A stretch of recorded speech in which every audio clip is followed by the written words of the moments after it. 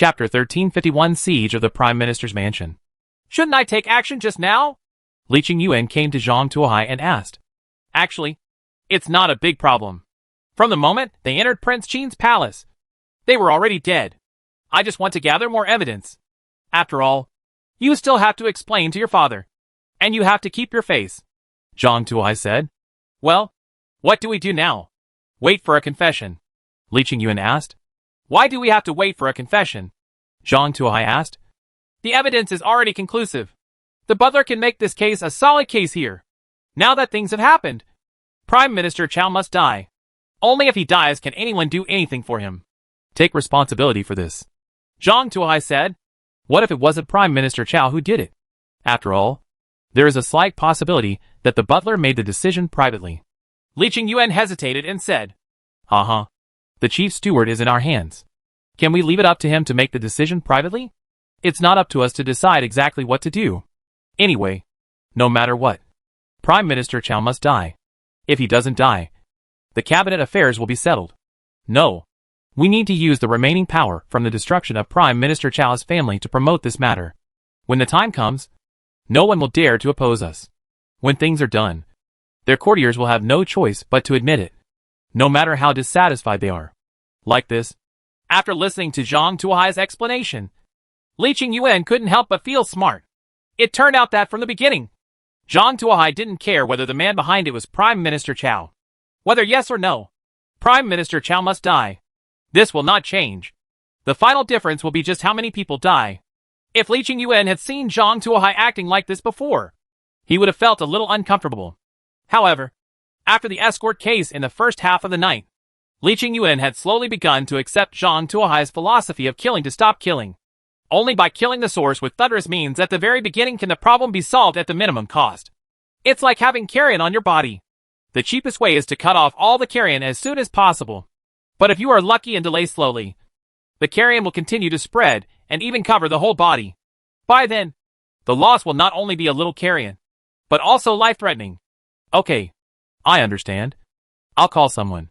Li Qingyuan ordered all the guards and headed towards Prime Minister Chao's Prime Minister's mansion. The guards held torches and charged towards the Prime Minister's mansion like a fire dragon in the dark night. It was naturally impossible to hide such a massive move from the people in the Prime Minister's mansion. In fact, when he just left the Prince of Qin's mansion, people from the 5 cities military and horse division who were patrolling at night came to inquire. Who is coming? Asked a guard who was leading the troops. Zhang Tuohai dismounted his horse and rushed directly to the front of the team. After seeing the guard, Zhang Tuohai slapped him in the face, and then raised Li Qingyuan's token in front of the guard. Do you know me? Do you know this token? I will finally meet His Highness the King of Qin. The guard looked at Zhang Tuohai, and then at the shining crown prince token in his opponent's hand. He quickly got off his horse and knelt down in front of Zhang Tuohai. Take your men and follow my business, Zhang Tuohai said loudly to the guard. Your order? The guard immediately ordered all his troops and followed Zhang Tuohai towards the Prime Minister's mansion. This line of patrolling troops was not the only one in the imperial city. Zhang Tuohai walked along the way, recruiting soldiers and horses from all walks of life to patrol the city. And soon, he had twice as many men. Soon, Zhang Tuohai led people to Prime Minister Chao's residence. As the second most powerful person in the entire empire, Prime Minister Chao's mansion is also unusual. Like a small city. At this time, a large number of servants wearing armor and holding longbow weapons had climbed up the high wall. Who is coming? This is the residence of Prime Minister Chao. Leave quickly. Anyone who dares to step over this arrow will be killed without mercy. A steward shouted loudly and drew his bow and arrow. A penetrating arrow shot out and sank into the ground in front of Zhang Tuohai, its tail feathers still dangling outside. After taking a look at the arrow at his feet, Zhang Tuohai showed a smile on his face. The order is sent. Prime Minister Chao intends to assassinate the crown prince. According to the laws of the empire, I am Ling Qi and the Yi tribe. The 3 armies obey the order and surround the Prime Minister's residence. No one can escape. Yes. Zhang Tuohai's men dispersed and surrounded the Prime Minister's residence. When the steward on the wall saw this situation, he immediately panicked and wanted to go back to report the news. But how could Zhang Tuohai give him this opportunity? He raised his hand and pointed at that person. Whoosh! A burst of energy penetrated directly into the man's chest. With a pop, The man's body fell off the high wall. As soon as the man died, the servants on the wall immediately panicked. Although Prime Minister Chow was plotting to kill the prince, Li Daikao was even killed to realize his ulterior plan. But this was a matter of losing one's head. Prime Minister Chow was afraid that the secret would be lost due to the large number of people. So he strictly kept the secret. Only the core members knew the details. As for these servants, they definitely don't know the true feelings. Therefore, after Zhang Tuohai came to kill them, these servants felt that the master's crime had nothing to do with them. And a few taels of silver were not enough to commit suicide. If you can get away with the crime and perform meritorious service, you might be able to exchange for some silver reward. Therefore, most of the servants did not choose to resist. And many simply dropped their weapons and ran away.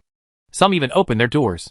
As soon as the door of the Prime Minister's mansion opened, the guards following Zhang Tuohai rushed in like wolves and tigers. If anyone dares to resist, he will be tied up and killed on the spot. For a moment, the cry of killing resounded throughout the Prime Minister's mansion.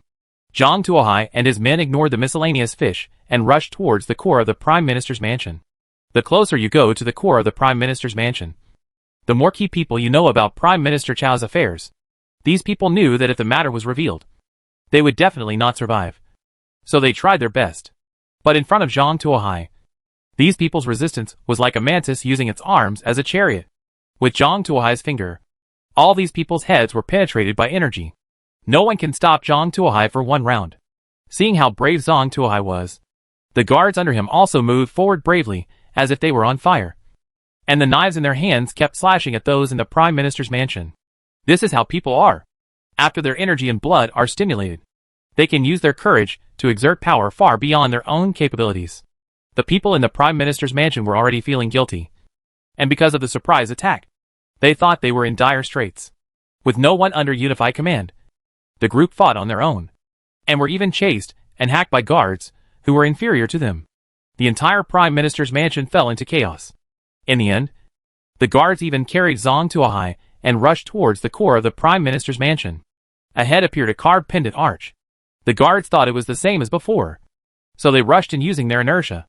As a result, the next second, he was thrown out from inside. Chapter 1352 Destroy Agu. Stop! Zhang Tuohai raised his hand, and the guards stopped one after another. Zhang Tuohai walked over and took a look at the two guards who were thrown out. In order to show the prince's majesty, these guards wore helmets. These helmets were made of pure copper. At this time, the heads of the two guards were crushed together with their helmets. Like a squeezed orange, juice flows freely. The most terrifying thing is that there are still human palm prints on the helmet. If you can achieve this level just by relying on your hand strength, there are masters here. Zhang Tuohai's eyes flashed. He was able to achieve this level just by relying on his hand strength. This was no longer something that ordinary guards could withstand. It seems it's my turn to take action. Zhang Tuohai strode towards the yard. Inside the arch is a garden, and in the center of the courtyard is a pavilion with only 4 people in it. Sitting on the main seat is a middle-aged man, wearing a rich suit, with 3 strands of long beard. He is not tall and his face is a little purple. Zhang Tuohai recognized it at a glance. This was Prime Minister Chow, who Li Qingyuan had introduced to him in detail. Next to Prime Minister Chow, there was a strong man with a height of more than 2.6 meters, a weight of more than 500 kilograms, and wearing armor all over. It looks like a giant spirit god.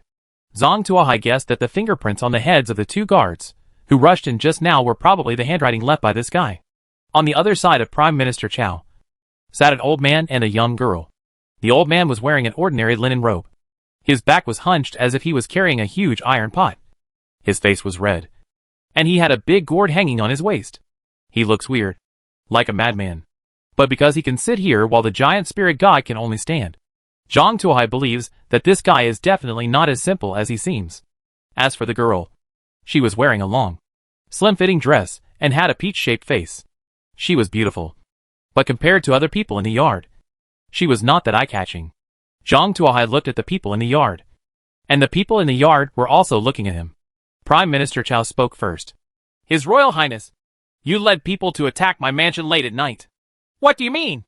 If you don't give me an explanation, I will go to court tomorrow to ask for an explanation from His Majesty the Emperor. Huh? Zhang Tuohai laughed after hearing what Prime Minister Chow said. Prime Minister Chow, let's not play this riddle. The fact that I'm here means that I already have enough evidence. Now you have only two choices. You can either surrender and be executed by Ling Qi in accordance with the law, or you can resist. Be killed by me. The Yi tribe, Zhang Tuohai said with a smile. Shu Zi. Prime Minister Chao slammed the table. Why does the Prime Minister need to be angry with this person? He has saved us a lot of troubles when he comes. If we just take him down, why don't we just let us do what we do? The hunchback laughed. This is what we have to do now. Egu, come on. Capture him for me. Prime Minister Chao pointed at Zhang Tuohai and said, Yes. The 2-6 tall strongman rushed out of the pavilion and rushed towards Zhang Tuohai. The strongman looked heavy, but he was very fast. In the blink of an eye, he rushed in front of Zhang Tuohai. The strongman stretched out his big hand and grabbed Zhang Tuohai's head. Humph. Zhang Tuohai snorted coldly, and with a sway of his body, he broke away from the strongman's raised hand. Zhang Tuohai did not directly kill Egu with his star finger. Seeing such a strong man, Zhang Tuohai was delighted and wanted to test his physical strength. Zhang Tuohai grabbed Egu's wrist with his backhand. Seeing Zhang Tuohai grabbing his wrist, Egu smiled. In terms of pure strength, he really hasn't been afraid of anyone. In his opinion, for Zhang Tuohai, a small man like him, grabbing his arm was simply humiliating himself. He can break the opponent's arm with his backhand. Egu burst out laughing, then tried to pull his arm away. The next second, the smile on Egu's face froze, because he didn't pull his arm back. Zhang Tuohai's hands were like vice-like pliers, gripping his arm so tightly that he couldn't even twist his arm. This must be an illusion. Egu took a deep breath and pulled his hand back hard, but his hand remained motionless. Egu's face turned red, and he desperately pulled his hand back, but his hand seemed to have taken root in Zhang Tuohai's hand and remained motionless. Seeing Egu's appearance, Zhang Tuohai had a rough idea of his 155 points of power. At least, it was much bigger than Egu, a strong man who was 2.6 meters tall and weighed 500 kilograms. Now that it has been verified, you are of no use. Zhang Tuohai flicked with one hand, and Egu was thrown away. Egu rushed out and hit the brick wall of the yard. Wow! The brick wall was smashed by Egu. Roar! Egu roared and stood up. He felt insulted, and being defeated by someone with the power he was proud of was the greatest shame for Egu. You want to die! Egu was angry. His eyes were red. His skin swelled, and his whole body became larger and larger. Egu grew from 2.6 meters tall to 3 meters tall. The body also became stronger. A layer of fine scales even appeared on Egu's body. Ouch! Egu roared angrily and rushed towards Zhang Tuohai. Again? Zhang Tuohai snorted coldly when he saw Egu's appearance. He dodged Egu's punch and rushed with his backhand. Then he grabbed Egu's neck with his backhand and threw him to the ground with his backhand. The next second, Egu was smashed directly into the ground. Egu's entire upper body was smashed into the soil. Only 2 legs remained outside. Egu's legs hung down, apparently lifeless. This is dead. Isn't this too weak? With such a strong body, I thought I could play with it for a while. But I didn't expect that it is also a useless parallel import. Zhang Tuohai raised his head and looked at the people in the pavilion. Prime Minister Chao, your subordinates are not good enough. Which of the following will be sent to die? Prime Minister Chao was shocked when he saw Zhang Tuohai casually killing his capable men. He spent a lot of money to train this Egu from childhood. It is said that he has the blood of barbarians and alien beasts. He has always used him as his personal bodyguard and trump card. As a result, Zhang Tuohai was killed on the spot today without even being able to sustain 2 attacks. This almost made Prime Minister Chao so angry that he fainted on the spot. You actually... Prime Minister Chao pointed at Zhang Tuohai and was almost speechless. At this time, the hunchback who had been sitting on the other side suddenly said, Prime Minister Chao, I have said before that relying solely on strength is just the courage of an ordinary man, not a skill. He is just a rough man with some strength. Look at me! How to deal with him? Chapter 1353, Adding Points on the Battlefield. Then please leave it to Master Lucien. Prime Minister Chao looked at Zhang Tuohai, then at Egu who was inserted upside down into the ground, and finally said to the hunchback, He. Prime Minister Chao is optimistic about how I can deal with this kid. The hunchback known as Master Lu stood up from the stone pier and walked slowly towards Zhang Tuohai. Boy, you may not think you are strong, but in the eyes of our real monks, you are just a fool. Today, I will show you what real power is. Master Lucien said as he took off the gourd from his waist. The gourd was smooth and shimmering, with a faint glow of treasure. It was extraordinary at first glance. Master Lucien muttered words, and the light of the gourd became brighter and brighter. Waves of energy fluctuations came from the gourd, exuding a dangerous aura. Just as Master Lu was doing the magic, Zhang Tuohai suddenly rushed in front of Master Lu and punched the gourd with a fierce punch. The gourd shattered after being hit hard. A ball of flames burst out from the gourd and spread to the surroundings in the next second. Upon seeing this, Zhang Tuohai jumped back and hid more than 10 meters away. But Master Lucien didn't have such good skills. He couldn't dodge and was completely enveloped by the flames. The entire Master Lu was like a big candle that was lit. His whole body burned quickly, with flames all over his body. The flame burned very quickly, and in the blink of an eye, Master Lucien was burned to ashes. Seeing the slowly extinguishing flames, everyone in the courtyard fell silent. Zhang Tuohai, Prime Minister Chao. After a while, after confirming that the pile of ashes would not stand up again, Zhang Tuohai looked at Prime Minister Chao. Prime Minister Chao, you are not a very good helper. You cast the spell for too long, and there is no weapon protection. And you can actually blow yourself up. Who is next? If there is no one, I will attack you.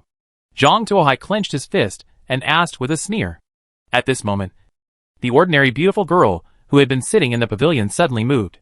The beautiful girl moved so fast that there was almost an afterimage, and she appeared in front of Zhang Tuohai in the blink of an eye.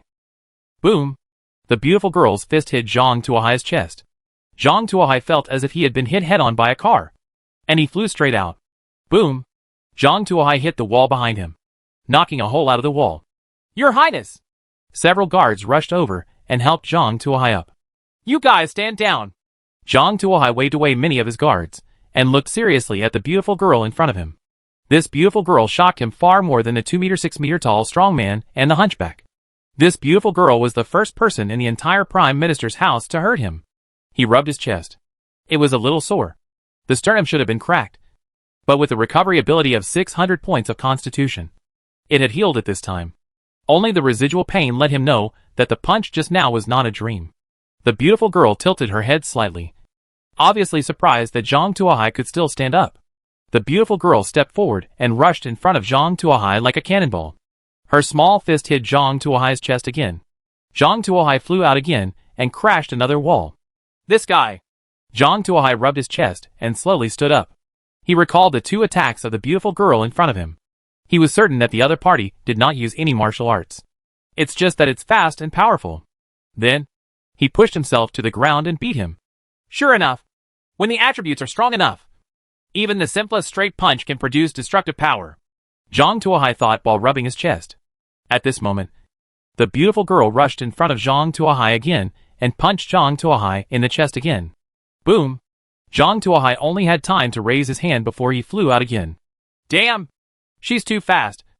I can't keep up with her speed. Zhang Tuohai thought while flying in the air. After collapsing a wall again, Zhang Tuohai did not get up in a hurry, but opened the attribute panel to add points to himself. From gathering men and horses, coercing the troops of the 5 cities, to storming into Prime Minister Chao's mansion, and finally entering the courtyard to see Prime Minister Chao and his entourage. He gained a total of 400 attribute points along the way, because I didn't think about where to add them. These attribute points have always been placed there, untouched. Zhang Tuohai originally planned to study it first, but now, if he doesn't use these attribute points, he probably won't be able to deal with the beautiful girl in front of him. I can't keep up with the speed now. In this case, Zhang Tuohai took a deep breath and focused all 400 attribute points on his body skills. Then, his body skill increased to 570 points. Whoosh! The beautiful girl rushed in front of Zhang Tuohai again, raised a foot wearing a small leather boot, and stepped hard on Zhang Tuohai. This time, Zhang Tuohai is no longer the same Zhang Tuohai as before. He got faster. He also became stronger. Zhang Tuohai turned over and dodged. The beautiful girl's feet hit the ground. The brick she stepped on instantly turned into powder. The power is so strong. Is this guy a humanoid Gundam? Zhang Tuohai was shocked and withdrew the fist he originally intended to punch. Then, he pointed at the beautiful girl with one finger. Point the star finger. A burst of energy rushed towards the beautiful girl. The beautiful girl was so fast that she dodged the energy in a flash. Zhang Tuohai was shocked. You must know that this energy is extremely fast. Ever since he learned it, No one can dodge it wherever he points. But this beautiful girl was able to dodge with her whole body. And her speed was a bit exaggerated. Zhang Tuohai took a deep breath, connected his fingers, and shot out a stream of energy towards the beautiful girl. Zhang Tuohai not only shot at the beautiful girl, but also around her body, blocking all the spaces around her where she could hide. I don't believe you can escape this time. Zhang Tuohai is full of confidence. However, the next second, the beautiful girl's movements shocked Zhang Tuohai's jaw. The beautiful girl twisted her body into a strange shape and passed through the gaps in energy. Amazing! Zhang Tuohai frowned and rushed forward. Seeing this, the beautiful girl also waved her fist and hit Zhang Tuohai. However, Zhang Tuohai rushed to the halfway point, suddenly braked, pointed at the beautiful girl with one hand, and at the same time quickly retreated to distance himself. This time, the energy was even denser than before. The beautiful girl's body twisted into a strange posture again, and she hid through the gaps in her strength. However, this time, the energy was too dense. The beautiful girl dodged most of the energy, but she still let a stream of energy rub her arm and shoot through. Stab! The Qi Jin tore the beautiful girl's clothes and took off a piece of skin. However, under the beautiful girl's skin, it is not fat and flesh, but metal bones, electronic components and transmission shafts. Chapter 1354 Visca Military Industrial Group. This guy is not a human being? Zhang Tuohai glanced at the mechanical devices exposed under the beautiful girl's skin and frowned. It's not that he has never seen this kind of bionic robot before. He has even done research on it himself. If the opponent is a robot, it is not difficult to explain why the opponent has ridiculously high basic attributes, but does not know any martial arts. Zhang Tuohai is no stranger to this stuff. He just didn't expect to see such a thing in this world. How did this thing get into this world? Which force does she belong to? Zhang Tuohai looked at the beautiful girl and felt that his head was a bit big. The beautiful girl took a look at her wound, and after realizing that her secret had been discovered, she aimed one hand at Zhang Tuohai. The skin on her palm tore open, and a black muzzle stuck out. You're not pretending anymore, are you? Zhang Tuohai knew how powerful the gun was, so he rolled on the spot and avoided the aiming range of the gun. Boom! There was a muffled sound. A large pit with a diameter of 2 meters appeared where Zhang Tuohai was originally located. Smoke was rising from the bottom of the pit. Is this a gun? Is this a cannon? Zhang Tuohai took one look at the crater and was speechless. This is more powerful than a mortar. At this time, the girl turned her gun towards Zhang Tuohai. Let's go! Zhang Tuohai lifted a brick with 1 foot and then volleyed with 1 foot. The brick hit the girl on the head. The girl tilted her head to avoid the brick. However, when the girl turned her head again, Zhang Tuohai had already rushed in front of her. Zhang Tuohai had already placed a finger on the beautiful girl's head. Puff! A burst of energy penetrated the beautiful girl's head. In the gap, you can see cracked circuit boards and sparks flying wires. The originally agile beautiful girl stopped moving and fell straight down. Is this death? Zhang Tuohai hit the vital point a few more times. After confirming that the beautiful girl no longer made any counterattacks, he breathed a sigh of relief and turned to look at Prime Minister Chao, who was sitting in the pavilion blankly.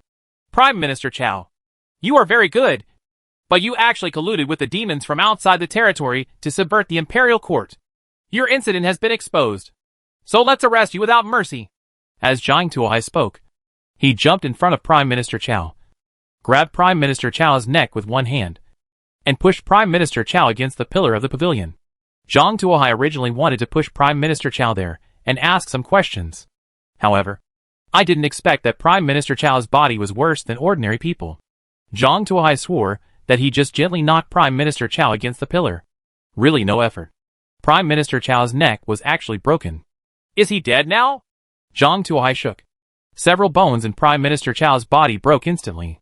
The bones in the neck were completely broken into 3 sections, and the muscles inside were rotten, with only a little skin still attached. This is too weak. Zhang Tuohai shook his head and threw Prime Minister Chao's body to the ground. Your Highness, what should I do with this body? Several guards came over quickly and asked. Summoned, Chao Go colluded with the demon from outside the territory, intending to usurp the throne. Fortunately, the prince was wise, martial, resourceful and decisive. He discovered Chao Go's conspiracy and personally led the army to capture the culprit. The culprit, Chao Go, committed suicide out of fear of the crime. The devil from outside the territory was beheaded by the prince. According to the criminal law, Chao Go and his family members of the 3 tribes will be executed. Executed immediately. Zhang Tuohai said to the guard. Is this called suicide? The guard looked at Prime Minister Chao's unrecognizable body. However, he didn't dare to say anything more. Now! Zhang Tuohai's words were everything. Zhang Tuohai said that Chao Go committed suicide by being stabbed 6 times in the back. That was suicide. Without any ambiguity. As for the other people in the Prime Minister's mansion, they must die. From the moment they stepped onto Prime Minister Chao's ship, their fate was decided. The guards raised their long knives, and the entire Prime Minister's mansion was filled with a strong smell of blood. Prime Minister Chao is dead now. Li Qingyuan led people over and looked at the body of Prime Minister Chao on the ground in disbelief. Actually, it took a lot of effort to kill him. But fortunately, there was no problem. Zhang Tuohai said, squatting down and tearing open the beautiful girl's skin. Why are you so disgusting? You're actually peeling me off? Li Qingyuan couldn't help but feel numb when he saw Zhang Tuohai's movements. What do you know? I am studying the structure of extraterrestrial demons. Zhang Tuohai tore open the bionic skin. It has to be said that this bionic skin is made exactly like the real thing, both in appearance and feel, even smoother and more delicate than real skin. It is the most beautiful state that people want to achieve. Under the skin are alloy metal skeletons and various transmission devices, with a large number of wires and circuit boards built in. There is a processor in the brain and heart. It seems that it should be the core control device.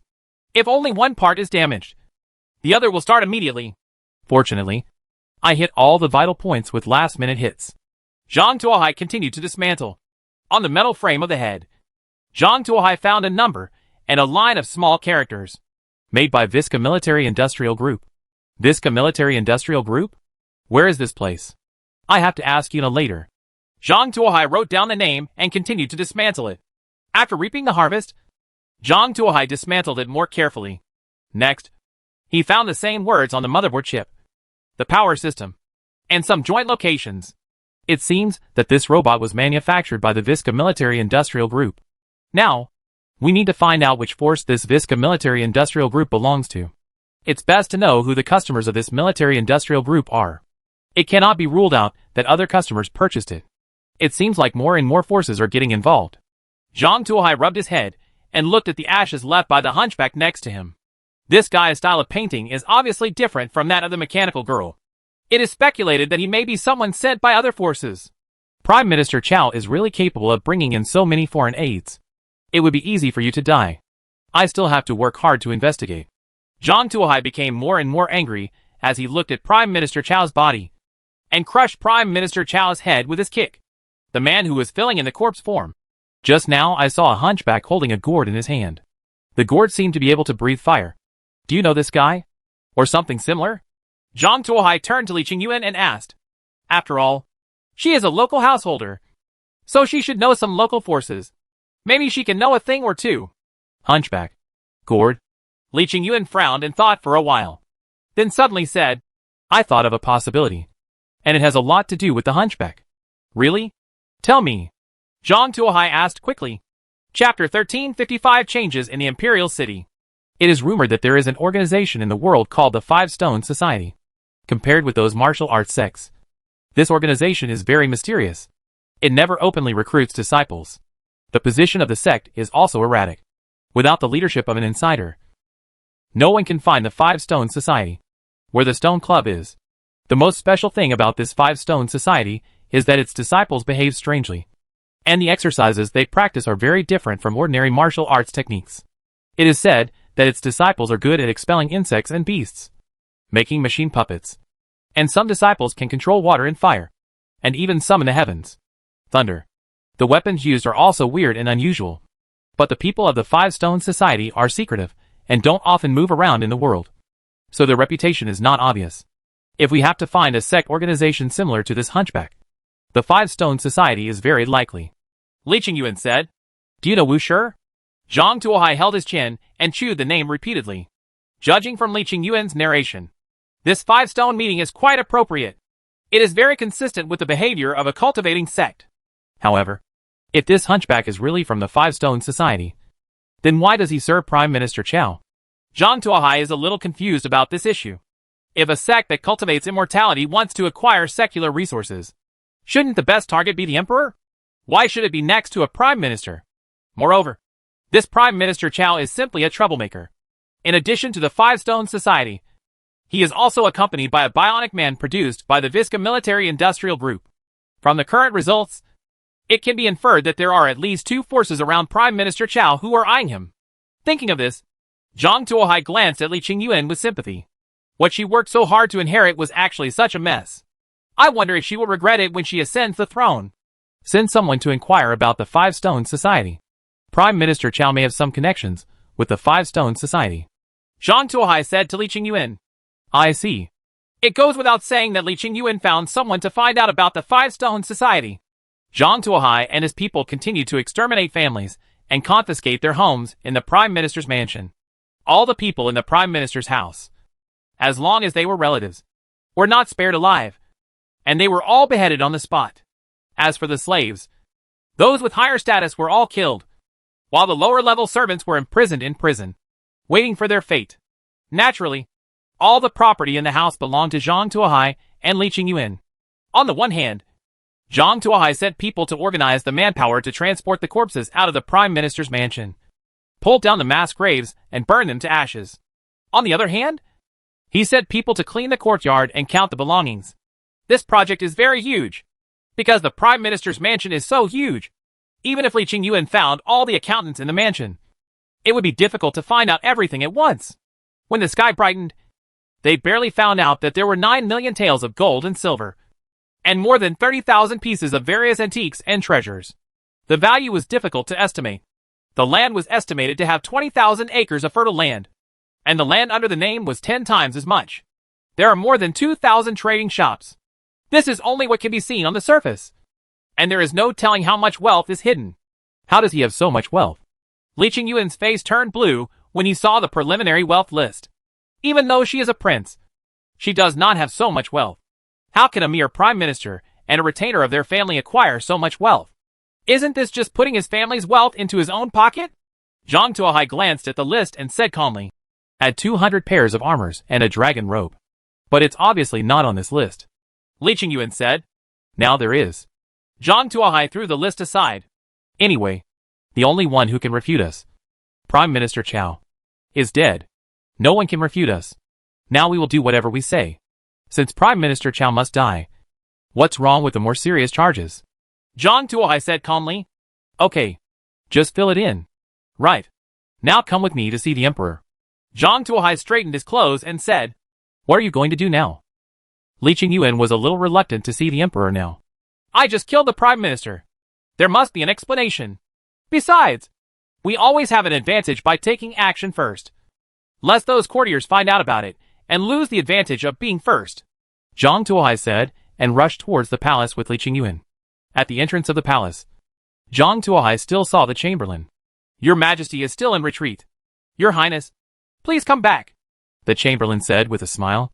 "How about we go back first and wait until His Majesty comes out of confinement?" Li Qingyuan whispered in Zhang Tuohai's ear. "Okay, then we'll leave." Zhang Tuohai smiled and cupped his hands, and the Chamberlain also cupped his hands to signal. As a result, the next second, Zhang Tuohai tiptoed to the ground, rushed in front of the waiter like a whirlwind, and touched the waiter's forehead with one hand. A burst of energy shot out and shot directly through the head of the Chamberlain. There was no blood or brain matter flying out of the hole in the head. Instead, a metal frame and wires emitting sparks emerged. "The smell of freshly applied engine oil hasn't gone away yet. So you came out to see me?" Zhang Tuohai snorted coldly. The last time he came here, he smelled the smell of engine oil on the other party. At first, Zhang Tuohai didn't pay attention, thinking it was contaminated by oil such as lamp oil.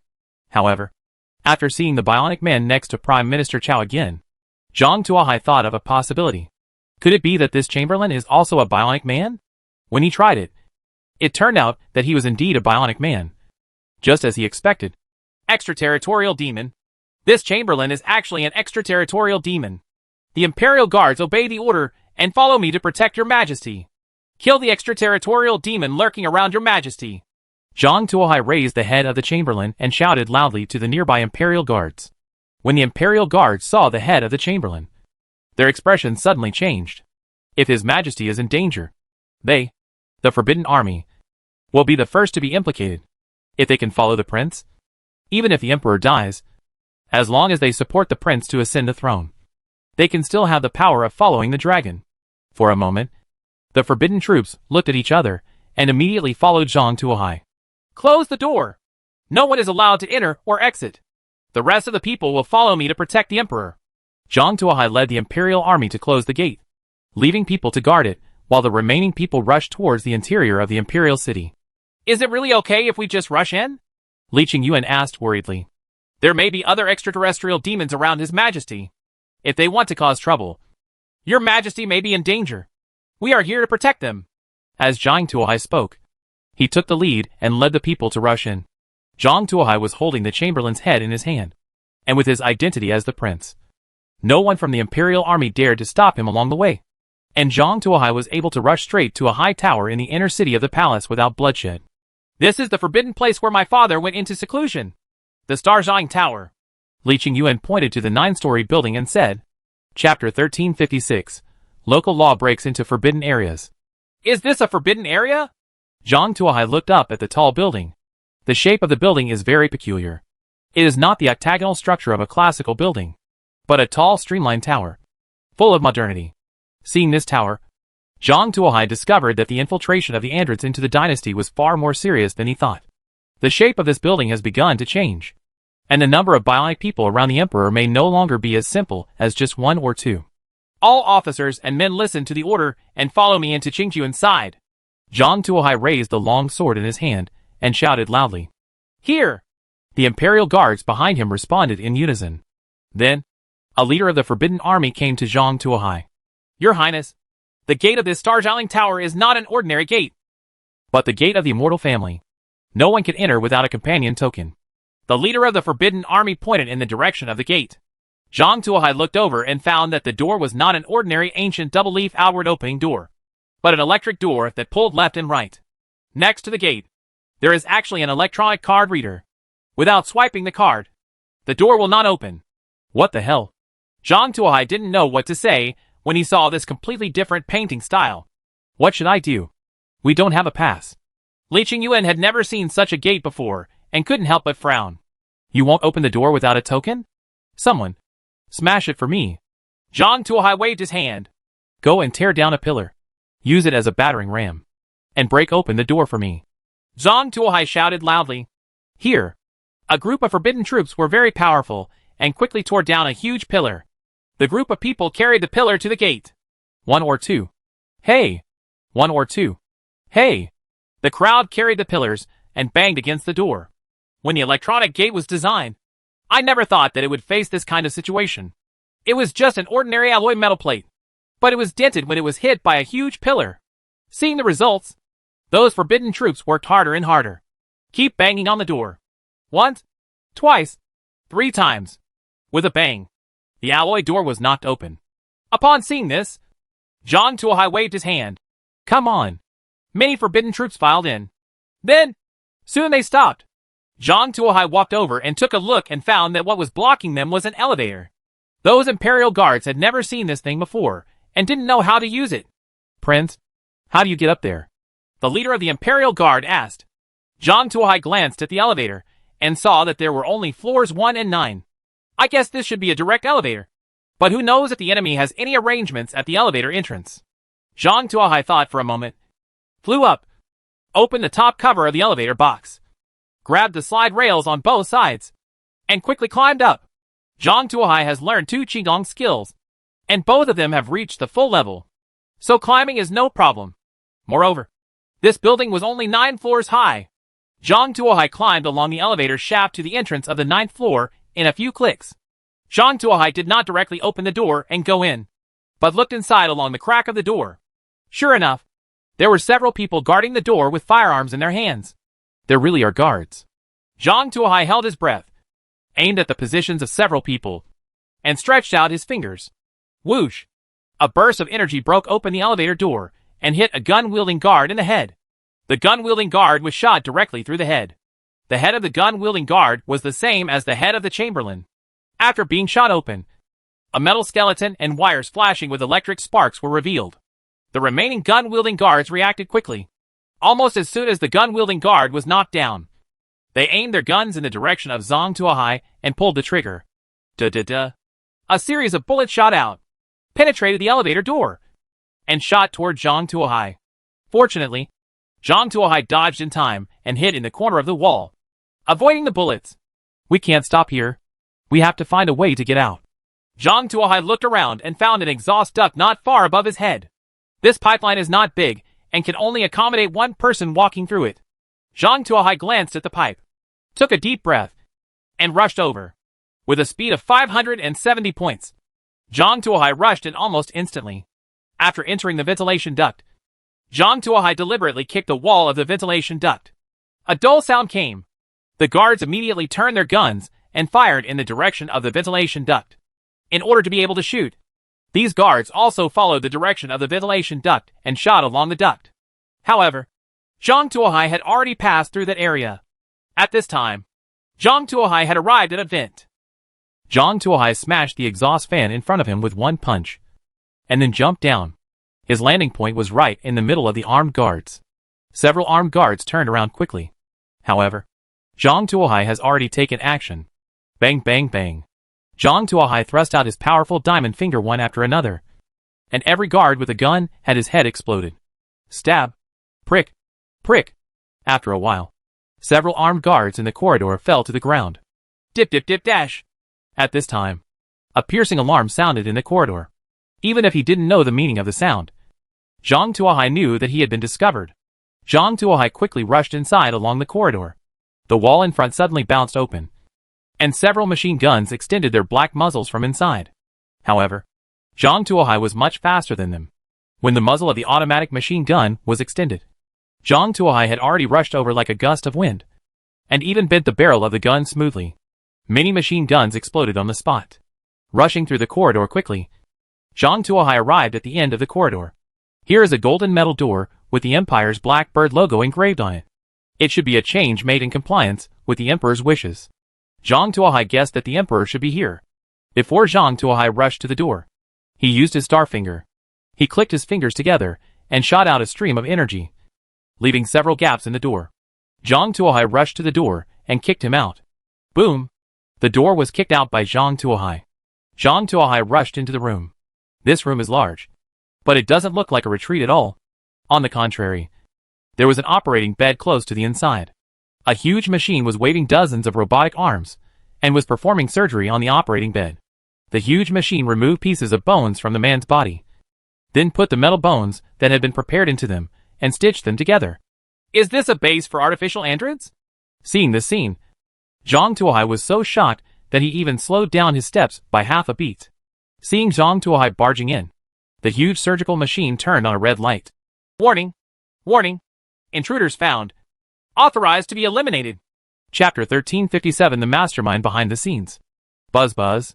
With a buzzing sound, the surgical machine left the operating table and drove towards Zhang Tuohai. Seeing this, Zhang Tuohai couldn't help but take a step back. The surgical machine is more than 2 meters high and 3 meters wide. It has solid rubber wheels underneath. It has more than 20 robotic arms. Each robotic arm is either holding a sharp knife or an electric drill or saw. Normal people, one look at it will definitely make you feel scared. The surgical machine rushed towards Zhang Tuohai. Upon seeing this, Zhang Tuohai flew back and pointed at the surgical machine. Waves of energy hit the surgical machinery. After all, the surgical machine was not a combat machine. It was not equipped with heavy armor. It was directly penetrated by Qi Jin, exposing various transmission shafts and circuit boards inside. However, the surgical machinery is very large. Even if it is damaged in a few places, it can continue to move as long as the power core is not damaged. Then, I saw the surgical machine making chaotic noises while chasing Zhang Tuohai throughout the hall. Zhang Tuohai, on the other hand, used the shadowless movement to fly over the walls and walls of the hall, hitting the joints of the surgical machine from time to time, gradually destroying the offensive power of the surgical machine. The surgical machine ran slower and slower under Zhang Tuohai's attack. Finally, 2 wheels were removed, and it fell to the ground completely unable to move. Finally done. Zhang Tuohai let out a sigh of relief. At this moment, there was a sudden sound from the hospital bed. Zhang Tuohai turned his head and looked over, and was shocked to find that the body that had been operated on actually sat up. The skin had been ripped off the body, making it impossible to identify who it was. All the bones on the body have turned into metal, and the various heart and lung organs are also made of metal. There are also some muscles and fat hanging on the body as fillers and decorations. A pair of eyes flashing red lights. It looks like it was like the human statue in physiology class came to life. Roar! The guy yelled, jumped off the operating bed, and rushed towards Zhang Tuohai. Various instruments and needles on his body were broken everywhere. What the hell? Zhang Tuohai felt that the mental harm this thing caused to him was much greater than the physical harm. Upon seeing this, Zhang Tuohai quickly retreated, and at the same time, he clicked with his fingers, and a stream of energy flew out. When the guy saw this, his leg bones suddenly cracked, and 2 nozzles came out from inside. Under the influence of the nozzle, the guy's speed suddenly increased 10 times. He arrived in front of Zhang Tuohai in an instant and hugged Zhang Tuohai. Dee. The red light in the guy's eyes flashed faster and faster, and he issued a sharp warning sound. Get away! Zhang Tuohai dwarfed and tried to get away, but the thing held it very tightly. Even if Zhang Tuohai broke its arm, it was still wrapped around Zhang Tuohai. Boom! The guy exploded. His head, body, and limbs all turned into pieces. A bright yellow fireball emerged from the opponent's body and spread rapidly around, almost engulfing half of the hall. At the same time, in a dark room, a little man in a wheelchair put down the controller and pushed up his glasses. You are a useless piece of brute force. And you want to fight me? Let you see what explosion is. Power. However, this guy's physical fitness is quite good. He can collect some cells and study them. The little man looked at the relatively complete corpse on the ground with interest. It's a pity that all my robots were damaged by this guy. I still need to do the collection myself. The little man pressed a button, and the electric wheelchair turned a corner and headed outside. All the doors along the way will open automatically after meeting him. The electric wheelchair arrived at the previous hall smoothly. You have to collect it quickly, because the cells will lose their activity after a while. The little man muttered while controlling the wheelchair to drive towards Zhang Tuohai. When he came to Zhang Tuohai, he was about to take out the tools to collect cells, but found Zhang Tuohai lying on the ground and looking at him with a smile. You're not dead? The little man was shocked and suddenly pulled the joystick back, causing the electric wheelchair to retreat quickly. Where to go? Zhang Tuohai used one hand to hit the tire of the electric wheelchair. Boom! The tire exploded, and the electric wheelchair was unable to maintain balance under the rapid speed and rolled over. The little man also fell out of the electric wheelchair. The little man tried hard to get up from the ground, but was stepped on by Zhang Tuohai. What's your background, kid? Zhang Tuohai wiped the dust off his body. If his physical fitness had not been good enough, with a physical constitution of 600 points, he would have almost been tricked by this self-destructor. Who would have thought that this guy would actually put explosives inside a person's body? How could a normal person do such a crazy thing? Either mentally ill or crazy. Zhang Tuohai is more experienced in dealing with such people. He just needs to be crazier than them. Let me go quickly. You despicable native. Take your feet off, or I will let you know how powerful I, Lord Tyrion, am. The little man shouted loudly. Tyrion, is that your name? Zhang Tuohai exerted force on his feet and stepped back on Tyrion, who had just lifted his upper body. Get off your feet, you despicable guy. Didn't you hear my order? Tyrion shouted. It seems like you don't understand your situation. Zhang Tuohai stepped on one of Tyrion's legs. He directly broke Tyrion's leg with one kick. Ah! A scream came. Tyrion almost fainted from the pain. Now, can we communicate properly? Zhang Tuohai half crouched in front of Tyrion, grabbing his hair and lifting his head. Let me go. I can give you everything you want. Whether it's rights, skills, money or beauty, I can give it to you. Please let me go. Tyrion shouted. Who do you think you are, that you can give me these? Zhang Tuohai smiled disdainfully. I am the person behind this world. Even the Emperor is just a puppet in my hands. Although I cannot give it to you directly, I can order the Emperor to do things. Therefore, you can do whatever you want, even if it is a puppet. Emperor, there is no problem, Tyrion said loudly. The Emperor is also a puppet in your hands? What a big tone. Why do you do this? You are the Emperor's father. You can do whatever you ask him to do? Zhang Tuohai asked, pretending not to believe. Humph. You ignorant native. Don't you understand this? The Emperor has been controlled by me with a chip for a long time. Whatever I ask him to do, he will do it naturally. I don't believe it. Please prove it to me. Zhang Tuohai said. Chapter 1358 The Downtrodden Researcher. Hearing what Zhang Tuohai said, Tilion was in trouble. It wasn't that what he said before was false, but that the Emperor was dead. And that was the humanoid self-explosion bomb just now. Where can he change his appearance and show it to Zhang Tuohai? Besides, if all his men hadn't been killed, he wouldn't have come to collect samples in person and then been caught by Zhang Tuohai. Not telling the truth? Seeing Tyrion's hesitant expression, Zhang Tuohai knew that this guy had something important he didn't say. He immediately raised his old fist and struck Tyrion with a hammer. This beating almost cost Tyrion his gold coins. This is the result of Zhang Tuohai being able to control his strength. Otherwise Tyrion would be gone with one punch. However, despite this, Tyrion also vented more air and took in less air. Tell the truth or continue to make up your lies. You only have one chance. If you dissatisfy me, you will never have to speak again. Zhang Tuohai pinched Tyrion's neck and said, I said it. I'll say it right now. Really feeling the threat of death. Tyrion's guard was broken. He was not a strong-willed person to begin with. Otherwise he would not have fallen into this situation. So he immediately told his past. Tyrion's true identity is a researcher at the Visca Military Industrial Group. Because of his short stature and genetic disease, his main research direction is human body modification and genetic modification. And he wants to transform himself into a human being far superior to a monk.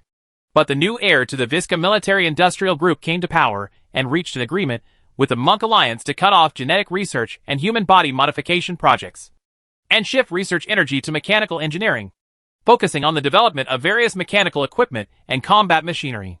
The Alliance of Monks opened up the secret method to the top brass of the Visca Military Industrial Group, and both sides got what they needed. Since then, both the Monk Alliance and the Visca Military Industrial Group are happy. As for the losses of researchers like Tilion who were injured during the cooperation, no one cares. Tyrion was kicked out because he was unwilling to change the direction of his research. In anger, Tyrion took his research results with him and left the country, hoping to find a place where he could continue his research. As a result, the spacecraft he was traveling in encountered turbulence in time and space, and the spacecraft disintegrated on the spot. Tyrion was lucky. He actually survived the out-of-control turbulence and landed in this world that was quite backward in his eyes. Then, with technology far beyond this world and some remaining materials on his body, he made a bionic man, used Prime Minister Chow as a springboard to enter the palace, and finally control the Emperor. He built such a laboratory for himself with the help of the Emperor, with the purpose of completing his research in this backward world. He has always had an obsession in his heart, and that is to show the top management of the Visca Military Industrial Group what a wrong decision it was to give up biochemical and genetic research. However, his dream was broken by Zhang Tuohai. Zhang Tuohai smashed everything he had painstakingly built with his fists, and also dragged him down from the clouds. It's just a researcher who was kicked out, and he has so much power? Tyrion didn't know that his words also shocked Zhang Tuohai. A researcher from the Visca Military Industrial Group has such strength. So what if the entire Visca Military Industrial Group comes and kills him? What if the Monk Alliance that can make the Visca Military Industrial Group bow its head also comes together? Zhang Tuohai couldn't even imagine what this continent would look like. The only thing Zhang Tuohai was lucky about now was that this guy didn't come through regular channels. Otherwise the occupying forces would have already arrived. However, he still asked worriedly, in case your experiment succeeds, is there a way to go back? Tyrion's expression dimmed when he heard Zhang Tuohai's words. Actually, being able to survive falling into an out-of-control turbulence is already my greatest luck. How dare I ask for anything else? The so-called successful research and return for revenge is just an idea to support my survival. That's it. Zhang Tuohai felt relieved after hearing this. At least for the time being. He no longer had to worry about the fate of the Visca Military Industrial Group. It's always better to have one less enemy. Then have you heard of Jade Realm? Tianjin Tower? Zhang Tuohai thought of Chantong and Gooseberry, and wanted to confirm their identities to Tilion. I heard they are one of the more important members of the Monk Alliance, but I don't care much about them, and don't know much about them. Tyrion shook his head. That's right. Zhang Tuohai nodded and continued to ask Tilion a few questions, all related to Yuna, Chantong and others, in order to corroborate the information. After verifying the information he needed, Zhang Tuohai crushed Tyrion's jaw, carrying Tyrion back to the first floor. He threw Tyrion to Li Qingyuan, who had been waiting anxiously. This is the extraterrestrial demon that killed His Majesty the Emperor. His Majesty the Emperor was killed by it. It's up to you how to deal with it, Zhang Tuohai said. What father was killed by it? Although Li Qingyuan was mentally prepared, when she heard this fact from Zhang Tuohai, she still felt dizzy and almost fainted. Damn demon! How dare you! Li Qingyuan's eyes were about to burst. Seeing this, Tyrion wanted to explain, but his jaw was crushed by Zhang Tuohai, and he could only make a whining sound. Your Highness, kill it and avenge His Majesty! The leader of the Forbidden Army, who had been following Li Qingyuan, suddenly said, "They are the Imperial Army, and their duty is to protect the Emperor. Now that the Emperor is dead, they bear the greatest responsibility. Being kicked out is the lightest punishment. If you don't do it right, you will be beheaded by the whole family. Now, for them, the biggest opportunity to make amends is to kill the murderer. In this way, at least their lives can be saved. Therefore, among all the people here, the ones who want Tyrion to die the most are the members of the Imperial Guard." Li Qingyuan lowered his head and thought for a moment, then nodded and agreed to the suggestion of the leader of the Forbidden Army. Her father is dead, and as the Crown Prince, she is the first in line to succeed. If she does not have enough merit, it will be difficult for her to secure her position. In the past few years, she will inevitably have to face the phenomenon of subordinates being obedient and submissive. If you kill this extraterrestrial demon, you may be able to increase your prestige. Then kill it at the Meridian Gate, and use its blood to honor my father's spirit in heaven, Li Qingyuan said. Yes. Many guards responded in unison. They directly tied up Tyrion and carried him to the entrance of the Meridian Gate. Then, they chopped off Tyrion's head with a knife, and hung its head on the city gate to frighten Xiao Xiao. Later, Li Qingyuan asked the Imperial Guards to impose a curfew on the entire city, and he returned to the palace to prepare for the enthronement ceremony. The country cannot be without a master for a day. If she does not ascend the throne for a day, the world may be in turmoil. All this cannot be delayed. However, just when she returned to the palace gate, another group of troops also came to the palace gate. Chapter 1359. Seeing the treasure gourd again. It's you? Li Qingyuan frowned when he saw the leader of the people in front of him. Who is this person? Zhang Tuohai glanced at it, and the man in armor across from him asked curiously. That's the second prince. He's been in charge of the army at the border all year round. It's normal that you don't recognize him. He has a cavalry under his command, called the Fakian Army, which is famous for its ability to conduct long-distance attacks. I remember that he should still be outside the fortress. It seems that he secretly returned from a long-distance attack, Li Qingyuan said. What is the crime of entering the capital without permission from the border troops? Zhang Tuohai asked. Capital offense, Li Qingyuan said. That'll be easy. Zhang Tuohai nodded. With this crime, it was reasonable and legal for him to kill the second prince. In fact, if the second prince didn't cause trouble, Zhang Tuohai wouldn't even bother to pay attention to him. When he finished his work, Zhang Tuohai didn't even bother to take a look when they beat the dog's brains out. However, the second prince jumped out at this time to interfere with his plan. Anyone who dared to stand in front of him would have only one end, and that would be to be crushed by the endless rolling years. The second prince? Right. Zhang Tuohai rode his horse and came to the front of the battle. General at the border, you came to Beijing without an order. Do you know your crime? So what? The second prince laughed when he heard this. No matter what mistakes I make, only the Zhongren Mansion has the right to control me. If you don't accept it, you can find the people in the Zhongren Mansion. However, before the second prince finished speaking, a burst of energy penetrated his head. Oh! There was a big hole on the second prince's forehead. Brain splatter. With a pop, the body fell to the ground. Huan Zhongrenfu, do you think I am a pedantic person like your sister? Zhang Tuohai's face was full of sneers. When Li Qingyuan becomes emperor, will the clan family dare to come and ask him? If the Zhongren Mansion really dared, he wouldn't mind destroying the Zhongren Mansion as well. For him, there is no one in this world that he cannot kill, and everything must make way for him to find Lioli. A second prince wants him to abide by the rules? What a joke. The death of the second prince made the flying troops behind him panic. The people of the Fakian army followed the second prince in order to achieve success and get promoted and make a fortune. But now that the second prince is dead, no one knows where they will go. What should I do? Several leading generals looked at each other, wondering what they should do now. You will return to the military camp quickly. If you obey the order, you will still be a pillar of the country and will not lose your status as a prince. If not, you will become a rebel. You will know your fate. What is the way forward? I will give it to you. You can choose your own time for 10 breaths. Zhang Tuohai shouted loudly. He didn't want to waste time with these people, so he directly solicited them loudly. I believe those people would know how to choose if they were not stupid. Sure enough, the leading generals looked at each other, dismounted, and knelt in front of Zhang Tuohai. The flying army is here to see your majesty. Long live our emperor. Long live. Long live. Long live. Seeing the attitude expressed by everyone in the Feiqian army, Zhang Tuohai nodded. These people at least saved him a lot of effort. Otherwise, once these people get into trouble, it will really involve a lot of his energy.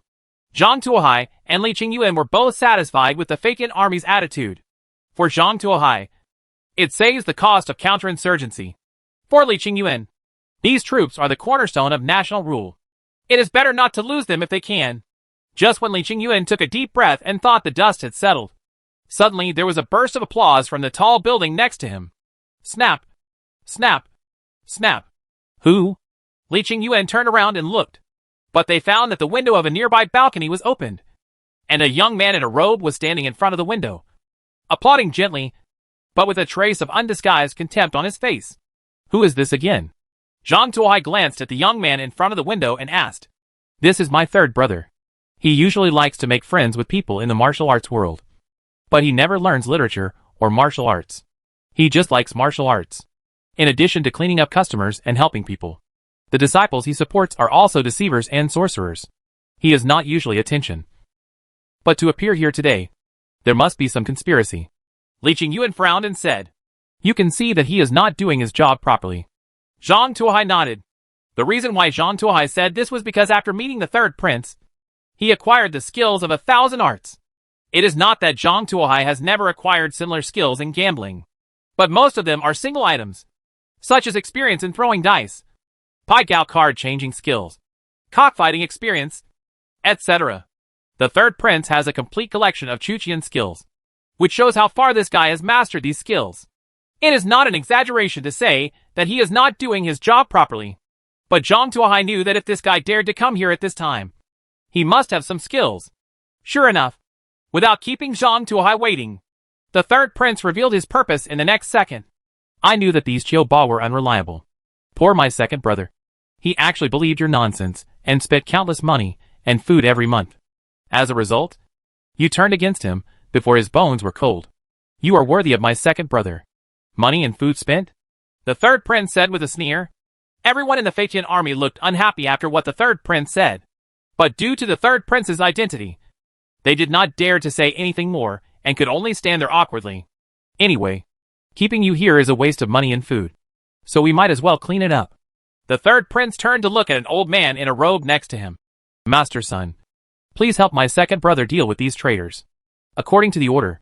Master Sun lifted up his robe and flew out of the window, like a land fairy. When everyone on the ground saw this, they couldn't help but take a few steps back. Many of them were timid and even knelt down directly. Greetings to the immortal master. Paying homage to the immortal. Immortal Sun enjoyed this treatment very much. He stretched out his hand behind his back, and a huge gourd appeared in his hand. As soon as the gourd appeared, Zhang Tuohai narrowed his eyes, because this gourd looked so familiar to him. The hunchback in the Prime Minister's mansion also had one in his hand, which was exactly the same as this one. It's like a mold was cut out. I saw Immortal Sun holding a sword finger with one hand, and raising his other hand. The gourd in his hand rose into the air. The gourd swayed and flew above the Feiqian army. Upon seeing this, the sergeants of the Feiqian army retreated one after another. No one knew what they should do at this time.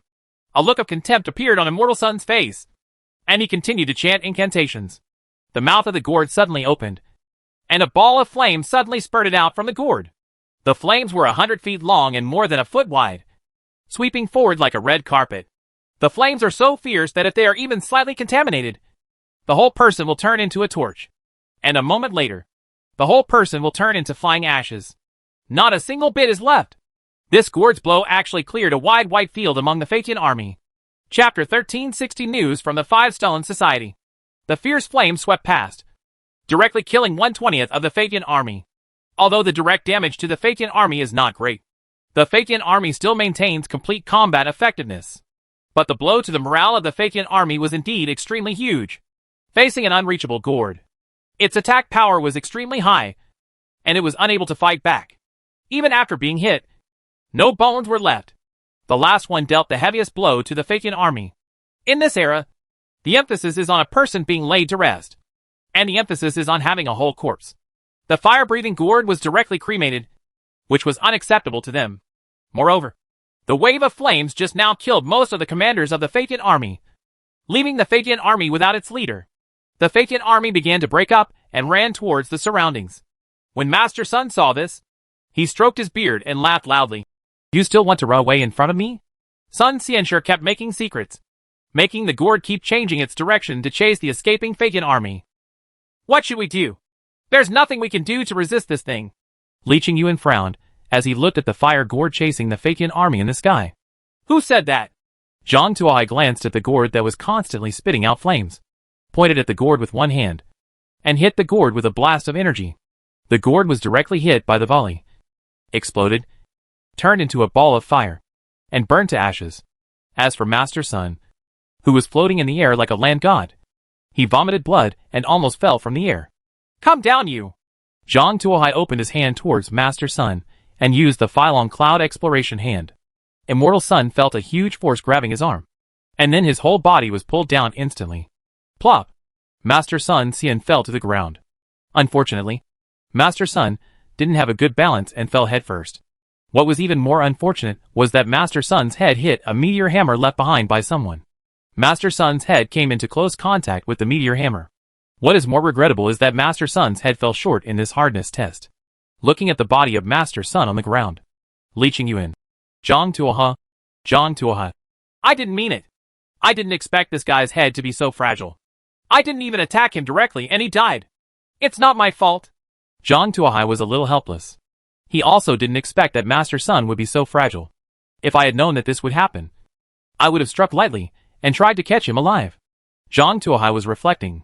But the third prince was almost frightened. He spent a lot of money to hire Master Sun Xian. At that time, Master Sun was flying flat on the ground with one hand, and the fire-breathing gourd really shocked him. Master Sun's fire-breathing gourd even burned the rockery in his yard. The third prince was astonished when he saw him. He entertained him with good wine and food, and even gave his favorite concubine to Sun Xianxue. Immortal Master Sun was moved by the sincerity of the third prince, and agreed to help the third prince seize the throne, and then introduce the third prince into the immortal sect and become a real immortal. As for Sun Xianxue himself, he was reluctantly qualified for the position of national preceptor. It was precisely because of the existence of Master Sun that the third prince had the courage to come and seize the throne. However, Master Sun, who he had placed high hopes on, had just appeared on the stage and showed his majesty before he knelt down in less than a cup of tea. Moreover, he knelt down so thoroughly and in such a humiliating way. It doesn't matter that Master Sun is kneeling down. There is an urgent question now. That is, what should he do? The third prince looked at the disciples behind him, hoping that they could help with some ideas. But all the diners lowered their heads and looked at their toes. And no one spoke. They were just a bunch of gangsters who usually took advantage of others and were good at deceiving them. But in this situation, they didn't dare to get involved at all. If Master Sun hadn't held down the formation, they would have run away long ago. How could he follow the third prince to seize the throne? Tired of living? A group of people lowered their heads and dared not speak. A bunch of trash! Looking at the group of people under his command, the third prince roared angrily. This group of people usually took his money, but at this critical moment, they all shut up. If he had no choice now, he would have killed these guys with his sword. However, at this moment, a sinister voice suddenly sounded from behind him. Are you the third prince? The third prince turned around and suddenly found a person standing in front of the windowsill. It was the person who killed Master Sun just now. You. Seeing Zhang Tuohai appear behind him, the third prince couldn't speak and was so frightened that his whole body trembled. Are you the third prince? Zhang Tuohai asked again. Yes, it's me. You can't kill me. The third prince was so frightened that his legs went weak. Give me a reason. Zhang Tuohai asked with a smile. I have 12 beautiful wives and concubines. If you don't kill me, I can give them to you. The third prince said hurriedly. Have you ever thought that if I kill you, they will also be mine? Zhang Tuohai asked with a smile. Third prince. My family property. The third prince tried to struggle. It doesn't belong to you now, Zhang Tuohai said. The third prince sat down on the ground. He regretted very much. Regretting why he had to think about it, and come here to fight for the throne. As long as he stays around and behaves like a useless person, he can be made an idle prince. As long as you don't leave the fiefdom, you'll be fine eating, drinking and having fun for the rest of your life. And even robbing men and dominating women won't be a problem. It's a good thing now. I'm stuck here. And I might even lose my life. The third prince's face was full of remorse. He just wanted to survive now. Suddenly, the third prince had an idea and thought of a piece of news, which might save his life. I know the way to become an immortal, and I am willing to trade this news for my life. Zhang Tuohai grabbed the third prince's neck. Remember what you said? Otherwise, I guarantee you will regret being born in this world. As for your retainers, Zhang Tuohai glanced at these, and as soon as they met, he contributed to him. People who were addicted to drugs, used thousands of skills, deceived, stolen, and other skills. There is no need to keep a bunch of scum. Zhang Tuohai points with one hand. These people have holes in their heads. Corpses fell to the ground. Walk! Zhang Tuohai threw the third prince in front of Li Qingyuan. The third prince has been captured. It's up to you what to do with him. Zhang Tuohai said to Li Qingyuan. Brother Emperor, I know I was wrong. I am willing to be grounded in the mansion and never leave the mansion for the rest of my life. As long as I am spared my life. The third prince knelt on the ground and said quickly. Li Qingyuan pondered for a moment. He really needed a prince to stay to prove that he was not a tyrant who killed his own flesh and blood for the throne. He still needed someone to prove that he was a brother. Friend and brother. This incompetent third prince is a suitable candidate. Tell me the origin of that immortal son, and you won't die, Li Qingyuan said. Chapter 1361. Pull them all out and chop them down. Faced with a steel knife placed behind his neck, the originally unruly third prince became knowledgeable and unstoppable. After some inquiries, I learned that Master Sun claimed to be from the Five Stone Society. Seeing that the third prince had a good affinity with the immortals, he planned to accept the third prince as his disciple and help the third prince embark on the path to immortality. The only thing Master Sun wanted from the third prince was that he to compete for the throne and become the emperor. Let the third prince become the emperor. It seems that there is something that the Five Stones Association needs in the Dacian dynasty, and it needs the help of the emperor's authority. Hearing what the third prince said, Zhang Tuohai had a guess in his mind. It seems that the Five Stones Guild is also eyeing the throne and is a secret enemy. We have to find a way to get rid of the Five Stones Guild. At least we can't let them cause trouble in a short time. Zhang Tuohai had a plan in mind. Then do you know the location of this Five Stones Club? Zhang Tuohai asked. Master Sun has said before that the headquarters of the Five Stones Society is located in Nanjun, but he did not say the specific location. The third prince thought for a while and said, Nanjun? Zhang Tuohai wrote down the name of this place. After asking a few more questions, he had the third prince imprisoned in the clan mansion. Now how to do? Li Qingyuan asked Zhang Tuohai. Ascend to the throne first and cook the rice. Zhang Tuohai glanced at the majestic palace. He was too lazy to wait any longer. Now that we have reached this point, there is no need to hold back anymore. The right way is to directly inherit the throne and exercise power. It's going to be morning court time soon. If you ascend the throne now, will you be in a hurry? Li Qingyuan looked at the time and felt worried. What we need is this time. He will ascend the throne directly in the morning without giving them time to react. Zhang Tuohai said. Then what if someone objects? Li Qingyuan asked. Then kill. Zhang Tuohai said with a sneer. What if everyone opposes it? Do we want to kill all the officials? Li Qingyuan was worried. So what if we kill them all? Zhang Tuohai disdainfully said. As big as the entire Dacian is, there is no shortage of people who want to be officials. If this group is not satisfied, we will kill them all. If we replace the next group, we can always get those who are satisfied. After Zhang Tuohai finished speaking, he said to the many guards and forbidden troops below, Take over the city defense, clean up the corpses, and prepare for the morning court. Yes. The guards and imperial guards moved very quickly. The corpses were dragged away, and the blood stains were washed away, except for the faint smell of blood in the air. It seemed as if everything that had just happened had never existed. The bells and drums on the bell and drum towers rang together, and the sound resounded throughout the capital. Li Qingyuan sat on the dragon chair and touched the gold armrest. Is this the throne? It doesn't seem that comfortable to sit on. It's really uncomfortable. Sitting here, the courtiers have to be on guard. The harem has to be on guard. The attendants have to be on guard. And the family has to be on guard as well. I'm just a loner. As a result, I have to deal with the whole world's mess. And I have to be careful all the time. Assassination is the hardest among the worst. And I don't know why so many people are fighting for it. Zhang Tuohai said. Yeah. Why? There was a trace of confusion on Li Qingyuan's face. This is a sense of emptiness, without a goal after many years of fulfilling a long-cherished wish. The sound of footsteps sounded below the main hall, which was the sound of courtiers going up to the hall. Hearing the footsteps, Li Qingyuan sat up straight unconsciously. Soon 2 rows of courtiers arrived at the main hall. When the courtiers saw Li Qingyuan sitting on the dragon throne, they couldn't help but be shocked. The princelings were naturally happy and encouraged. After the prince ascended the throne, they became the ministers of the palace, not to mention the generous rewards. Promotion to the rank and title was a certainty. What they regret most is that they didn't receive the news yesterday. Otherwise, they don't even have to do anything else. As long as they stand next to the prince, they will have the power of following the dragon. Even if they just become a mascot, they can get 3 levels in a row. As for those who are not princelings, they are a little confused. Some of them are from the second prince's lineage, and some are from Prime Minister Chao Guo's lineage. None of these people want the prince to ascend the throne. In particular, Prime Minister Chao Guo's lineage has always been aiming to overthrow the prince. Although they have not stated it publicly, their attitude has been expressed through various actions, overt and covert. Once the prince really ascends the throne, the consequences can be imagined. Thinking of the imminent revenge and reckoning, these people felt chills behind their backs. They all want to find the leader of their lineage, Prime Minister Chao Guo. But Chao Guo's position was empty. Why didn't Chao Guo come? A hint of gloom arose in the hearts of these people. The new emperor has ascended the throne. Why don't you worship him? Zhang Tuohai, who was standing next to Li Qingyuan, looked at the people below and said coldly. After hearing Zhang Tuohai's words, all the princeling ministers fell to their knees. I will see you, Your Majesty. Zhang Tuohai took a glance and saw that half of the people were kneeling.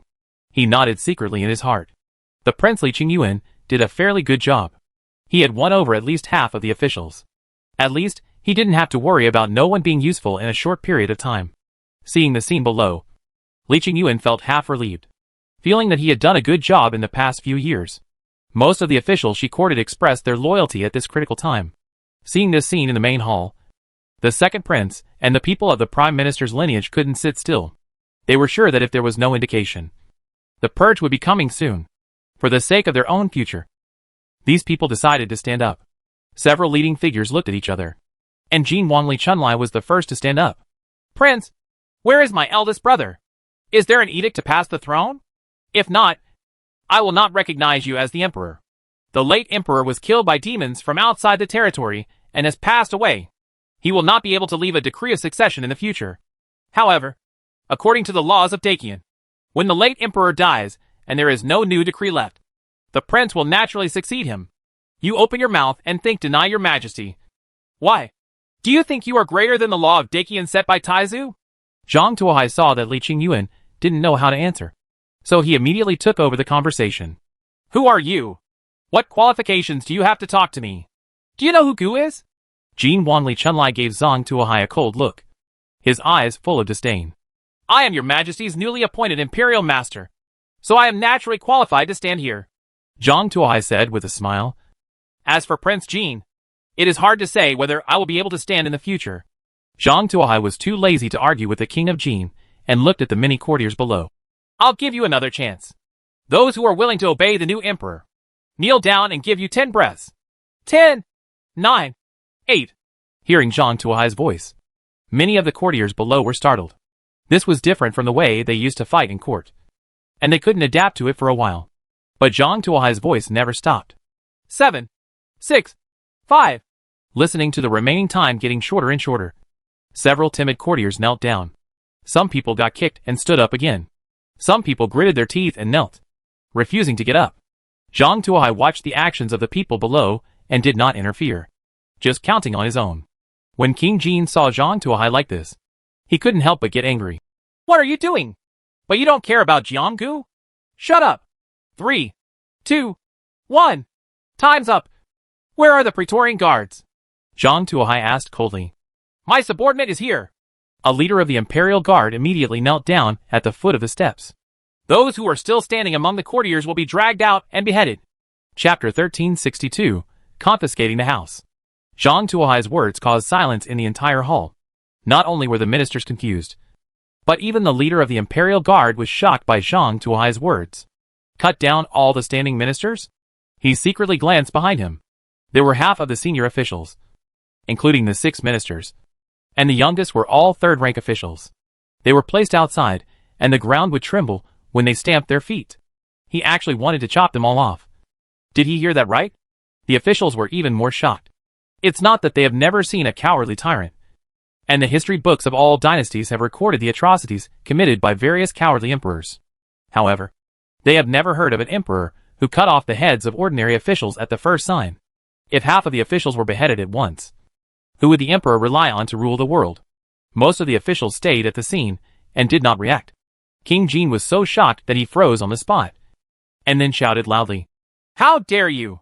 These are all ministers of Dagon Hugu. Do you dare to kill them? You are a fool! You are a fool!" At this time, a spokesman rushed out, lying on the ground and shouting loudly, "Late Emperor! Ancestors! Open your eyes and look at the ridiculous things your unworthy descendants have done. They actually want to kill the loyal people of the whole dynasty. Where is the law of heaven, and where is the justice? If the law of heaven does not exist, what is the point of me still existing in this world? It is better to be killed in front of this palace."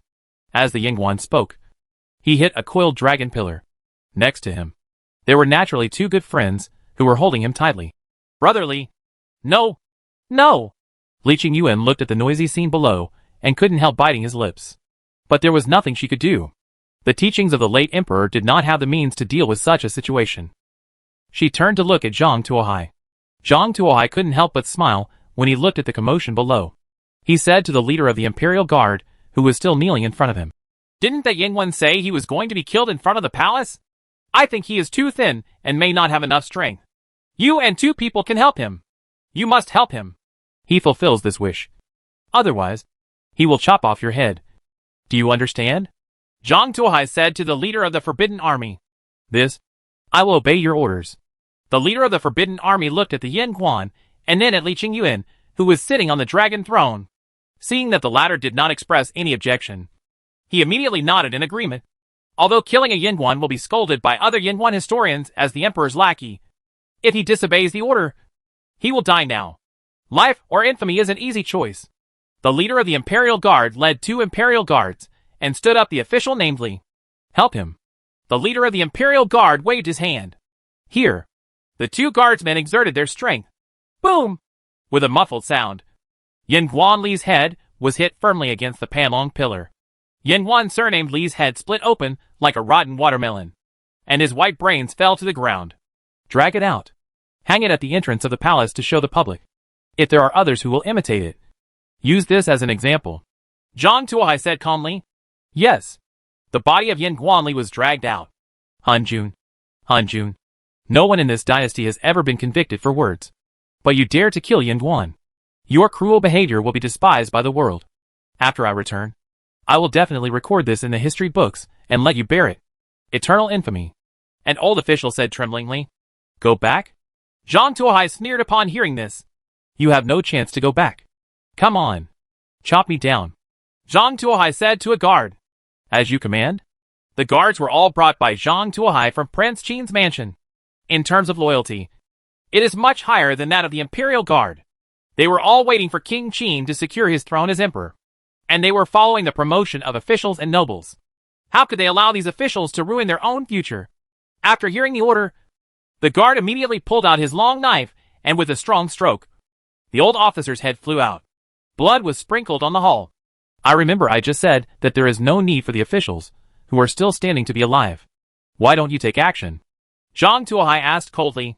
Yes. The guards who came out of Prince Qin's mansion immediately drew their swords and rushed forward. He slashed at the officials who were still standing. Those officials were so frightened that their legs weakened when they saw that Zhang Tuohai actually dared to take action. When it comes to conspiracies and intrigues, as well as party disputes in the court, they are all good at each. But when it comes to cutting people with knives, they are not. Okay. Facing the wolf-like and tiger-like guards, no matter how they were their opponents, all the civil servants were wiped out in the first round. Only some military generals can barely support themselves by relying on their family's martial arts skills. but they were all required to take off their weapons in the previous court.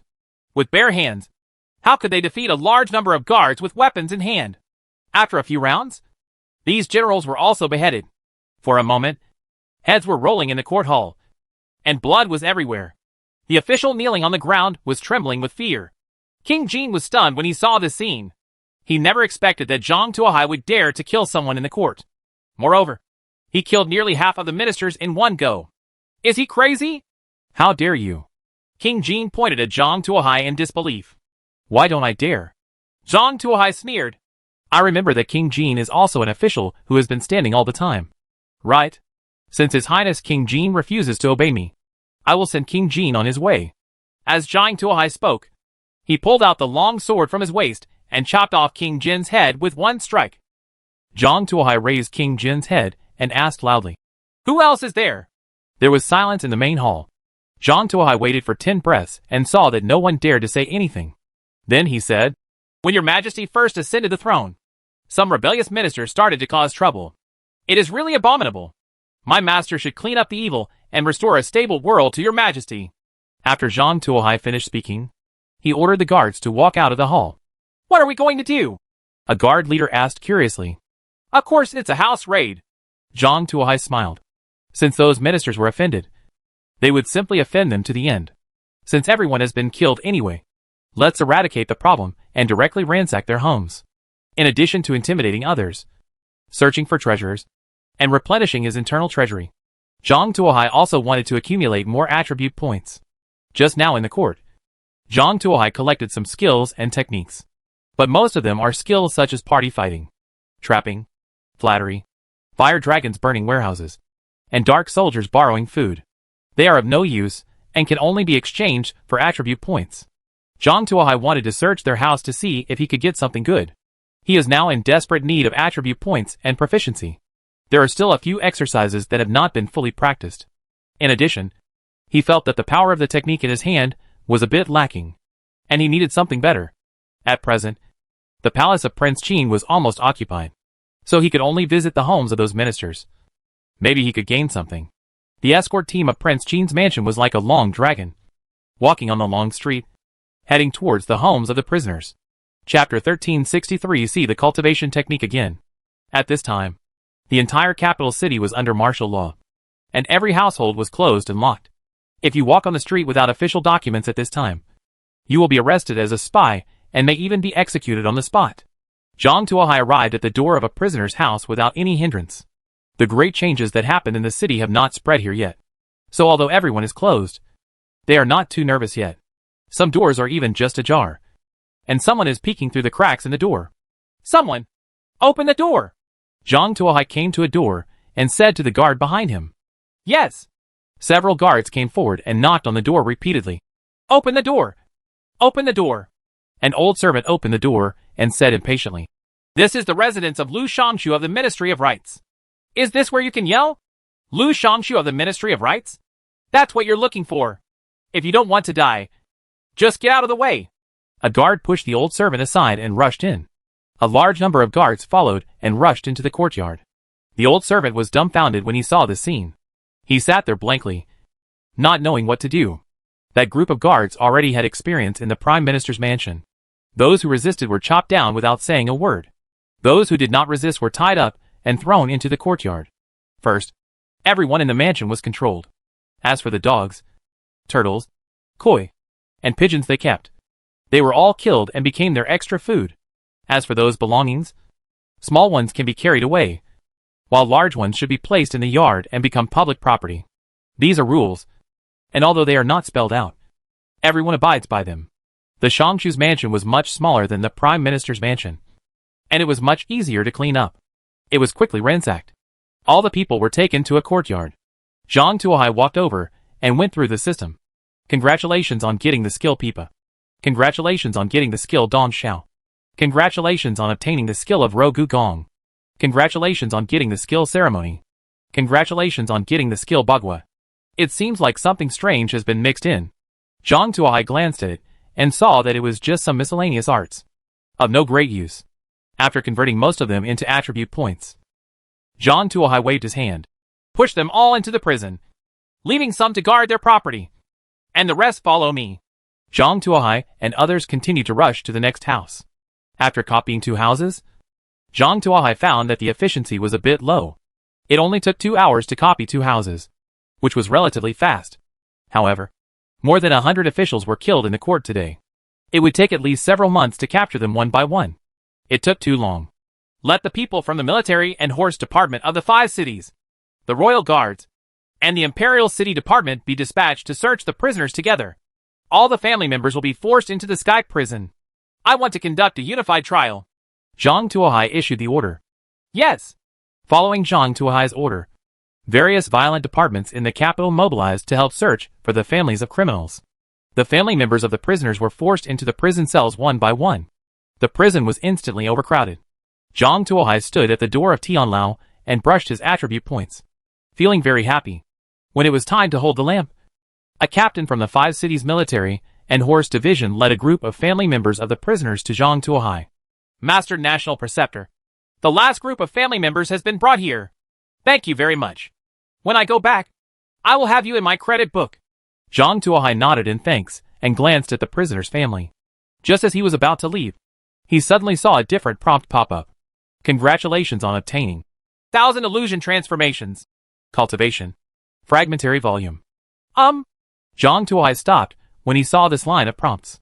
He has been here for a day, and all he has acquired are ordinary skills and some ordinary exercises, which makes him almost numb. The sudden appearance of a book on cultivation techniques, even if it was just a fragment, made him extremely surprised. It's actually a cultivation technique? Zhang Tuohai became energetic. Cultivation skills are not something ordinary people can obtain casually.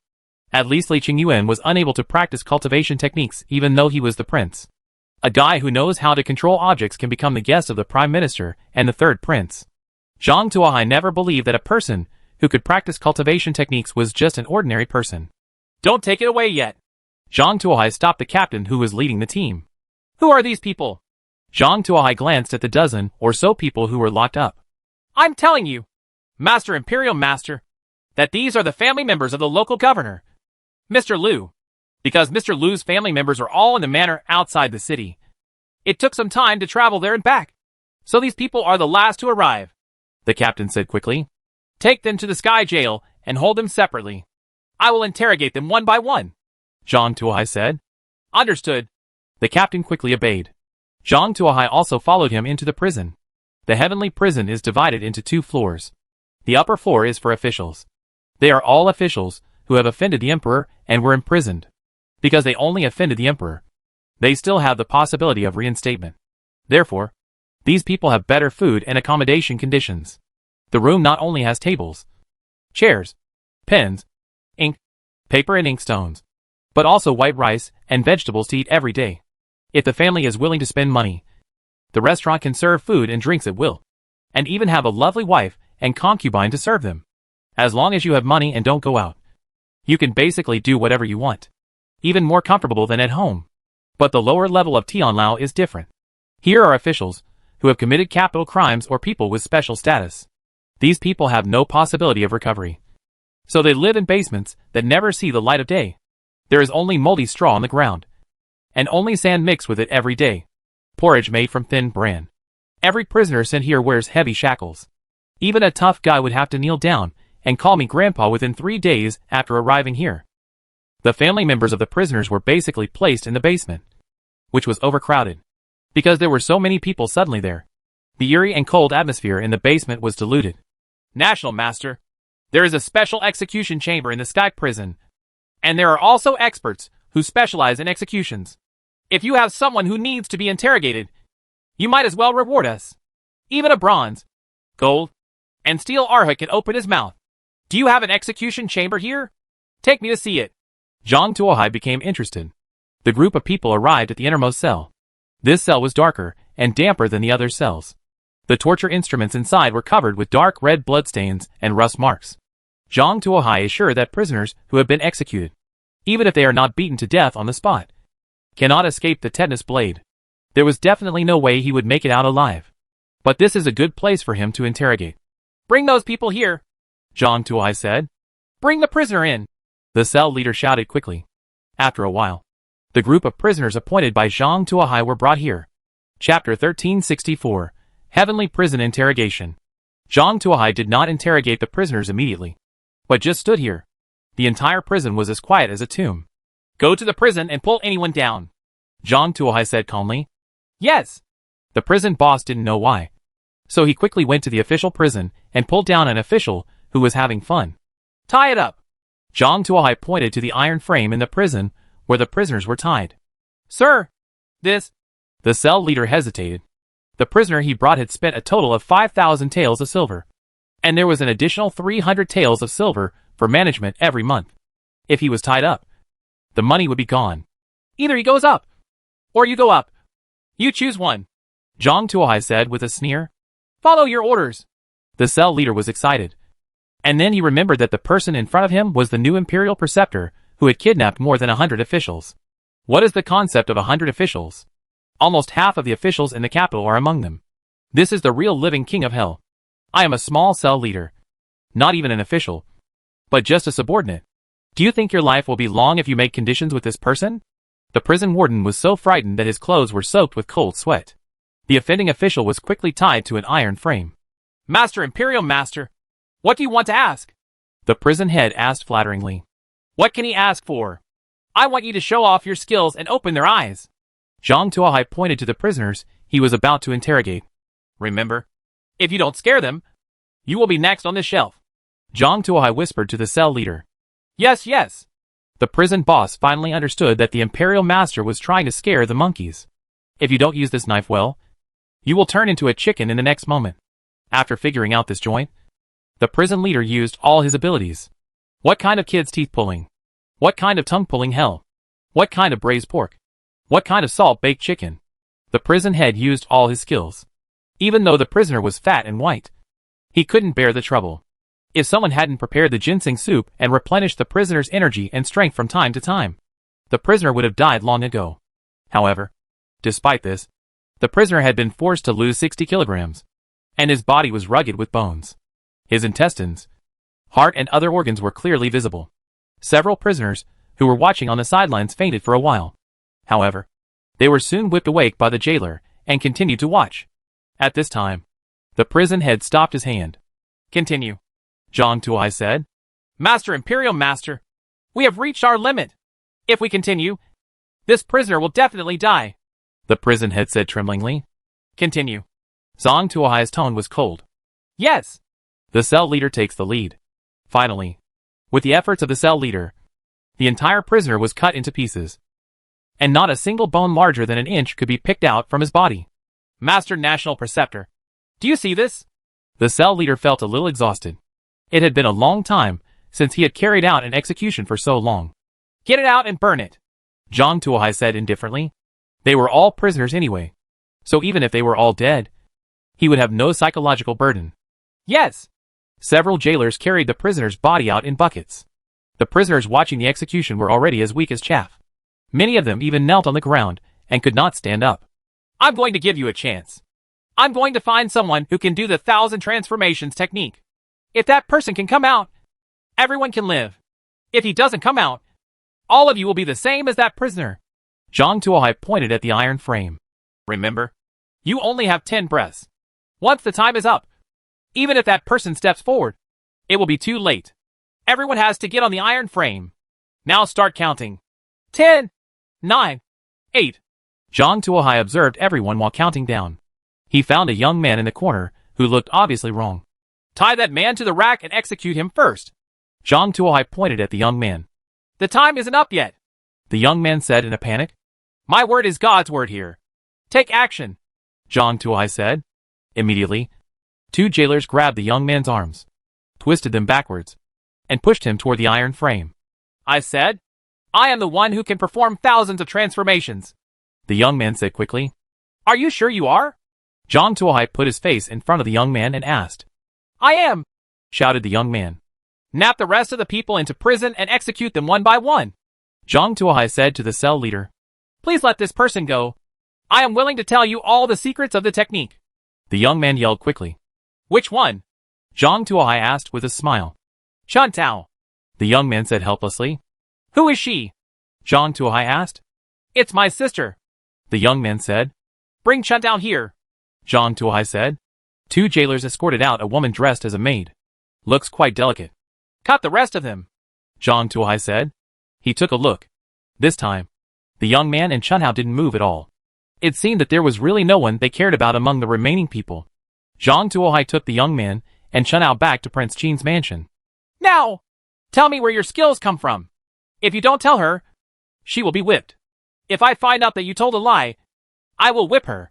You can think about it before you speak. Zhang Tuohai pointed at Chun Hao and said. The young man sighed, knowing that he could not escape Zhang Tuohai's grasp, and honestly told what he knew. This young man is a secret agent from the Five Stone Society.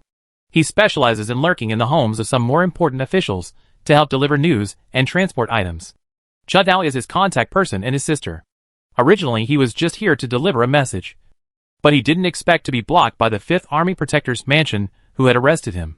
Originally they wanted to use Qigong to leave, but when they watched a guard who wanted to use Qigong to escape being shot into a hedgehog, they stopped thinking about it.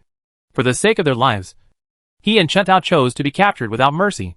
Originally, they thought that their two servants, even if the officials above them fell, would only be released after being imprisoned for 2 days. At most, it's just a military assignment. They could have escaped while being escorted to the army. But he never expected to meet Zhang Tuohai. It would be impossible to implement their plan. Being forced into a corner step by Zhang Tuohai, he could only tell all his secrets. A secret agent of the Five Stone Society? This organization is really pervasive. Before I even went to find you, you came to my door again. Zhang Tuohai snorted coldly. Since you are a secret agent of the Five Stone Society, you must know the location of the Five Stone Society. Right. Zhang Tuohai looked at the young man and asked with a smile. Chapter 1365 The Lost Formation. Are you going to Nan County? Li Qingyuan looked at Zhang Tuohai in surprise. Yes. I now know the headquarters of the Five Stone Society. This organization has many tentacles within Dakian. If it is not dealt with, it will pose a great threat to the imperial power. So it must be killed, Zhang Tuohai said. In fact, this is just a subsidiary reason for him to go. The main reason is that he wants to obtain the immortal cultivation techniques of the Five Stone Society. He wanted to see the world of cultivating immortals, and the techniques of cultivating immortals in this world. He has almost mastered the skills in his hands now. And now he urgently needs to get some new skills. Although, with his current strength, he can control the entire Dakian. If you wait for a while, you may be able to increase your attribute points beyond human limits, reaching the level of One Punch Man. But when he thought that outside this world, there were several forces with space battleships that were eyeing him, he became very worried. No matter how strong a person is, he can't resist the main gun of the space battleship. Zhang Tuohai felt that he needed more skills to enrich his abilities in order to deal with the upcoming space battleship attack. Li Qingyuan naturally didn't know what Zhang Tuohai was thinking. She also felt that Zhang Tuohai was sincerely considering the imperial power. I was quite moved inside. Can you wait a few days before leaving? Now half of the officials in the capital have been killed, and all the forces are under attack. The imperial power in my hands is not stable, and I am afraid something will happen, Li Qingyuan said softly. No, this period of time is exactly the most stable time, because a group of officials have just been killed with thunderous means. All the forces will be shocked by the thunderous means. Therefore, even if they have ideas in their hearts, they dare not move now. I will only observe in secret. You just need to do the things I ask you to do well. When they can't restrain themselves and want to take action. I have already returned from Nanjun. It's time to deal with them. As soon as they jump out, I will naturally beat them to death. At that time, I can push forward. Discuss plan. Zhang Tuohai shook his head and said. Hearing what Zhang Tuohai said, Li Qingyuan knew that he could not continue to dissuade him. So he had no choice but to nod in agreement. How about I allocate 300 guards to you? Li Qingyuan asked. Although they may not be very strong, they can help you solve some common troubles. It's not necessary. Zhang Tuohai shook his head. The more people you have, the bigger the goal will be. This trip requires secrecy, so I won't bring any of the accompanying guards. They will stay in the capital to help you. I'll just take the 2 prisoners with me. Zhang Tuohai rejected Li Qingyuan's kindness, but decided to pack lightly and hit the road quickly. According to Yuna's confession, there are still 15 days before she reports the information, and in another month and a half at most, the New World Development Group will send someone to check the situation. There really wasn't much time left for him. Okay then. When are you leaving? Li Qingyuan asked. Let's set out tonight, and try to resolve the Five Stones Association matter within a month. Zhang Tuohai pulled his fingers and made an estimate. All right. Li Qingyuan didn't know why, but he felt a sense of loss in his heart. This emotion even overwhelmed the joy of winning the throne. Li Qingyuan didn't know why. She even wanted to go to Nanjun with Zhang Tuohai. But she had just ascended the throne and there were so many things that needed to be dealt with that she simply couldn't leave. Li Qingyuan's heart was full of depression and dissatisfaction. Late at night, a carriage drove away from the capital. In the carriage, Zhang Tuohai gave Chuntao a pill in front of the young man. She ate my unique poison and needs to take the antidote every day to survive. Otherwise, after an hour or 3, her whole body will fester, and she will turn into dirty blood and die after 7 days. No one in this world can cure my poison. If you don't believe it, you can ask a doctor along the way to see if they can see the poison I gave. Zhang Tuohai said with a smile. The reason why he was so confident that no one in the world could detect his poisoning was mainly because what he gave Chuntao was actually Wuji Baifeng pills, which were specially formulated to regulate the body, and had nothing to do with poison. Since there was no poison, no one would be able to tell. But the young man didn't understand. He thought that Zhang Tuohai was a master of poisoning in the world. Out of concern for Chuntao, he didn't dare to move around. He concentrated on driving every day and tried to reach the headquarters of Wushihui as soon as possible so that Zhang Tuohai could let them go. A way out. With a dedicated driver, Zhang Tuohai would sit in the car every day with his eyes closed and his breathing adjusted. Anyway, being idle is idle. So why not practice breathing and breathing every day? Zhang Tuohai sat in the car every day to breathe out and practice. He didn't feel bored when he had something to do. The journey of more than 10 days did not even notice how long it was. Master Imperial Master, ahead is the headquarters of the Five Stones Society. The young man stopped the carriage and said respectfully. Arrived so soon? Zhang Tuohai has some differences. Master Imperial Master, it has been 18 days, and it was only a 2-day detour due to flash floods. Otherwise, we should have arrived 2 days ago. The young man said respectfully. That's it. Zhang Tuohai got out of the carriage and looked forward.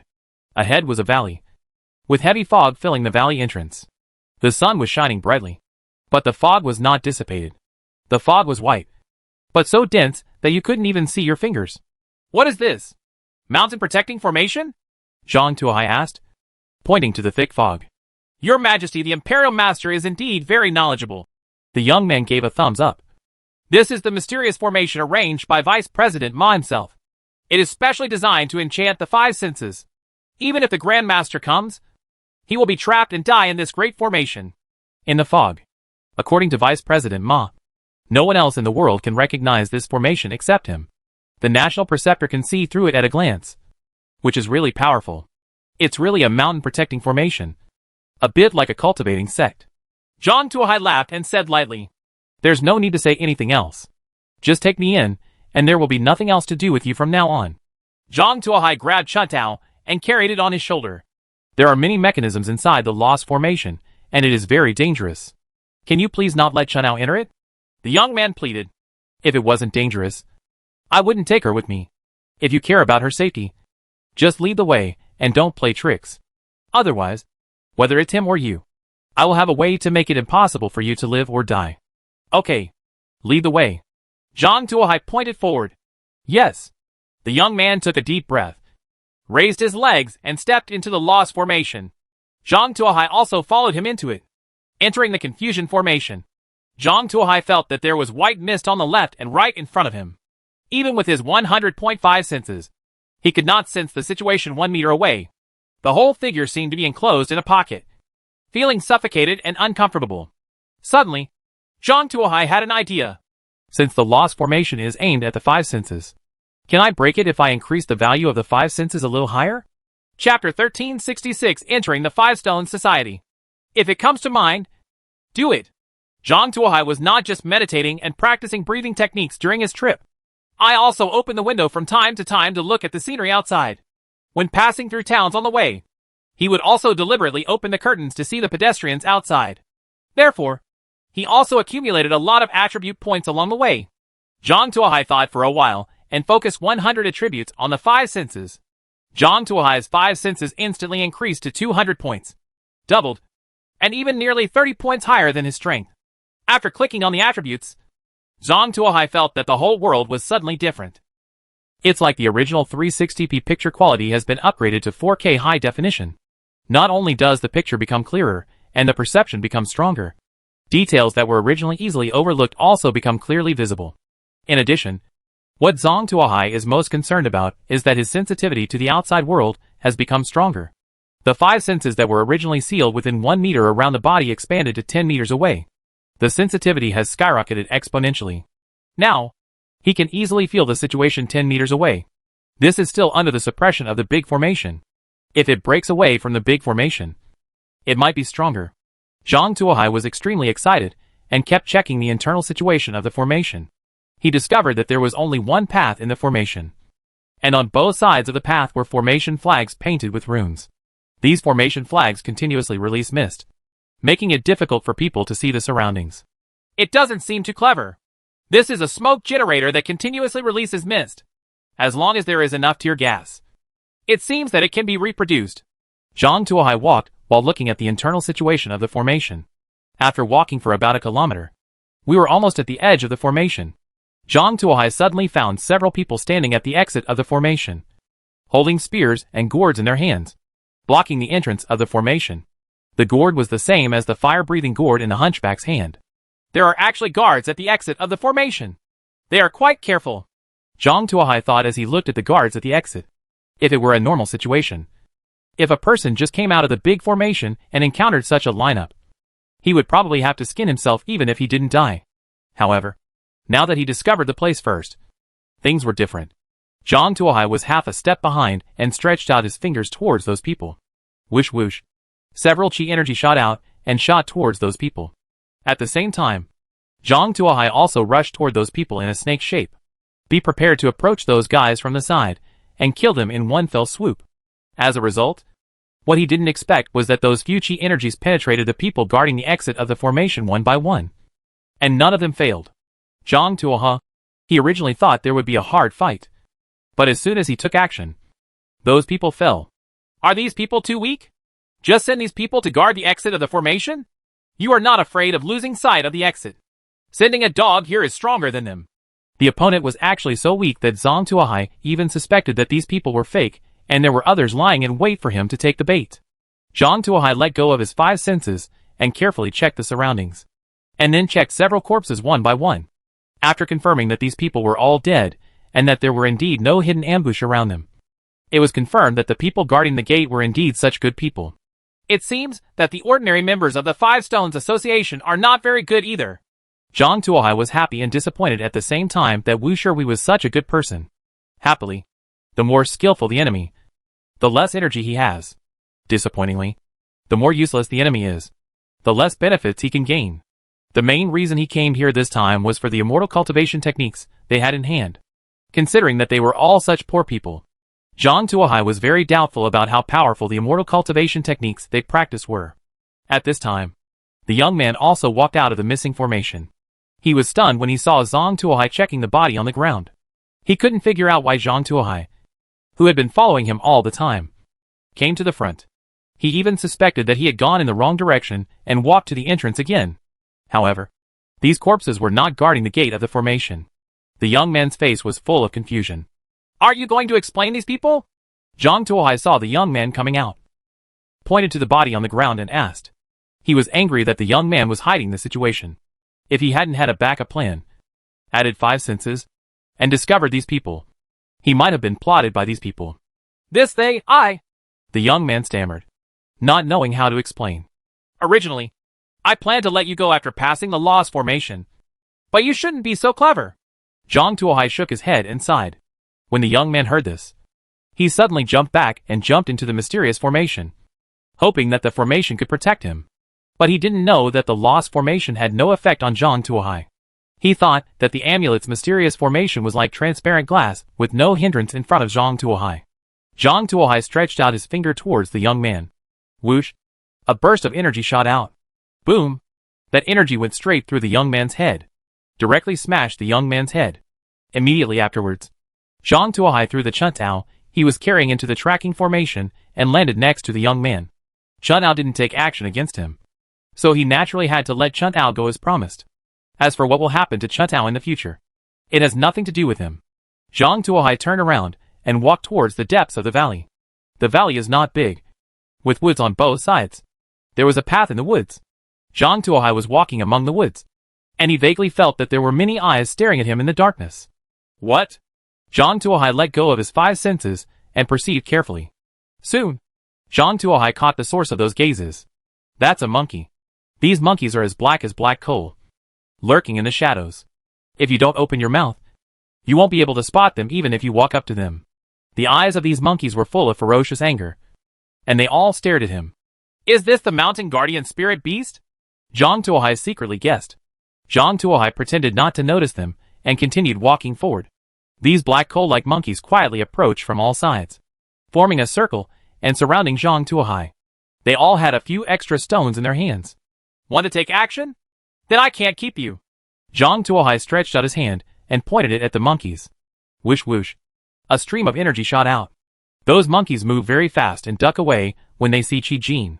However, within the range of Zhang Tuohai's 5 senses, those monkeys seem to be locked. Even if they dodge back and forth, they can't escape the lock of those Qi Jin. It's like being locked by a guided missile. Chapter 1367 The Uneducated Monk. Bang bang bang. The monkeys' heads exploded like fireworks, with bright red blood and white brains flying everywhere. Looking at the corpses of monkeys all over the ground, Zhang Tuohai snorted coldly.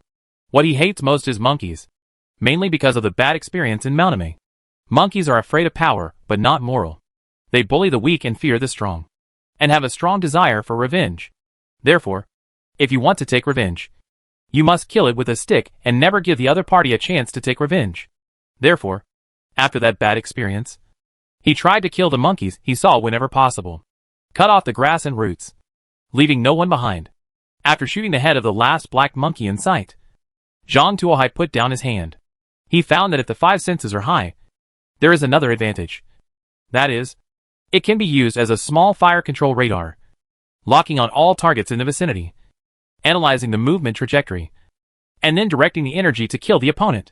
It seems that having a heightened sense of 5 is quite useful. Zhang Tuohai checked the corpses on the ground and confirmed that there were no fake deaths before continuing forward. After walking through the woods, there is a village ahead.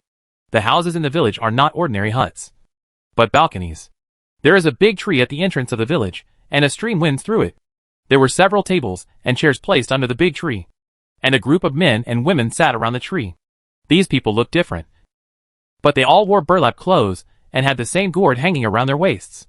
It seems that they are all official members of the 5 Stones Association. Each of these people holds a small white paper bag and a glass of warm wine in their hands. Those people swallowed the 5-color medicinal powder in the packet and drank it with warm wine, and their appearance suddenly changed.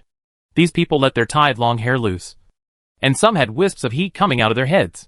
They began to take off their clothes, and their skin became red and looked extremely hot. Some didn't even take off their clothes and jumped directly into the creek nearby, immersing their entire bodies in the creek.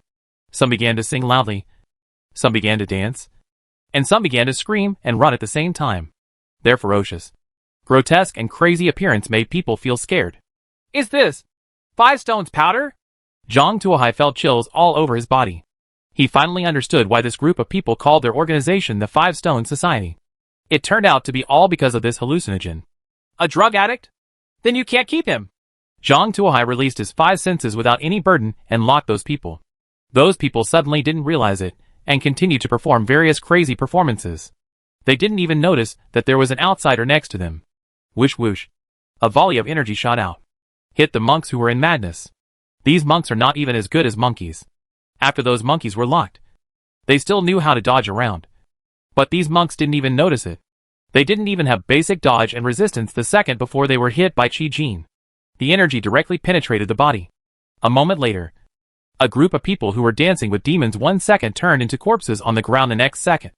A few even had broken gourds burned to ashes on the ground. Zhang Tuohai was speechless for a moment when he looked at the corpses on the ground. A group of monks were attacked in their lair, but they didn't even have the slightest ability to resist. They were even worse than the monkeys guarding the mountain.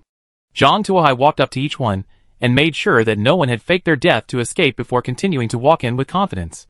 Zhang Tuohai began to search the houses one by one and found that in addition to the gorgeous furniture, the most common items in these rooms were various containers for storing 5 stones. Clay pots, porcelain pots, wooden boxes, jade bottles. Various containers are available. Beyond that, there is nothing. Zhang Tuohai looked at these 5 stones scattered and was speechless. Can't you monks have some pursuits? Even if you don't practice every day, what else can you do to draw talismans, refine elixirs, refine weapons, and set up formations? The 4 arts of cultivating immortality are not enough for you. It would be nice to study more on these if you have nothing to do. As a result, your practice means taking drugs every day to get high? Zhang Tuohai couldn't understand the brain circuits of these guys. What Zhang Tuohai was most angry about was that he didn't get more useful immortality cultivation techniques from these people. What he obtained from these people were experiences of taking wuxia powder, pairing test of wuxia powder, analysis of the taste of wuxia powder with wine, and other incomprehensible things. Zhang Tuohai guessed that these people put all their energy into studying 5-stone powder. You are monks, not drug addicts, Zhang Tuohai shouted in his heart. This was the first time he felt angry at his enemy's ineffectiveness. It is because of these unlearned guys that his income is extremely low. Bless me, Lioli. I hope there will be good harvests in the future. Otherwise, I may even lose my pants this time. Zhang Tuohai prayed secretly in his heart. Zhang Tuohai found the oil can, sprinkled it on the ground, lit the poison den on fire, and continued walking deeper into the canyon. Anyway, there is only one road in the canyon, so you don't have to worry about taking the wrong path. As they walked, Zhang Tuohai felt that something was not right. Because, the further he walked, the fewer flowers, plants and trees there were. At first, you could still see woods. Then, there were sparse trees and clusters of shrubs. And then, there were low grasslands. Now it has turned into a tundra landscape. Only occasional patches of lichen can be seen. And most of the land is bare, ground and weird stones. Zhang Tuohai carefully observed the land here. It was very fertile. So fertile that even a handful of it could produce oil. This kind of soil does not grow plants. It seems that it is not a problem of soil and climate. Zhang Tuohai dropped the dirt in his hands. He let go of his 5 senses, and vaguely felt a majestic breath in front of him, which was very thick and long, like an ancient giant beast. Would you like to go take a look? Zhang Tuohai was at war in his heart. According to his normal personality, if he encounters an unknown danger, he will first avoid it, and then come to investigate after he has accumulated enough strength. But in the previous valley, his harvest was not good. He was sure that if he hadn't come and stayed in the imperial capital every day to brush up attribute points, he would have gained more than this. He would definitely not be willing to go back like this. The time cost is too great. Moreover, the second group of people from the New World group is coming soon. Before they arrive, Zhang Tuohai needs to get enough strength to protect himself. Therefore, there was only one choice before him. Go in and have a look. Zhang Tuohai held his breath and walked forward cautiously. After walking forward for another 2 or 3 miles, the surrounding vegetation became less and less. And in the end, only dirt and strange stones were left. The soil is becoming more fertile and even softer. When you step on it with your feet, it will sink more than half an inch. Suddenly, there was a turn ahead, and Zhang Tuohai felt that the aura was at the turn. Chapter 1368 Let the Bug Eat Yourself. It's right in front. Zhang Tuohai did not go directly, but took out a mirror, raised it carefully, and observed the corner. But there was nothing around the corner. There was nothing but bare earth and stone. How can this be? Zhang Tuohai didn't believe it. So he took a mirror and looked around carefully, but still didn't find anything. The canyon is not wide. Zhang Tuohai can check it with a mirror. Is it in heaven? Zhang Tuohai turned the mirror to the sky, but still found nothing. Why did you disappear? Zhang Tuohai quietly turned around, released his 5 senses, and observed carefully. He finally discovered that the breath came from underground.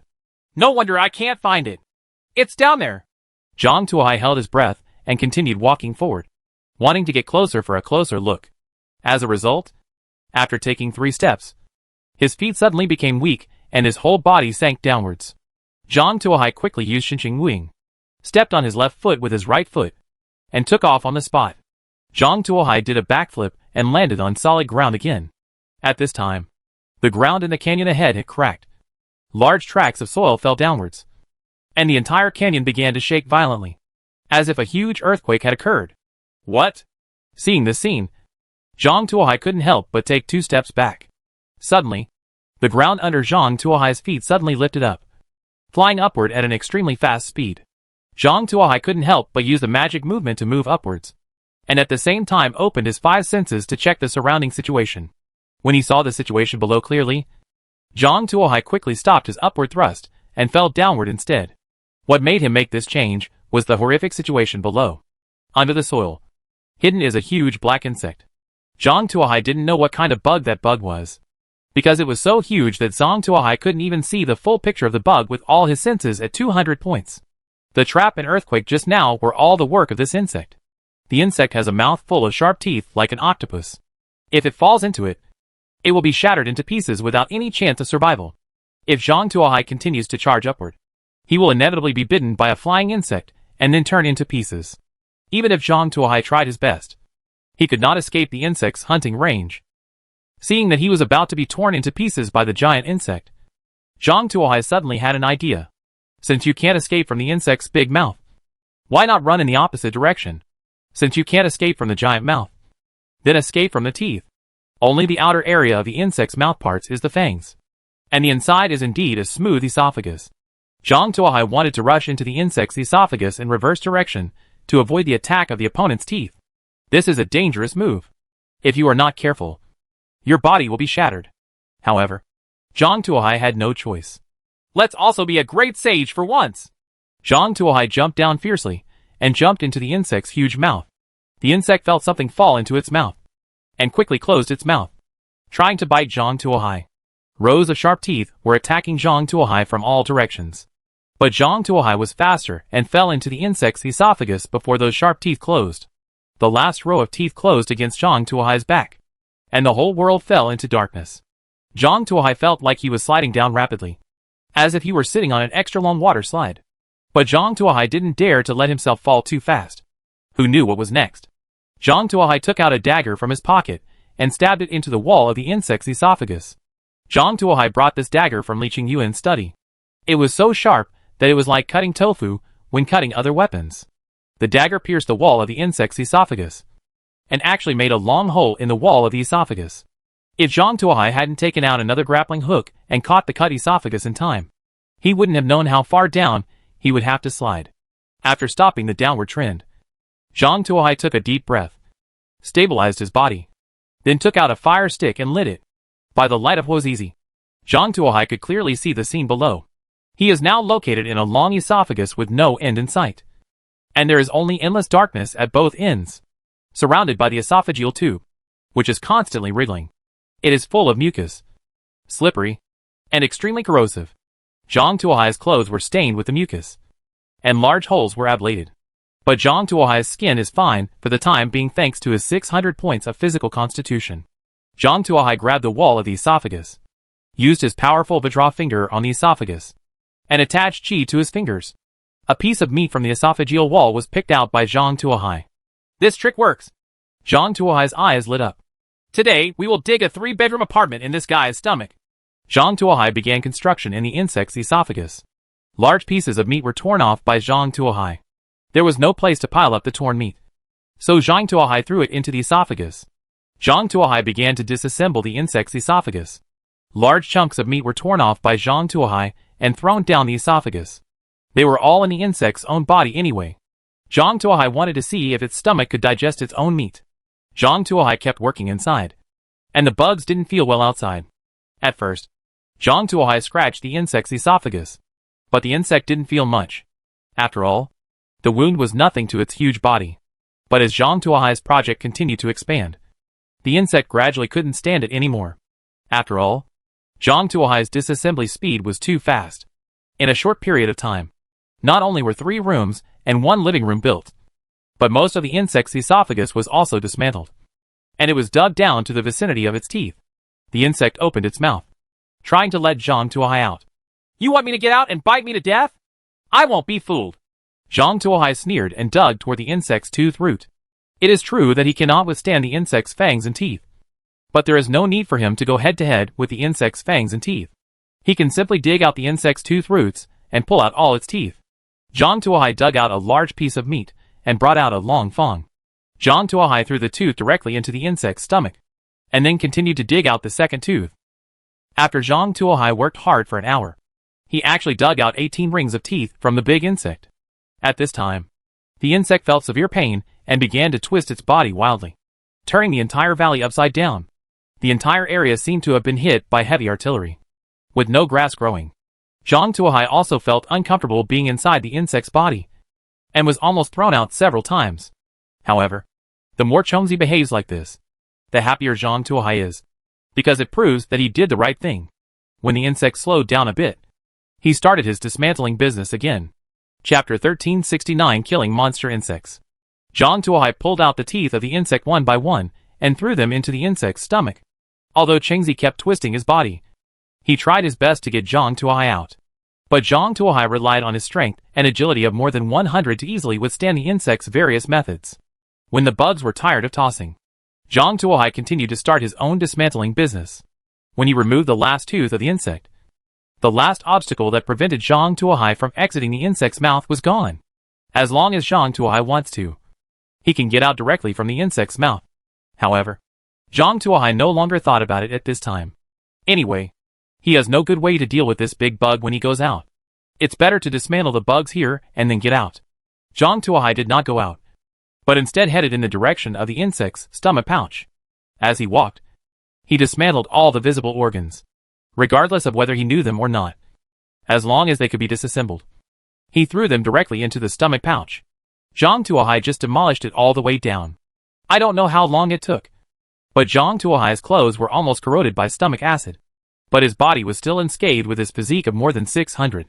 Gradually, Zhang Tuohai discovered that the insects were not moving much anymore and seemed to be dead. But he didn't stop and continued to dismantle various organs in the insect's body. After an unknown amount of time passed, Zhang Tuohai discovered that there was a large bag in front of him, which was full of various acids. All kinds of things would disappear if they fell into it. Is this in the stomach? Zhang Tuohai guessed. This is even more impossible to let go. Zhang Tuohai looked at the clothes he was killed in and prepared to avenge his clothes. However, how to remove the stomach pouch is a problem. The stomach pouch is now filled with various acids, and it is impossible to cut it open with a knife.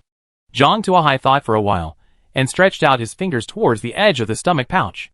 Lines of Qi Jin exploded at the edge of the stomach pouch, separating the edge of the stomach pouch from the body, and then used Qi Jin to cut a groove to drain out the massive amount of gastric acid solution. Hua hua hua. A large amount of stomach acid flows out. Not all flesh and blood of the bug has such strong acid resistance. Therefore, when the stomach acid flows outward, the ditch dug by Zhang Tuohai is gradually enlarged by the acid corrosion. It changes from a small ditch to a wide river, thus accelerating the outflow of gastric acid. Zhang Tuohai looked at the stomach acid rolling out and felt as if he had returned to his hometown in the countryside. It was similar to this scene when the fish ponds in my hometown in the countryside were released to catch fish. Zhang Tuohai hung himself on the insect's stomach wall and watched the acid in the stomach wall flowing outward. The monster's stomach is like a lake, huge and deep, and it has been flowing for a long time without reaching the bottom. On the contrary, the drainage channel that Zhang Tuohai dug before has become wider and wider. It is now comparable to a moat, and it is now expanding at an accelerating rate. Zhang Tuohai waited on the spot, quietly watching the lake water continue to flow outwards, and helping to widen the sewer from time to time. I don't know how much time passed, but the acid in the stomach bag had drained away. The stomach pouch can already be seen to the end. It's finally over. Zhang Tuohai climbed down along the stomach wall. In order to prevent problems, Zhang Tuohai removed the stomach wall while climbing down. Although it takes a lot of effort, it is safer. As for the cut stomach wall, Zhang Tuohai threw it down along the drainage channel, as usual. After removing the stomach pouch, Zhang Tuohai continued to climb downwards, intending to see what was going on below. After all, so much has been demolished. We can't give up halfway. Zhang Tuohai went all the way down, and he found that there was almost no room for him to move in the area below, because the stomach acid that had flowed out previously had corroded the remaining organs in the body. Most of the organs were riddled with holes due to gastric acid corrosion and were in tatters. It is no longer possible to tell what these are by their appearance. What on earth is this guy's stomach acid? Why is it so powerful? He even killed himself? Fortunately, he didn't fall here just now. Otherwise, he would be finished. Zhang Tuohai felt a sense of fear in his heart. If he hadn't been extra cautious, he might have been digested by the insects by now. Zhang Tuohai crawled all the way down, and after more than an hour, he finally reached the tail of the insect. At this time, the tail of the insect had been corroded to the point that all that was left of the insect was its outer skin. Most of the organs inside had been corroded, leaving only bits and pieces of broken carrion. Zhang Tuohai landed at the tail of the insect and found that the front was bright. Zhang Tuohai walked in the direction of the light. Zhang Tuohai quietly looked outside and was shocked to find that he was already outside. The location where he is now is a grotto. But this grotto is very huge, and there are obvious traces of artificial excavation on the edge. Zhang Tuohai touched it and found that the edge of the cliff was very smooth, and the traces of cutting with sharp tools could be vaguely seen. But they were not heavy, and could not be seen unless you looked carefully. It's fake. Right. Such a big grotto was cut out? Zhang Tuohai looked around curiously. He found a small door ahead. So he walked over and opened the small door. Behind the door, Zhang Tuohai found an atrium with small doors on the four walls. Zhang Tuohai opened a small door. It was discovered that there was an equally huge stone chamber inside. In the center of this stone chamber, there was a nutrient pool. The contents in it had dried up, leaving only a shriveled insect shell. Zhang Tuohai took a look at the insect shell. It was only the size of an arm, and was completely black. There was a huge mouthpart at the front, which was full of sharp teeth. The more Zhang Tuohai looked at Wan Yi, the more familiar he felt, as if he had seen it before somewhere. After carefully examining it for a while, Zhang Tuohai slapped his thigh fiercely. Isn't this a miniature version of the giant bug outside? Wait a minute. Is this bug bred in captivity? Thinking of this, Zhang Tuohai couldn't help but stand on his back. If this thing was bred in captivity, it would be terrible. It took him so much effort to deal with just one of them. If there were a few more, he would be exhausted even if he stood still and let him kill them. Zhang Tuohai didn't dare to neglect. He was now eager to know whether this thing was artificially bred. Zhang Tuohai searched around and found nothing else. He quickly left the room and opened the next small door. After entering the door, Zhang Tuohai saw the same layout as the previous room, the same nutrient pool, and the same shriveled insect corpses. Chapter 1370 An Unexpected Gain. Seeing two identical rooms, Zhang Tuohai could basically conclude that the bugs were definitely artificially bred. However, the one he killed succeeded, but this one failed. Now, the question he needs to solve is to find out what the people who breed this bug are doing and what is their purpose. Zhang Tuohai started searching in the grotto. He searched room after room. Every room has the same layout. A huge room, a huge nutrient pool, and dead bugs. Unfortunately, no text or clues were found. Soon, Zhang Tuohai came to the last door. Zhang Tuohai opened the door. That room was different from the previous ones. This room was much smaller, about 20 square meters, and its height was only 3 meters, compared with the huge rooms before. It could be said to be very small. The layout of this room is also very simple, with only a futon, a jade slip, and a white skeleton on the futon. Zhang Tuohai pushed open the door. Due to the surge of air, the skeleton actually fell apart due to the air blowing. Crash. The bones were scattered all over the ground, and the skull rolled straight to Zhang Tuohai's feet. Zhang Tuohai died? Zhang Tuohai raised his foot, trampled the skull into pieces, and then crushed it into bone powder. Fortunately, the other party was dead. If he had not died, Zhang Tuohai would have sent him to see the King of Hell. He actually developed such a terrifying bug and almost killed him. This is the enemy of life and death. Must be killed. In addition, he wanted to explain his clothes. After crushing the opponent's skull, Zhang Tuohai didn't even let go of the remaining bones of the opponent, crushing them all into pieces. He has seen all kinds of enemies, many of whom have various strange resurrection spells. Crushing the opponent's corpse into ashes can solve 70% of the troubles. The remaining 30% cannot be solved by solving the corpse in front of us.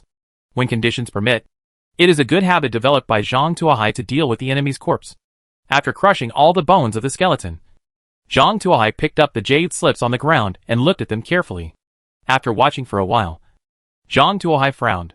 According to the information on the jade slip, the owner of the skeleton was a monk, and a monk whose family was exterminated. According to what he said, he comes from a sect that uses goo insects as its main cultivation method.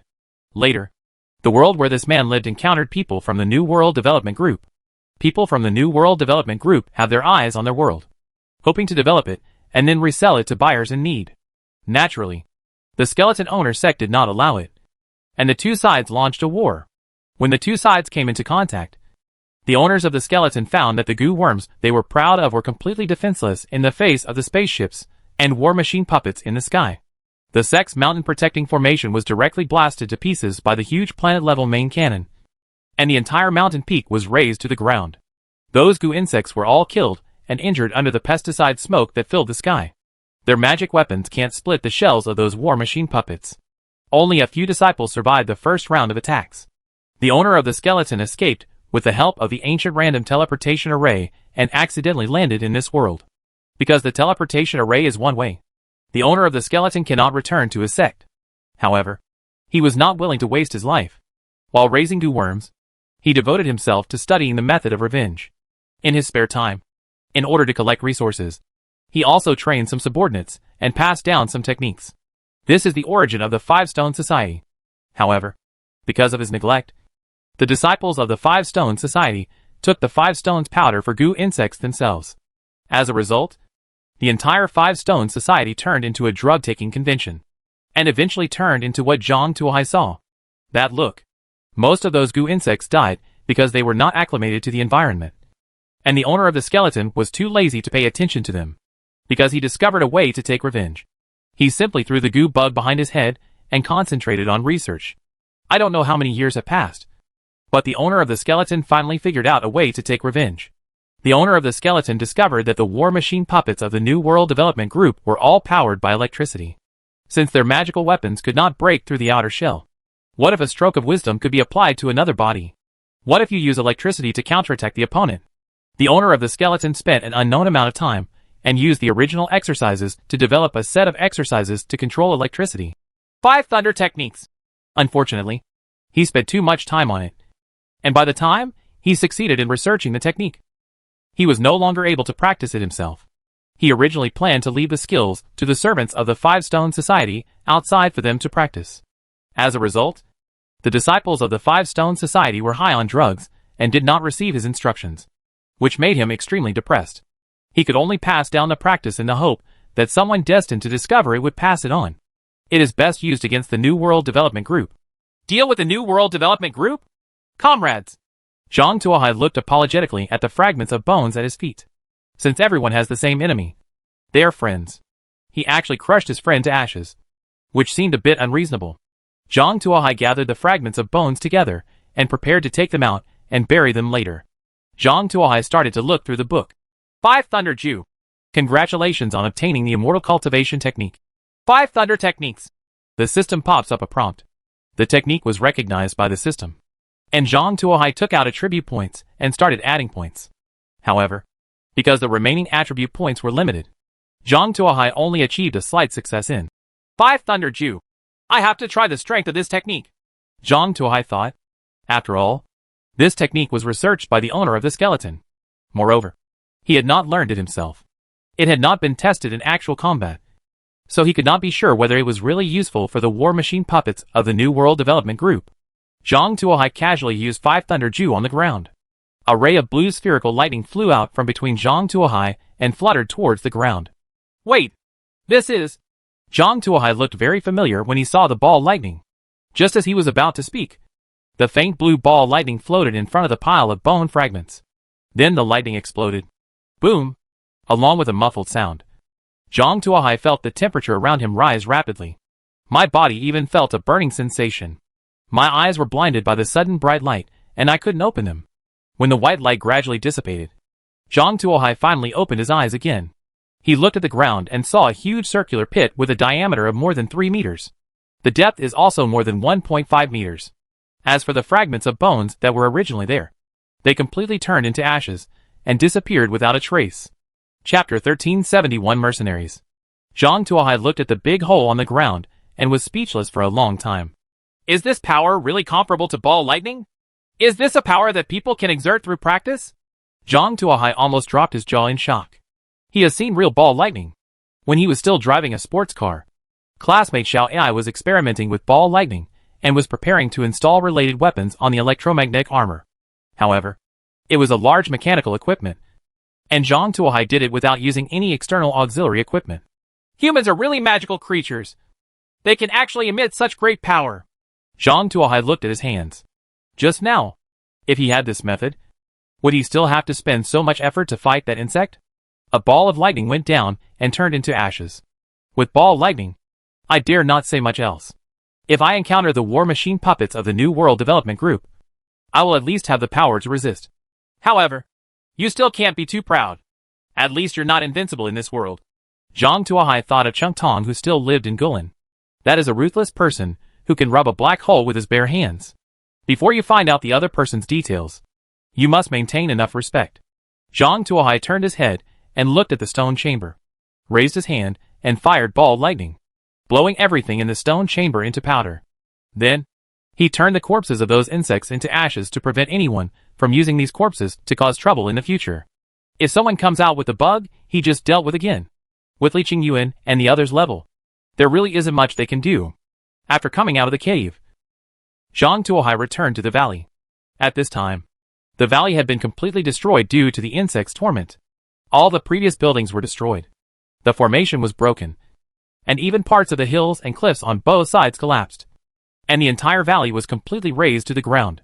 The entire Five Stone Society no longer exists. Zhang Tuohai is still very satisfied with this. Regardless of the purpose of the owner here in building the Five Stone Society, the existence of the Five Stone Society has already affected Zhang Tuohai's plan. Once it is removed, a stumbling block on the way forward will be removed. Zhang Tuohai was still in a happy mood. After walking out of the ruins, Zhang Tuohai found a town and hurried towards the capital. At this time, the New World Development Group sent mercenaries for the second exploration. The time is not far away. He had to rush back and deal with it. Zhang Tuohai didn't rest much along the way. When he reached a town, he changed into a horse and continued on the road. He rode non-stop all the way and finally made it back to the capital. As soon as Zhang Tuohai entered the capital, he heard bursts of roaring sounds in the sky. He looked up to the sky and saw a huge spaceship appearing over the capital. Pedestrians on the street looked at the huge spaceship that suddenly appeared in the sky in shock, wondering what it was, because this thing is really beyond their knowledge. What's this? Many passers-by raised questions. There are also many people who think this is the auspicious sign said by the immortal and kneel on the ground to worship. Zhang Tuohai squinted his eyes and looked at the huge spaceship. After a moment, a hatch opened on the front of the spacecraft, and several small spacecraft flew out. He flew towards the palace. It seems that they want to find out the information directly from the palace. The palace center is the core of Zhang Tuohai's plan in this world, so Zhang Tuohai cannot let them succeed. If you want to touch my cake, let's see if you have such good teeth. Zhang Tuohai galloped towards the palace. At this time, the street was in chaos and so congested that even a horse could not get through quickly. Upon seeing this, Zhang Tuohai jumped off his horse, jumped onto the roof, and ran quickly towards the palace, walking away from the house. The speed became faster because there was no restraint from the street. But those spaceships were one step faster and had already landed in the square in front of the palace. The hatch of the small spaceship opened, and people wearing exoskeletons walked out of it, holding various weird weapons in their hands. I didn't expect that this place is still in such an ancient era. Finding a lost investigator in such an ancient era is not an easy task. A bearded man pushed aside his mask and said, I like this era best. If you take out something at random, you can be worshipped as a god. In those developed worlds, you can't enjoy this kind of treatment. A young man with a sharp face said, Okay, stop talking nonsense. Hurry up and find the person. I have taken several orders. If you exceed the time limit, you will lose money. At this time, a man with metal prosthetic eyes came over. One of the man's eyes has been transformed into a tactical camera, which can quickly provide battlefield assessments and assist in combat operations. But boss, how can I find someone in this world? There are no cameras or big data. It's very difficult to find someone. The bearded man asked. In this kind of world, the Imperial City is the center of power. You can just control the Imperial City for whatever you want. Mechanical Eye said. Boss, can I be the Emperor for 2 days? The bearded man asked with hope. We usually play the role of dogs for others. Let's try to be the boss. When the mission is completed, no one will stop you from becoming the Emperor, let alone the Emperor. The mechanical-eyed boss rolled his eyes at the bearded man. If you become the Emperor, can the Queen let me play with you? I have been floating on the boat for the past year. I haven't seen a woman in more than a year. The sharp-faced man suddenly interjected. It depends on how many there are. If there are more, I will divide them among you. The bearded man said casually. At this moment, The Imperial Guards responsible for guarding the Imperial City gathered around with their men. Who is it? Dare to make a noise at the gate of the Imperial City? Put down your weapons. A group of guardsmen gathered around with their spears raised. Humph.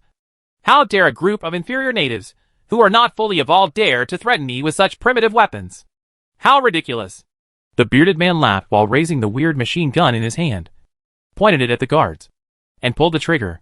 Duh. A series of bullets shot out from the muzzle.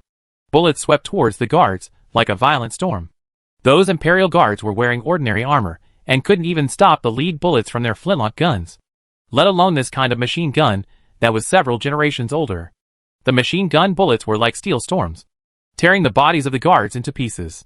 In just the blink of an eye, those Imperial Guards turned into mincemeat all over the ground. The leader of the Imperial Guard at the city gate saw this, and his eyes were about to burst.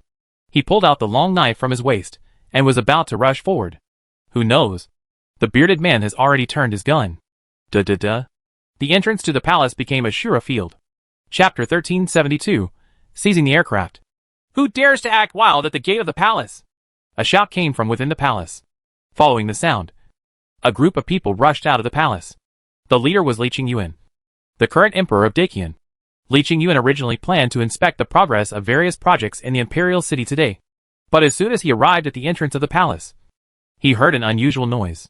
When he rushed in, he saw the scene. Seeing the miserable state of his Imperial Guards, Li Qingyuan felt anger rising in his heart. Her throne was not stable, and she relied entirely on the sharp knives of the Imperial Guards and her own bodyguards to silence those who opposed her. Now someone actually kills her subordinates for their merits in front of her. Is this okay? Li Qingyuan was the first to rush out. Are there any other trash fish? These primitive people are trouble. The bearded man impatiently turned the muzzle of the gun and pulled the trigger. Duh. Several bullets were fired at Li Qingyuan. Li Qingyuan felt the great crisis, and fiercely pulled out the long sword from his waist, slashing forward. Swish. Brush. A cold light flashed through, and the bullets that were swept over were split into two halves. The sliced bullets fell to the ground. Li Qingyuan's method shocked the bearded man. This primitive man has some skills. He can actually split my bullets? However, I want to see how many you can split, Big Beard said, adjusting the machine gun to rapid mode. In this mode, the speed of the machine gun in his hand can reach an astonishing 10,000 rounds per minute. No one can carry it at this speed, let alone using a knife to chop the bullets. Just putting so many bullets there for people to chop can tire people to death. The bearded man grinned and prepared to pull the trigger. At this moment, a ball of blue ball lightning approached him from behind. The ball-shaped lightning floated forward slightly and sank directly into the bearded man's body. The bearded man felt a burning sensation inside his body. However, in the next second, the temperature inside his body rose rapidly. The entire person was directly ablated to ashes by the ultra-high voltage and temperature. Not only himself, but also the exoskeleton armor on his body and the modified machine gun in his hand were all reduced to ashes. It was blown by the wind and completely dissipated without a trace. Who? Big Beard's death shocked the leader of Mechanical Eyes and all his mercenaries. They never expected that in this primitive and backward world in their eyes, someone could actually hurt them. How can this be? Many mercenaries rubbed their eyes involuntarily, suspecting that they were dreaming. Who did it? Come forward. The sword-faced man held a weapon in his hand and roared loudly. The Mechanical Eye leader's tactical eyeball began to scan the surroundings, looking for the source of the attack just now. However, except for the sound of the biting cold wind, no one answered him. There was silence. Daoshio turned his face several times, but found no enemy and became more and more anxious. The gun in his hand turned back and forth, even pointing at his teammates several times. The Mechanical Eye leader's eyes were filled with fierce light, and his tactical eyeballs accelerated their scanning speed. Suddenly, his tactical eyeballs discovered that the energy concentration of a location around him suddenly skyrocketed. The energy level even exceeded the upper limit of the tactical eyeball calculation, causing the tactical eyeball to freeze. The eyes of the leader of the Mechanical Eye were filled with blood-red vision, and a line of large characters appeared in the center of the screen. Warning! Energy exceeding the judgment limit has appeared. It is recommended to evacuate immediately. It is recommended to evacuate immediately. It has exceeded the judgment limit of tactical eyeballs. This is just an indigenous world that does not even have industrial civilization. How is it possible? The leader of the Mechanical Eyes was in disbelief. The next second, a ball of lightning flew in front of him. The leader of the mechanical eye subconsciously pressed a button on his waist, which was a defensive stance generator. Can release plasma to release a plasma position around it to defend against attacks. It has a good protective effect on both solid firearms and energy bullet firearms, and can even resist ordinary bombs. This is the life-saving equipment that the leader of the mechanical eye bought with commissions from several commissions. However, before his hand touched the button, the ball lightning had quietly penetrated into his body. Then, there is the rapidly rising body temperature and ultra-high voltage. The next second, the mechanical eye leader and his equipment were reduced to ashes all over the ground. The death of the leader immediately caused the mercenaries under him to explode. They were full of confidence just now, but as soon as they landed, 2 people died, including one of their core bosses. The mercenaries bully the weak and fear the strong.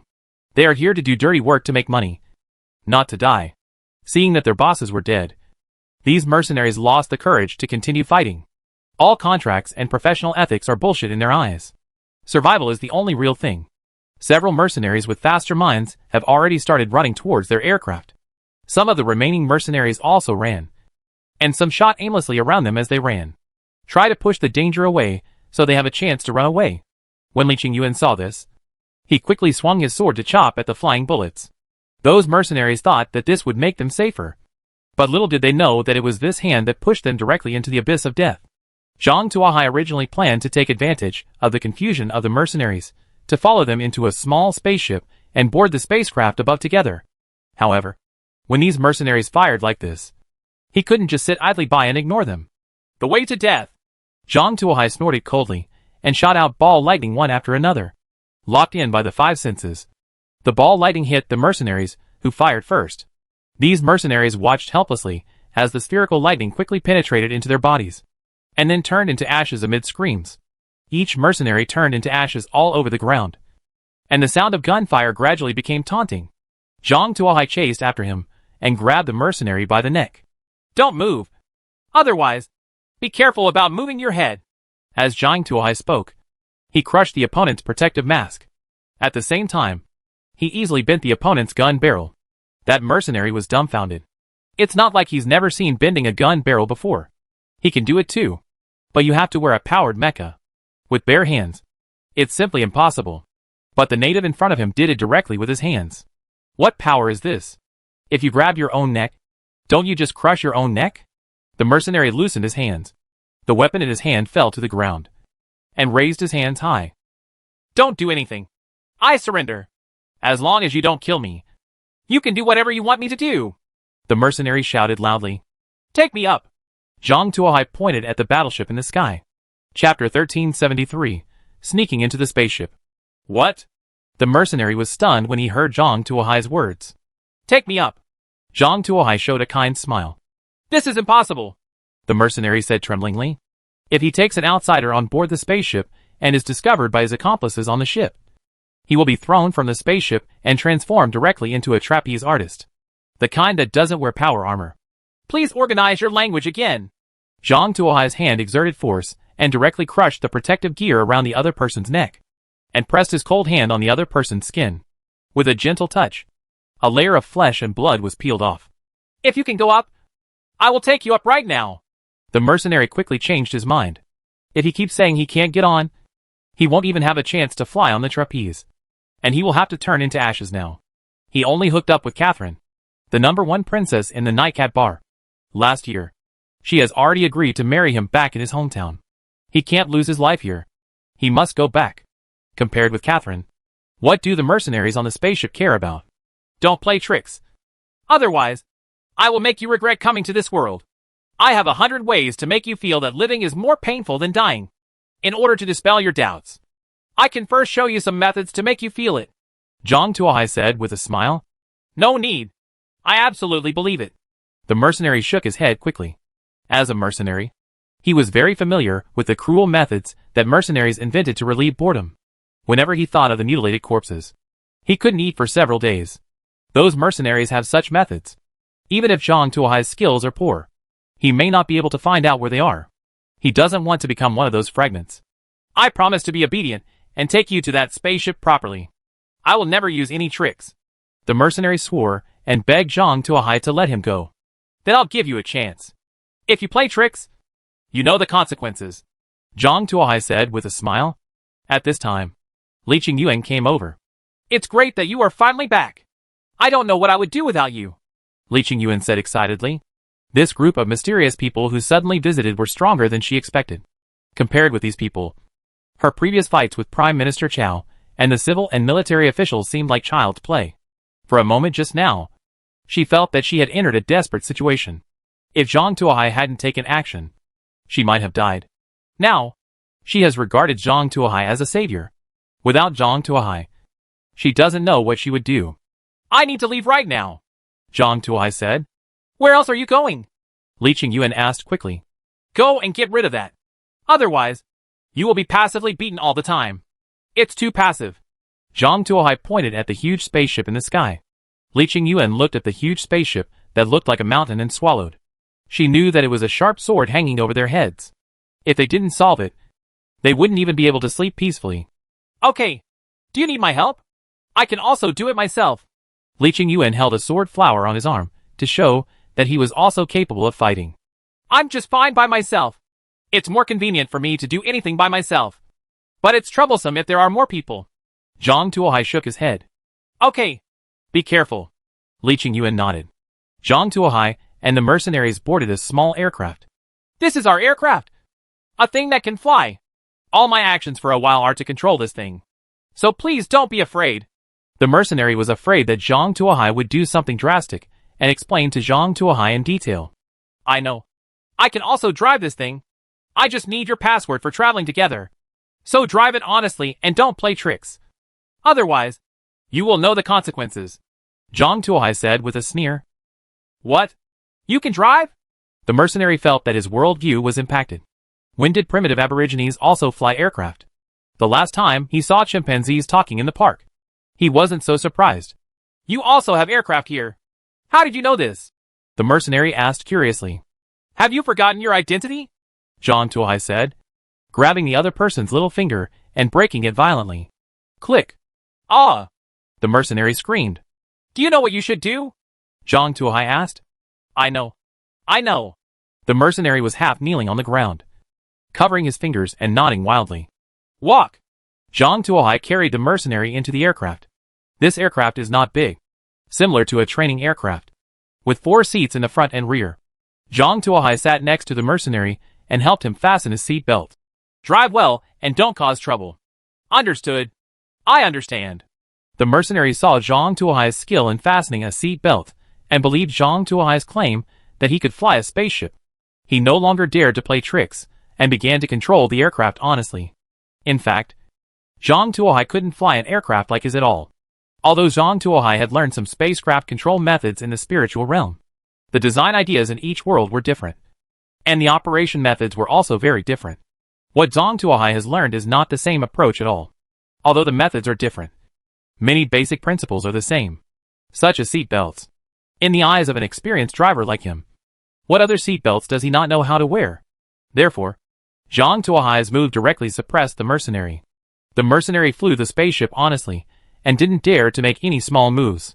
Zhang Tuohai watched the mercenary fly the spaceship and firmly memorized every operation of the other party, so that he could fly the spacecraft independently when he had the chance. Others will never be as good as yourself. The aircraft used by mercenaries are all foolproof operations. The mercenary only pressed the power button and set the autopilot mode. The aircraft slowly took off and flew towards the spaceship. Scorpion Tail 06 aircraft requests to return. The mercenary picked up the communicator and said, Reason for return. The communicator heard the tower's response. Someone is injured and needs surgery. The mercenary said quickly. Injured while fighting with the natives? Do you still need surgery? The tower operator seemed surprised. There's something wrong with the exoskeleton. It exploded. Hurry up. You've lost too much blood. The mercenary shouted loudly. Okay. Berth 12 is ready, and the medical robot is in place. The tower responded. The mercenary set up automatic parking, and the aircraft automatically flew into the spacecraft and stopped at the berth. Several disinfectants wearing protective clothing first disinfected the outside of the aircraft, and then several medical robots came over and pushed the operating bed. Thank you very much. Zhang Tuohai pushed open the door of the aircraft and walked out. Chapter 1374 Seizing the Apron. Seeing Zhang Tuohai, a man with obviously different attire. The disinfection personnel were obviously stunned. Goodbye, my dear. Zhang Tuohai sent out several ball lightnings, reducing the disinfecting personnel to ashes. Warning. Warning. Attacker detected. Switch to attack mode. Several medical robots rushed toward Zhang Tuohai with red lights flashing and scalpels waving. Zhang Tuohai glanced at these medical robots and threw ball lightning casually. Stab it. Sting it. After the ball lightning hit the medical robot, it sank directly into it. Then, sparks burst out from the medical robot's body, and wisps of smoke came out along the gaps. Drip drip drip. A rapid siren sounded. What followed was the sound of rapid footsteps. However, the sound of these footsteps is heavier and duller than that of normal people. Coming! Zhang Tuohai had already expected that after he entered the spacecraft, there would be patrol security personnel coming to arrest him. He was not in a hurry to escape, but looked for the cameras near the parking space and killed them one by one. After a while, the door to the parking area was opened. A dozen security guards wearing power mechas rushed in from outside. The power mechas of these people not only have full body protection, but also have a sharp sword and a machine gun in their hands. On the shoulders are 2 small energy cannons. There are also 4 small vertical launch rockets behind it. It can be said that he is armed to the teeth. After this group of people rushed in, they didn't talk nonsense at all. They raised their machine guns and fired at Zhang Tuohai. Upon seeing this, Zhang Tuohai had already found a bunker and hid behind a small aircraft. Although small aircraft are small, they still have the necessary protection. In order to cope with the complex environments of various worlds, basic protection is still in place. Ordinary machine guns simply cannot penetrate its outer armor. Seeing Zhang Tuohai hiding behind the aircraft, these security guards wearing power mechas immediately changed their tactics. They spread out on one side and surrounded Zhang Tuohai in a fan shape. At the same time, machine guns were used to block the direction in which Zhang Tuohai could escape. A few impatient ones directly launched the vertical launch missiles behind them. Whoosh! A missile popped out of the launch tube, turned 90 degrees in the air, and rushed towards Zhang Tuohai. Seeing the vertically launched missile flying towards Zhang Tuohai, the group of security guards wearing power mechas knew that the situation was decided. The vertical launch missiles they are equipped with are specially developed to deal with biological enemies in small spaces. It has multiple guidance locking functions and can hit targets in complex environments. It can even kill the target after passing through a maze. Extremely efficient. Once the missile is launched, it usually means the battle is over. The security guards were already preparing to celebrate their victory. However, it was deathly quiet on the tarmac. Where's the explosion? All the security guards had a question in their minds. Although the vertically launched missile is relatively small, its warhead is equivalent to 50 kilograms of explosives. And the explosion is not small. How could there be no sound at all? Is it a dud? Questions arose in the minds of several security guards. Damn profiteers. Do you even care about the quality control of weapons in order to make money? The security guards cursed in their hearts while preparing to launch another one. Aim and shoot! Whoosh! Another vertically launched missile shot out and flew towards the back of the aircraft. All the security guards held their breath, waiting for the explosion. The result was still deathly silence. There was no sound at all. How can this be? All the security guards stared at the aircraft with wide eyes and disbelief. What happened? Everyone couldn't figure out what was going on. Brad, did you break the missile? A security guard turned around and asked. Fart, why do I do this when I have nothing to do? A security guard yelled back. Then how do you explain that 2 missiles in a row didn't explode? How do I know? Maybe the quality control of the Visca Military Industrial Group is not strict. Try it with someone else. Brad shouted. Bucky, try it. The security captain said. Look at me! Bucky began to prepare for launch. At this moment, a buzzing sound came over. What sound? Many security guards pricked up their ears, listening to the strange sounds. Strange? Why is the static electricity so strong? My hairs stand on end. A security guard said. Buzz. Suddenly, a sharp electronic sound sounded from their headsets. The sharp sound of popping wheat made many security guards almost have their eardrums perforated. The next moment, their headsets exploded and sparks of electricity shot out. What the hell? These security guards involuntarily covered their ears. The next second, they saw a large number of blue ball lightning flying out from behind the aircraft and flying towards them. Why is there ball lightning in the spaceship? This was their last question. Then, All they saw was endless blue. All the security guards, along with their power mechas, were blown to ashes by ball lightning. The target was solved. The test was successful. And it is effective for power mechas. Zhang Tuohai was checking the results from behind the aircraft. The test of Wu Leiju was a great success. The only thing that makes Zhang Tuohai regretful is that none of these guys have learned any skills. All he could learn from them were miscellaneous things such as General Tactics Manual, Security Self-Cultivation, Nightcat Bar Popular Princess Strategy Manual. It's useless and can only be replaced with attribute points. He discovered this problem from the mercenaries below. At first, he thought it was because these mercenaries were at a lower level and couldn't learn the techniques. Now it seems that the security is about the same. Could it be that these people don't pay attention to Kung Fu? I have to go to the command room to check the situation and verify it.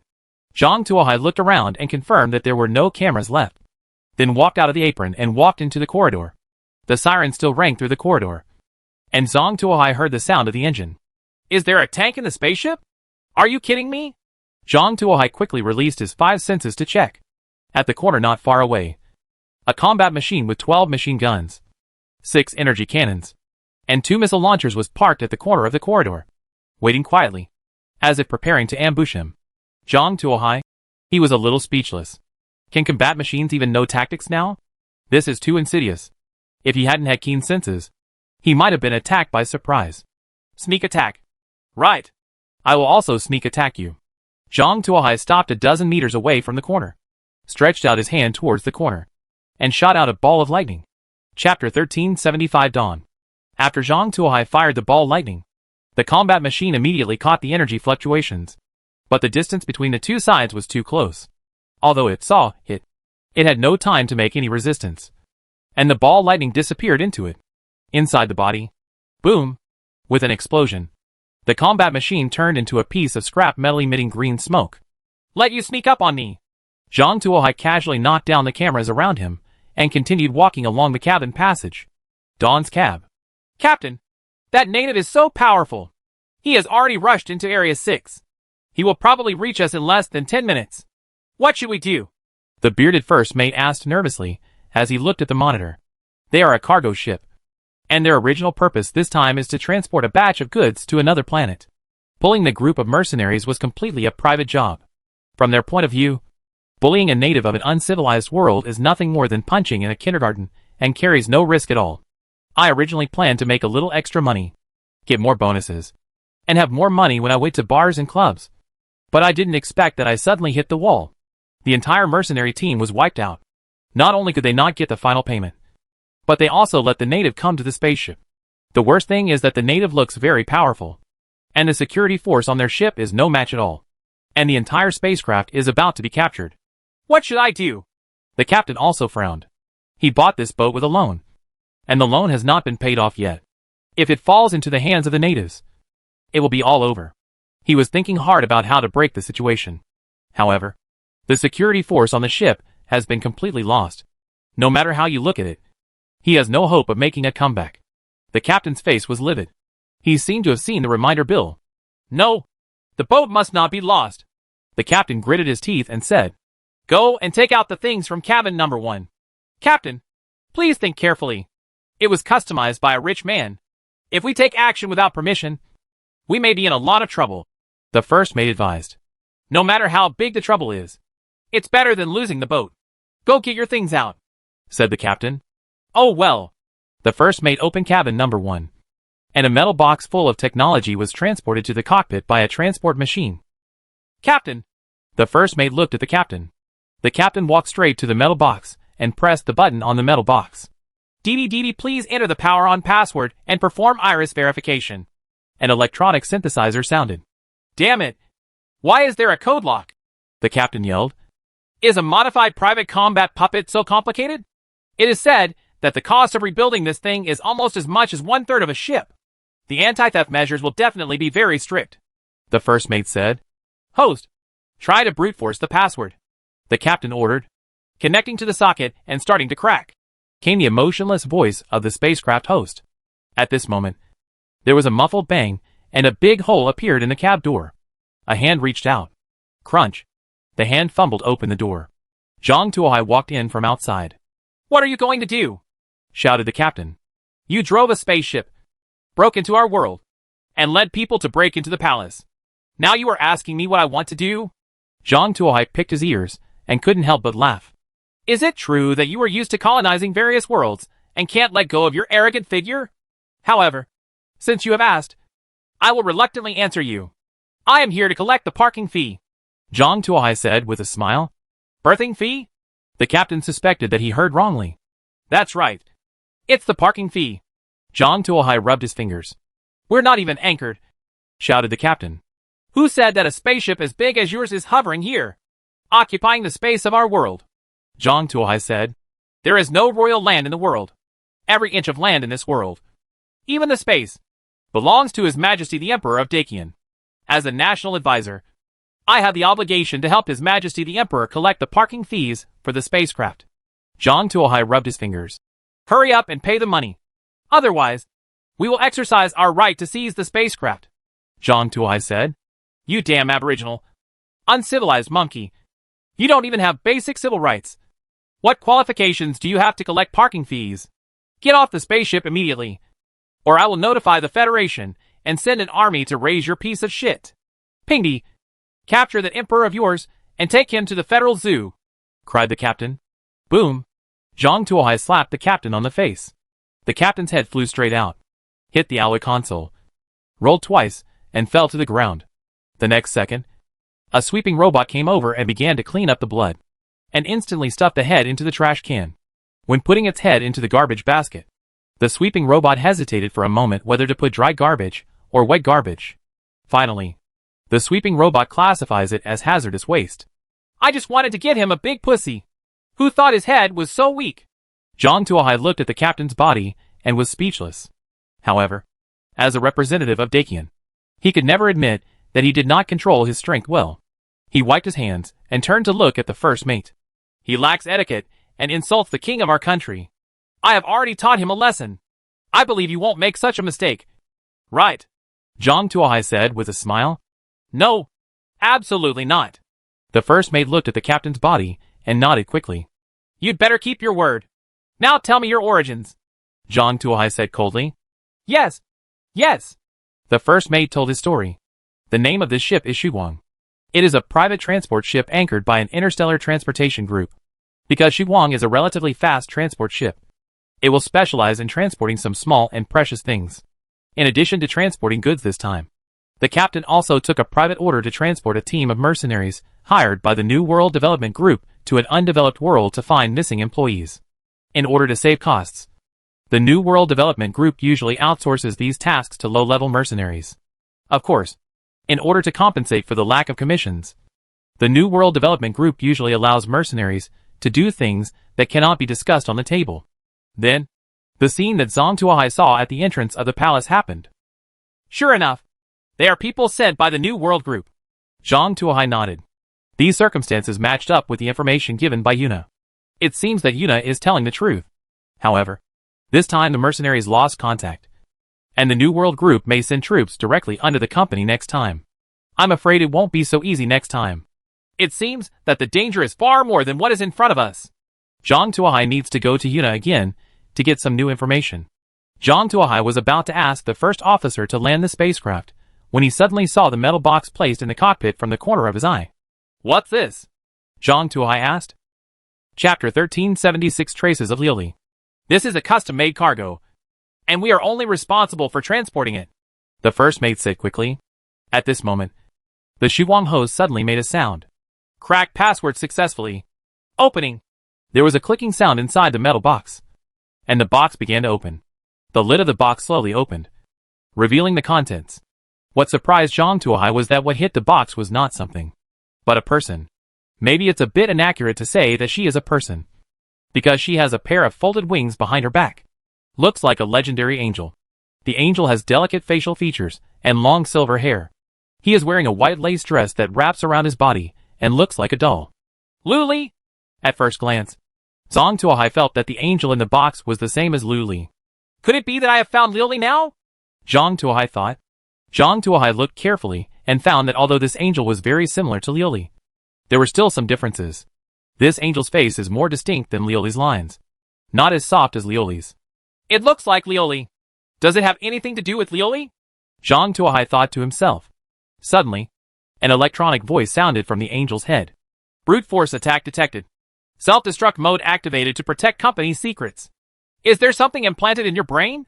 Zhang Tuohai raised his eyebrows, and a ball of lightning appeared on his fingertips, disappearing into the angel's mind. Zhang Tuohai controlled the ball lightning to search inside the angel's head. The angel's head has been modified. There are many nerve lines connected to the brain, and a central controller controls everything. This seems to be some kind of mind-controlling thing? Zhang Tuohai has seen similar designs. It's hard to safely disarm or hack this thing, but it's easy to destroy it. Zhang Tuohai found the mini bomb installed on the skull and cut off all signals and wires linking the bomb. By the way, he turned around and cut off the various pipelines from the controller to the outside world. Finally, the power supply was burned out and the energy source was completely cut off. After doing all this, Zhang Tuohai let out a sigh of relief. He has done everything. Whether he can succeed or not depends on the luck of this angel. After burning out the power supply and controller, the angel slowly opened his eyes. Unlike Ruri, her eyes are crimson. How's the situation? Are you feeling uncomfortable? Zhang Tuohai asked with concern. Thank you for saving me. The angel slowly sat up from the alloy box. Who are you and why are you locked up in a metal box? Zhang Tuohai asked. I am the maid of God of the angel clan. My name is Faye. We live in Eden. One day, a force called the New World Development Group discovered us. They captured our world, captured our people, and displayed them in the zoo as rare creatures. They also made some of our people that fit their aesthetics become a puppet for the amusement of dignitaries and nobles. Originally, I was also selected by a wealthy businessman to undergo transformation. Fortunately, you helped destroy the chip and freed me from control. Faye said. Is it the New World Development Group again? Zhang Tuohai frowned. He found that this New World Development Group was really haunting. And no matter what news it was, it seemed that it had something to do with them. However, looking at it from another perspective, this force must have many channels. And its ability to collect information must be terrifying. If you can control this force and find Lioli, you will get twice the result with half the effort. It seems that we need to find an opportunity to get in-depth contact with this force. Zhang Tuohai made up his mind. By the way, what are you going to do next? Zhang Tuohai asked Faye. I want to find the king of our clan. As long as we find the king of our clan, we will be able to solve our clan's crisis. Faye said. Then the king of your clan must be very powerful. Right? Zhang Tuohai asked. That is, our king is the most powerful in the world. As long as she is here, our clan will never be enslaved. As long as she is here, we can find the captured clansmen and rebuild our homeland. Faye said excitedly. Then what is your king's name? Zhang Tuohai asked. If this king of angels is really as powerful as Faye said, he will also be an assistant to Zhang Tuohai. And maybe he can really help him control the New World Development Group. Our king's name is Lioli. When she mentioned the king of her clan, Faye had a look of reverence on her face. Puff! Zhang Tuohai almost spit out a mouthful of water. What is your king's name? Zhang Tuohai asked excitedly. My name is Lioli. Faye looked puzzled and didn't understand why Zhang Tuohai was so excited. Luli! Zhang Tuohai was so excited that his heart almost jumped out of his chest. If the Lioli Faye mentioned was the Lioli he was looking for, it would have solved a big trouble for him. He had done so much for Li Qingyuan, and even helped Li Qingyuan to the throne. Wasn't it because he wanted to use Li Qingyuan's power to thoroughly investigate the entire Dacian territory and find traces of Lioli? With Faye's help, wouldn't it be possible to avoid a lot of detours and directly find Lioli and solve the world? Lilith was still waiting for him outside. Then do you know where your king is? We have a common enemy. My homeland has also been invaded by the New World Development Group. I can help you find your king. Zhang Tuohai said quickly. Our king went to look for the angel's tears. It is said that it is the most precious treasure of our family. As long as we find the angel's tears, our family can prosper forever. If our king wasn't in Eden, how could we let those guys invade our home and plunder our compatriots? Faye said. Tears of angels? Zhang Tuohai chewed the term several times to confirm that he had never heard of it. Did your king tell you where he was going before he left? When looking for someone, you must have a general direction. Zhang Tuohai said. I don't know. Faye shook her head. The place she is going to is not named, so we don't know where she is going. However, our king said before leaving, that place there is a mountain that looks like a sword. A mountain peak that looks like a sword? It's quite rare to find one. Zhang Tuohai couldn't help but shake his head when he heard this. This kind of landmark may not be too eye-catching in a certain world. Let alone finding it in this vast world is not easy. It seems that finding traces of Liuli still requires long-term planning. At this moment, the first mate who had been listening suddenly said, "A mountain like a sword? Although I don't know if it is the one you are looking for. I did see one when I entered this world." Chapter 1377 Hintang Palace. Have you seen it? Zhang Tuohai and Fei turned their heads sharply to look at the first mate. Although I don't know if it's the one you mentioned. I did see a sword-shaped mountain when I entered this world. If you don't believe it, I can take you to see it. The first mate said quickly. He knew that his life now was entirely in Zhang Tuohai's hands. Whether he lived or died depended only on the other person's thoughts. If you want to increase your probability of survival, there is only one way. And that is to prove that you are still worthy of use. It's not scary to be taken advantage of. But it's the scariest thing to not even have any use value. In order to survive, the first mate also risked his life and tried his best to show his value. If Zhang Tuohai asked him to counterattack the New World Development Group now, he would do it without hesitation. After all, if you attack the New World Development Group, you may die. But if you don't listen to Zhang Tuohai, you will die immediately. Then take us there. If it's true, I can consider letting you live. If it's false, I'll let you try what it means to be a trapeze artist. Zhang Tuohai patted the first mate on the shoulder. Sail now. Yes. The first mate immediately turned the spacecraft and flew towards the sword peak he saw. Zhang Tuohai watched the first officer control the spacecraft and memorized the control method of the spacecraft. He walked to the window and looked at the terrain outside. This was the first time he saw the world from this perspective. The area around the capital where he was previously was a vast plain with little rolling terrain, with two large rivers flowing through it. The land was fertile and the water channels were abundant. But all the way to the west, the terrain changes suddenly. The land suddenly uplifted and turned into towering peaks. These peaks are tens of thousands of meters high and as low as 3,000 or 4,000 meters. Moreover, the mountains are steep, with cliffs and deep valleys everywhere you look. The road is cut off. Let alone ordinary people. It is difficult for even martial arts masters to pass. Zhang Tuohai looked into the distance and saw towering mountains stretching to the end of the sky like dense forests. Seeing the scene in front of him, Zhang Tuohai somewhat understood why after so many years of establishment, Dakian had not yet included all the land territory in its territory. It is really difficult to develop this area.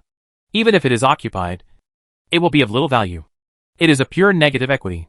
Look, that's the sword peak over there, the first mate said suddenly. Upon hearing this, Zhang Tuohai looked in the direction pointed by the first mate. It was discovered that there was indeed a mountain peak in the distance. The mountain peak looked towering into the clouds, and its overall shape was like a sharp sword thrust straight into the clouds. It stood out among the mountains, showing an obvious difference. It really looks like a sword. Zhang Tuohai nodded. If it hadn't been for the first mate's guidance, he might not have been able to find this place. Not bad. Let's go and take a look. Zhang Tuohai pointed at the sword-like mountain peak and said, "As commanded." The first mate quickly controlled the dawn and flew towards the mountain. Soon, the dawn stopped near the mountain peak. When he walked in, Zhang Tuohai discovered that the tip of the sword-like mountain was not a sharp blade, but a large flat land at the top. A large number of pavilions. Pavilions and carved beams were built on the flat land, just like a huge palace. There are actually human buildings here? How on earth is it possible? Zhang Tuohai couldn't help but take a breath of air. The surrounding area is surrounded by steep peaks for thousands of miles, with high mountains and deep valleys, and no birds and animals. It is difficult to survive. In addition, the cliffs of this sword-like mountain peak are almost at a 90-degree angle, making it difficult for ordinary people to climb up the mountain. How on earth was such a large complex of buildings built? What's the point of building it? Zhang Tuohai frowned and looked at this huge palace, feeling that this palace might have a great reputation. I think this is probably where Liuli is going. What do you think? Zhang Tuohai looked at Fei Yi. Well, it's very possible. Can you go down and have a look? Fei lay beside the window, looking at the huge palace below. Her face flushed with excitement. If the clan leader can be found, there will be hope for their clan. Get down, Zhang Tuohai said to the first mate. Yes. The first officer immediately controlled the spacecraft to land. The dawn stopped in the square in front of the main hall. Transfer captain's authority to me, Zhang Tuohai said to the first mate. Huh? The first mate was stunned. Why are you pretending to be stupid? Don't think that I don't know that you have gained control of the Shuwang host. Now transfer the authority to me and be your first mate. I can still guarantee your safety. Otherwise, what do you think of this mountain? Like? There are not even birds here. If I hang you here for 1,000 years, your body will be well preserved. What do you think? Zhang Tuohai asked. All right. The first mate knew that he could not deceive Zhang Tuohai, so he could only reluctantly transfer the captain's authority to Zhang Tuohai. Host, count the number of members on the Dawn and their resumes. Zhang Tuohai ordered. It's been sorted out. Please take a look at it. Captain. A list immediately appeared on the big screen with each person's details and job title. Zhang Tuohai took a look and saw that most of them were ordinary staff and various functional staff, such as marine engineers, chefs, etc. The total number of people is no more than 30. Lock everyone into warehouse number 1 and assign combat mechanical puppets to guard them. If anyone tries to escape, kill them immediately. Zhang Tuohai said. As you command. Captain. The host immediately broadcast. Okay. To the entire ship. At the same time, combat mechanical puppets were dispatched to drive those members who tried to hide into the number 1 warehouse. You go in too. Zhang Tuohai said to the first mate next to him. Shall I go in too? The first mate pointed to his nose, a little in disbelief. I'm afraid you'll cause trouble outside, so you better go in by yourself. Otherwise, I will use other means to control your freedom. Are you going to try it? Zhang Tuohai asked with a smile. Forget it. Forget it. I'll go in now. The first mate said quickly. In any case, warehouse number 1 is a valuable storage warehouse. It is quite nice inside. The space is not small, and you can move around freely inside. If Zhang Tuohai uses other methods to control him, he may not know what will happen. When the first mate was drinking in the bar, he often heard the mercenaries bragging about the strange punishments they had seen in various worlds. There is a world where all prisoners are even forced to ride wooden donkeys in order to prevent them from escaping. He didn't want to be taken through the back door. The first mate ran toward warehouse number 1 with a strange look on his face. After locking all the crew members in warehouse number 1, Zhang Tuohai breathed a sigh of relief. The Dawn was of great use to him, and he couldn't afford to lose it. Let's go and see if this is where your clan leader came from. Zhang Tuohai took Fei off the Shuguang. Chapter 1378. Alienation Skill. Zhang Tuohai and Fei Yi walked down the gangway from the Shuguang and arrived at the square. After arriving at the square, the group discovered that the wind was really cold in the square, and the strong wind was like a knife, causing pain to people's skin. Would you like to go back to the ship and get a cloak? Zhang Tuohai asked Fei that the little girl was only wearing a dress and might not be able to withstand the cold wind. No need. I have this, Fei Yi said, folding her huge wings to block her body. Wrapped himself like an egg. This. Zhang Tuohai was speechless. It was the first time he knew that angel wings could be used in this way. It's no problem if it's temporary. Let's go in quickly and try to find the patriarch as soon as possible, Fei Yi urged. Okay. Let's go in and take a look. Zhang Tuohai led Fei Yi all the way towards the central hall. The corridor leading to the main hall is very long, nearly 1,000 meters. Zhang Tuohai and Fei had just walked halfway when they heard a series of strange noises. Immediately afterwards, monsters with strong hairless bodies, gnarled muscles, and sharp claws on their limbs climbed up from the cliff and approached Zhang Tuohai and Fei from all directions. These monsters have no eyes, and snake-like tongues stick out of their mouths to identify the smell in the air. Drops of mucus flow from the corners of their mouths to the ground. These guys are so disgusting. Fei looked at these monsters and couldn't help but wrap her wings tightly. It's a bit ugly indeed. Zhang Tuohai nodded to express his agreement with Fei Yi. Some nasty guys indeed. Zhang Tuohai looked at these monsters and suddenly discovered something weird. That is, he can actually obtain skills from these monsters. Congratulations on obtaining the Alienation Kung Fu. Magic Cultivation Kung Fu. Is it a demon cultivator? These weird things can be explained. These turned out to be caves built by demon cultivators. The light flashed in Zhang Tuohai's hand. Let me see if this technique, which is specially designed to deal with the New World Development Group, is as effective against you demon cultivators, Zhang Tuohai said, pointing at the monsters and releasing ball lightning. Those ball lightning flew towards those monsters. Roar. The monsters roared and rushed towards Zhang Tuohai and Fei. However, as soon as they jumped up, they were hit by flying ball lightning. Ball lightning sank into their bodies and then exploded. Blast each monster directly into ashes. Bang, bang, bang. With a muffled sound, All those monsters turned into fly ash and disappeared without a trace. It's quite easy. Zhang Tuohai glanced around and found that all the monsters were reduced to ashes by ball lightning. He was very satisfied with this. This proves that ball lightning also has a significant effect on those magic cultivators. Zhang Tuohai exchanged all the collected alienation skills into attribute points, and then converted them into proficiency points. All points were focused on the 5 Thunder Techniques, raising the 5 Thunder Techniques to the 3rd level. The 3rd level of the 5 Thunder art is to completely block a space and create a lightning prison to control the free attack of lightning in this area. All enemies within this space will be attacked by thunder and lightning at all times. The new skill looks quite powerful. I hope I can find a target to test the strength of the skill later, Zhang Tuohai thought. After waiting for a while and confirming that no new monsters climbed up, Zhang Tuohai and Fei Yi continued to walk towards the palace. I don't know what material the palace gate is made of. After so many years, it is still as clean and tidy as new. There are 2 metal lion head reliefs on the door, which look majestic and majestic. There's no knocker here. Isn't it a pull, but a push?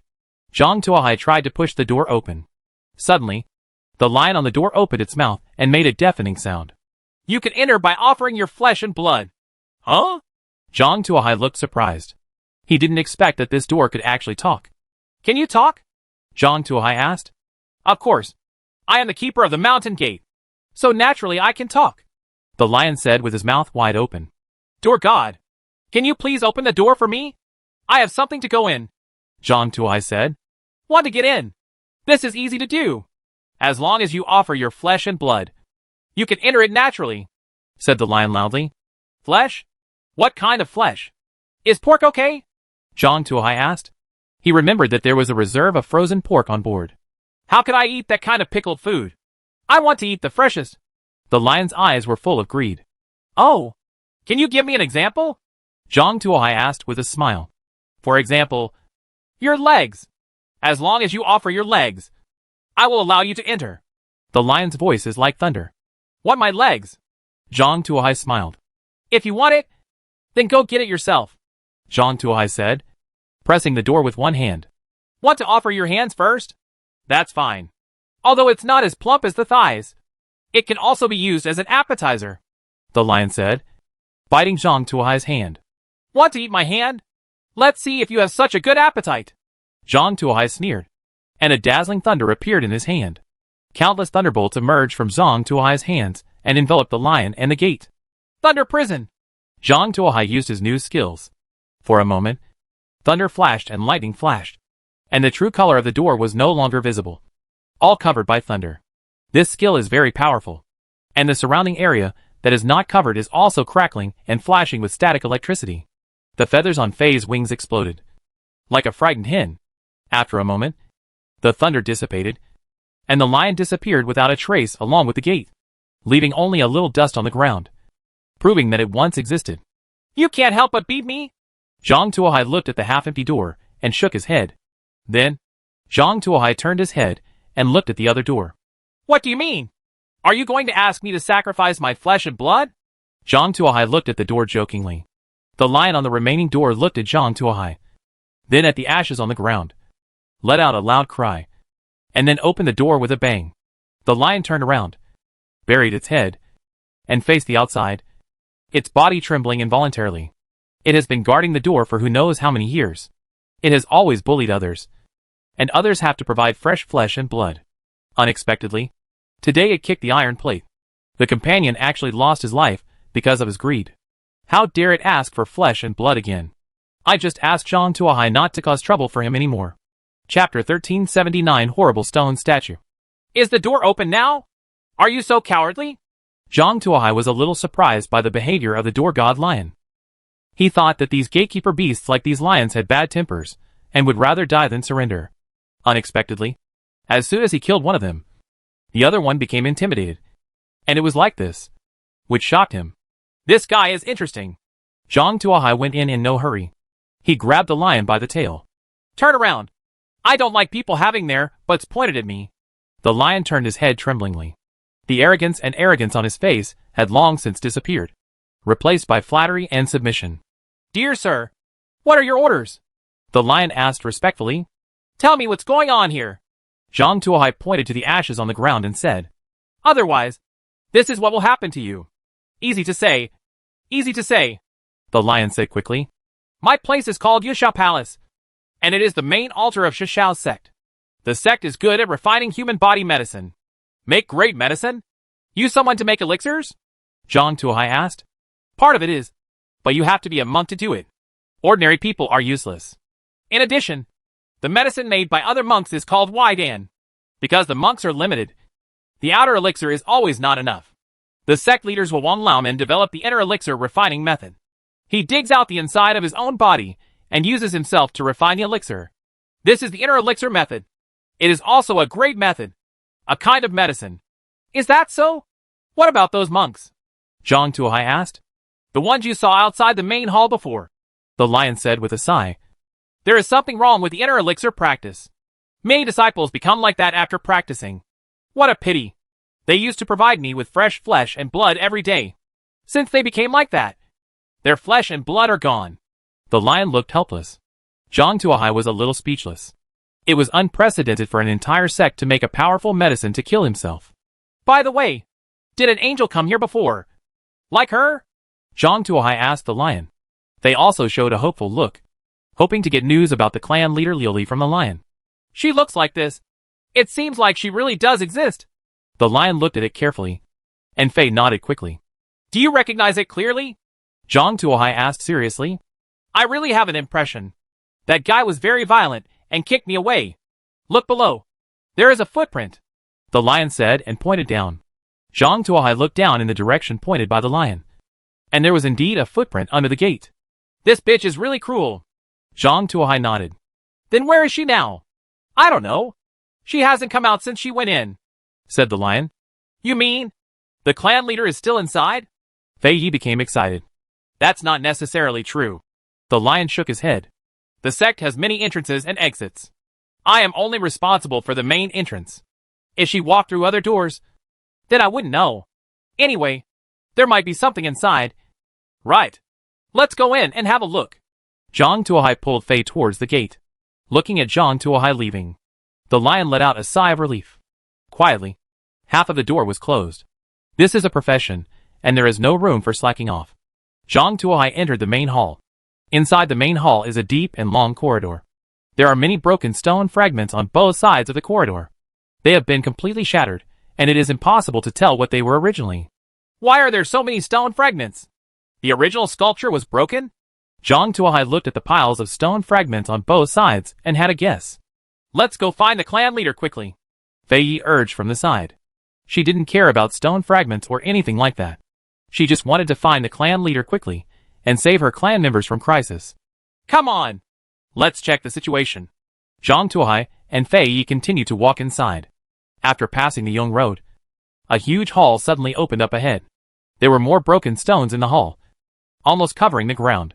Zhang Tuohai pushed aside the gravel and found deep dents on the bluestone floor below. Zhang Tuohai became more and more certain that these gravels were not as simple as they seemed. Keep going inside. Zhang Tuohai and Fei Yi continued to go inward. There was more and more gravel along the way. Zhang Tuohai led Fei all the way to the innermost part. This is a huge hall. On the square, a large number of stone soldiers stand on the square, holding various weapons in their hands, looking murderous. Congratulations on obtaining Inner Alchemy, Magic Cultivation Technique. Congratulations on obtaining Inner Alchemy, Magic Cultivation Technique. Congratulations on obtaining Inner Alchemy, Magic Cultivation Technique. This message seemed to swipe the screen, scrolling down like a waterfall. Zhang Tuohai didn't even know how many messages he had scrolled down. Good guy. So much. Just harvesting so much. How much does this person get? Zhang Tuohai glanced at the stone mercenaries on the square and couldn't help but be a little speechless. Why are you here again? An angry roar came from the hall. Zhang Tuohai looked towards the main hall and found a huge stone-seated statue inside the main hall. The seated statue was 30 meters high, and its head almost touched the ceiling of the hall. The seated statue is covered in a gorgeous robe. The texture and pattern look very expensive, but for some reason, it looks a bit tattered and has many holes in it. Zhang Tuohai carefully observed the seated statue and found that it seemed to have 3 heads and 6 arms. However, one head was severed at the neck, and the wound was very smooth without any stubble. The 3 arms on the left were also completely broken, and the wounds were very smooth. Only the 3 arms on the right are left, which is very asymmetrical. The eyes of the seated statue are also larger and smaller, as if they have been violently modified. The nose is also crooked, and one side of the mouth has been torn open. If you are a person with obsessive-compulsive disorder, you may be easily driven to death by this guy's appearance. No, you are not her. Although she looks very similar, it is not her. That guy is her clansman. You must repay the harm she caused me. As the huge stone statue spoke, it stretched out the 3 arms on its right side and waved forward. Get him! The huge stone statue let out a thunderous roar. The roar seemed to have some kind of magic power, making people dizzy, ears ringing, and heartbeats racing. Zhang Tuohai has excellent physical fitness and is relatively fine. Fei's situation on the side was not so good. At this time, Fei was already half kneeling on the ground, covering her head with her hands and screaming in pain. At the same time, all the stone soldiers and mercenaries in the square came to life, waving their weapons and rushing towards Zhang Tuohai and the two. Chapter 1380 Brilliant Star Palace. Take the initiative? Zhang Tuohai's expression changed when he saw the many stone servants rushing over. He stretched forward with one hand and designated the area in front of him as a thunder cage. Walk! Zhang Tuohai pressed down with one hand, and the designated area turned into a thunder purgatory. Thunders followed one after another, almost covering the entire area, and the entire area shone with dazzling white. After the thunder disappeared, the stone servants turned into pieces of gravel. Seeing the gravel on the ground, Zhang Tuohai finally knew where the gravel came from. They must all be stone servants of death. Zhang Tuohai killed so many stone servants with one hand, which shocked the stone statue. Wait a minute. Who are you? The stone statue asked. You just remembered to ask me who I am now? Don't you think it's a bit late? Zhang Tuohai said, and classified the entire square within the scope of the thunder cage. Let's go! Zhang Tuohai pressed down with one hand. Lightning flashed across the square, making people unable to open their eyes. Boom, boom, boom. The sound of thunder was deafening. The thunder was so powerful that Fei Yi, who had been beside Zhang Tuohai, was shocked. Click! With the last thunder, the thunder cage dissipated, and all the stone servants in the square turned into rubble on the ground. Didn't I tell you to stop? How dare you? The stone statue roared loudly. It seems I still don't have a long memory. Zhang Tuohai waved one hand, and a giant sword made of thunder appeared in his hand. The giant sword flashed with electric light, and the light was dazzling. This is the skill that Zhang Tuohai gained by exchanging inner alchemy and advancing 5 Thunder Ju to the 4th level Thunder Giant Sword. The Thunder Giant Sword can be big or small. It all depends on your heart. This Thunder Giant Sword was originally planned by the creator to be used against spaceships. However, today I will test the sword on you first. Zhang Tuohai opened his hand, and the thunder sword in his hand flew out directly, slashing towards the stone statue. The sitting statue was shocked when it saw this. It felt the terrifying aura from the Thunder Giant Sword. It was sure that this giant sword definitely had the power to kill it. The stone statue immediately used all its strength, opened its mouth, and a thick gray mist spurted out from the mouth, wrapping around the Thunder Giant Sword. This is its natal magical power, which can turn everything trapped into stone. The thousands of humanoid stone servants in the square were all transformed by his magical power, watching the gray mist wrap up the Thunder Giant Sword. Zhang Tuohai sneered, and the Thunder Giant Sword instantly burst into bright light, and thunder spread to the surroundings, instantly clearing the gray mist. The stone statue seemed to have suffered a heavy blow. It shook violently, and a crack more than 3 inches wide appeared on its body. The stone statue wailed, but as soon as it shouted, the giant thunder sword slashed down. The Thunder Giant Sword directly chopped off one of the stone statue's heads, and the cut was as smooth as a mirror. The head rolled to the ground and turned into fragments all over the ground. The original stone statue with 3 heads and 6 arms only had 1 head left. You dare! Just as the stone statue was about to shout, he swallowed the words on his lips, because Zhang Tuohai had an extra thunder sword in his hand. This thunder sword is even bigger than the previous one. The stone statue had no doubt that if he dared to say anything else, the man in front of him would chop off the last of its heads. Although it has turned into stone, it will also die. Tell me where that angel went, Zhang Tuohai asked. Just as the stone statue was about to open its mouth, the thunder sword in Zhang Tuohai's hand surged. The tip of the huge sword instantly extended and directly touched the tip of the stone statue's nose. Think about it carefully. If you don't satisfy me, I will carve you into an alpaca again, Zhang Tuohai said. Although the stone statue didn't know what an alpaca was, it could understand the threat in his tone. She went to the Brilliant Star Palace, the stone statue said loudly. Brilliant Star Palace? Where is it? Zhang Tuohai asked. In the starry sky. There are colorful lights that can be seen thousands of miles away, the stone statue said loudly. The starry sky is as big as the vast ocean, and thousands of miles is just a drop in the ocean. You want me to find a palace in the starry sky? Are you sure you are not joking? Zhang Tuohai moved the thunder sword in his hand, and one of the arms of the stone statue fell to the ground and broke into pieces. The Brilliant Star Palace is a special existence. As long as you think about it in your heart, you will be guided to the door of the Brilliant Star Palace. The stone statue endured the severe pain and said quickly, afraid of being too late. Zhang Tuohai also cut off the remaining arms. What is she looking for in the Brilliant Star Palace? Zhang Tuohai asked. The stone statue hesitated.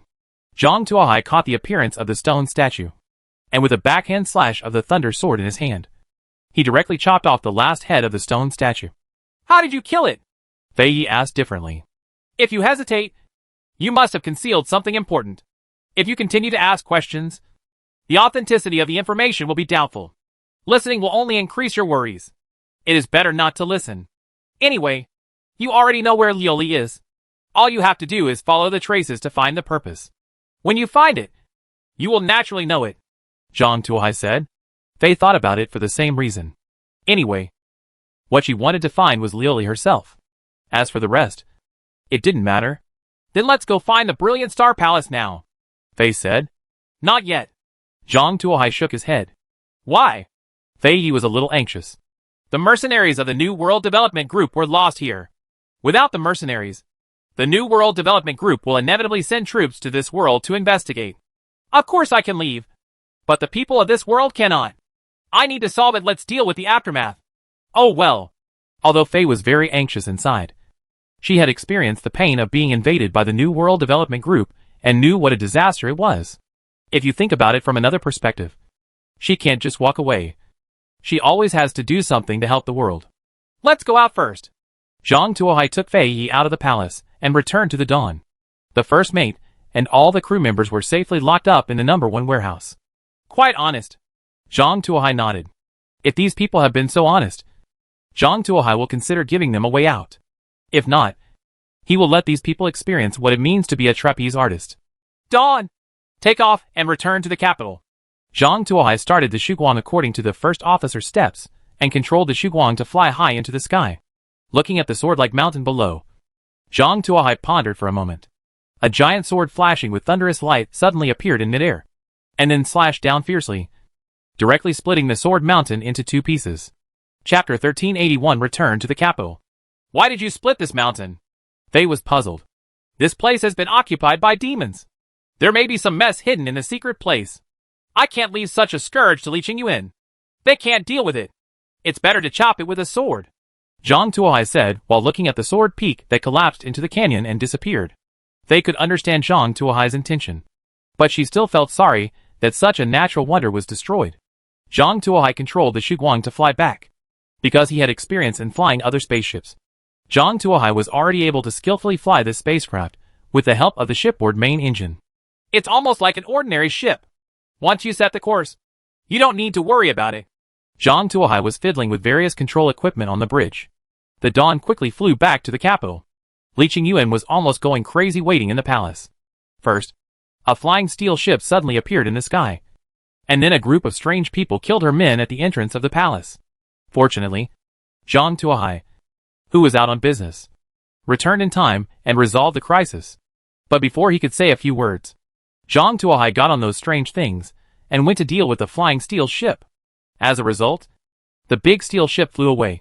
There was no news from Zhang Tuohai either, which drove her crazy.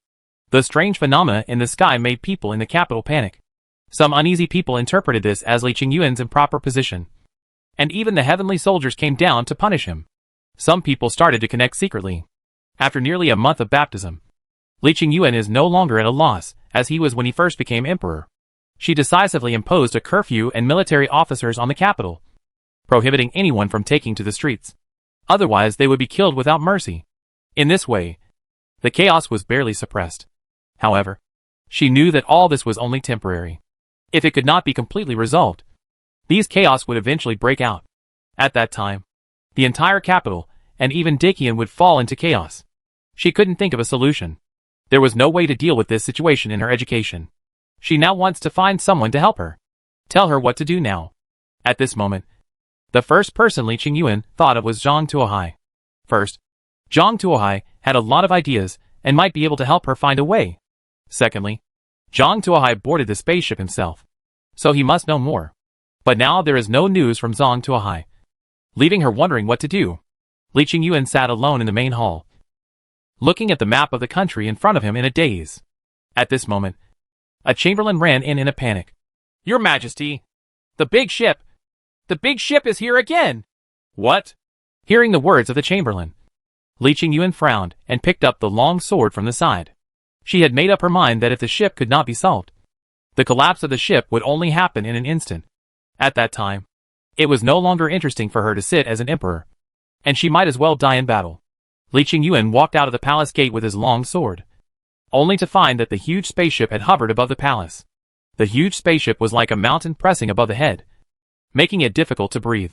Looking at this huge spaceship, Li Qingyuan couldn't help but feel a deep sense of despair. How to deal with such a large spaceship?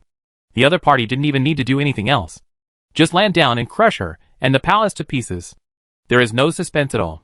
If it weren't for the Xinqing she had cultivated over the years, she wouldn't even be able to hold the sword firmly in her hand. At this moment, the huge spacecraft opened a hatch, and a small aircraft flew out of the spacecraft. He slowly landed in the yard where Li Qingyuan was. Li Qingyuan looked at the aircraft parked in front, took a deep breath, pulled out his long sword, and rushed towards the aircraft. She knew it was time for her to devote herself to this country. The long sword stabbed straight at the aircraft. The aircraft's hatch opened, and 2 fingers stretched out, holding her sword firmly. The one he used was the Flying Dragon Cloud Explorer. This is not the etiquette that an emperor should have. Zhang Tuohai walked out of the aircraft with a smile. You're back. Li Qingyuan looked at Zhang Tuohai in disbelief. When the spaceship flew away, she had already concluded that Zhang Tuohai was defeated and died. Unexpectedly, Zhang Tuohai reappeared in front of her. Still used this method. You're not! What the hell is going on? Li Qingyuan was puzzled. There are too many things. Let's go in and talk. By the way, let me introduce you to a new friend. Zhang Tuohai pulled Fei out of the aircraft. This is my new friend, Fei, from the Angel Clan. Li Qingyuan looked at Fei Yi in surprise, especially the pair of huge wings behind Fei Yi, which really caught her eye. Fei Yi didn't like others looking at her like this. It would remind her of those unpleasant memories. She subconsciously hid behind Zhang Tuohai. Okay, don't stare all the time. It's not good to scare my friends. I'm hungry after a busy day. I don't know if your Majesty cares about the food. Zhang Tuohai said with a smile. Of course we have to take care of the food. Notify the Imperial Kitchen to hold a state banquet, and bring out the best things as quickly as possible. Li Qingyuan gave instructions while leading Zhang Tuohai and Fei into the palace. With Li Qingyuan's instructions, the chefs in the Imperial dining room worked hard, and all kinds of delicacies from the mountains and seas were put out like running water. Zhang Tuohai didn't care, and casually tore open a babao chicken, put the drumstick into his mouth, and after 3 or 2 strokes, only 1 bone remained. Eat. You're welcome. Just like you're at your own home. Zhang Tuohai ate a chicken leg and said to Fei. By the way, he put the remaining chicken leg on Fei's plate. Seeing Zhang Tuohai, Li Qingyuan was no longer anxious and quietly waited for Zhang Tuohai to eat. After waiting for more than half an hour, seeing that Zhang Tuohai had almost eaten, he asked, What is going on? That's a long story. Zhang Tuohai scratched his head, thinking about how to explain to Li Qingyuan. After all, with Li Qingyuan's experience and knowledge, it is quite difficult to understand interstellar flight. Let's put it this way. A group of people have taken a fancy to Dakian's land and mineral resources and want to occupy it. This flying ship is the spy they sent. Then what should we do? Li Qingyuan frowned after hearing Zhang Tuohai's words. The situation was far more serious than she thought. Such a large spaceship is actually just a spy. A spy exploring the road is so difficult to deal with. If the enemy really comes with a large army, how can Dagon resist? Thinking of this, Li Qingyuan's heart couldn't help but sink. Chapter 1382. And the destruction is obtained. Don't worry too much. I have already thought of a way. Maybe I can block this attack, Zhang Tuohai said. When the Shiguang returned, Zhang Tuohai asked the first mate to find out more about the situation. Learn the location of the New World Development Group's starport in the nearby star field. These starports are the tentacles and transfer stations of the New World Development Group. All personnel and materials of the New World Development Group are transferred through these starports. If the starport in this star field is destroyed, the transportation of materials and personnel of the New World Development Group will be damaged, and the fleet will not be able to dock for repairs, which will greatly delay the frequency of the New World Development Group's activities in this star field. This can reduce the risk of Dakian being hit by subsequent attacks and face the edge of the New World Development Group's private armies. Zhang Tuohai has two next goals. One is to find the Brilliant Star Palace, and the other is to destroy the starport. Any solution? Li Qingyuan asked quickly. I can now gather 100,000 elite soldiers, 3,000 retainers, and 300 dead soldiers, 300,000 dawn of fine grain, and 5 million taels of silver. The rest are mostly antiques, jades, and various treasures. It will take time to realize them. There's no need for these. Zhang Tuohai shook his head. Destroying the starport requires decisive strike weapons or internal penetration and destruction. He needs to see the situation of the starport before deciding which one to use. However, no matter which one is used, ordinary people do not need these. Not even if they are all martial arts masters. They may be able to fight individually, but they are targets in front of cameras, thermal imaging displays, machine guns, and automatic combat machinery. Only weapons of mass destruction and targeted weapons are useful. For example, the 5 Thunder Jew can shoot ball lightning, far from being able to help him. These soldiers increased his exposure risk and logistical burden. Zhang Tuohai declined directly. Is that so? Hearing what Zhang Tuohai said, Li Qingyuan felt a little disappointed. This was the first time she felt so powerless. The country was about to be invaded. But she, the emperor, was helpless and could only rely on the help of others. This feeling made her helpless. Don't worry. Everything will be solved naturally. Just concentrate on doing your job. Remember what I told you, and don't slack off. Zhang Tuohai warned. The most important reason why he supported Li Qingyuan to rise to power was to let Li Qingyuan help him find traces of Liuli. Now, although traces of Liuli have been found, Li Qingyuan cannot slack off. What if there is another discovery? Anyway, I have nothing to do, so I might as well make use of it. Okay, I have sent Jin Yiwei to take care of this matter. If there are any clues, we will dig up the ground 3 feet to find out. Li Qingyuan nodded. There's nothing else I can do. Just ask. Prepare 2 rooms. I still have some things to deal with. I'll leave tomorrow. Zhang Tuohai said. The palace is ready. You can stay in my palace tonight. Li Qingyuan said. Actually, there's no need to be so polite. Zhang Tuohai was speechless. He just remembered that there were still some unfinished matters that needed to be dealt with. For example, that Yuna is a reliable source of information. Her words can be mutually confirmed with the first mate, and she must be taken away. In addition, Chetong also has to go there once. The other party has a secret method of rubbing black holes with bare hands. If you can learn how to sneak attack on a starport, you will be more confident. Moreover, the blame can also be placed on Tianxian Tower. Let New World Development Group and Tianxian Tower go dog-eat-dog. Anyway, both of them have a purpose for Dagon.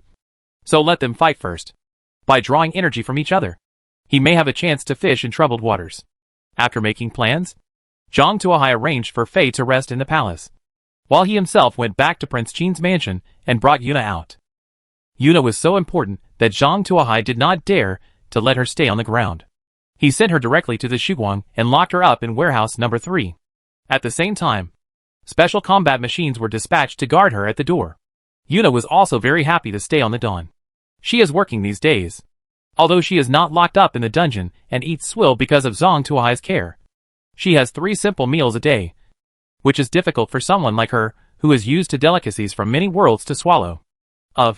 She might be able to manage a few mouthfuls of food, but going to the bathroom was really unacceptable to her.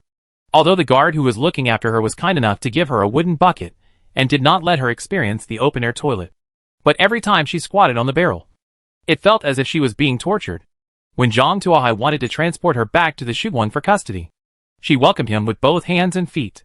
Although they just changed custody. For Yuna, being able to return to the spaceship was like returning to the famous world. Rounding it all off is the equivalent of her going home.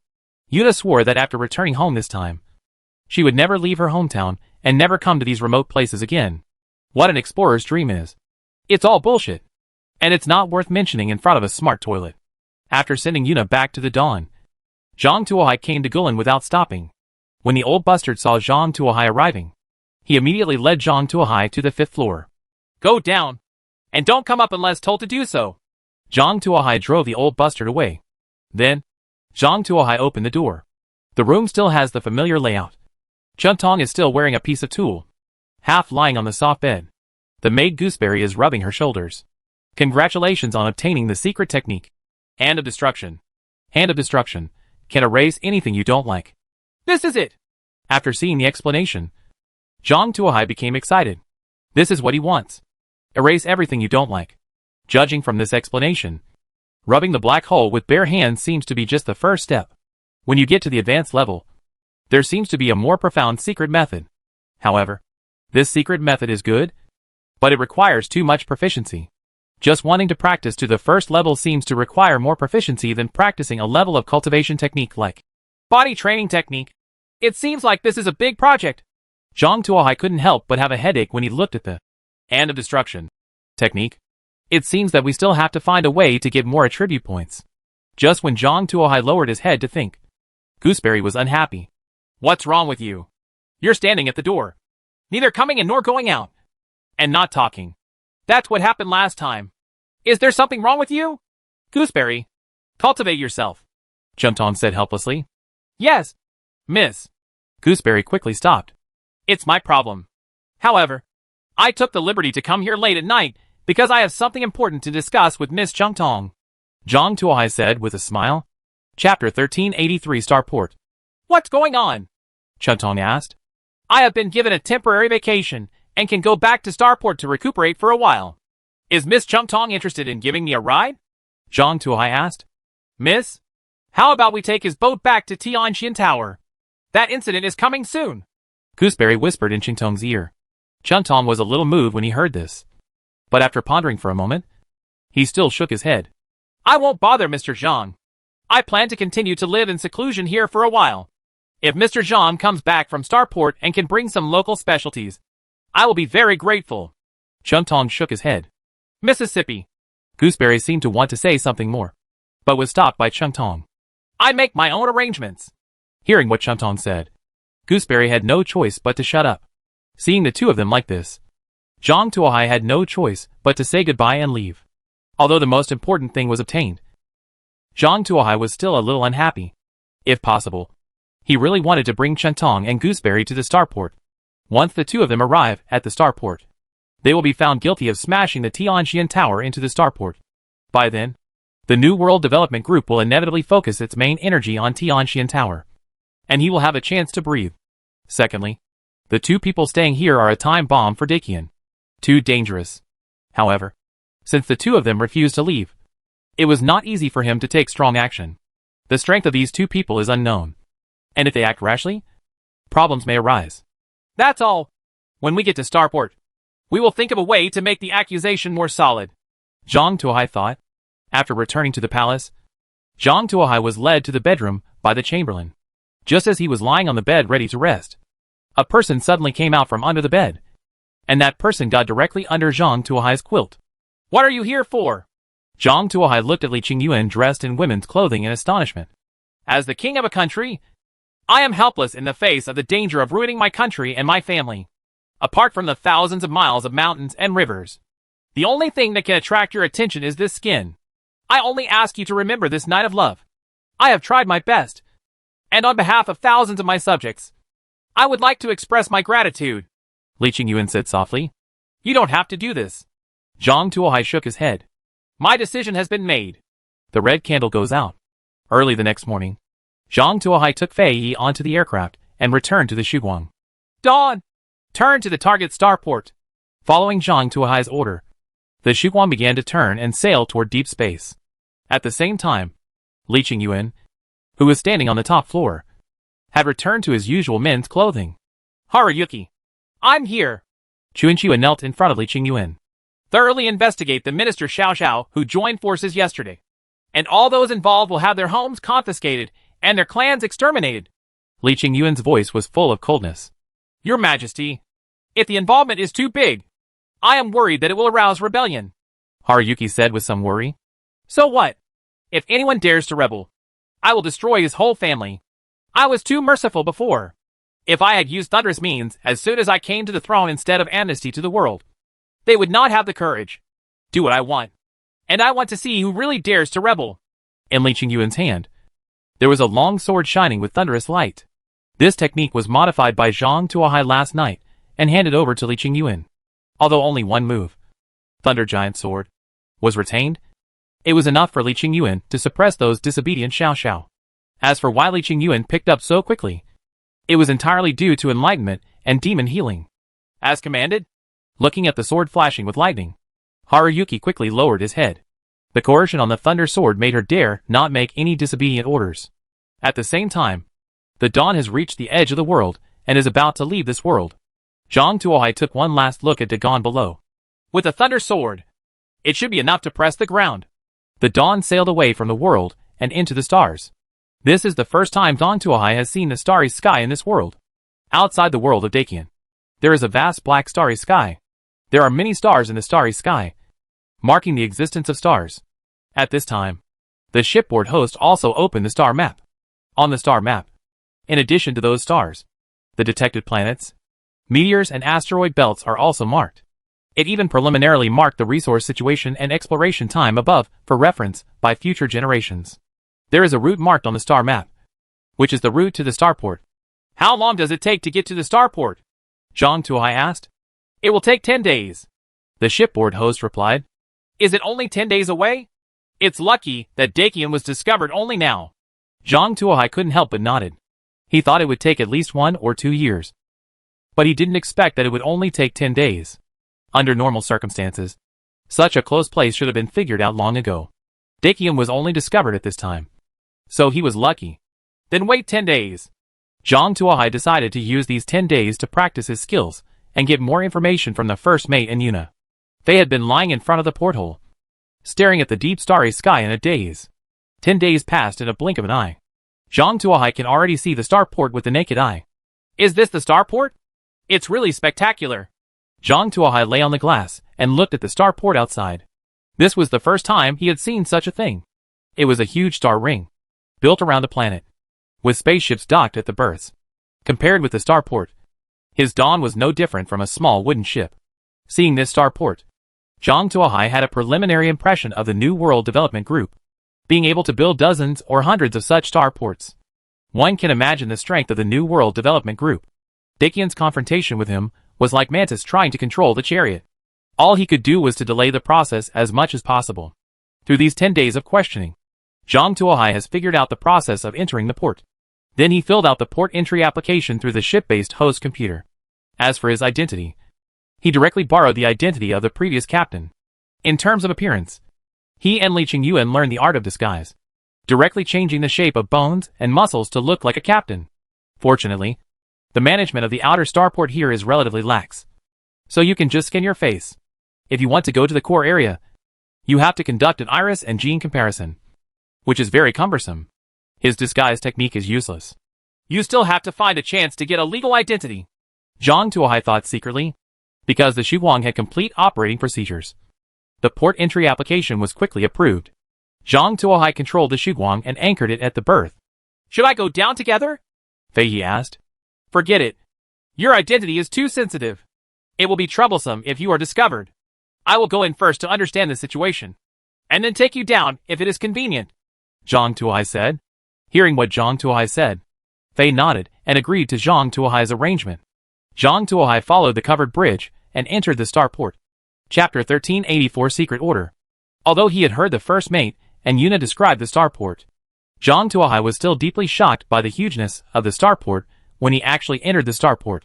This is literally a giant city. No, this is bigger than a city. After all, the size of the starport is placed there. A huge star ring built around the planet. In terms of pure area, it is larger than most countries. The star ring is so huge that it is divided into 28 divisions. There are many small areas under the divisions, and there are dedicated people in charge of them. just like small cities. After Zhang Tuohai entered the starport, he planned to take a look inside the starport and check out the spots. Zhang Tuohai bought a ticket for the Hong Kong Circle train. The Hong Kong circulating train is like the city circling subway in the city, except that this one is around the Star Harbor. The train around Hong Kong is very smooth, and you can hardly feel any shaking. Zhang Tuohai observed the passengers in the train. Most of them were no different from urban office workers. These people also don't know Kung Fu, so they can only provide Zhang Tuohai with a series of skills that are not available, such as fishing skills at work, planetary engine manufacturing skills, and tricks for making money by fooling the top brother. Most of them are of little use to Zhang Tuohai and can only be exchanged for attribute points. The zoo has arrived. Arriving passengers, please get off the bus. The train beeped. If there are more people in the zoo, will it be better to improve attributes? Zhang Tuohai got off the car, got on the shuttle bus, and entered the zoo.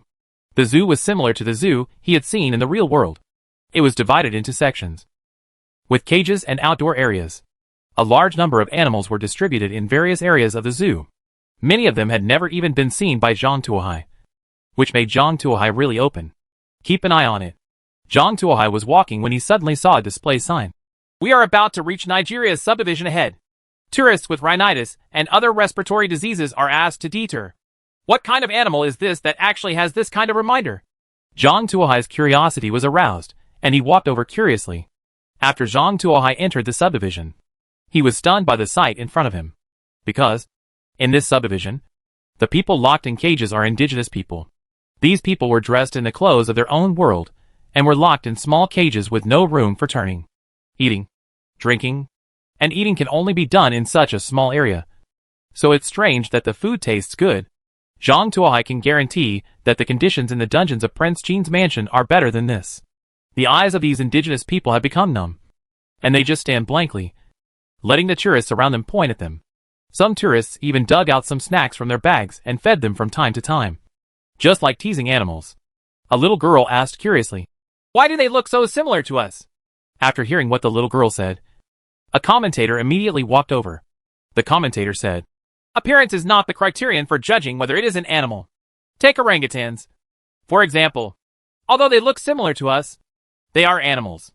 They only have animal instincts. They are just more like us than orangutans. They are just animals. Like orangutans, they only have animal instincts. Only those of us who have civilization can be called humans."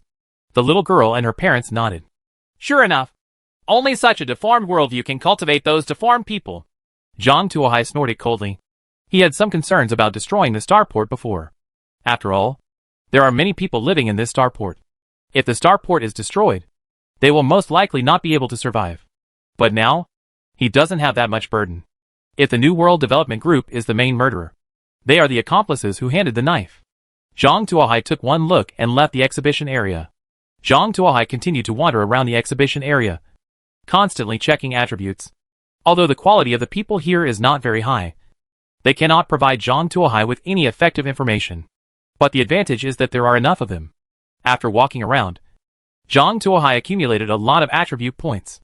At noon, Zhang Tuohai felt a little tired, so he found a restaurant and ordered local specialties.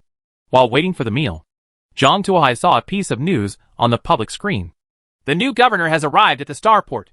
Is the highest official here called the governor? Zhang Tuohai looked at the images on the news. If this person is killed using Tiang Shualu's methods, the influence will probably be quite large. Zhang Tuohai was thinking about how to divert New World Development Group's attention. Coincidentally, the area where the governor stayed was right next door.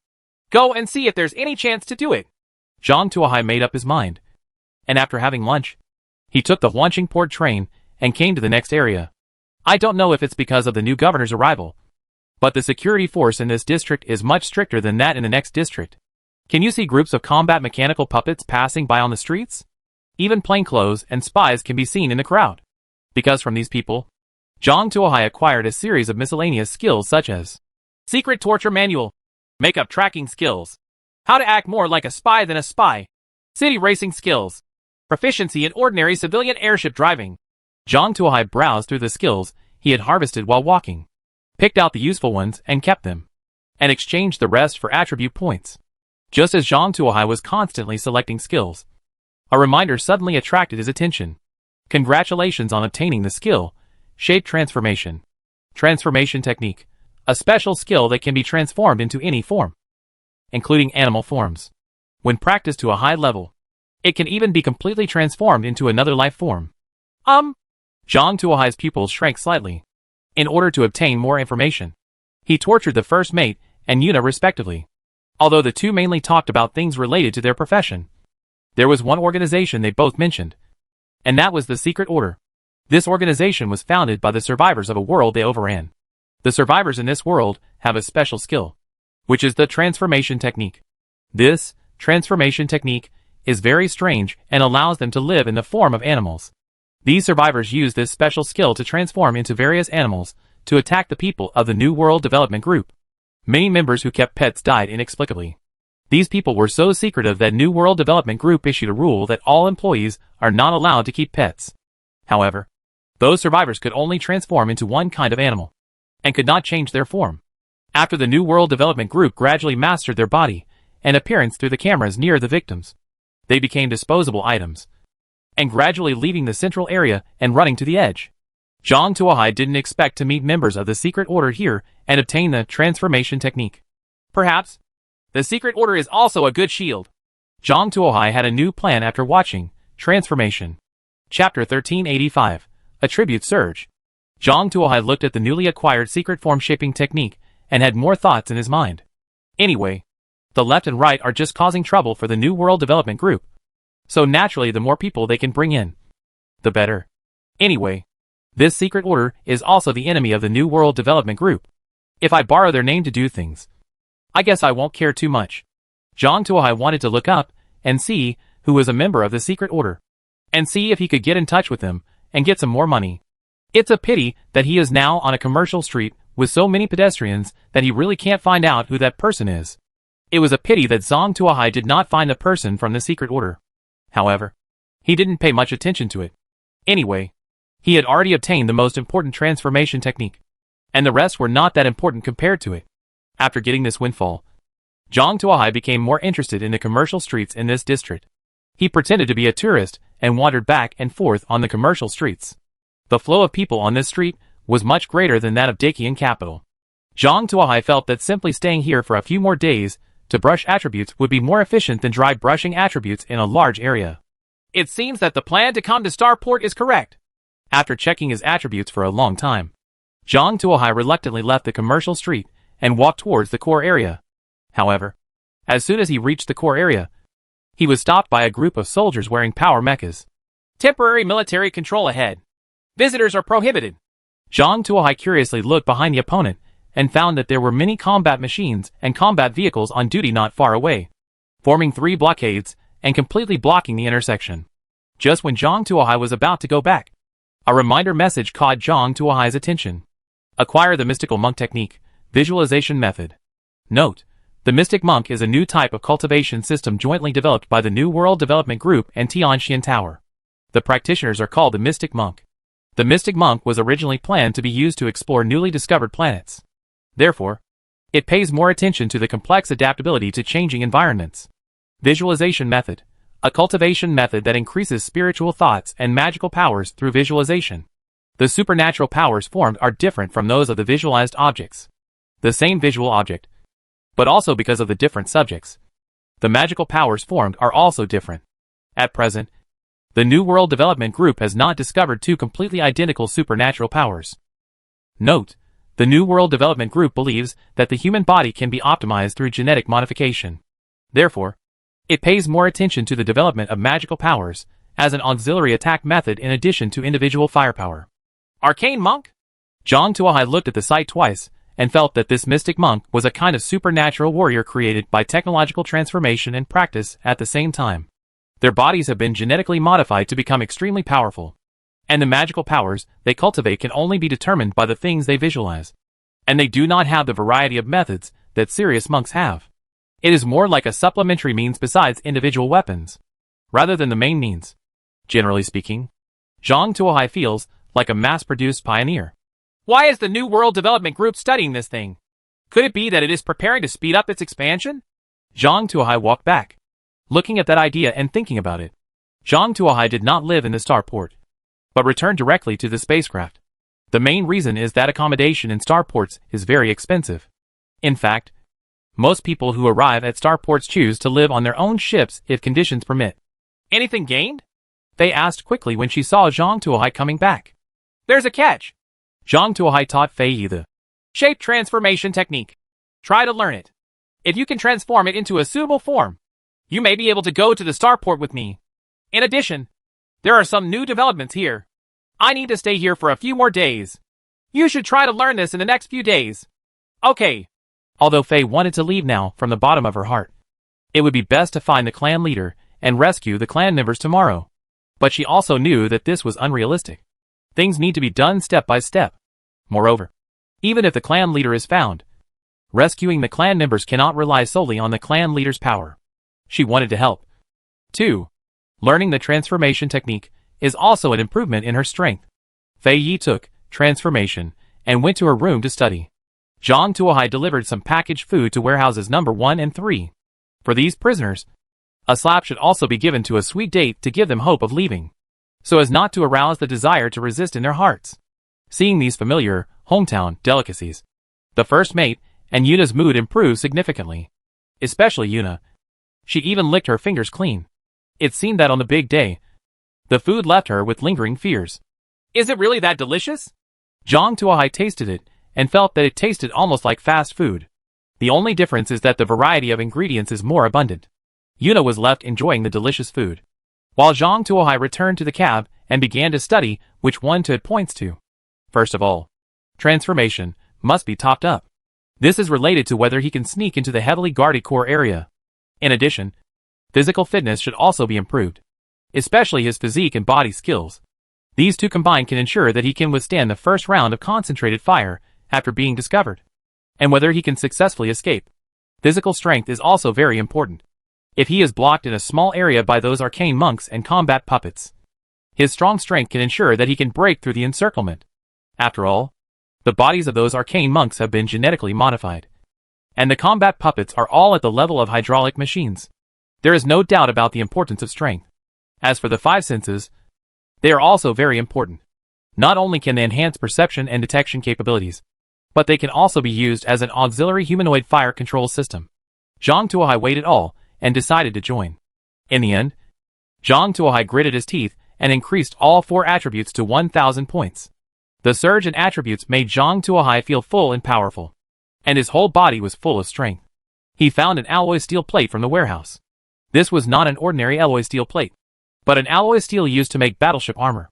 Zhang Tuohai punched through the alloy steel plate directly. 8,000 points of power is so strong. Zhang Tuohai didn't expect that only his data had doubled, but his strength was really different. Since power is like this, what about speed? Thinking of this, Zhang Tuohai released all his speed and sprinted forward, without using any techniques to support him. Zhang Tuohai's body actually had an afterimage. One step crossed to 100 meters away. What about physical strength?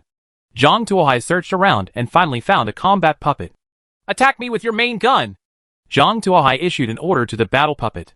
Chapter 1386 Visualizing Time. Boom! Cough cough cough. Zhang Tuohai coughed and walked out of a cloud of black smoke. What kind of crappy battle puppet still uses this kind of ammunition? The damn former captain must have purchased inferior ammunition in order to cope with the inspection. Fortunately, this guy is dead. If he is still alive, I will definitely let him die again. Zhang Tuohai never expected that in the interstellar era, he would feel the smoke of such inferior ammunition again.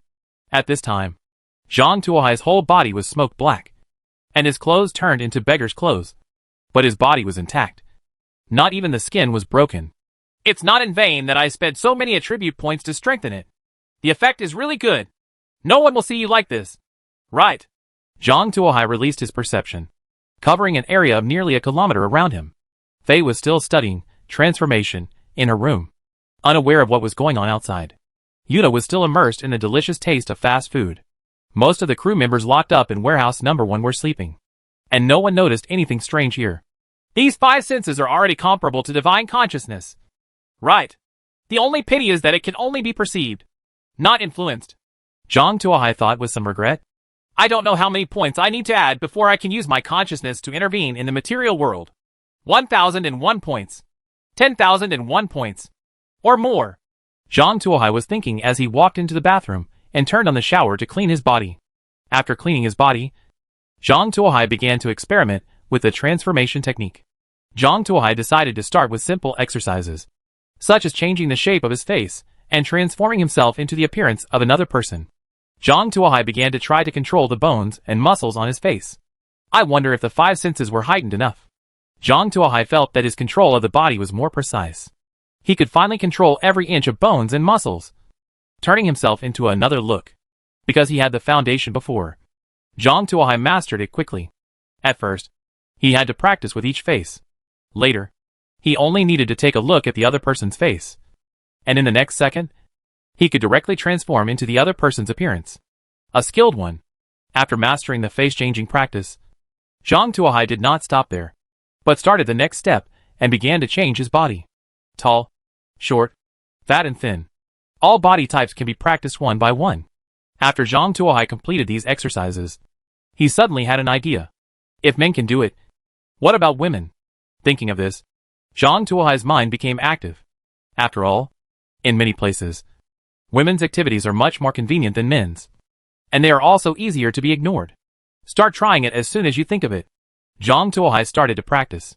There is nothing difficult about the appearance. It is also about changing the bones and muscles. So it is not a big problem. The body shape is not a big problem.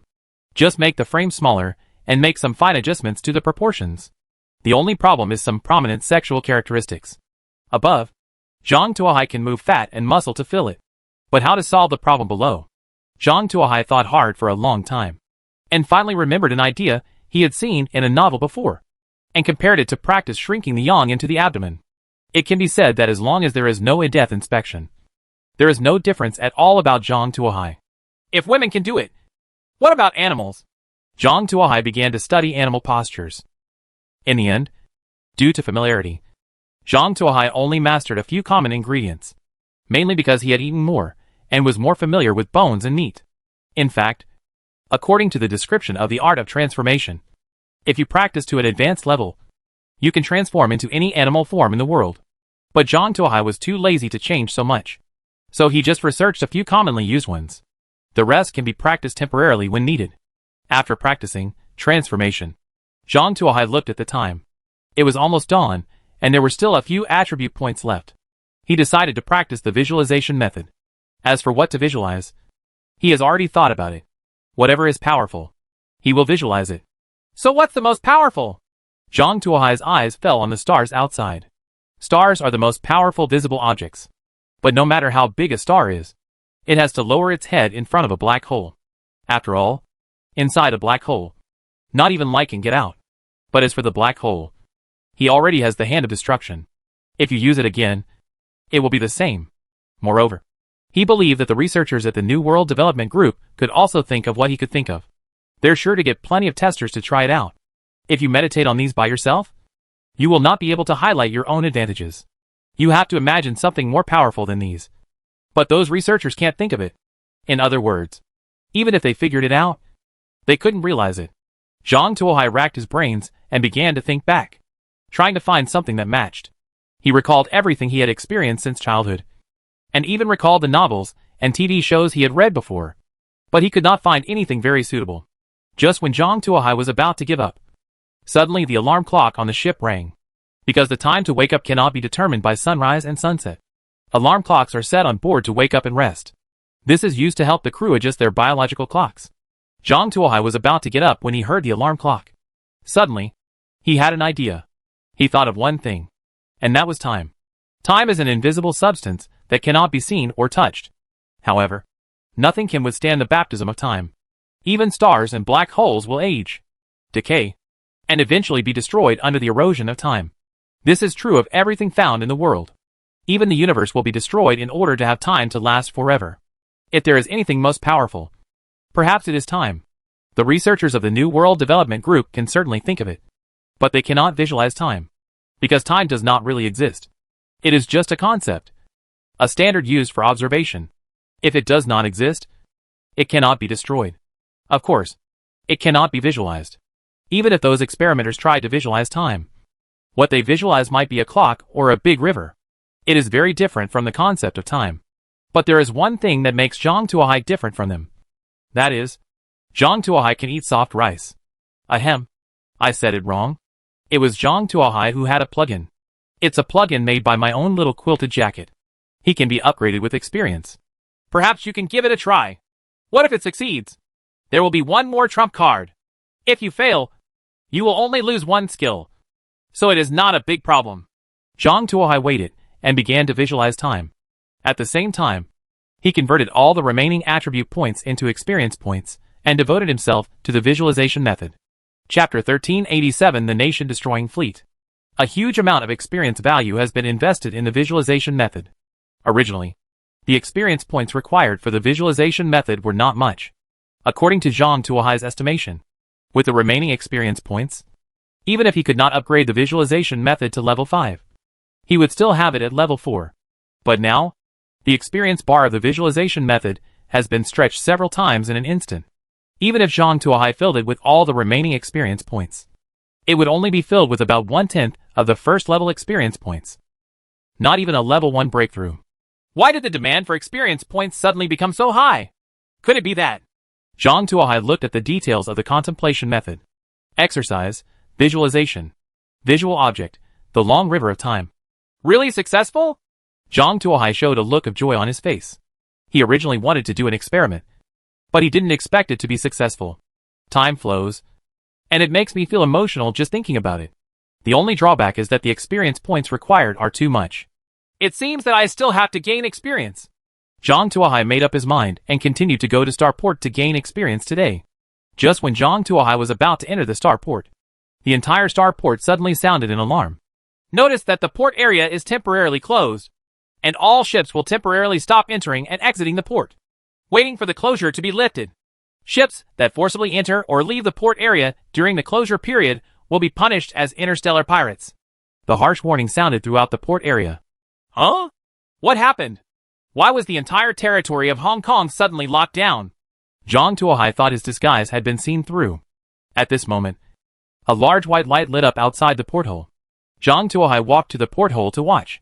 He saw a large number of spaceships approaching from a distance and slowly entering the port area. The fleet formed a long queue, with no end in sight. How many ships is this? What is this going to do? Zhang Tuohai observed the fleet carefully and found that the emblem of the New World Development Group was painted on the sides of the fleet. This entire fleet belongs to the New World Development Group? Zhang Tuohai looked at the fleet in shock. When he first saw the starport, Zhang Tuohai could still say that the starport was a fixed facility and could not be moved. But this fleet is a real fighting force. This fleet does not need to do anything else. It can simply stop above Dagon and win without a fight. There is no suspense at all. For the entire Dakian, this is the country-destroying fleet. So many ships enter this starport. What are they doing? Zhang Tuohai continued to observe at the porthole. The fleet's entry into the port lasted from early morning to noon.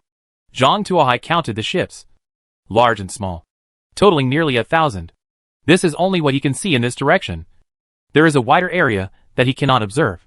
With so many ships entering this starport, there must be something big going on. No, we have to find out more about it. Zhang Tuohai made up his mind.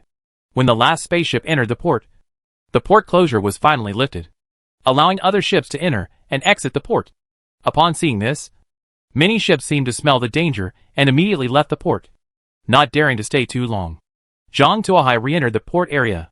After entering the port area, Zhang Tuohai discovered that the inspection intensity in the port area today was stronger than yesterday. Mechanical combat puppets are also placed in many places. The inspection intensity in the core area is also higher, and the density of plainclothes has doubled compared to yesterday. The inspection post expanded outwards in a large circle, and no one was even allowed to get close. Zhang Tuohai is even more certain that there must be a problem here. Zhang Tuohai found an unmonitored blind spot and used the transformation technique to turn himself into a passerby. Then, we came to the inspection post again. This is a martial law area and entry is prohibited. A uniformed member of the security team stopped Zhang Tuohai. I know this is a martial law area. Not a martial law area. But I haven't come yet. Zhang Tuohai said with a smile. What do you mean? The guard member felt something was wrong and put his finger on the trigger. However, at the same time, he felt that his eyes were filled with blue lightning. The area within 10 meters around where he was designated as a thunder cage by Zhang Tuohai. The blue electric light continued to flash in this area, which made people's eyes dazzled.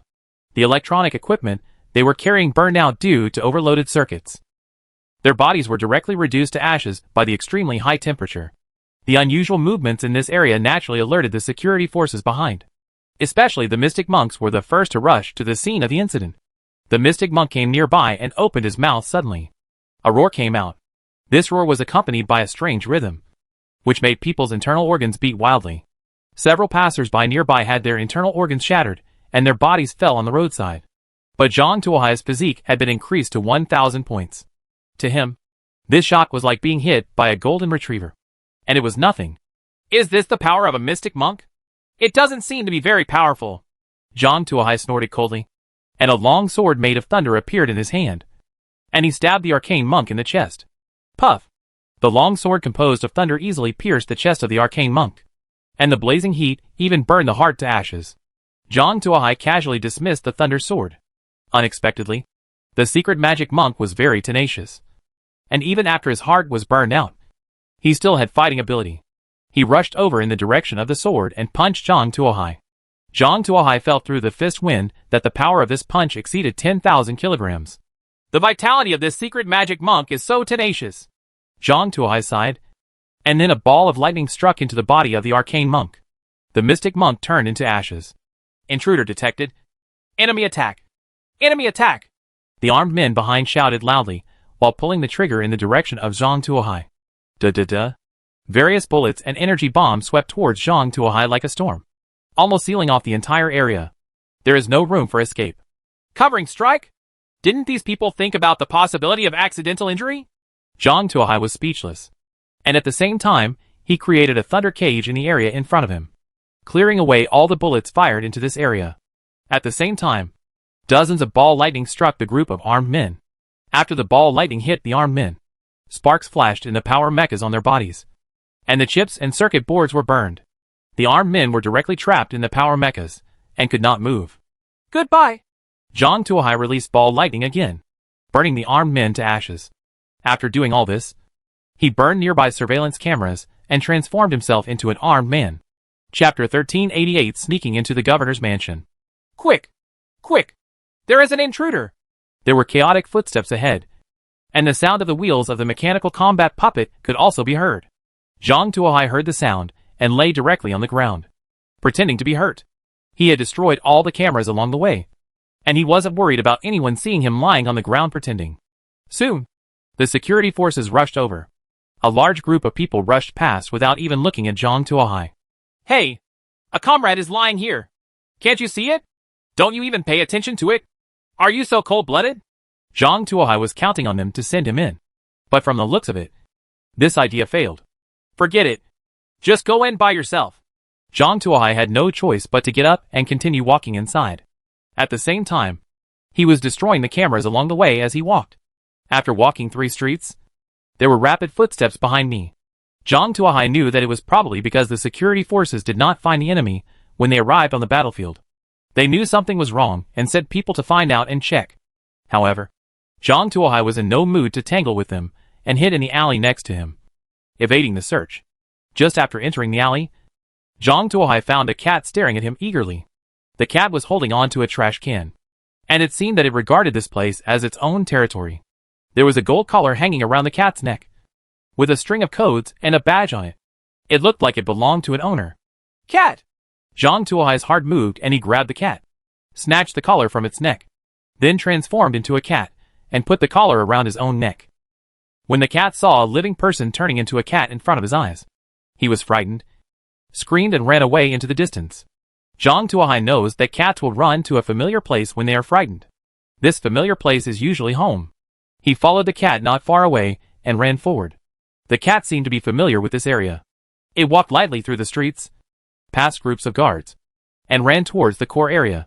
The family that raises this guy is either rich or noble. Zhang Tuohai looked at the way the guards turned a blind eye to the cat, and knew that this cat was definitely not an ordinary thing. The owner behind it probably has a lot of background. I'm really lucky today. Let's see what surprises you can bring me. Zhang Tuohai followed the cat and jumped into a large villa. In the villa, A gorgeously dressed woman was shouting loudly. Sophia! Sophia! Where are you? When the cat heard the call, it barked and rushed towards the woman. Are you here? Thank you then. Zhang Tuohai used his 1,000-point speed to the extreme and instantly pounced on the cat. A ball of lightning emerged from his hand and sank directly into the cat's body, directly burning the cat to ashes, sweeping the ashes away with his tail. Zhang Tuohai rushed out of the bushes and rushed towards the woman. Sophia! You're finally back. Look at you. You've made so much money again. Where have you been? I've been looking for you for a long time. The woman hugged Zhang Tuohai, and the pair of stalwarts almost covered Zhang Tuohai to death. You are a person who doesn't know how to be blessed even though you are blessed. This family is still running around outside. Is it going to cost you your life if you are asked to run around? Zhang Tuohai despised the cat in his heart. Hurry up. We're going to miss the dinner. The woman carried Zhang Tuohai and walked towards the villa. There are 2 teams of security personnel guarding the entrance of the villa, and all persons entering and exiting must undergo strict body searches. But when the woman entered the door, no one dared to come up to check. They all stood aside and allowed the woman to walk in.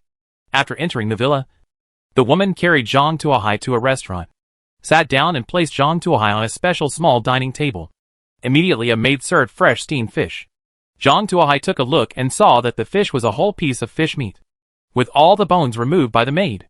There were some pieces of beef cut into small pieces next to it. The beef looked very high grade at first glance. The fat on the meat looked like marble patterns, which was very beautiful, medium rare and very tender. There was a small bowl next to it, which contained a white liquid, which must be the milk of some animal. Zhang Tuohai smelled the fragrance of milk. It's good to have money. All the pets eat well. Zhang Tuohai took a bite of the fish. Except for the bland taste, everything was good. The woman had just sat down for a while when a large number of people entered the restaurant, except for the leading male host, who was wearing a suit. The rest of the people were all wearing black stiff uniforms with the New World Development Group's logo on their chests. There is also a star badge on the collar. The first mate once introduced to Zhang Tuohai that those who can wear this kind of badge are star-level captains. They can both pilot stellar battleships and join the military to become independent captains of a battleship.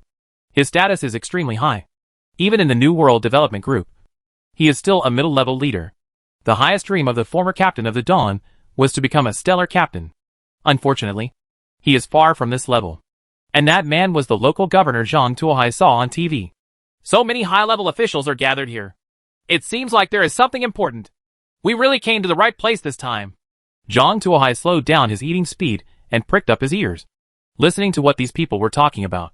The group headquarters really wants to fully develop this area. However, after preliminary detection, there is no valuable world in this area. Is the arrival of such a large fleet a bit of a fuss?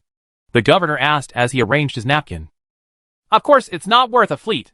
In fact, developing this area is just a cover. The real purpose is... A star-class captain smiled, and then whispered, Brilliant Star Palace. What? The Brilliant Star Palace is about to appear again? Didn't it say it has disappeared? The governor looked horrified. According to reliable information, the Brilliant Star Palace has indeed appeared. Moreover, it is in this area. Otherwise, why do you think the headquarters would send a whole fleet here? Indeed, if it is not a target of the level of the Brilliant Star Palace, there really is nothing worthy of the headquarters sending an entire fleet over. The governor nodded understandingly. What is my dear Brilliant Star Palace? It seems to be very powerful. The woman suddenly asked. This? The governor did not answer immediately, but looked at the leading captain. Although there is a confidentiality policy, we are all our own people, so it doesn't matter if we talk about it, the captain said with a smile. Okay. Actually, all this is a legend. It is said that the Brilliant Star Palace is a very strange existence in the Sea of Stars. It floats in the Sea of Stars, sometimes appearing and sometimes disappearing. Erratic. Of course, this is not the most important thing. And the most important thing is that this dazzling star palace can fulfill people's wishes, the governor said solemnly. Chapter 1389, Turning Back Time. Can people's wishes come true? No wonder Lily wants to go to the Brilliant Star Palace. Zhang Tuohai didn't expect to hear the secrets about the Brilliant Star Palace here, and also learned the reason why the New World Development Group mobilized troops to dispatch the country-destroying fleet to this wild area. It seems that after leaving the starport, we must go to find the Brilliant Star Palace. Zhang Tuohai had some calculations in his mind. Zhang Tuohai also wanted to hear what other secrets they would tell. But unfortunately, they stopped talking and started talking about some high society tidbits. For example, a senior executive of the group held a banking party, and the video leaked. For example, the heroine in the video is actually the wife of the group vice president. For example, after the vice president of the group found out about this incident, he sealed everyone involved in cement coffins and threw them into the stars for purification. Listening to all the tidbits from their mouths, Zhang Tuohai could only sigh that your industry is in such a mess. Even after entering the interstellar age, the essence has not changed. Is this a human being? It seems that there is no hope in an instant. Seeing the appearance of these people, Zhang Tuohai suddenly felt sad for the future fate of mankind. Sure enough, we still need a great leader to lead mankind in the right direction instead of sleeping in the cradle. Of course, this idea only stayed in Zhang Tuohai's mind for a second before being swept away, because he can't protect himself now. For him, finding Liu Li and winning this game is what he needs to do. Compassion, etc. When he wins the victory and gains control of the entire world, he will have the ability and time to solve it. Hearing that dinner was coming to an end, these people didn't have anything new to talk about. Zhang Tuohai was bored and clicked 5 Thunder Ju to the 5th level. The name of the new skill on the 5th level of 5 Thunder Ju is called Rising Star. Xinqing? What skill is this? How about giving it a try? Zhang Tuohai looked at the restaurant and saw a group of civilian staff.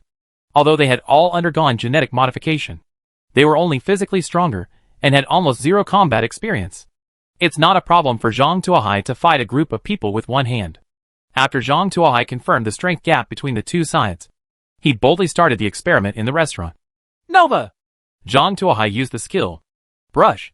A bright light lit up, almost blinding Zhang Tuohai. Protruding? What kind of skill is this? Zhang Tuohai covered his eyes with one hand. If his physical fitness hadn't reached 1,000 points, this alone would have been enough to blind him. Even if Zhang Tuohai is like this, other people in the restaurant also feel uncomfortable. His eyes were directly blinded by the bright light. Screams came and went. However, the new star is only the beginning. The next second, there will be scorching heat and shock waves. The temperature of the Nova core instantly increased to 6,000 degrees Celsius, and was still rising rapidly. The violent shock wave directly turned everything around into powder, and continued to spread to the surroundings, destroying everything in the way. The violent Nova explosion even destroyed the star ring. 1/3 of the huge star ring was directly destroyed, and the remaining area was also exploded. The spaceship parked in the starport was also blown to pieces. A large number of people floated out from the starport. The system prompts were like a waterfall, almost filling Zhang Tuohai's field of vision. In an instant, Zhang Tuohai gained a massive amount of attribute points. But Zhang Tuohai is not happy at all now, thinking that he will die soon. Hey, Nova, is it really about creating a new star? The range of this trick is too big, isn't it? Is this the spell of mutual death? Is there something wrong with it? Why was this spell invented? Zhang Tuohai was speechless. He never expected that the most powerful move in 5 Thunder Ju would be like this. He mentally greeted the 18 generations of ancestors of the creator of 5 Thunder Ju. However, these cannot solve the problems he is facing now. Although his physique was increased to 1,000 points, the temperature of the Nova explosion was too high. His body began to carbonize, and the skin on the surface continued to turn into black coal and then burned. The body's recovery speed cannot keep up with the carbonization speed. There has to be a way to solve it. Zhang Tuohai opened the attribute panel, looked at his attributes, and looked for a solution. His eyes fell on a skill, Contemplation Method. Now only this skill has a glimmer of possibility. Hopefully it's right this time. Zhang Tuohai filled all the experience points into the Visualization Method. Visualization Method is upgraded to level 2, gaining skills, time acceleration, and time reversal. That's it! Zhang Tuohai was overjoyed when he saw the prompt and quickly used the skill. When he puts his hand on the skill button, everything around him seemed to have pressed the pause button, and everything was paused. Whether it was the broken spaceship, the human beings torn into pieces, or even the new stars that were continuously expanding outwards, they all stopped. The next second, everything started flowing backwards. The broken corpses gathered together. The damaged spaceship returned to its original state. The new star continued to shrink, and the broken star ring returned to its original appearance. When he opened his eyes, Zhang Tuohai was shocked to find that he had returned to the second before launching the new star. The restaurant still had a cheerful atmosphere, as if everything before had been a dream. Zhang Tuohai broke out in a cold sweat. His hair was almost soaked with sweat. Huh? I'm finally back. Zhang Tuohai took a deep breath, looked at the 5 Thunder Ju, and decided to seal this skill forever. This skill is so dangerous that there is a move that can lead to death together. The creator doesn't want to live anymore. But he does. He hasn't lived enough yet. He still has worries. He can't just die like this. Can you completely lock the skill to avoid accidentally touching it? Zhang Tuohai asked. You can delete unwanted exercises, convert them into experience points, and add points again. The system responded immediately. Is there such a good thing? Zhang Tuohai was overjoyed. Delete the 5 Thunder techniques. Zhang Tuohai turned the 5 Thunder techniques into experience points and prepared to switch to other techniques. What he wanted to improve most was the method of visualization. It's so powerful at level 2. What about level 3? What about level 4? Zhang Tuohai put all the experience recovered from deleting the 5 Thunder art into the visualization method. But the experience bar has only reached half of it, and half of it is still unfilled. He is really a big player who relies on experience. Zhang Tuohai is looking for the next technique that can be deleted. Zhang Tuohai scanned his skill list and found that he could no longer use the ordinary martial arts skills such as basic boxing, powerful withdraw finger, shadowless movement, and other skills. It turned out that I had low attribute points and had to use these techniques. But now that the attribute points have increased, the effect of these skills is almost non-existent. Moreover, knowledge will not be forgotten. It is better to delete the skills and replace them with experience to obtain the maximum benefit. Zhang Tuohai deleted these martial arts one by one and replaced them with experience points, and devoted himself to the visualization method. After he converted the last martial arts into experience points and put them into the visualization method, he finally pushed the visualization method to the 3rd level, unlocked the skills, and froze time. Chapter 1390 Destroy the Starport. Seeing the new skill, Zhang Tuohai's hands became itchy again, wanting to try out the skill's effect. But when he thought about the situation before, he felt a little more cautious. He read the skill description carefully and found that this skill could frame the range of occurrence. This is not only true for time freezing, but also for time acceleration and time reversal. If the range is not defined, it will default to the area around the caster. As for the specific range, it depends on the strength of the caster. If you choose attribute correlation, the 5 senses have the greatest correlation. This is not to say that other attributes are not relevant, but that the 5 senses carry greater weight. If all the weights are 100, the 5 senses will account for at least 70. Physical fitness will account for 20, and physical strength and body skills will account for about 10 in total. Of course, this is just Zhang Tuohai's general feeling, and the actual conversion is more complicated. After reading the skill description 3 times to confirm that nothing was missing, Zhang Tuohai took a deep breath and prepared to test the skill. His chosen target was the people in the restaurant, who were still talking loudly.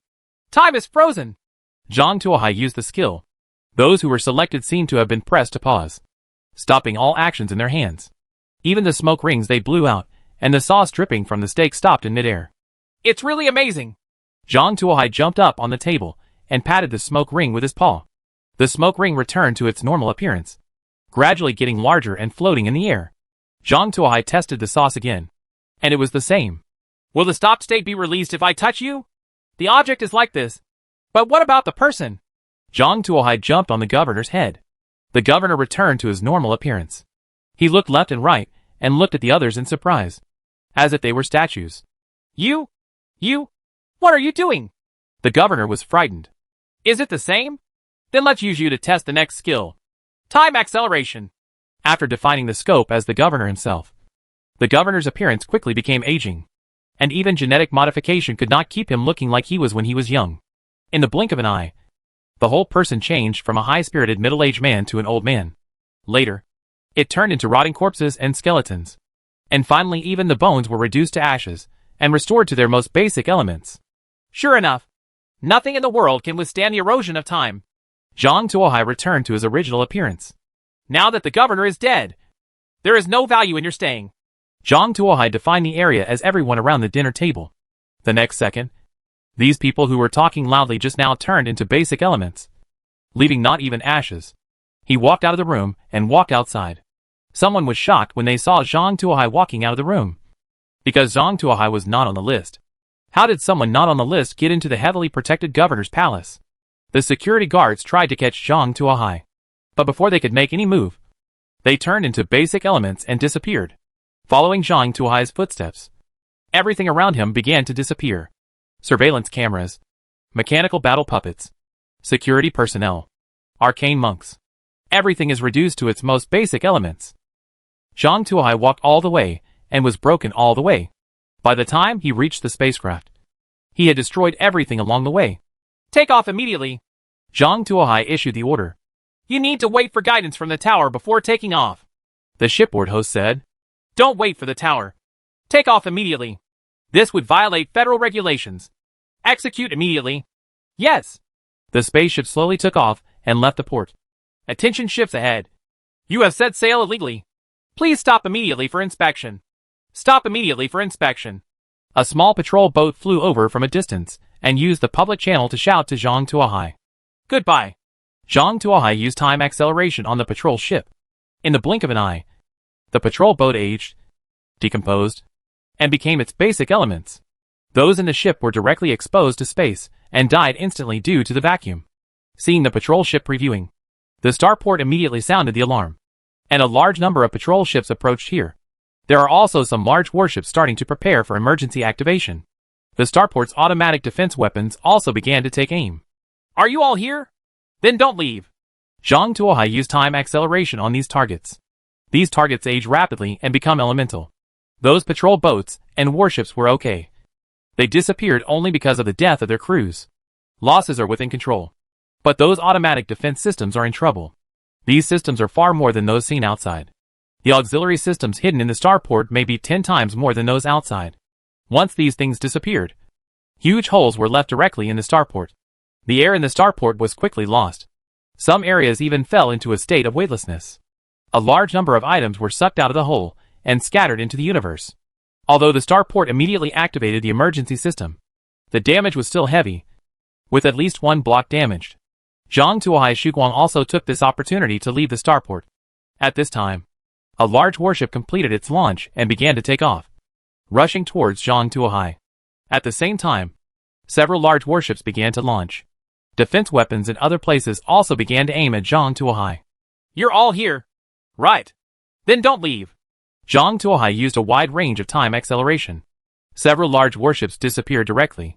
The defensive weapons on the starport also disappeared in pieces, because the area was divided in a hurry. Zhang Tuohai directly included a large area of the starport.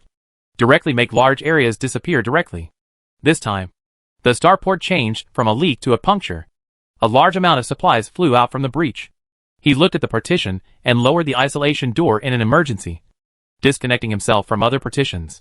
But the next second, holes of different sizes appeared in each partition. A large amount of gas and materials were scattered, and the entire starport slowly fell into paralysis. After seeing that starport was unable to attack him, Zhang Tuohai turned his head and aimed at those warships. For Zhang Tuohai, the most threatening ones are those warships. Unless they are destroyed, he will have trouble sleeping and eating. Zhang Tuohai drove the dawn around the starport.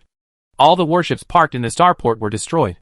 In order to ensure a comprehensive strike, Zhang Tuohai also destroyed all small patrol boats and large cargo ships. This will greatly increase the difficulty of repairing the starport and make the New World Development Group suffer even more losses. I believe that was such a huge loss. The New World Development Group will be too overwhelmed to take care of him. Right? Chapter 1391. The net is opened. A few days later, outside the broken starport, several huge battleships hovered outside the ruins. These warships are extremely huge. Each one is more than 10 kilometers long. If they landed on the ground, they would be even larger than some cities. These huge battleships are all printed with the logo of the New World Development Group. A large number of small aircraft flew through the ruins of the starport. They are not here to search for survivors, but to look for signs of destruction.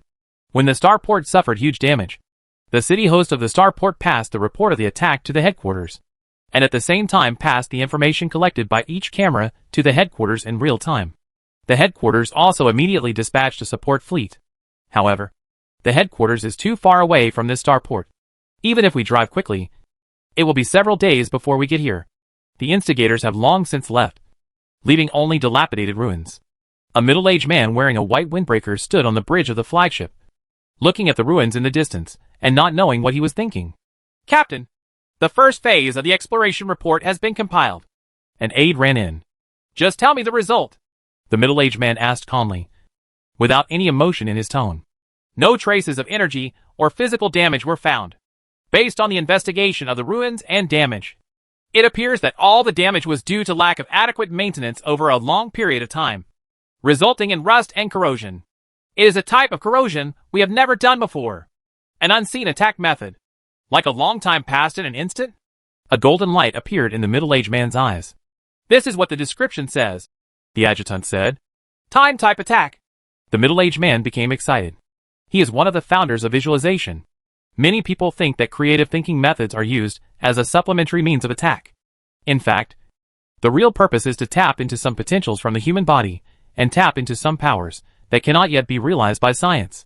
For example, the power of the mind, such as the effect of spirit on the real world, such as time. Through a large number of experimenters, the first two have been developed. But there has been no progress at the most critical time. Those top bosses don't have much time. They have exhausted all ways to extend their lives. Now they have reached the last moment. Only the power of time still has hope. A death order was issued from above. And a way to crack the power of time must be found. Otherwise everyone will be buried with him. Middle-aged people were the first group of people to be buried with him. He still had a lot of time. And he didn't want to be buried with those old men. However, he searched for countless methods, but still found nothing. Today, the ruins of this starport gave him hope. A force that may control the power of time. Check the starport host computer and compare the information of all ships docked at the starport during this period. At the same time, compare it with the wreckage of nearby ships. The middle-aged man issued the order. However, it is possible that the other party is not anchored at all, the adjutant said.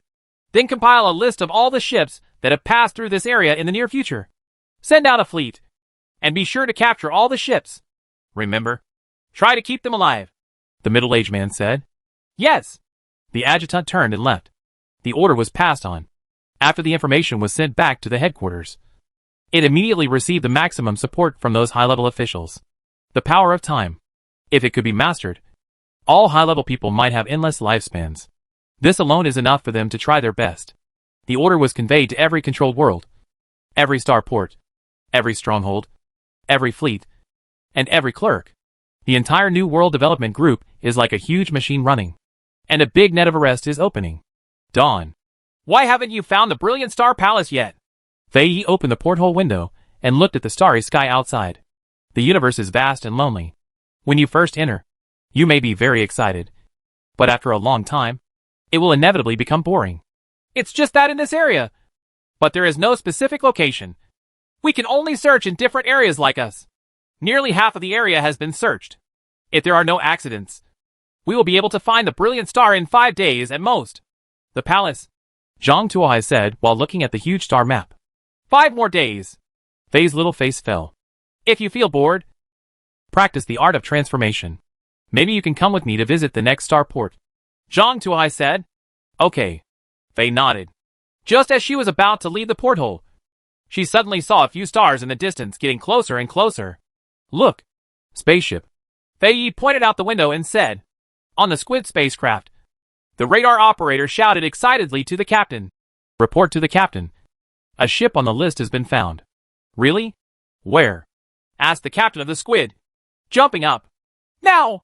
Every federal spacecraft has received a list, which is a list of all ships that have passed through Starport 096 in the recent period.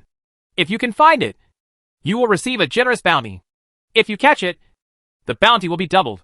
If confirmed as the target, the bounty will be multiplied tenfold. What ship? Asked the captain of the Squid. Although the bounty is good, there must be a life flower.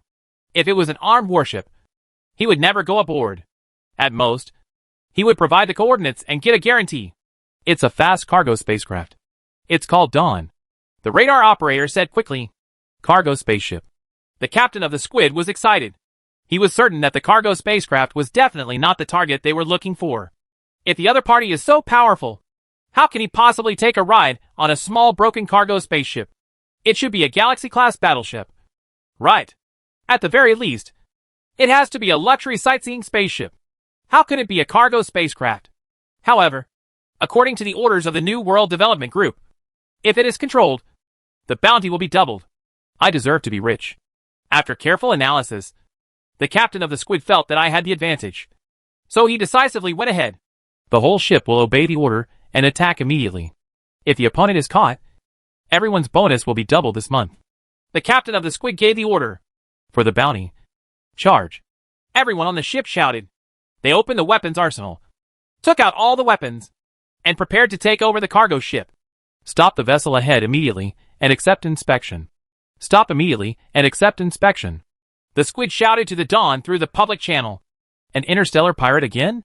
Zhang Tuohai frowned when he saw the announcement on the public channel. Yesterday, he encountered a group of interstellar pirates who asked him to stop the ship for inspection, then boarded the ship and started looting the property. Of course, they have become dust in the universe. Encountering these pirates again made Zhang Tuohai very unhappy. If there are pirates, there is no need to exist. Zhang Tuohai used time acceleration on the Squid. Chapter 1392 Fleet Pursuit. New World Development Group Headquarters. Chairman, the target has been found. A secretary rushed into the office and shouted excitedly. Really? Are you sure? The old chairman asked excitedly. Chairman, pay attention to your heart rate. Chairman, take medicine.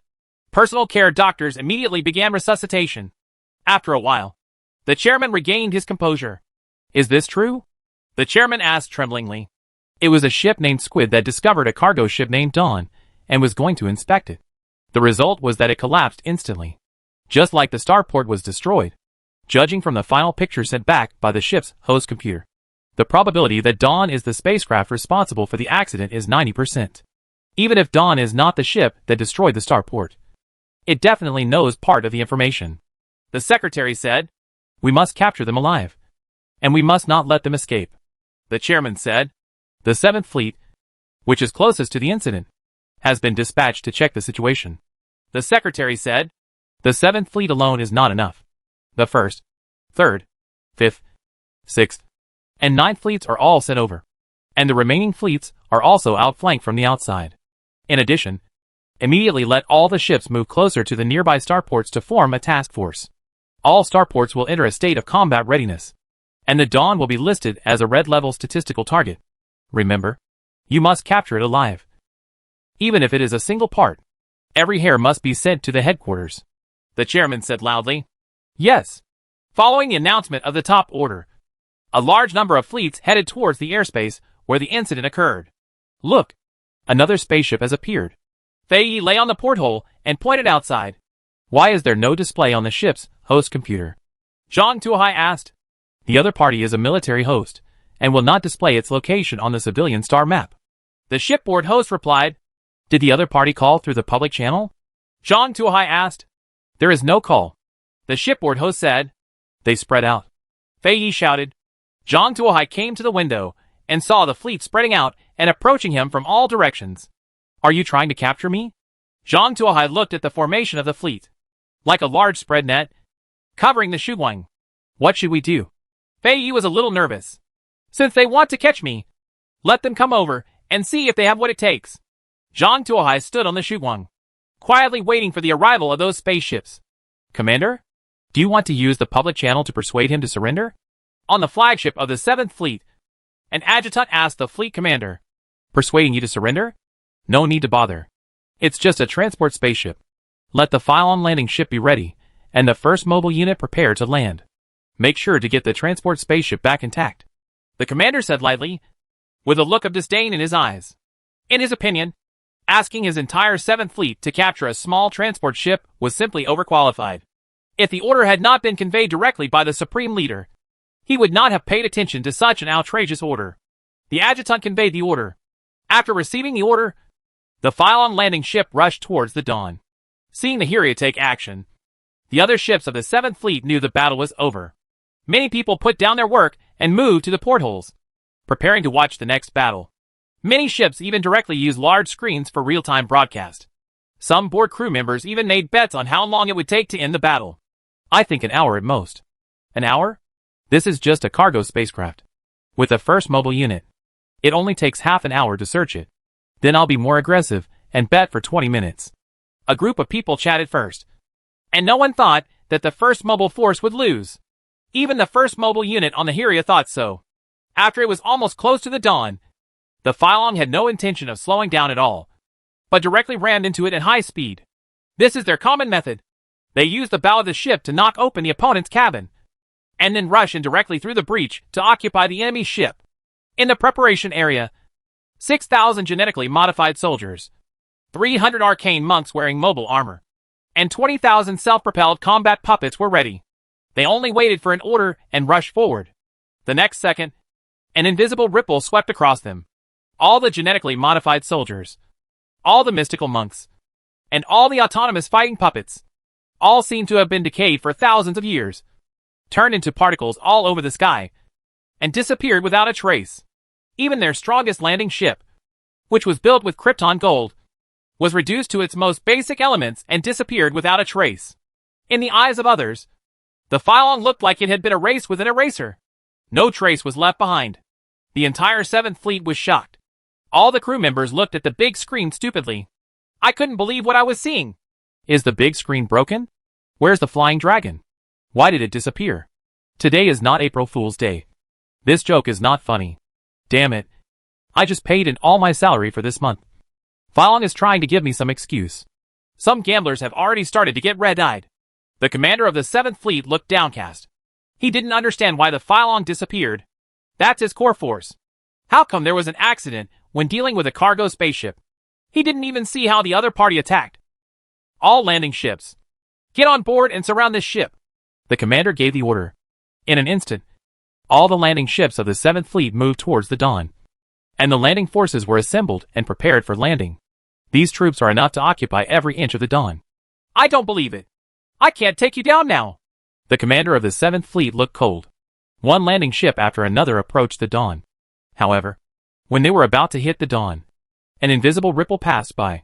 Just like the flying dragon before, they all turned into basic elements and disappeared without a trace, as if they had never appeared before.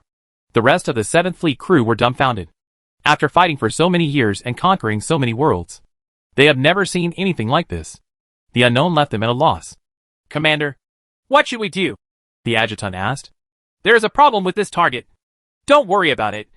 Prepare for bombardment, the commander said coldly. But the old man said he wanted to capture them alive. The adjutant was worried. Then you have to catch them. You saw what happened just now. We can't rely on them at all.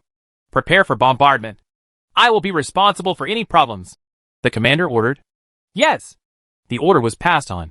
The entire 7th Fleet took action, and each cannon was ready to fire. The area where Dawn is located is completely covered. Chapter 1393 The Star Palace appears. Get ready. Aim. Launch. The commander of the 7th Fleet issued the order. One giant cannon roared. Countless energy bombs, physical bombs, and missiles hit the Dawn. Even if there is only 1% hit, the entire Dawn will be gone. Not even a speck of dust will exist. Members of the 7th Fleet also felt that they were stable this time. They remembered that the last time the fleet fired a salvo like this, it was against an incoming planet. Just as those shells were about to hit the Dawn, suddenly, an invisible ripple swept across.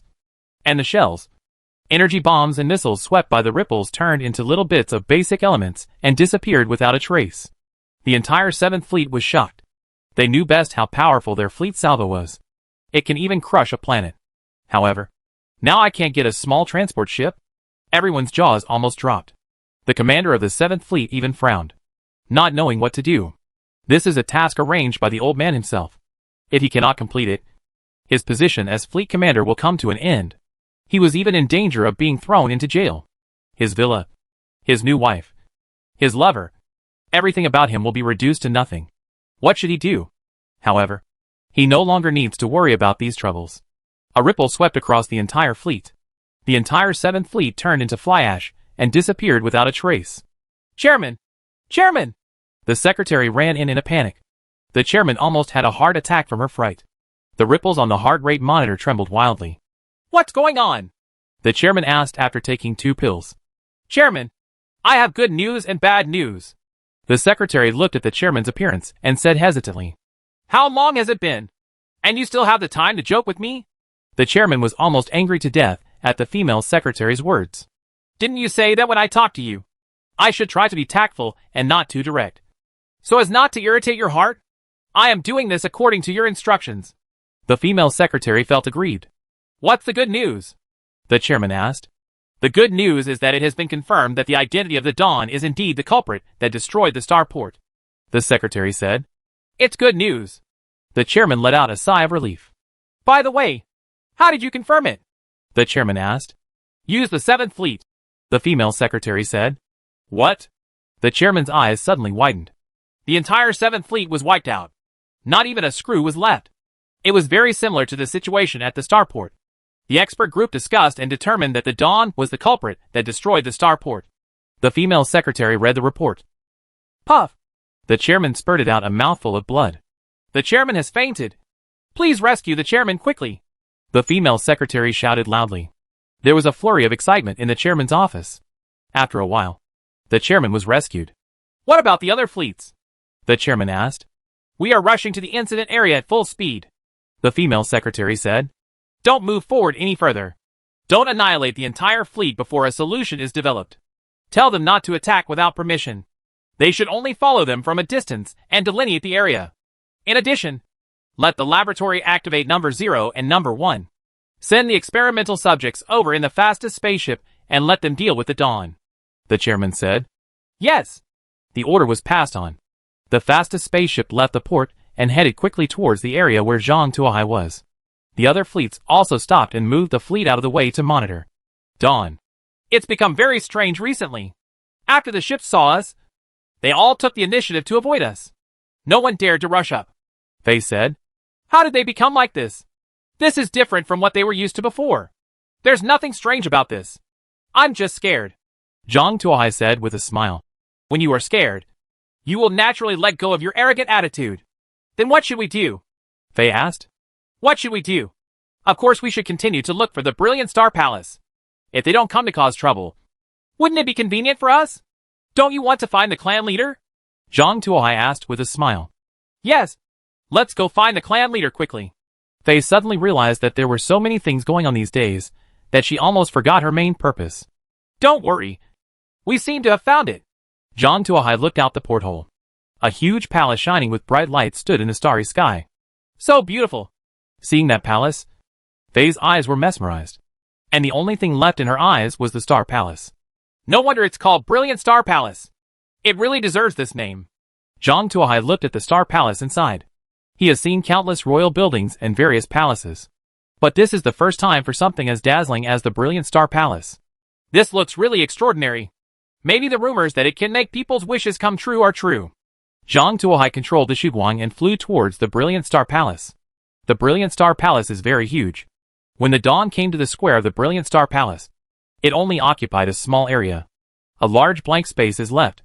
Zhang Tuohai and Faye walked down and found that the environment near the Brilliant Star Palace was completely suitable for human survival.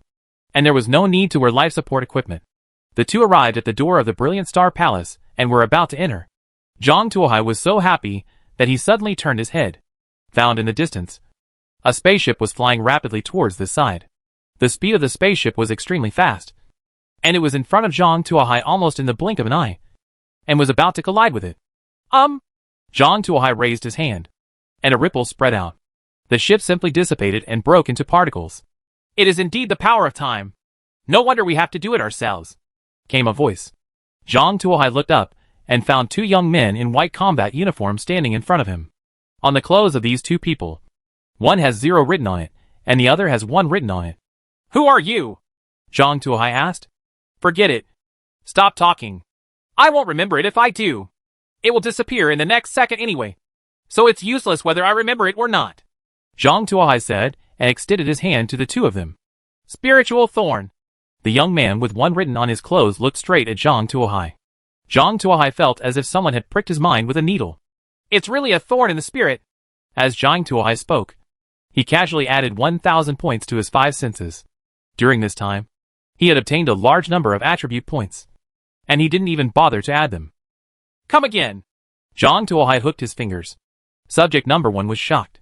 A normal person would get a splitting headache if his head was stabbed once by him, not to mention his head exploding. Why is there nothing wrong with this person in front of me? Experimental subject number 1 gathered enough strength and released the mental thorn in Zhang Tuohai again. Chapter 1394, Hiding Behind the Scenes. Spiritual Thorn. Experimental subject number 1 used his own moves again. However, this time, Zhang Tuohai didn't even feel the needle prick. On the contrary, experimental subject number 1 felt as if he had hit an iron plate. His head was buzzing from the huge force. How is this possible? Experiment number 1 was dumbfounded. He had never encountered such a situation. Experiment number 1, who did not believe in evil, used all his strength, condensed his mental power into a sledgehammer, and smashed it towards Zhang Tuohai. However, this time it was like being hit by a speeding train. The huge force bounced back the sledgehammer of experimental subject number 1 with 100 times the force. Boom! The sledgehammer directly reversed and smashed the head of experiment number 1 into pieces. That's it? Zhang Tuohai tilted his head. He didn't expect that experimental subject number 1 was so weak. Before he could take action, this guy fell down. What about you? What are you going to do? Zhang Tuohai looked at the remaining experimental subject number 0. Experimental subject number 0 had a solemn look on his face. He found that the person in front of him was beyond his previous knowledge and stronger than any previous test subject. Even experimental subject number 1 died tragically. This cheered him up. You do have some abilities, but that's all. I can only say that you know nothing about real power. Now, I'll show you what the power of the mind is. Experimental subject number 0 said, and suddenly stopped moving. Because Zhang Tuohai directly used time freezing to condense him into a statue. Zhang Tuohai would not do such a thing as letting the enemy unleash his ultimate move and then counterattack without hesitation. Even if you do, you will keep everything under control. Otherwise, pretending to be fake is a small matter. But losing one's life is a big deal. Let's go in. Don't let these 2 wild dogs ruin our interest. We still have to find Lioli. Zhang Tuohai pulled Fei Yi and walked towards the door of the brilliant palace. The two came to the gate, and the huge starry sky gate slowly opened. Everything inside was revealed. This is a vast hall, with a floor, walls, and even ceiling inside looking like a starry sky. Walking inside is like standing in the endless starry sky. In the middle of the hall stood a man. That person was wearing a pure white dress, with long silver hair like a waterfall, a pair of huge wings spread out, and stars dotted, like an angel descending. Lioli, clan leader! Zhang Tuohai and Fei Yi both shouted out. Fei was faster, spread her wings, and flew towards Lioli. Zhang Tuohai also walked over slowly. Lioli opened her amber eyes. Smiling, he held Fei's head. If you don't stay at home, why did you come out? Clan leader, clansman. Okay, the matter will be resolved soon, and everything will return to its original state. Lioli smiled and comforted Fei. You finally came. It was a little difficult to find you. Zhang Tuohai nodded. Because I just took control of the brilliant Star Palace. I am still a little unskilled, and I wasted some time. Lioli responded with an apologetic smile. What are your plans? Do you really want to fight against each other? Zhang Tuohai asked. How could it be? My heart is still with you. How could I attack you? Please take good care of me in the future. Lioli shook his head and said softly, I admit defeat. Following Lioli's words, Zhang Tuohai found that a crack seemed to have appeared in the whole world. The cracks grew bigger and bigger, and then spread to the surroundings. Almost in the blink of an eye, the whole world was filled with cracks. It looks like a broken cell phone screen. Wow! With a soft sound, the whole world was shattered into pieces, scattered all over the ground like glass. Zhang Tuohai stood in the black void, looking at the scattered fragments, feeling a lot of emotion. The next second, a ray of light dispelled the darkness. Zhang Tuohai looked up and found that he was standing on a cloud. The bright sun is a bit dazzling. Lilith walked slowly from a distance with a smile on her lips. Well done. You actually won. I thought you needed my help. Then don't look at who I am. Your father. Zhang Tuohai patted his chest. There is good news and bad news. Which one do you want to hear? Lilith asked with a smile. As soon as you say this, it's definitely up to you. Good news. Zhang Tuohai was helpless. The good news is that I have killed the corrupted Door of Truth, and no one will bother us anymore. Lilith said with a smile. Can you finally rest?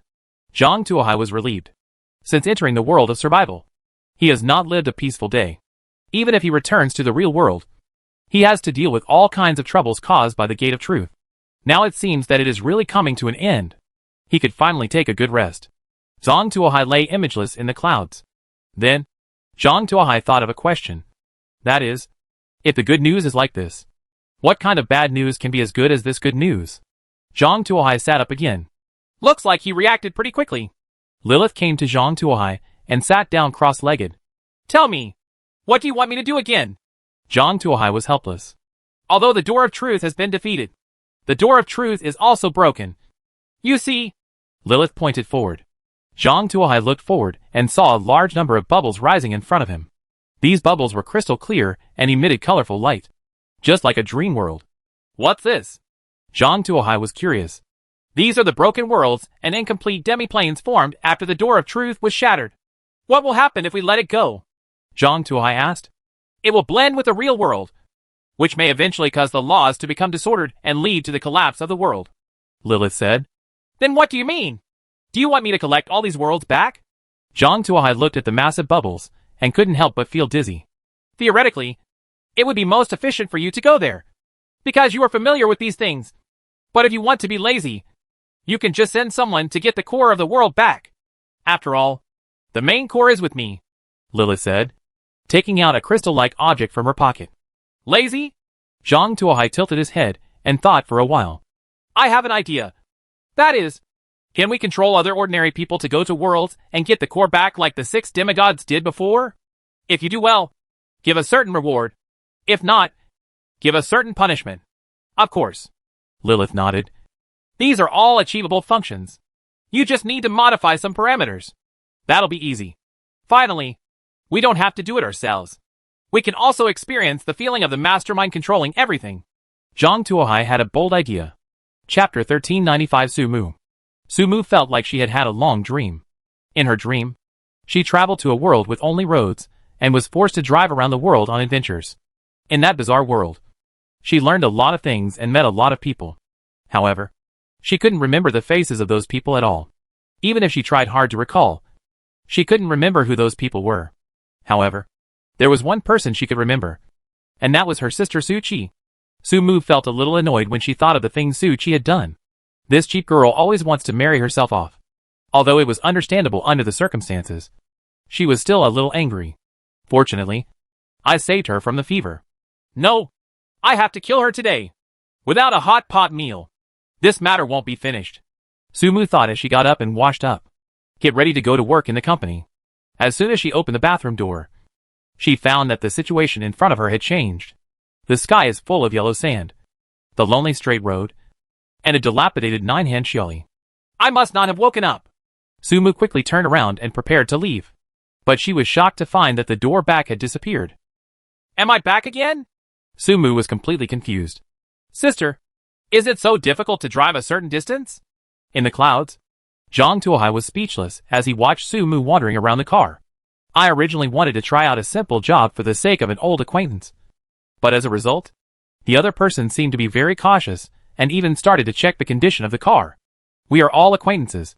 Can I sell you the car with the problem? Although the interior is a bit poor. Even though the patent leather is almost peeling off. And although everything sounds except the horn. It is no problem for a short distance. We are just a startup team. So it is understandable that we are a little rudimentary. Looking at Su Mu, who got under the car to check the condition of the car, Zhang Tuohai decided to push him. Otherwise, she doesn't know how long it will take to complete the task just by herself. Add a voice receiver to her, Zhang Tuohai said to Lilith. Okay, give me a few seconds. Lilith took out the core and played with it. Done. Zhang Tuohai had something like a walkie-talkie in his hand. The prompt system is loaded successfully, and the universal prompt system is officially at your service, Zhang Tuohai said using a voice changer. What is it? Su Mu looked around. Although she usually reads online novels and knows about the existence of system cheats, this is her first time contacting it, so she is inevitably a little nervous. 100 kilometers ahead, there is a metal box. After opening it, you will receive a reward, Zhang Tuohai said. 100 kilometers ahead? Su Mu looked into the distance, seeing a heat wave rolling in the distance. In this kind of weather, even if you walk 2 kilometers, let alone 100 kilometers, you will probably become dehydrated. It seems I can only drive. Su Mu reluctantly opened the car door and entered the car. The condition of the car was worse than outside the car. The glass on the dashboard was broken, and there was a crack on the windshield. Su Mu was afraid that the glass would break after driving for a while. The only lucky thing is that the car key is still intact. Su Mu took one last look at the endless desert and rolling heat waves on both sides of the road. confirming that there was indeed no way out. It seems that we can only follow the prompt tone. I hope it is really the system. Sumu bowed his hands together and started the car. I have to say that this car's paint job is based on the Syrian war damage style. But it can actually be driven. Sumu didn't dare to be too wild, and kept the car at a steady speed of about 40 per hour. This way, although it was a little slower, if something went wrong, there would be a way to solve it. Even if there is a car accident, the probability of survival is very high. Although the speed could be increased to 100 to reach the destination within an hour. Sumu really didn't dare. She was afraid that the car would fall apart before she was halfway through driving. Oddly enough, Sumu drove automatic transmissions except for the purpose of conducting research. But when driving this manual car, I didn't feel unfamiliar at all, and even developed a kind of muscle instinct. Many times, when you want to do something, your hands have already completed the operation before your brain can react. Sumu didn't bother to study the abnormality of her body now. She kept looking at the road seriously and focused on driving. For fear that something would go wrong with the car, Sumu was cautious along the way, while Zhang Tuohai looked bored in the clouds. Hey! No matter what, you have to have some confidence in the car I gave you. Although it doesn't look great, it's still not a problem to drive to your destination. Zhang Tuohai looked at Sumu and was a little speechless. Be careful. Isn't this exactly the person you are looking for? You should be happy to have this quality. Such talents are valuable to cultivate and can go further. Right, Lilith said from the side. It's really good. It's just boring to watch her drive all the time. Zhang Tuohai said helplessly. Here. Lilith handed a fishing rod to Zhang Tuohai. Can we still fish here? Zhang Tuohai was shocked. That's not possible. But it can help relieve your boredom, Lilith said. Zhang Tuohai. He knew better than to expect too much. Father and daughter chatted in the cloud. Sumu drove carefully in the fragmented world. 2.5 hours later, Sumu finally completed the 100-kilometer journey. Although the time was not very long and the road was smooth, Sumu still felt aching in her back. This car is broken. Sumu slowly stopped the car and saw a metal safe in front of her. How do you open this? Sumu circled the metal safe 3 times. She had seen this thing when she was helping the company purchase it. The manufacturer had tested it, and it couldn't be exploded with ordinary explosives. The protection capability is top-notch. Ordinary people cannot open this thing without a password. How can I open it without a password? Sumu lowered his head and muttered. Did you get the password? Zhang Tuohai turned to Lilith and asked. 114,511. Lilith said. Zhang Tuohai. This is indeed the password. If you don't believe me, see it for yourself. Lilith picked up a tablet and showed it to Zhang Tuohai. The cracked password displayed on it was indeed true. Zhang Tuohai reluctantly picked up the walkie-talkie, turned on the voice changer, and reported the password. A voice prompting the system to be neutral sounded in Sumu's ears. 114,511. Sumu. There is something wrong with the designation of the owner of this safe.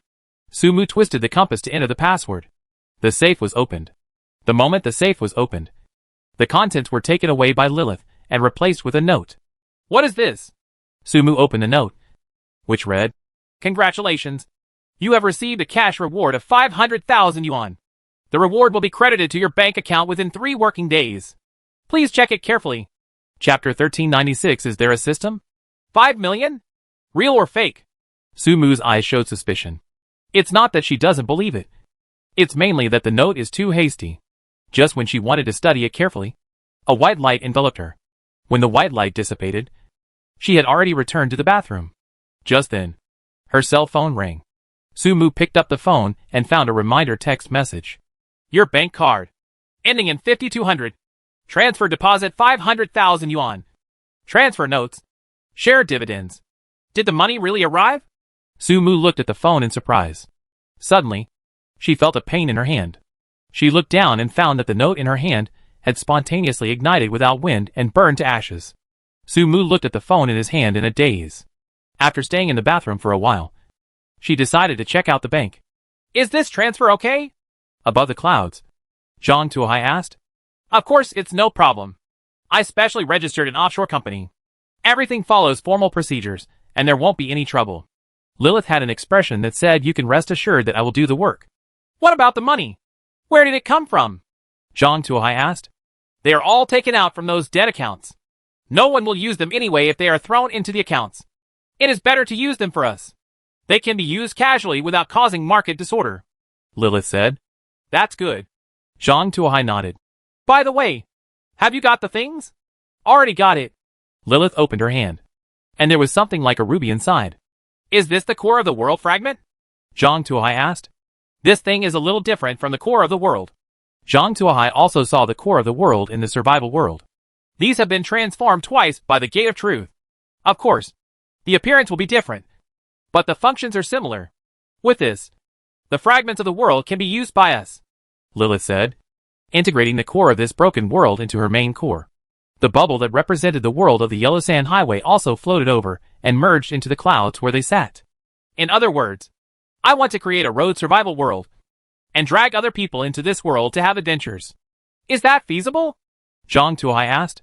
It can be done, but you have to pay for the reward yourself, Lilith said. Forget it. Let's seriously explore those worlds that have not yet been mastered.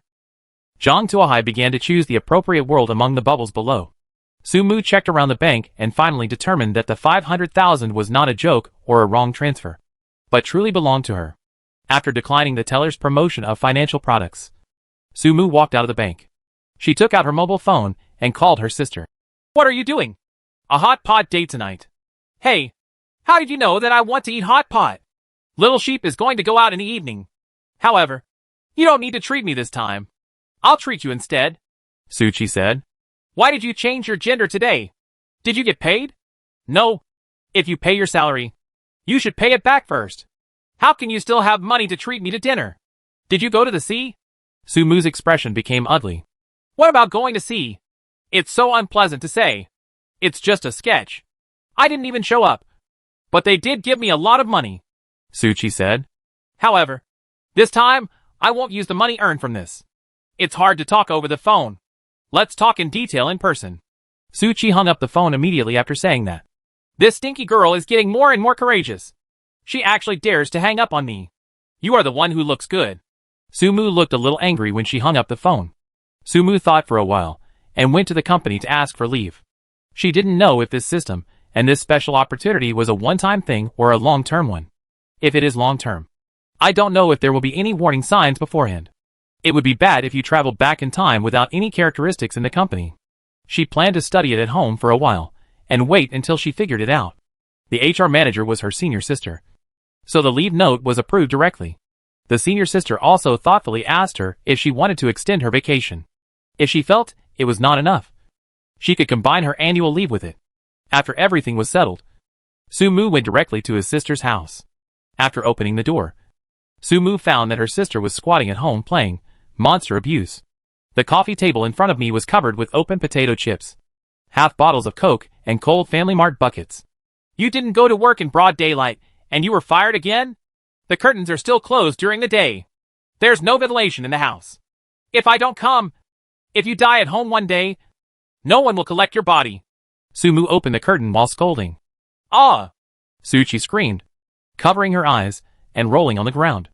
The damn demon hunter actually opened the seal of the holy light. But I have been prepared for it. The eternal protection of darkness is coming. As Su Chi spoke, she got into the bed and rolled herself up into a caterpillar. Are you imitating maggots again? Get up quickly. Otherwise, don't blame me for being rude. Also, speak to me properly. Otherwise, be careful of your butt blossoming, Su Mu said as he pulled out a clothes drying rack from somewhere, looking at it with eager eyes. Damn it. I obviously threw away all the clothes drying racks in the house.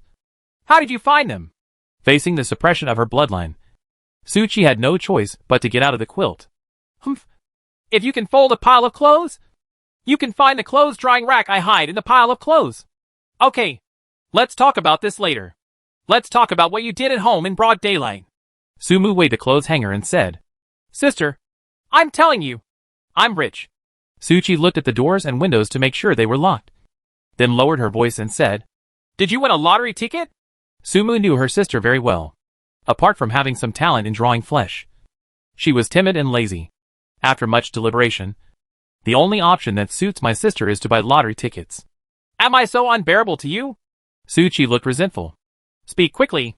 Su Mu knocked on the clothes hanger in her hand. That's what happened. Although I didn't buy a lottery ticket, it's almost the same as buying a lottery ticket this time. I've awakened the system, Suchi said mysteriously. System? Tell me in detail. Under normal circumstances, when Sumu heard what Suchi said, she would definitely have given her a beating to wake her up. But when she thought about what happened to her today, she believed it. Seeing that her sister didn't hit her, Suchi became energetic. She crossed her legs. Let me tell you. This morning, as soon as I got up, I felt that I was different from before. At that time, the 3 flowers gathered on the top of the head. The 5 chi were rising, and the purple chi filled the eyebrows. Feng Shuyu, the wind has a faint feeling of ascending to immortality. Speak carefully. Sumu hit Su Chi on the head with a clothes rack. Chapter 1397 Exploring the Game. Under Sumu's clothes drying rack, Su Chi honestly told the whole story. It turned out that Su Chi was in a similar situation to her this morning. While going to the bathroom, I suddenly came to a strange place. However, Sumu went to a desert road, while Su Chi was in a house made of candy, facing the unknown. Su Chi felt very scared, but fortunately, she awakened the system at the critical moment. Following the system's prompts, she followed the fireplace to the attic, and finally found a silver box. In the box, there was a note saying that 500,000 yuan would be transferred to her as a reward within 3 days. When Su Chi came back, she checked and found out that there were actually 500,000 yuan. She was shocked. She felt that she had finally turned over, and the system she had been waiting for finally arrived. To celebrate, she decided to play games at home for a day. They're all pretty much the same? Sumu touched her chin and started thinking. What's the same? Seeing that her sister didn't hit her, Su Chi became bolder again and came over. We're in similar situations, Sumu said, recounting what he had experienced today. As expected, they are all the same, except for the content. Su Chi nodded. Sister, tell me, is this system unique to us? Are aliens doing experiments? Or is it that we have arrived in a place similar to the main god space? Go to various worlds to complete tasks, and then give us rewards. No, the main god space can be exchanged. This only has real money. It seems a bit low, Su Chi said. Did you hear that? Someone complained that your design is too low quality. Above the clouds, Lilith poked Zhang Tuohai and said with a smile. What can I do? I only have so few resources at my disposal. How can I cover everything? Zhang Tuohai spread his hands. Besides, you can get a reward of 500,000 yuan for completing a task. Isn't this low? How many people want this opportunity? But they still can't find it. However, 2 people have discovered so many problems. If there are really a few quick-thinking people, I'm afraid there will be more loopholes, Lilith said. So what if a vulnerability is discovered? What can they do to us? Zhang Tuohai said indifferently. However, after all, the problem still needs to be solved. Zhang Tuohai began to study how to solve the problem at hand. First of all, you need a name. Zhang Tuohai decided to cover up his plan first, and it would be best to look harmless. What is easiest for people to accept? Of course it's a game. As long as it is under the banner of a game, people's vigilance will naturally be reduced by 3 points. It's also easier to accept. After deciding on the theme of the game, Zhang Tuohai also needed a name. After much deliberation, he decided to borrow the name of New World Development Group. But this name is too long. To put it simply, it's called Pioneer Game. After deciding on the name, Zhang Tuohai began to design the game structure. The basic rule is that players enter in person, and Zhang Tuohai can provide paid injury treatment and body repair. Of course, these are all done by medical tanks and medical robots. It is also allowed to purchase some weapons. However, it only supports modern individual weapons for the time being. Supernatural weapons and various powers are not available for the time being. Moreover, these things are only allowed to be used within the game and are not allowed to be brought into real life. As for the purchase price, it is points. There is only one source of points, which is awarded based on performance after completing tasks. However, Zhang Tuohai has the final say on how many points he will be given after each mission is completed, and how many points each weapon is worth. Of course, in order to give these players a pie and let them play the game with all their strength, you can set a purchase permission. Each player can use points to unlock purchasing rights. The purchase authority is graded. The first level is ordinary cold weapons. The second level is simple hot weapons, such as three-eyed guns and Hanyang-made weapons. And the third level is some World War I weapons. As for the top level mark, life and supernatural powers can be purchased. These things can even be used in real life. immortal killing swords, star-destroying cannons, the blood of ancestors of vampires, Superman serum, telekinesis, floating cannons, and immortality-cultivating techniques are all listed above. It's just bragging. Anyway, those players can only see it. They can't unlock it. And they don't know if it's true or false. I believe that with these things, the enthusiasm of those players will be high. Since it is a game, there must be a novice trial. After entering the game for the first time, there is a trial to determine whether the player is qualified to become a game player. Those who pass will be given monetary rewards and the qualification to become an official player. If you cannot pass, your memory will be erased and you will be kicked out of the game. Those who behave badly will be killed directly. Players who pass the trial will be given a panel. The function of the initial interface is very limited, which is to give an advance reminder when recruiting players so that players have time to prepare. In the later stage, Zhang Tuohai can use the panel as a basis to add some other functions, such as storage space. Moreover, this panel is also the locator for all players. As long as the panel is still there, he can know the position of any player. As for the tips, there are some benefits given to some talented players. Currently it is only open to some familiar friends. Zhang Tuohai perfected the rules one by one, because, when he first built the spiritual space, he had built similar things before, and the relevant rules were relatively familiar. Soon, the basic rules were constructed, and the rest will be slowly improved when there is time in the future. At the end, Zhang Tuohai added that as the controller of the rules, Zhang Tuohai himself can punish some unacceptable behaviors in the game. As for the punishment standards and punishment methods, all interpretation rights belong to Zhang Tuohai. After writing the requirements, Zhang Tuohai forwarded the requirements to Lilith. Can it be done? You know how to order me. Lilith pouted, but accepted the request. There was a template before. Just apply it. Lilith put the frame up. There are even some plug-in interfaces reserved. For example, a special city can be open for players and need to live directly in it. However, because the broken world they currently control is limited, there is nothing suitable that can be used to transform it. So they can only put it on hold for the time being. Do you think it's okay? Lilith gave Zhang Tuohai the freshly baked pioneering game. Not bad. Let's start it like this. Zhang Tuohai looked around and was very satisfied. Start the game. Lilith clicked run. A golden light penetrated the heaven and earth. At the same time, a message popped up in front of Su Qi and Su Mu, who were eating hot pot.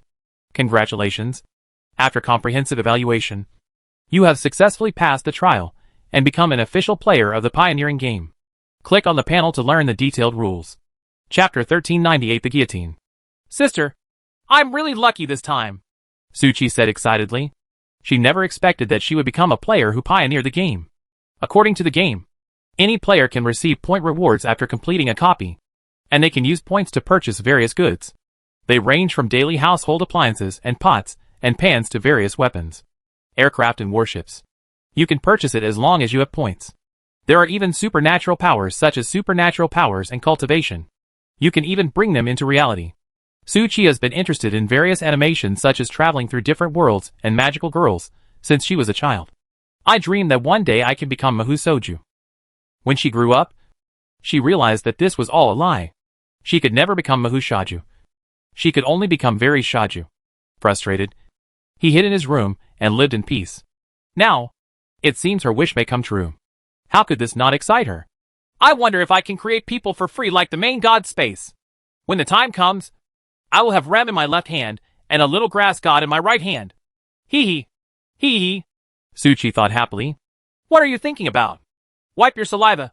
It's all flowing out. Su Mu looked disgusted. See huh? Su Qi wiped her saliva. Sister, we are rich this time. Wait till I help you show off and fly. Pay attention to your image and talk about important things later. Su Mu looked at the people around her and made sure no one noticed anything strange about them. Then he let out a sigh of relief. Check out and take Su Qi home. Su Mu and Su Qi discussed what to do in the future. At the same time, Zhang Tuohai was looking at a new map and had a headache.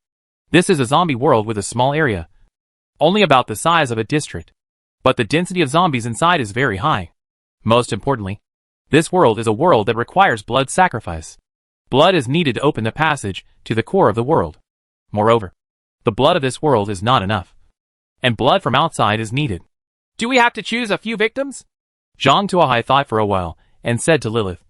Choose a few thieves, traffickers, and fraudsters to serve as blood sacrifices.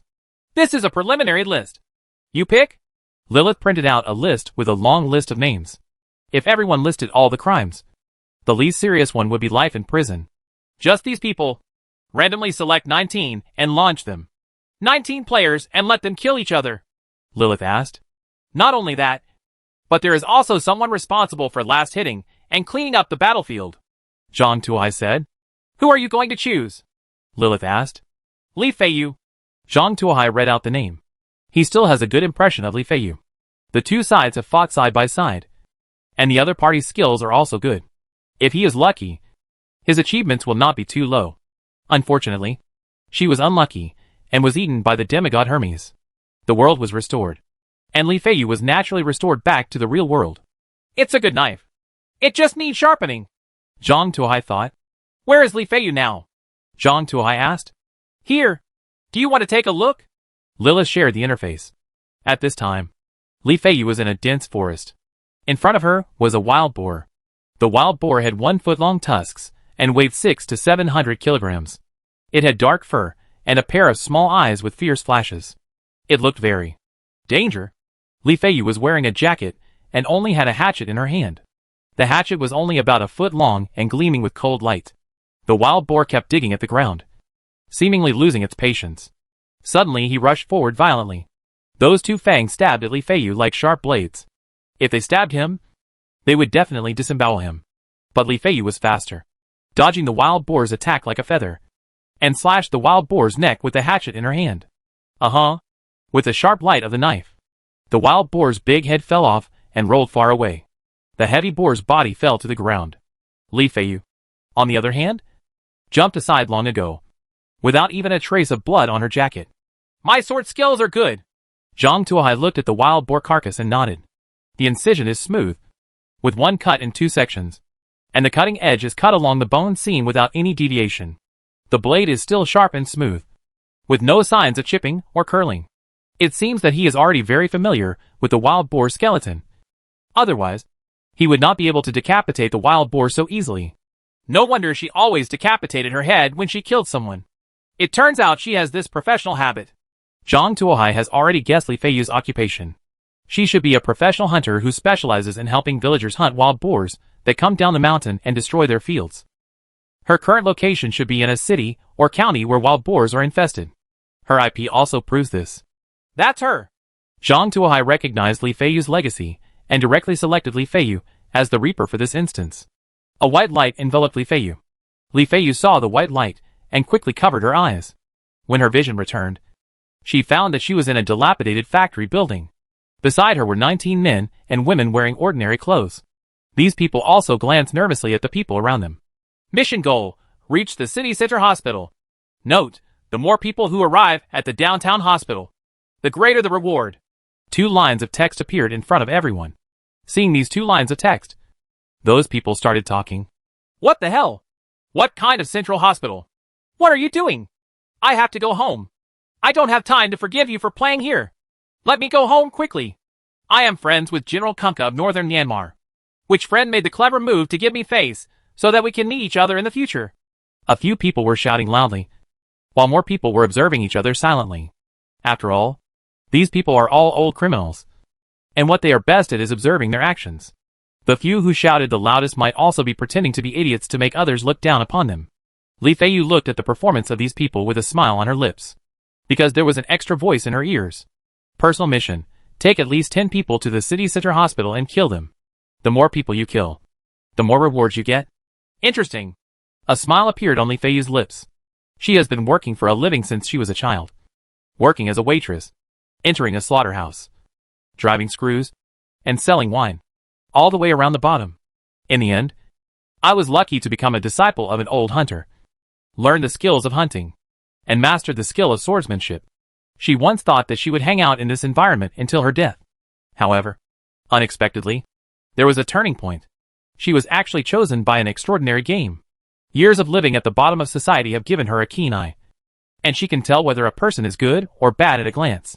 According to her observation, these people are all low-level scum, the kind who can only crush and pave the way.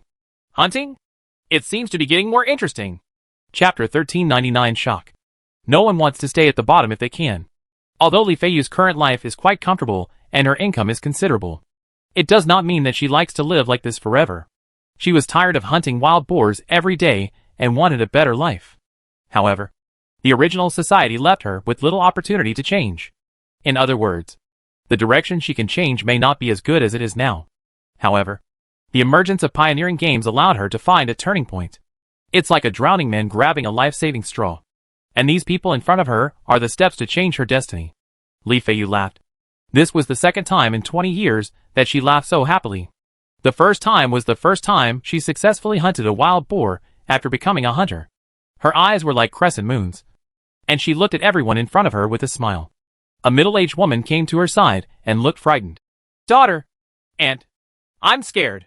We are the only two women here. We have to look after each other for a while. Take care of me. I will take good care of you. Li Feiyu smiled. The middle-aged woman let out a sigh of relief after hearing this. However, the next second, Li Feiyu suddenly slashed the middle-aged woman's arm with a knife, and the middle-aged woman's arm was completely broken off. It fell directly to the ground. Ah! The middle-aged woman wailed on the ground, clutching her wound, and blood splattered everywhere. Li Feiyu's sudden change of attitude shocked everyone present. Although, many of them are doing bad things, but many of them are people behind the scenes, and very few are actually on the front line fighting and killing. Seeing that Li Feiyu was discordant, she immediately took action. Moreover, the scene was so bloody that she was stunned for a moment. What are you going to do? A middle-aged man pointed at Li Feiyu and shouted. Why did you suddenly take action? I don't know. Are we all together now? How dare you take action against one of your own at this time? The middle-aged man shouted loudly. Who is your friend? Li Feiyu had a sneer on her face. Don't think that I don't know who you two are. My sister's child was kidnapped by you and hasn't been found yet. Even if you two turn into ashes, I can still recognize her. Now go and find her. Bandage the wound and take her with you. Otherwise, the next one will be your head, Li Feiyu said coldly. Hearing Li Feiyu's words, the middle-aged man felt like he was struck by lightning. He and the middle-aged woman were both human traffickers. They had sold many people. How could I remember who Li Feiyu was talking about? Subconsciously, I took it seriously. Moreover, in this situation, whether it is true or false is no longer important. Considering how fiercely Li Feiyu cut her just now, who knows if her next stab will actually cut her? The middle-aged man did not dare to gamble, so he could only listen to Li Feiyu's words and help the middle-aged woman bandage her wounds. Gag her mouth. I don't want to hear her shout anymore. If she shouts, I will cut off one of your fingers, Li Feiyu said to the middle-aged man. The middle-aged man wanted to curse after hearing this. The voice was from this bitch shouting, Why are you cutting me? But as soon as the words came to his lips, looking at Li Feiyu's half-smiling face, he swallowed it back. He estimated that if he dared to refute, the hatchet would hit him in the next second. A middle-aged man is looking for something to gag a middle-aged woman. But where can he find rags? In his anxiety, the middle-aged man took off his socks and stuffed them into the middle-aged woman's mouth. These socks have not been washed for more than 10 days. They can stand up even if they are taken off and left there. In addition, middle-aged men have sweaty feet, and the socks are soaked, not to mention the smell. As soon as the sock was stuffed into her mouth, the middle-aged woman almost spit it out. The next second, he rolled his eyes and fainted. I fainted. What should I do? The middle-aged man looked at Li Feiyu. Then I don't care. That's your problem. If you can't keep up, I will chop you. If you leave her, I will chop you too. Li Feiyu shook the hatchet in her hand and said with a sneer. The middle-aged man was speechless. He turned around and slapped the middle-aged woman on the face with two big mouths. Smelly bitch. Get up and follow us. At this moment, the door of the factory made a rumble, as if something was hitting the door. Everyone quickly looked towards the door. I found that the huge rolling shutter door was dented. The indented mark is exactly the mark of a claw. Everyone was shocked when they saw this. What should I do? Why are there still monsters? A person shouted. Everyone looked at Li Feiyu. Although Li Feiyu was only a young girl, her decisive and ruthless killing just now made everyone regard her as the core of this temporary small group. Lead here first and follow the instructions to find the central hospital. Wait until you get there and check the situation. Li Feiyu pointed to the translucent text among the people. Everyone looked at each other and nodded in agreement. They came to this strange world inexplicably, and there were monster threats outside. For now, They could only follow the instructions on the light screen. And maybe there was still a glimmer of hope. These people were all vicious and decisive in what they did. They each picked up suitable tools and used them as weapons, and headed towards the back door of the factory in groups. The banging at the front door became louder and louder. That depression is getting deeper and deeper. When they approached the back door, a black claw had already penetrated from outside the rolling shutter door. Seeing the sharp claws, everyone's speed became faster. They ran to the back door in 3 steps and rushed out. The last one to leave also closed the back door. The back door is a large yard. This was originally where trucks were parked and unloaded, but it was now abandoned. Through the courtyard, one could see the tall buildings of the city in the distance. And a few blocks away, a tall white building with a huge downtown hospital sign could be seen. Our target is there. Since there are monsters in the factory, it means there may be monsters outside. Everyone, be careful and don't run around. If you run away, go to the central hospital by yourself. Otherwise, just ask for good luck. Do you understand? Li Feiyu asked everyone. She could see that these people were all selfish people. There was no need to talk about joining forces to fight against the enemy. No one would listen anyway. Everyone nodded to show that they understood. And the group walked slowly out of the yard. Soon, everyone arrived outside the courtyard. Outside the yard is a secluded street. And there is a bus next to the street. Sister, car, one person said, pointing to the bus. What's wrong? Li Feiyu turned around and asked. The hospital is quite far. Why don't we drive there? The person who spoke was a swindler. He usually worked in an office and was physically useless. It was almost killing him to make him walk to the hospital. Now that he saw the car, he couldn't help but have other thoughts. Chapter 1400 Waiting for the Rabbit. You want to take a car? Li Feiyu looked at the liar. Sister, are you worried that you can't drive? Don't worry. I can. I have an A driver's license. Before I committed fraud, I drove a big car. I changed my profession after the hit-and-run accident. The liar was afraid that Li Feiyu wouldn't believe him, so he told everything about himself. Li Feiyu. Then open the door, Li Feiyu said. Okay, take a look. The liar walked around the bus and opened the door with a familiarity. As soon as he opened the car door, a tongue shot out from the car door and penetrated directly through the liar's shoulder. Ah! The liar screamed. The force of the tongue was so strong that he directly pulled the liar to the ground, and then directly pulled him into the car. Ah! The liar had a strong desire to survive. He grabbed the car door with both hands and refused to get in. Li Feiyu moved faster, and the hatchet in his hand had already been chopped out. Uh-huh. A cold light flashed, and the hatchet split the tongue into 2 pieces. Following the direction in which his tongue retracted, Li Feiyu had already seen the true appearance of the attacker. It was a toad, but it was the size of a house cat, with ulcers all over its body, red eyes and a bulging belly. It's hard to deal with at first sight. After its tongue was cut off, the toad screamed and rushed toward Li Feiyu's cheek. Its 4 claws were like steel structures, piercing Li Feiyu's eyes. Humph! Li Feiyu snorted coldly, and slashed out with the hatchet in her hand, splitting the toad in half. Bang! Dark green mucus and black particles spilled out from inside. Li Feiyu was extremely fast and dodged in a flash. But the liar was not so good at reaching out, and was showered all over. Ah! The liar screamed. The skin he had been exposed to had begun to fester, and large chunks of rotten flesh fell from his body. Those black particles were like little bugs, constantly burrowing into the liar's body. In the blink of an eye, the liar was no longer human. Walk! Li Feiyu said hello and ran out of the alley. When the others saw the liar's appearance, they did not dare to neglect him and followed Li Feiyu outside. Arriving at the entrance of the alley, they saw the main street. At this time, the main street was blocked by various vehicles. Various abandoned vehicles were parked there, and the ground was covered with broken glass and blood. However, the blood had solidified and turned into black marks. Zombies slowly wandered the streets. What the hell? A man couldn't help but scream when he saw those rotting zombies. Hearing the cry, the zombies reacted immediately, and all the zombies looked at everyone in unison. Roar! With a roar, a group of zombies rushed towards the group of people. Run! When Li Feiyu saw this, she immediately ran away with her people. However, she was not running around. Years of hunting experience told her that she should never run around when encountering a ferocious beast. The more dangerous the situation, the more calm she should be. She checked her surroundings, immediately selected an alley and ran in.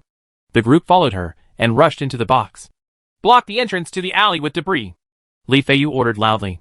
These people immediately piled garbage cans and debris at the entrance of the alley, and instantly blocked the entrance of the alley with a low wall more than 2 meters high. The zombies also rushed to the low wall, but they hit the low wall directly. Some zombies rushed forward trying to push the low wall, but the low wall was very strong, and the zombies couldn't push it for a while. This monster has intelligence, but not much. It doesn't look like it can climb at the moment. Let's go higher, Li Feiyu said, and led everyone back into the alley, and climbed up the high wall next to it. A group of people successfully climbed to the high wall using something for their feet. Follow the wall toward the central hospital. Li Feiyu has been running around in the wild all year round, climbing mountains and entering water as easily as walking on flat ground. If she had received professional training, she would definitely be a parkour master. However, even now, there is no need to give in too much. Cut the road ahead quickly. No slower than on flat ground. But on the other hand, those people were far behind, except for a few who worked on the front lines outdoors. The rest were trembling with fear, walking on thin ice, and they were out of breath after climbing 2 streets. Li Feiyu looked back at these people and couldn't help but shake her head. If she could help it, she wouldn't bother bringing this crap with her. It can only hold her back. If possible, she would even want to chop off these people's heads and take them to the hospital. She felt that it would be easier for her to go with only their heads than to go with this group of living people. However, she could only take these people with her on personal missions, which made her very helpless. Let you live a little longer. Li Feiyu stood up and shouted to those people. Hurry up. We have walked 1/3 of the way, and we will reach the city center hospital in 4 blocks. Li Feiyu shouted loudly to the people behind her to encourage them. Hearing what Li Feiyu said, those people became more energetic. They crawled a little faster, and there was a light of hope in their originally dim eyes. They followed the path surveyed by Li Feiyu, climbed high walls, walked on roofs, jumped from balconies, and finally arrived in front of the hospital building. Did you see it? There is a hospital ahead. Just jump down, and we will reach our destination. Li Feiyu pointed to the hospital building ahead and said, Can we jump over this? Otherwise, let's go around from below. A person looked at the distance between the 2 floors and couldn't help but feel his legs become weak. Look below. Is there any path you took? Li Feiyu sneered and pointed downwards. Everyone looked down and saw that the streets below were crowded with zombies. They had only seen such dense crowds in supermarkets when they were shopping. If a person fell here, they would be eaten in an instant, and only the bones would be left. There may not even be any bones left. If you want to go down and take a detour, go down by yourself. I won't accompany you anyway. Goodbye. After Li Feiyu finished speaking, she took 2 steps, jumped into the air, and then followed gravity and landed on an extended terrace opposite the hospital. Li Feiyu rolled on the spot to remove the impact. She turned to look at the group of people, opened the door, and walked in. Li Feiyu knew that at this time, if she continued to stay there to persuade them, it would make them more hesitant and give them more time to think. Instead, she gave them a sense of urgency by taking the first step. Let them see that a companion has completed the task first and reached a safe zone. And their hearts will urgently have a mentality of, I want it too. This mentality will prompt them to forget their fears, follow her footsteps, and jump over together. And all Li Feiyu needs to do now is wait. Chapter 14:01 Bounty System Concept. After seeing Li Feiyu jump into the hospital, the remaining people became anxious. They were like ants on a hot pot. What should I do? A fraudster asked others. He was exhausted after being able to follow him this far, and he really couldn't walk anymore. Oh, of course it's over. If you want to stay here and wait for death, then do it yourself. I won't accompany you anymore. A strong man who obviously worked out regularly took a few steps back and rushed forward. He rushed to the balcony, jumped up high, and rushed directly to the terrace. Perhaps because he hadn't practiced parkour much, he didn't release his strength properly when he fell, and his ankle sprained, causing him to gasp for breath. However, he didn't want to show his incompetence in front of others, so he gritted his teeth and stood up, limping into the house. After the strong man entered the room, he found that it was a high-end ward with luxurious decoration and all kinds of instruments. But the room was turned into a mess. The strong man searched around but found nothing useful. He saw that the door leading to the outside was ajar. Huh? You came in first and plundered everything? You didn't think about the people behind you at all. It's really selfish. If not, I have to act quickly.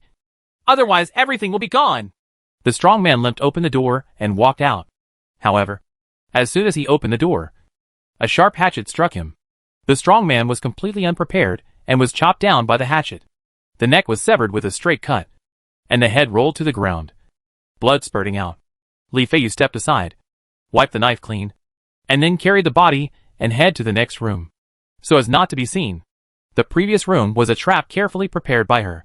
She purposely cluttered the room and took away useful things to give the impression that everything had been plundered. This creates a sense of urgency in others, forcing them to leave the room and search for supplies. Then, she will be killed with a knife by her guarding the door. This is a hunting technique she often uses in the forest. If she takes it to the city and changes it, it still works. After disposing of the body, Li Feiyu continued to guard the door. Upstairs opposite, after the demonstrations of Li Feiyu and the strong man, the rest of the people also emboldened themselves. They also know that staying here is a dead end. Rather than waiting for death here, it is better to give it a try while you still have the strength. A man who exercised regularly took a deep breath and jumped out. He was worse than a strong man and knelt on the ground. Not only was my foot sprained, my pants were also torn, and a large piece of skin was torn on my knee, which was bleeding and painful. But no matter what, he came over. He opened the door and walked in. Then, he was stabbed by Li Feiyu. The people upstairs jumped over one after another. There are those who succeed, and there are those who fail. Successful people were not happy for a while before they became Li Feiyu's prey and had their heads chopped off with a knife. Those who failed fell directly and became a snack for zombies. Above the clouds, Lilith and Zhang Tuohai watched Li Feiyu's actions throughout. It's a bit reckless, but I do have some talent. I can try to cultivate it, Lilith commented. That is, after all, he is someone I can like. You have to trust my vision, Zhang Tuohai said happily. Although there are many aspects of this Li Feiyu that are worthy of discussion, she has extraordinary potential and is still worth cultivating. If you train it properly, you might actually become a proper knife. Maybe we can set up a hunter organization specifically to hunt down those disobedient players, Zhang Tuohai thought. Although he can take action against the players in the dungeon at any time, he is now behind the scenes. If he has to do anything directly, it would be too cheap, and it would be lonely to live behind the scenes. Zhang Tuohai is planning to establish an official hunting organization, a private bounty hunter group. The former is personally selected by Zhang Tuohai, while the latter can be obtained by any player. Then, make a bounty list, and all players who do not follow the rules will be listed on the list. Hunters and bounty hunters will be automatically teleported to each other's world after accepting the mission. After the hunters and bounty hunters complete the mission, they will be rewarded with points and half of the property of the hunted. Zhang Tuohai believes that as soon as this list appears, it will deter most unruly players. Many people commit crimes mainly with the hope of not being found. But the appearance of the reward list put an end to their idea. No matter where they hide, they are hunted by predators and bounty hunters. With this mechanism in place, if they want to cause trouble again, they must weigh whether they can bear the consequences. In this way, the pioneering game will have a relatively stable mechanism, and everyone will try to do things according to the rules. It allows the pioneering game to go through the development period smoothly. Zhang Tuohai mentally perfected the draft, then gave the framework to Lilith and asked Lilith to help realize the function. Seeing Lilith's reluctance, Zhang Tuohai coaxed. It's just the beginning now. There are more things that need to be done. Later, when all the frameworks are put in place, it will be easier. Okay, who asked me to deal with such an unreliable father? Lilith had no choice but to start working. Zhang Tuohai continued to monitor Li Feiyu's behavior. After Li Feiyu completed the blood sacrifice of 10 people, the door to the secret room was opened, and the road to the core of the world was clear. Zhang Tuohai immediately issued a new task. Go to the hospital basement and retrieve the mission items. After completion, you can return to the real world. Later, Zhang Tuohai sent a structural diagram of the hospital to Li Feiyu. Fetching something? This is much easier. Li Feiyu is much happier because she no longer has to wait and see. She likes to be free to move around alone and do whatever she wants. Taking others with me always feels too restrictive. After unfolding the hospital structure diagram and confirming the location of the mission items, Li Feiyu put the drawings away and walked towards the basement. The structure of the hospital is very simple. If she wanted to go to the basement from the floor she was on, she would either take the elevator or take the stairwell. Li Feiyu first went to the stairwell to take a look. At this time, the stairwell had been locked up with chains. Li Feiyu approached and pushed open a gap to look outside quietly. Found the stairwell filled with zombies. The zombies were lingering in the stairwell, unwilling to leave. It seems that the stairwell cannot be used, so Li Feiyu can only try the elevator. Li Feiyu pried open the elevator door and looked down. The elevator had fallen down, and the wreckage of the elevator could be seen with the help of the light. It seems the only option is to climb down. Li Feiyu grabbed the elevator slide, climbed down along the corner of the elevator shaft. Chapter 14:02 Hunter. Li Feiyu has been an expert in tree climbing since she was a child. After becoming a hunter, she specialized in rock climbing training. Climbing the elevator shaft is easy for her. Li Feiyu came to the next floor and looked out through the gap in the elevator door. She could see a few zombies wandering around the elevator. She went down another level and found a few zombies in the elevator room. The same is true for the following base floors. Li Feiyu guessed that there might be a large number of zombies in this building. If they killed them through the stairs, they would probably die from exhaustion. Li Feiyu came to the first floor quietly, looked out through the gap in the elevator door, and found that the stairwell was almost crowded with zombies, and the zombies were walking aimlessly. A meaningless ho-ho dash sound came out of his mouth. Seeing this situation, Li Feiyu estimated that the situation on the entire first floor was not much better. I'm afraid the zombie density won't be better than outside. Those who want to take a detour to the hospital may be disappointed. Even if they worked hard to get into the hospital, they still had to find a way to kill all the zombies on the first floor and rush all the way upstairs despite being attacked by the zombies in front and behind. Li Feiyu thinks that she does not have this strength. After seeing the situation on the first floor, Li Feiyu became more cautious and sneaked all the way to the negative floor. The elevator fell and deformed, and a certain gap formed between the elevator and the elevator door. Li Feiyu lowered her head and observed carefully. The first floor is the morgue, which is usually empty, and the door is locked, so there are not many people here. Apart from a group of unlucky guys who fell down, there was only one guard on duty. Even if the remaining corpses become zombies, they are locked in the freezer and cannot be moved. 1, 2, 3. 6 zombies. Not bad. Not a big problem. Li Feiyu got out along the cracked gap between the elevator and the elevator door, and fell gently to the ground, as quietly as a feather falling on the snow. I don't know if it's because of the low temperature, but those zombies don't like to move very much, and they walk very slowly. Li Feiyu slowly came to the back of a zombie, slowly raised the hatchet in her hand, and slashed downwards. With the sharp light of the knife, the zombie's head was chopped off. Bada, Gulyalu. The head fell to the ground and rolled out. In an instant, the remaining 5 zombies turned their heads. When Li Feiyu saw that she had been discovered, she no longer hid. He stepped forward and rushed out. The hatchet in his hand swiped left and right, and the heads of 2 more zombies were chopped off. Roar. It was only then that the remaining 3 zombies roared and rushed towards Li Feiyu. However, because the 3 of them were at different distances and did not arrive at the same time, this gave Li Feiyu the opportunity to defeat them one by one. Swish. Li Feiyu chopped off the head of the first zombie with a sweep of the hatchet. At this time, the second zombie had already rushed in front of her and grabbed it with a pair of sharp claws. Li Feiyu dodged to the side and came to the oblique rear side of the zombie. She cut off the zombie's head from behind with the hatchet across everything. At this time, the third zombie rushed behind Li Feiyu. Li Feiyu ducked and dodged the zombie's sharp claws. She cut off the zombie's calf with a backhand knife. The zombie couldn't keep his balance and fell to the ground. Li Feiyu raised the hatchet in her hand and was about to chop off the zombie's head when she suddenly felt a gust of wind behind her head.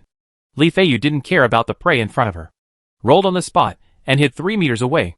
Li Feiyu looked up and found a monster standing in front of him.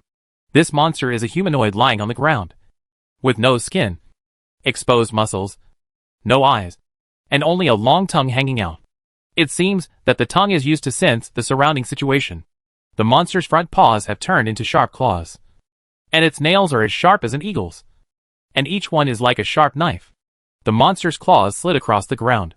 There were several deep scratches on the tiles. What is this? Li Feiyu took a deep breath and became serious. This monster seems to be more difficult to deal with than the wild boar. Hiss. The monster's tongue popped out without warning and shot towards Li Feiyu's head. The speed of the monster's tongue was very fast, and it was in front of Li Feiyu's face in the blink of an eye. Li Feiyu suddenly lowered her body, and her tongue almost shot out against Li Feiyu's hair. Li Feiyu tried to chop off her tongue with her backhand, but found that the tongue suddenly turned around and shot toward her back. So fast! Li Feiyu rolled on the spot and avoided the attack of the tongue. The monster's claws slammed towards Li Feiyu. You're the one waiting. The hatchet in Li Feiyu's hand swept towards the monster's claws. The sharp hatchet cut off the monster's claws directly. The monster quickly retracted its claws. And Li Feiyu immediately rushed in front of the monster and chopped off the monster's head with the hatchet in her hand. The monster reacted quickly and turned its head to avoid Li Feiyu's hatchet. Li Feiyu put her hatchet against the monster's head and chopped it off. Seeing this, Li Feiyu flipped her wrist and wiped the hatchet in her hand horizontally towards the monster's neck. The monster's neck was cut in half. Blood spurted out. The monster was in pain and quickly retreated. Seeing this, Li Feiyu quickly followed up and slashed with the knife in her hand. The sharp hatchet chopped off the monster's head. After seeing the monster die, Li Feiyu did not relax her vigilance, but looked around vigilantly, for fear that a second monster would appear. After checking the entire basement and confirming that there was no second monster, Li Feiyu let out a sigh of relief. Then, she opened the drawing and followed the instructions above to open the designated morgue. There was no body in the cabinet, but something like a heart. After Li Feiyu caught this thing, a reminder sounded in her ears. Acquire mission items. Obtain permission to leave. And start teleportation. A white light lit up. After the white light dissipated, Li Feiyu found herself at the original location. The wild boar was still there, and its blood had dried up. She raised her hand, and the heart-like thing was gone. The hatchet was still in my hand, and everything just now seemed like a dream. A reminder sounded in my ears. Complete the mission. Receive a cash reward of 500,000. And obtain the status of a trainee hunter. After completing the trial, you could become an official hunter. Identity as a hunter? Sounds exciting. Li Feiyu's eyes brightened. When can we start the trial mission? Wait for system notification. With these words, the system terminated the conversation. It seems very interesting. Li Feiyu found that she seemed to fall in love with this kind of life. Chapter 1403 I'm here to join you. After selecting Li Feiyu as the first hunter, Zhang Tuohai felt much better. Now, he already has 3 players. 2 players are responsible for conquering the dungeon, and 1 is responsible for cleaning up the unstable factors. Basically, the framework is complete. As long as we continue following this pattern, I believe it will get better and better. Zhang Tuohai, who was in a good mood, continued to select worlds, preparing to conquer a few more worlds and try to build mission halls, public areas and so on. At that time, players can have a place to stay before entering the dungeon. In the future, the real estate industry can also be developed. Allow players to have their own home in the development game. Zhang Tuohai swore to Ding that he wanted to develop real estate, just to make players feel more at home here, and had no other intention. However, since it is a public space, the space area must be large, and it is best to have a ready-made building. If it is modified in this way, the project will not be very large. Zhang Tuohai picked and chose a world. This is an upcoming doomsday world. Ice and snow will freeze the entire world. And the way to obtain the core of the world is to survive in this frozen world for 30 days. The limit is 2 people. A frozen world. It seems like we need to find a few people who are used to the severe cold. When Zhang Tuohai thought about getting used to the severe cold, the first person he thought of was Mr. Vladimir. This is his old friend. He can beat a bear with his bare hands and take a bath in the snow. His strength is not worth mentioning, and his wilderness survival skills are also passable. He is born with cold resistance. For him, this environment can be said to be no different from returning home. What a difference. Moreover, this guy brought his own wife. And Zhang Tuohai also met his wife Natasha. How to say? Enhanced version of Vladimir. A log as thick as a plate. Just pick it up and go. It's these 2 people. Zhang Tuohai selected 2 people as the attackers of this world. What are these 2 people doing? Zhang Tuohai took the time to look at the current state of the 2 people. It wouldn't be good if he was creating a villain. Fortunately, Vladimir and Natasha are now preparing dinner in the courtyard. Natasha was cutting meat. Vladimir was chopping firewood. And the barbecue stove was ready, with tomatoes, lemons, bell peppers, and potatoes piled beside it. It looks like they are preparing to cook barbecue. Sorry, I'm afraid I'll have to wait a while before eating the barbecue. Zhang Tuohai circled the 2 of them and sent them into the game world. Vladimir was stunned at the sight before him. Originally, he was chopping firewood in his yard, but in the blink of an eye, he was transported to a big city with bustling traffic. Where is this? Vladimir stared blankly at the scene in front of him. This seems to be New York. This is near Central Park. I've seen this place in movies, Natasha said, holding a meat-cutting knife in her hand. New York? Damn it. How far have we come in such a blink of an eye? Do we still have enough money in our credit card to get back? Vladimir asked with a frown. At this moment, a curtain of light appeared in front of the two of them. In 24 hours, a severe snowstorm will come to New York, and the entire New York will turn into a world of snow and ice, turning New York into an ice sculpture. Please live in this city for 30 days. After completion, you will receive generous rewards. Note, you will not be able to leave the New York City area during the time limit. It's really New York. Vladimir looked at the words on the light screen and couldn't help scratching his head. This is a really bad city. Vladimir doesn't like big cities. He prefers villages with fewer people. He has his own big yard and can do whatever he wants. He finds life in the city annoying. Don't be cold. Think of a way quickly. Go stock up on firewood. Don't forget, the snowstorm is coming in 24 hours. Natasha knocked Vladimir on the head. Although they are not familiar with New York, they are familiar with snowstorms. If you don't stock up on enough firewood before the blizzard comes, you're just waiting to be frozen to death by the blizzard. For wood, you need a gasoline saw. Vladimir looked at the numerous large trees around him and nodded. In addition, there are food, fresh water, and weapons. I also need to prepare a snowmobile and snowplow. Vladimir calculated the supplies he should prepare. Does this cost a lot of money? Can our bank card pay for so many things? Natasha asked. Dear, don't worry. This is New York. We can buy directly for 0 yuan. No need to swipe a card, Vladimir said. He usually watches the news and is very knowledgeable about many things happening in New York. Then go quickly. By the way, don't bring the police back, Natasha warned. Do not worry. Vladimir walked out of Central Park carrying an axe. Walking out of Central Park is the bustling 6th Avenue, where a large number of luxury goods companies have established their headquarters. Normally, this place would be bustling with tourists and brightly lit with neon lights. But at night, this place takes on a different look.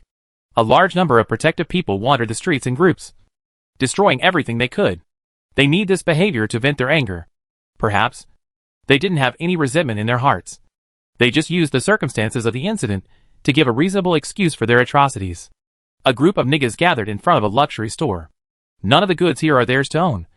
But now that there is no one to guard them, as long as they can get in, everything inside will be theirs.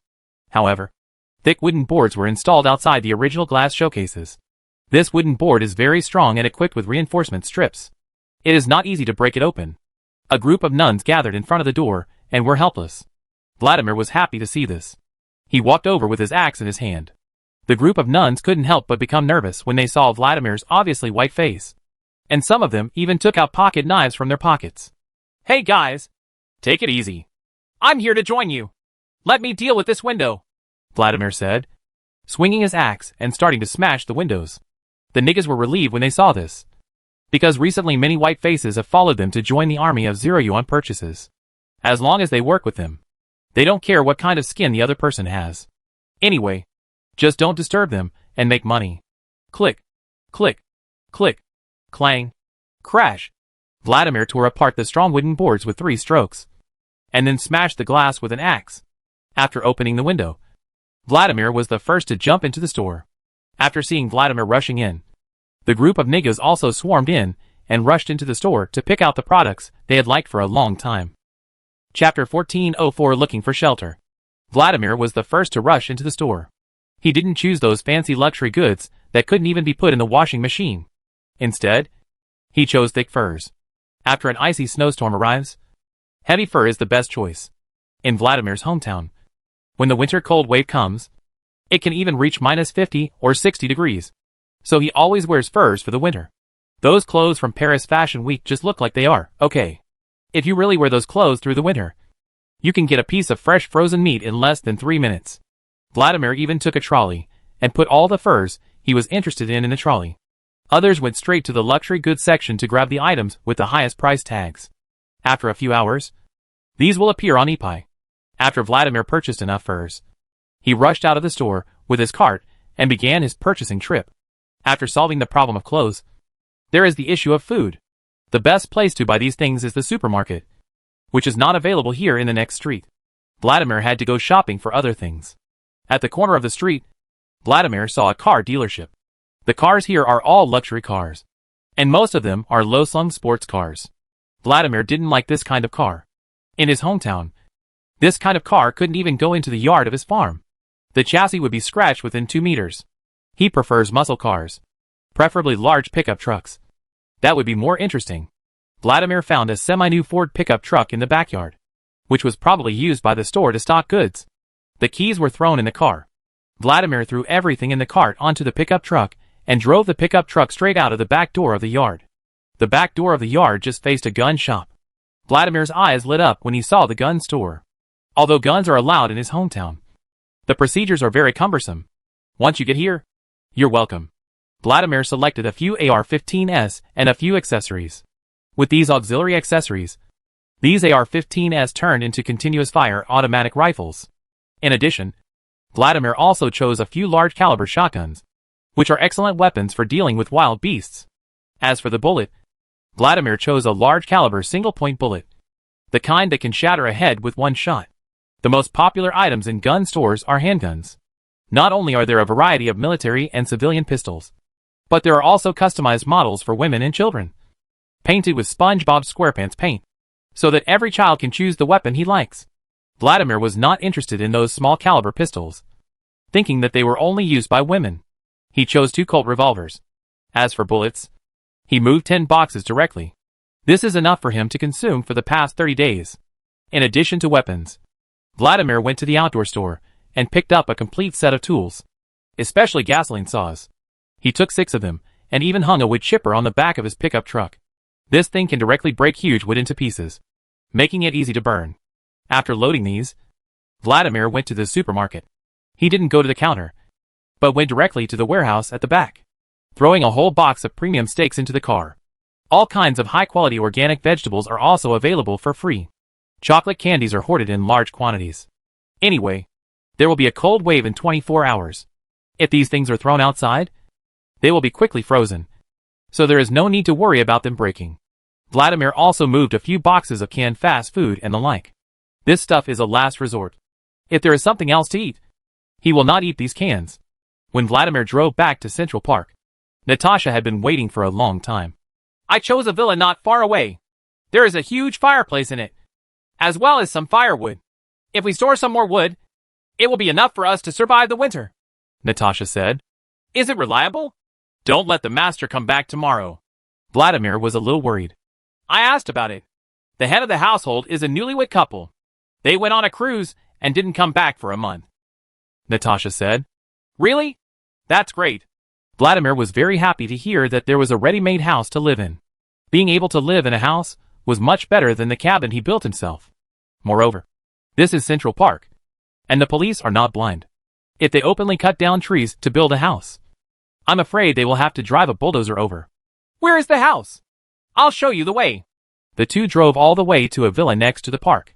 The villa is large, with front and rear gardens, and 2 heated swimming pools.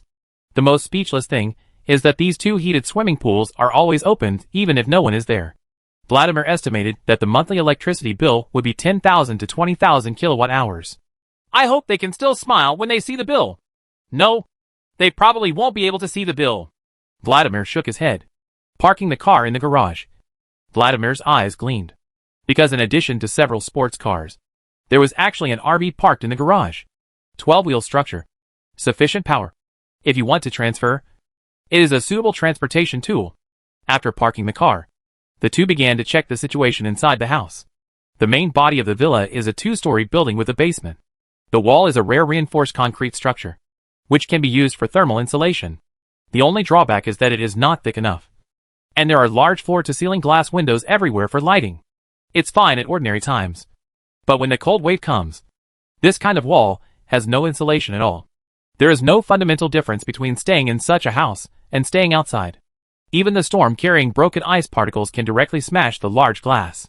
Vladimir planned to purchase some wood during the day and add a layer of thickness to the wall. It should be increased to at least half a meter, which is the insulation standard for his hometown house.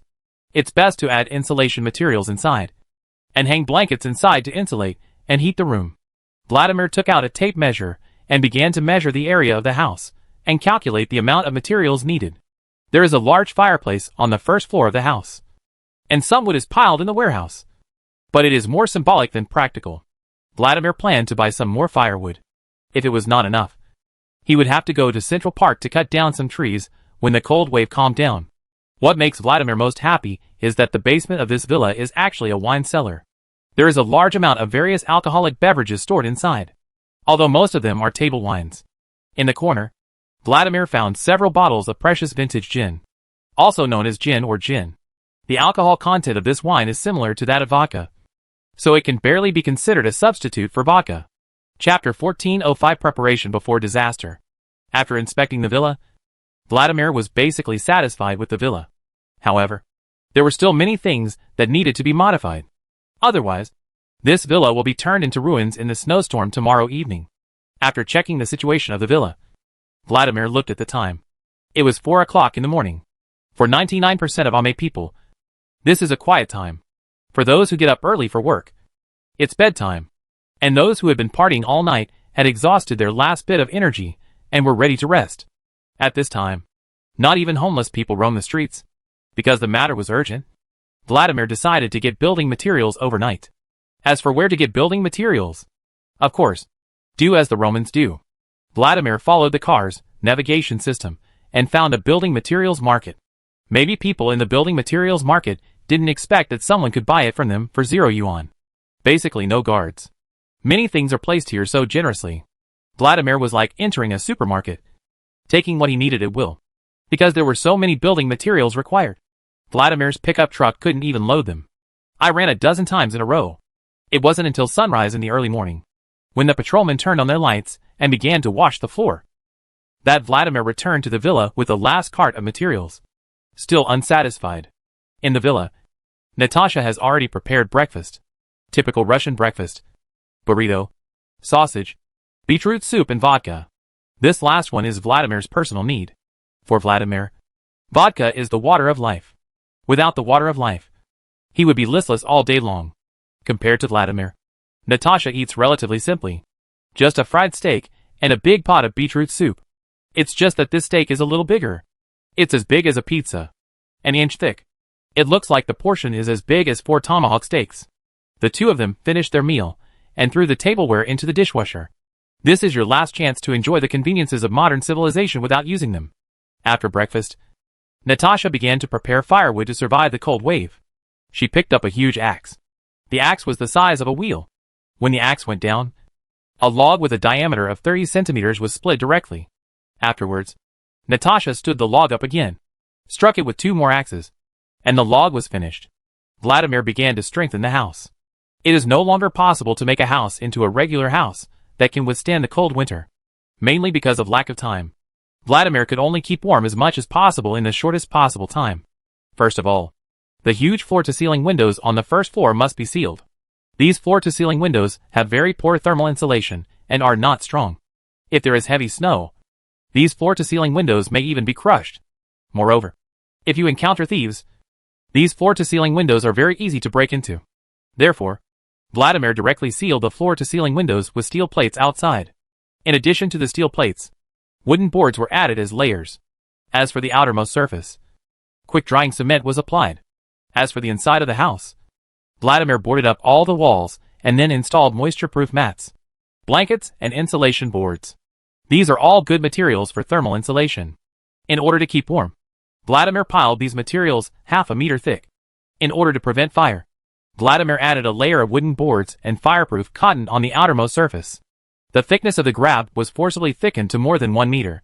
Vladimir also made special reinforcements on the front and rear doors of the villa.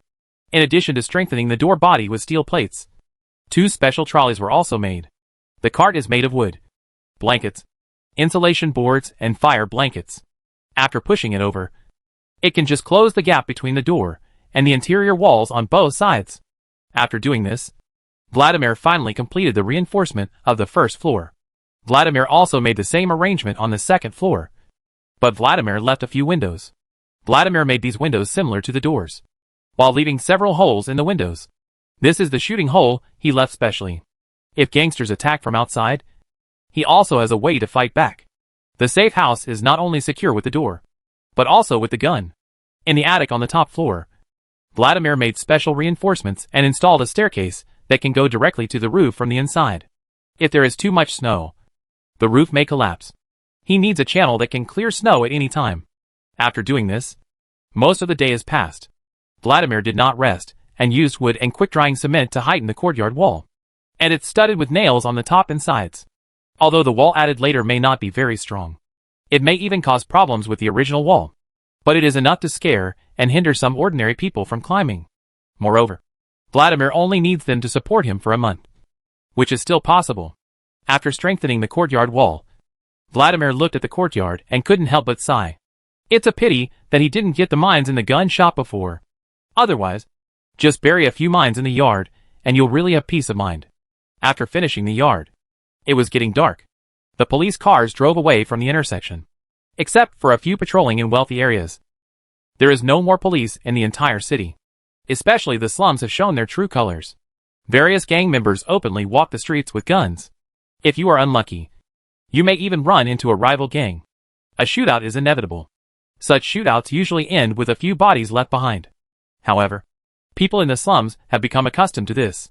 After the gunfight ended, they continued to go about their lives as if nothing had happened. Many niggas who were naturally protective have also walked out of their homes and started shopping for 0 yuan every day. This has almost become their source of livelihood. Many people even quit their original jobs and focus on this new job with a bright future. Even if they don't have a job, they can get an extra subsidy from the state government. 1 job, 2 incomes. It's great. However, they did not notice that the weather was not very good tonight. The sky was covered with dark clouds, completely blocking the moonlight and starlight. The air became colder and flakes of snow began to fall. Those niggas didn't care at all about the weather. Just tighten the clothes on your body. They were thinking about what to get today. After all, Christmas was coming soon. And they also wanted to make more money and have a fulfilling holiday. However, they did not know that a huge disaster was coming. Chapter 1406 Disaster Strikes. Drip drip drip. Alarms rang through the duty room of the Meteorological Research Station. The alarm went off again? The guard on duty opened his eyes in a daze. Look at the rows of data on the monitor. But with only a bachelor's degree in prenatal education, he couldn't understand those things at all. What is disturbing my sleep? The guard turned off the siren, put his hat on his face, and continued to sleep in his chair. In his opinion, this is just a meteorological research station. What big deal can it have? When he was on duty at the bank before, he was too lazy to get up to do inspections. The weather research station still wanted him to get out of his chair? Joke. The guard continued to lie asleep in the duty room. But what he didn't know was that a strong cold wind blowing from the North Pole and a warm Atlantic current converged over New York. The consequence of this is that there will be a heavy rainfall over New York. Precipitation will reach 2,000 millimeters. If it is summer, it will cause super heavy rains, and the entire New York will become a swamp. But now that it is winter, it turns into heavy snow, because the density of snow is smaller than that of water. And because of the low temperature, it will not melt immediately and flow into the sewer. The same precipitation, only changed from rain to snow, became an even more terrifying disaster. This amount of precipitation can even freeze the entire New York City. If an alarm could be issued in advance, someone might be able to escape from the city in time. But due to the laziness of the guards, this possibility came to nothing. As night falls, people return home, close their doors and windows, and take out the firearms in their cabinets to prevent criminals from breaking into their homes. And those niggas were wandering in the streets in groups. Their target is those luxury stores. Then throw these on eBay and sell them for a good price. Of course, these are all taxable. Otherwise, heavily armed people will come to your door to ask for taxes. There are only 2 things that are inevitable in America: death and taxes. Vladimir had predicted what was going to happen in advance. So he did not go out. Instead, he and Natasha had barbecue at home. Sitting in front of the powered oven, Vladimir spread huge pieces of meat mixed with onions and colored peppers on the barbecue board. The grease dripping on the barbecue plate made a sizzling sound, and the unique aroma of barbecue spread. Facing the fragrant barbecue, neither Vladimir nor Natasha had much appetite. They kept staring at the countdown in front of them. DDD. Countdown reaches 0. A new line of text appears. Extreme cold survival officially begins. The remaining time is 29 days, 23 hours, and 59 minutes. Has it started yet? Vladimir opened the door. Snowflakes as big as goose feathers fell from the originally overcast sky. Heavy snow fell one after another and soon covered the ground, covering up the original color of the ground. The huge city changed its appearance in an instant, and everything was covered in silver. Vladimir raised his head and looked at the heavy snow that was flying in the sky. Based on his years of experience, he judged that this heavy snow would definitely not be light. If this trend continues, it will definitely not be a joke to close the door due to heavy snow. Seeing the heavy snow in the sky, Vladimir finally believed that the guidance of the light screen in front of him was true. They really came to a world that was about to be frozen by ice and snow. Fortunately, they only have to survive here for a month. You know, in his hometown, the days covered with ice and snow last for half a year. And even this extreme weather lasts no less than a month.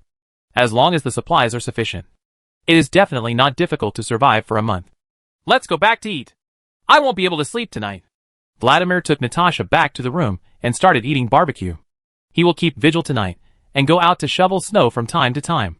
Otherwise, the heavy snow will really seal the door. After eating for 2 hours, Vladimir opened the door.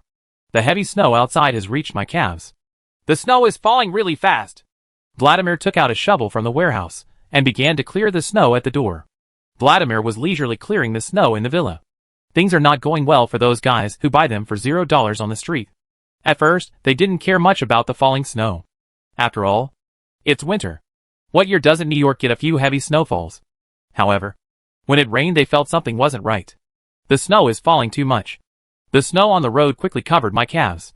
It is very difficult to walk on foot in such thick snow. Not only is the road slippery, but if you don't wear high boots, snow can easily fall into the shoes along the gaps. After the snow falls into the shoes, it will be melted by the temperature of the feet. And then the shoes will become wet. Due to the low outside temperature, wet shoes will soon freeze into ice lumps. Then, the ice lumps will continue to consume the temperature of the feet, causing people's feet to become hypothermic and eventually suffer from frostbite. This is still the best result. If it goes on for a long time, amputation may even be necessary. Those nuns stepped on the thick snow and found that they could not continue. Otherwise, they would all freeze to death. Some guys who had some money were ready to drive back. In this country, a car is a person's legs, and it is almost impossible to move without a car. But at this time, there was about half a meter of snow, and ordinary family cars couldn't drive on this thickness of snow. The tires did nothing but skid on the snow. Some high-power, high-chassis pickup trucks and off-road vehicles can start, but it is also a difficult journey on the road. It's okay for them to encounter the kind of snow that's more than 10 centimeters thick. At most, it consumes more fuel, and the car can't stop easily. But the snow is now thicker than they can handle.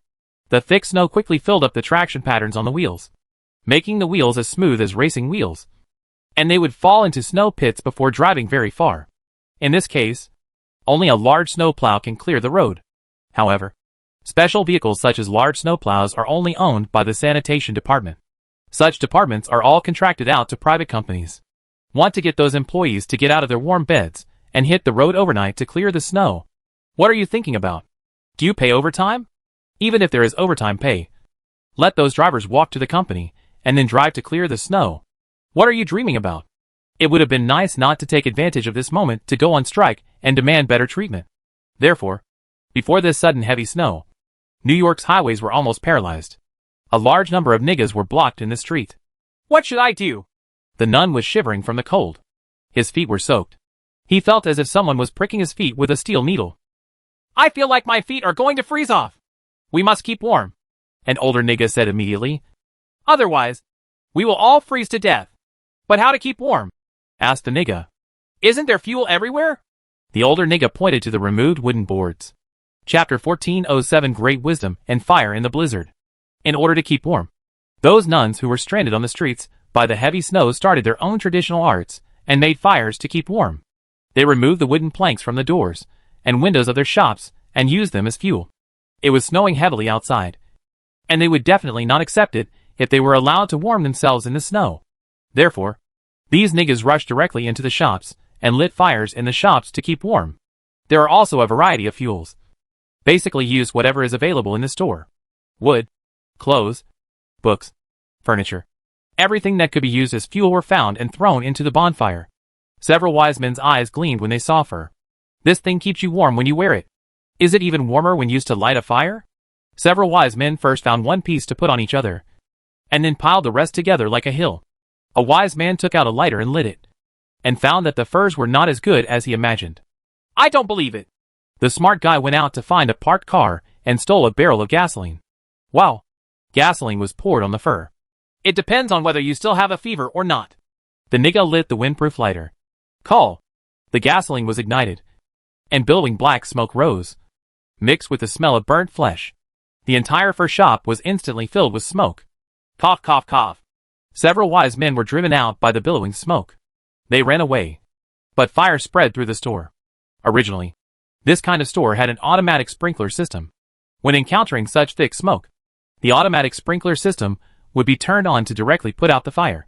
However, due to the rapid temperature drop today, the central air conditioner was turned off again, causing the water in the automatic sprinkler system to freeze, making it impossible to extinguish the fire. This caused the fire to get out of control and spread throughout the store. The strong wind that poured in through the broken doors and windows made the fire intensify, and it continued to spread to the surroundings, and then burn to the neighboring shop. The nigga who was warming himself by the fire in a neighboring shop saw the scene, turned around and ran away with a strange scream, and fled the shop. However, the combustible materials thrown all over the floor became the main culprit for the spread of the fire. The fire spread to the next store. The raging fire ignited the entire commercial street. Thick smoke billowed into the sky. Vladimir, who was working in the yard, frowned when he saw the black smoke rising in the distance. It actually caught on fire? This is not good news. Vladimir knew very well how difficult it would be to put out a fire in this situation. Fire trucks cannot be dispatched. How difficult is it to rely on personal power to extinguish the fire? I must not let my shelter catch fire, Vladimir thought as he looked at the thick smoke in the distance. The fire protection of the shelter is divided into two parts, inside and outside. Internally, it is naturally a matter of fire safety. Vladimir and Natasha have rich experience in this. They have grown up next to the fireplace and naturally know how to use fire safely without worrying about fire caused by improper use of fire. All he needed to protect against now was an external fire. The main thing to prevent from external fires is the fire caused by neighbors and the fish in the pond. The easiest way to prevent external fires is to build isolation strips. Block off this area. The easiest way to create a barrier is to clear the area of all combustibles. Vladimir decided to use the courtyard wall as the core and build a fire break within 3 meters in front and back, so that most fires could be isolated. I have also thought about how to build Vladimir. First, clear away all combustible materials in this area. Fortunately, there are no trees or shrubs in this area. Just lawn. They all died because of winter. Vladimir just needs to roll up the turf and throw it out. In theory, this is basically enough. However, Vladimir was not satisfied. He pulled out the water pipe from the house and doused the area with water. In an instant, the ground and walls were all covered with thick ice. This time not only can the fire be blocked, but also people can be blocked. The wall was covered with thick ice, making it even more difficult to climb. Now, it is impossible to climb the wall with bare hands. If you want to climb over, you can only rely on a ladder. But where do normal people have ladders? And this kind of tall ladder that can climb a 4-meter-high wall? Vladimir's ice wall temporarily renders his safe house indestructible. After building the ice wall, Vladimir climbed to the roof and looked around with a high-powered telescope. After confirming that no one noticed this side, Vladimir returned to the safe house. Natasha has already brewed a large pot of black tea. Drink a little to warm yourself up. Natasha handed Vladimir a cup of black tea. Vladimir wanted to hold up the vodka bottle and say, "This is enough." But seeing the look in Natasha's eyes, he unconsciously put down the vodka. Okay, just 1 cup. Let's see if your skills have improved. Vladimir picked up the teacup. Have you made any progress? Natasha clenched her fists and asked with a smile. Very good. Very good. Looking at Natasha's kind eyes, Vladimir swallowed the words that came to his lips. After drinking hot tea, Vladimir continued to work. The snow is getting heavier and heavier, and nearly 1 meter of snow has accumulated on the roof. If it is not cleaned in time, it will cause great pressure on the roof and even cause the roof to deform.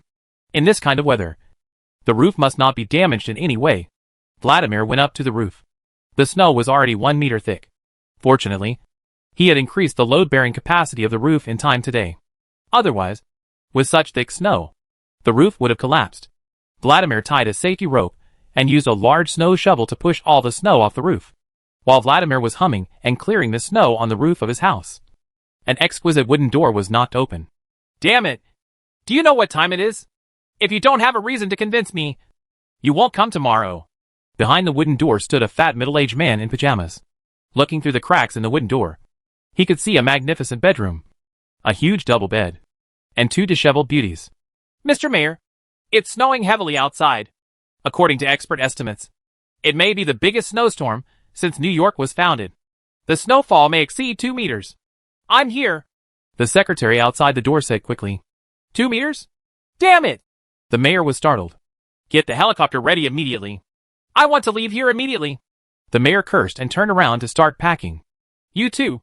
Stop lying on the bed and grab all your valuables. Go and bring Holt over and take them away together. That's the purebred dog I bought for $100,000. The mayor shouted loudly. Shouted. The two beauties on the bed immediately got up and started packing their things. But Mr. Mayor, the 20 million citizens of New York City are still waiting for your rescue. The mayor's secretary quickly reminded him. Rescue? Upon hearing this word, the mayor smiled disdainfully.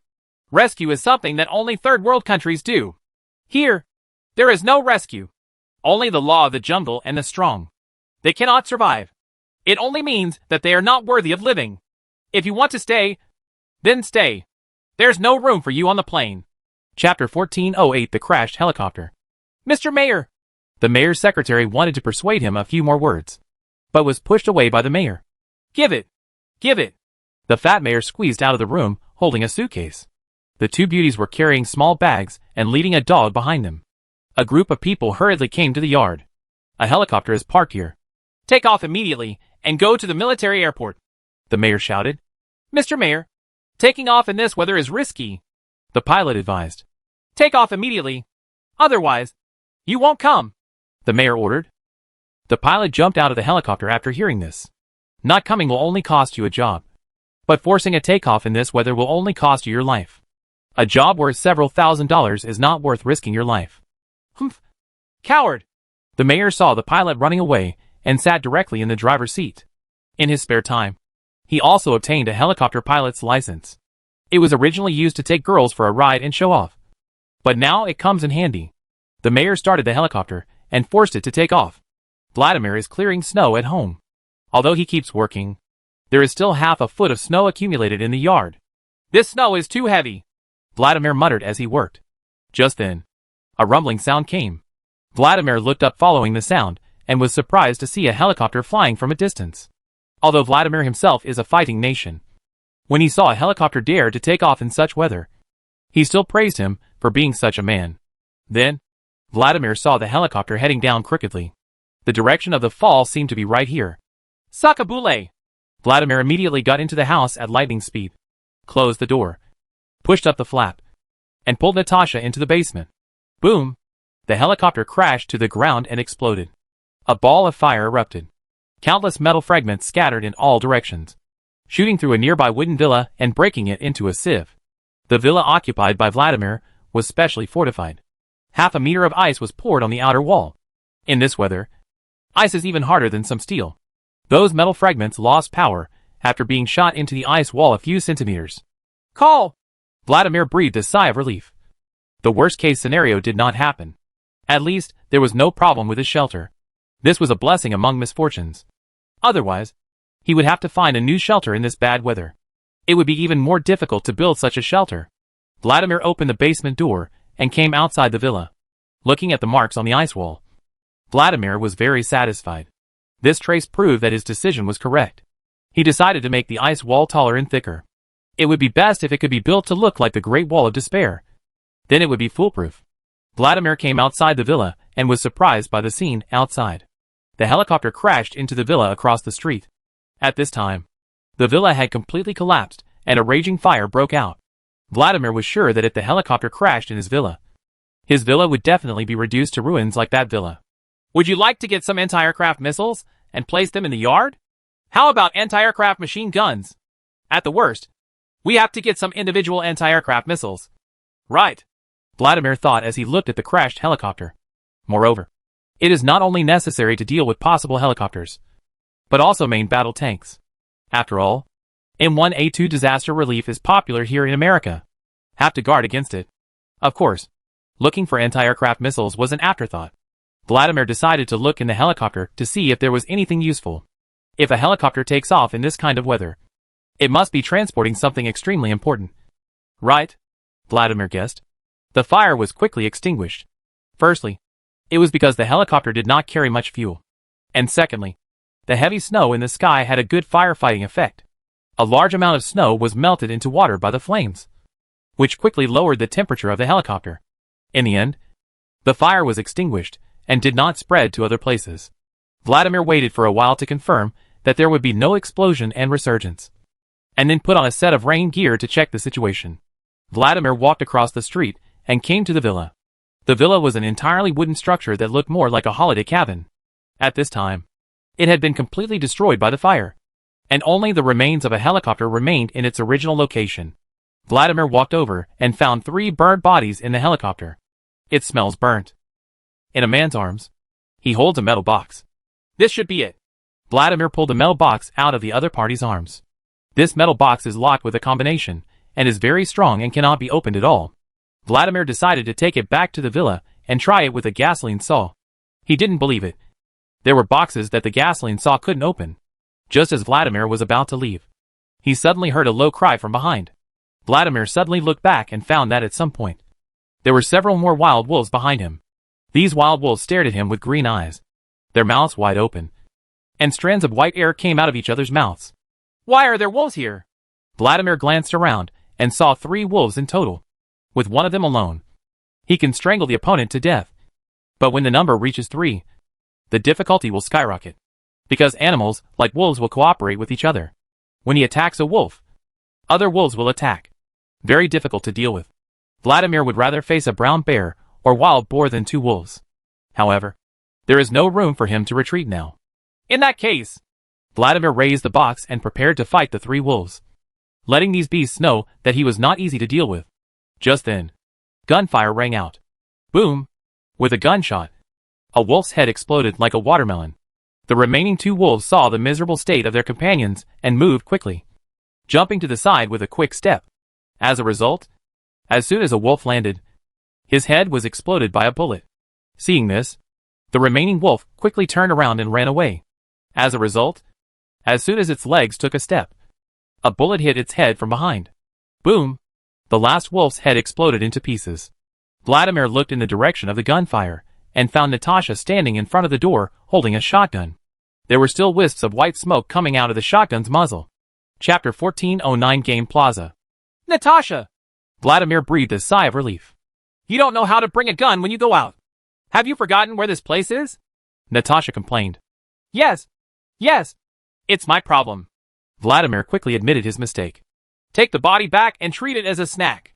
Natasha walked over, grabbed the wolf's tail, then flicked it, and lifted the wolf onto her shoulders. Vladimir quickly picked up the remaining 2 wolves, and the 2 returned to the villa. Returning to the shelter, Vladimir threw the wolf into the kitchen first, picked up a knife and began to clean up the wolf carcass. Vladimir is a hunter, so he is naturally familiar with handling these things. After a while, the 3 wolves were clearly arranged. The fur cannot be tanned and cannot be used for the time being. The internal organs and meat were cut into large pieces by Vladimir and marinated. Several hearts were cut open by Vladimir and prepared to be grilled for lunch. Some people think that foreigners don't eat offal, but that's all nonsense. The Gauls also specialize in eating foie gras. Isn't foie gras an internal organ? Vladimir's favorite is the charcoal grilled heart. The meat here is the most juicy and has a crispy feeling after charcoal grilling, which is particularly delicious. Vladimir had almost cooked the offal and put it in a basin to marinate. He took out a gasoline saw and started cutting the metal box. Stab! Stab! Sparks flew. Vladimir kept cutting the metal box with a chainsaw. The metal box was very strong, but Vladimir was still able to break it open despite using various tools such as electric saws, electric drills, and angle grinders. The metal box was opened, and a ruby larger than a fist was placed on the black velvet cushion. What's this? Vladimir reached for it curiously. However, a ray of light shot out. It enveloped him and Natasha. This is... Just when Vladimir was confused, a line of text appeared on the light screen. Congratulations on discovering the customs clearance props. The instance ended early. The rewards have been distributed, and the transfer has begun. When the white light dissipated, Vladimir found that he had returned to his home. Natasha was sitting opposite her, as if everything before was an illusion. Where's the reward? Vladimir scratched his head. Just then, his cell phone rang. He picked it up and saw that it was a text message from the bank. He received 500,000 equity dividends in his bank card. Vladimir didn't remember what stocks he bought. This is the reward. 500,000 for playing a copy? This seems not bad. Vladimir was very satisfied with the reward. Natasha also came over, and the two of them began to study how to use this windfall. Above the clouds, Zhang Tuohai and Lilith sat on the edge of the clouds, looking at the colorful ocean composed of thousands of bubbles. Isn't this dungeon 30 days long? Why did it end just after it started? Zhang Tuohai asked curiously. Because the consciousness of the world has determined that normal disasters can no longer prevent the two of them from spending 30 days safely. So the last resort was used. However, using additional means requires additional energy. This world does not store much energy, so we can only use the core of the world. Come drive. It's just that there is something wrong with the accuracy of this world. If it were a little more accurate, it might be successful, Lilith said, while holding the ruby in her hand. With this world, can we create a waiting hall? Zhang Tuohai asked. Of course, but the paint needs to be changed. Lilith smelted the ruby, took complete control of the world, and then dragged the world out of the sea of colorful bubbles. Although the area of this world is only the size of a city, it is enough for a fledgling pioneering game. Zhang Tuohai divided a small part of the city and bulldozed most of the buildings to create a huge square, built a huge fountain and landscape vegetation, and also had a large number of benches, which looked like an ordinary leisure place. The square is almost the same. However, Zhang Tuohai built 12 huge arches in the center of the square. Each arch is a portal, and huge text on the arch describes the mission objectives and world type to enter the world. This is the dungeon transfer point set by Zhang Tuohai. Any form of fighting or domination is strictly prohibited within the square. Otherwise, he will deprive those people of the right to play the game. In addition, Zhang Tuohai also erected a huge stone monument next to the arch. This stele will record the number of copies each player has completed and their evaluation, and then give a comprehensive score. It is evaluated every month, and the top 100 people with the most points can receive rewards. There will also be special rewards for the top 3. Zhang Tuohai believes that as long as there is such a thing as a ranking list, it can stimulate the desire to win and lose in many players. As long as players develop a mentality of competing with each other, they can greatly increase the speed of clearing the dungeon, thus greatly speeding up Zhang Tuohai's recovery of world fragments. In addition, Zhang Tuohai also built a huge competition ground nearby, modeled after the Roman Colosseum. It is inevitable that there will be conflicts between players. If it is a blood feud that cannot be resolved, then resolve it on the battlefield. It can provide various dual modes such as gambling fighting, life and death fighting, proxy fighting, and chaos. Zhang Tuohai can also recover some rewards through broadcast placement and ticket sales. After building the competition ground, Zhang Tuohai felt that it was a little too spacious. More buildings should be built, considering that there will be some players who cannot stay in reality due to various reasons. These people can continue to live in the pioneering game. Zhang Tuohai thought for a while and built a large number of houses. Houses of various sizes are available, from dilapidated tin houses to luxurious private villas. Of course, these houses will not be given to those players casually. All these houses need to pass the evaluation. The simple iron house can be obtained by just clearing one instance. But there was only a squat toilet, a faucet, and a single camp bed in the tin room. Nothing else. Want a comfortable living environment? Okay. Single dormitories are available here. A bed, a table, a chair, a toilet cubicle with a squat toilet and shower, plus a small window. This requires 5 passing evaluations. Want to upgrade? Yes. There are also ordinary apartments and luxury apartments, all of which require passing reviews. If you want a courtyard house, a rural holiday cabin, a pool villa, a seaside castle, or a cliff tower, it's no problem, as long as there are enough reviews. It can even be customized. What cannot be achieved in reality can be obtained here as long as there are enough passing evaluations. Chapter 14:10 Magic Apprentice. With housing in place, the next step is to build supporting facilities. Zhang Tuohai built several commercial streets next to residential areas. These commercial streets are full of various storefronts, ranging from clothes to food, as well as various department stores. At present, service personnel are just intelligent machines. Zhang Tuohai considers that when there are more people, he can develop some new shops and rent them to those players for them to operate. Only players know what players need most. With them here, the economy here will be more prosperous. And it will also increase the stickiness of players, making them unable to leave. As for the equivalents they used in transactions here, Zhang Tuohai also thought about it, and used points instead. Points are naturally generated through dungeons. Every time a player passes a dungeon, a certain amount of points will be given based on his evaluation of the level passed. Players can spend points here, which are recycled by the system.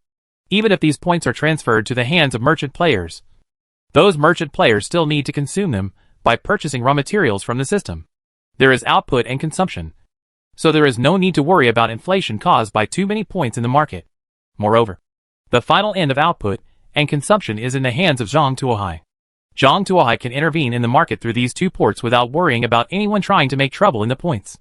Of course, if some players are really out of line, Zhang Tuohai can also carry out physical dimensionality reduction attacks to directly physically eliminate those who want to cause trouble. After these things were built, the square area became visibly prosperous. This looks about right. Zhang Tuohai only built part of the area, and he was not in a hurry to continue building the rest of the area when he had better ideas. After this part of the project was completed, Zhang Tuohai found that he needed a large number of players to fill it. Otherwise, such a large square would be too empty, and it would always feel like a ghost town. Just when Zhang Tuohai was thinking about finding a few relatively easy worlds to get more players here, Lilith stopped him. Look at the world. Zhang Tuohai looked along Lilith's finger and found that it was a novel world. Although this world looks like a modern world, there is a magical world hidden inside.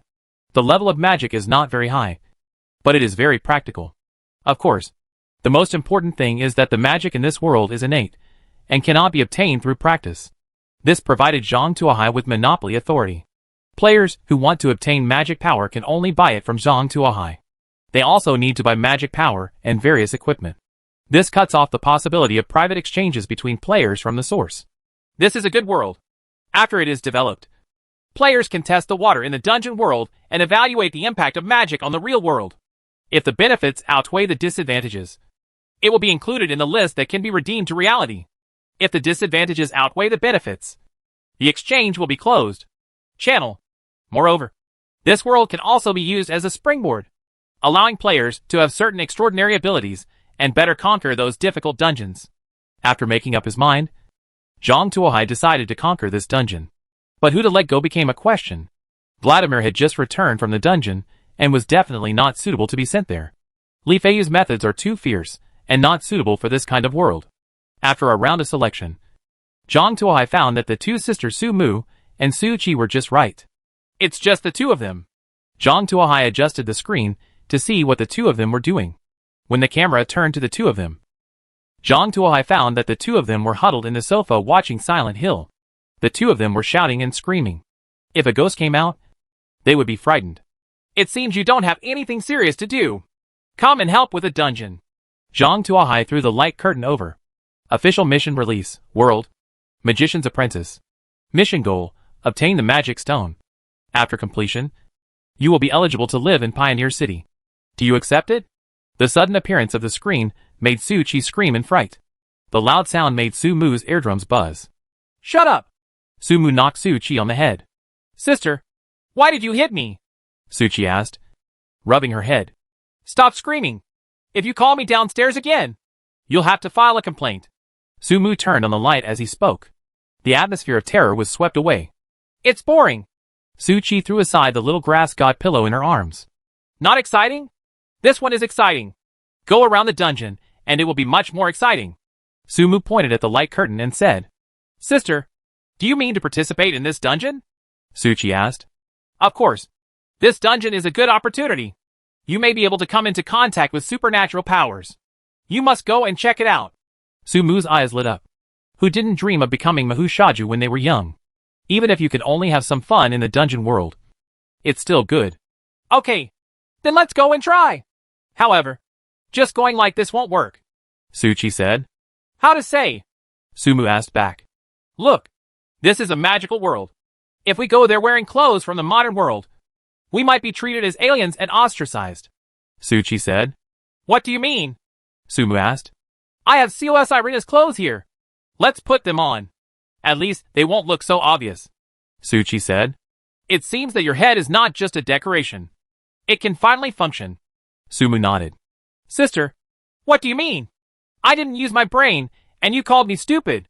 Now that I'm using my brain, you mock me again. What do you mean? Stop talking nonsense and get your things out quickly. Su-mu picked up the clothes drying rack. Take it now. Take it now.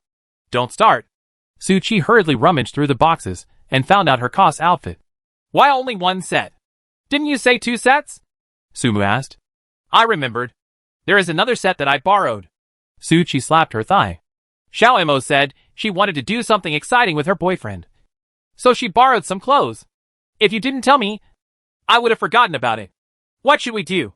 It's definitely too late to go now. Su-mu said. It's okay. I still have a maid uniform here. When the time comes, I will say that I am your maid. A magic apprentice. It is reasonable to have a maid. Right. By the way, do you think it is better for me to wear cat ears or rabbit ears?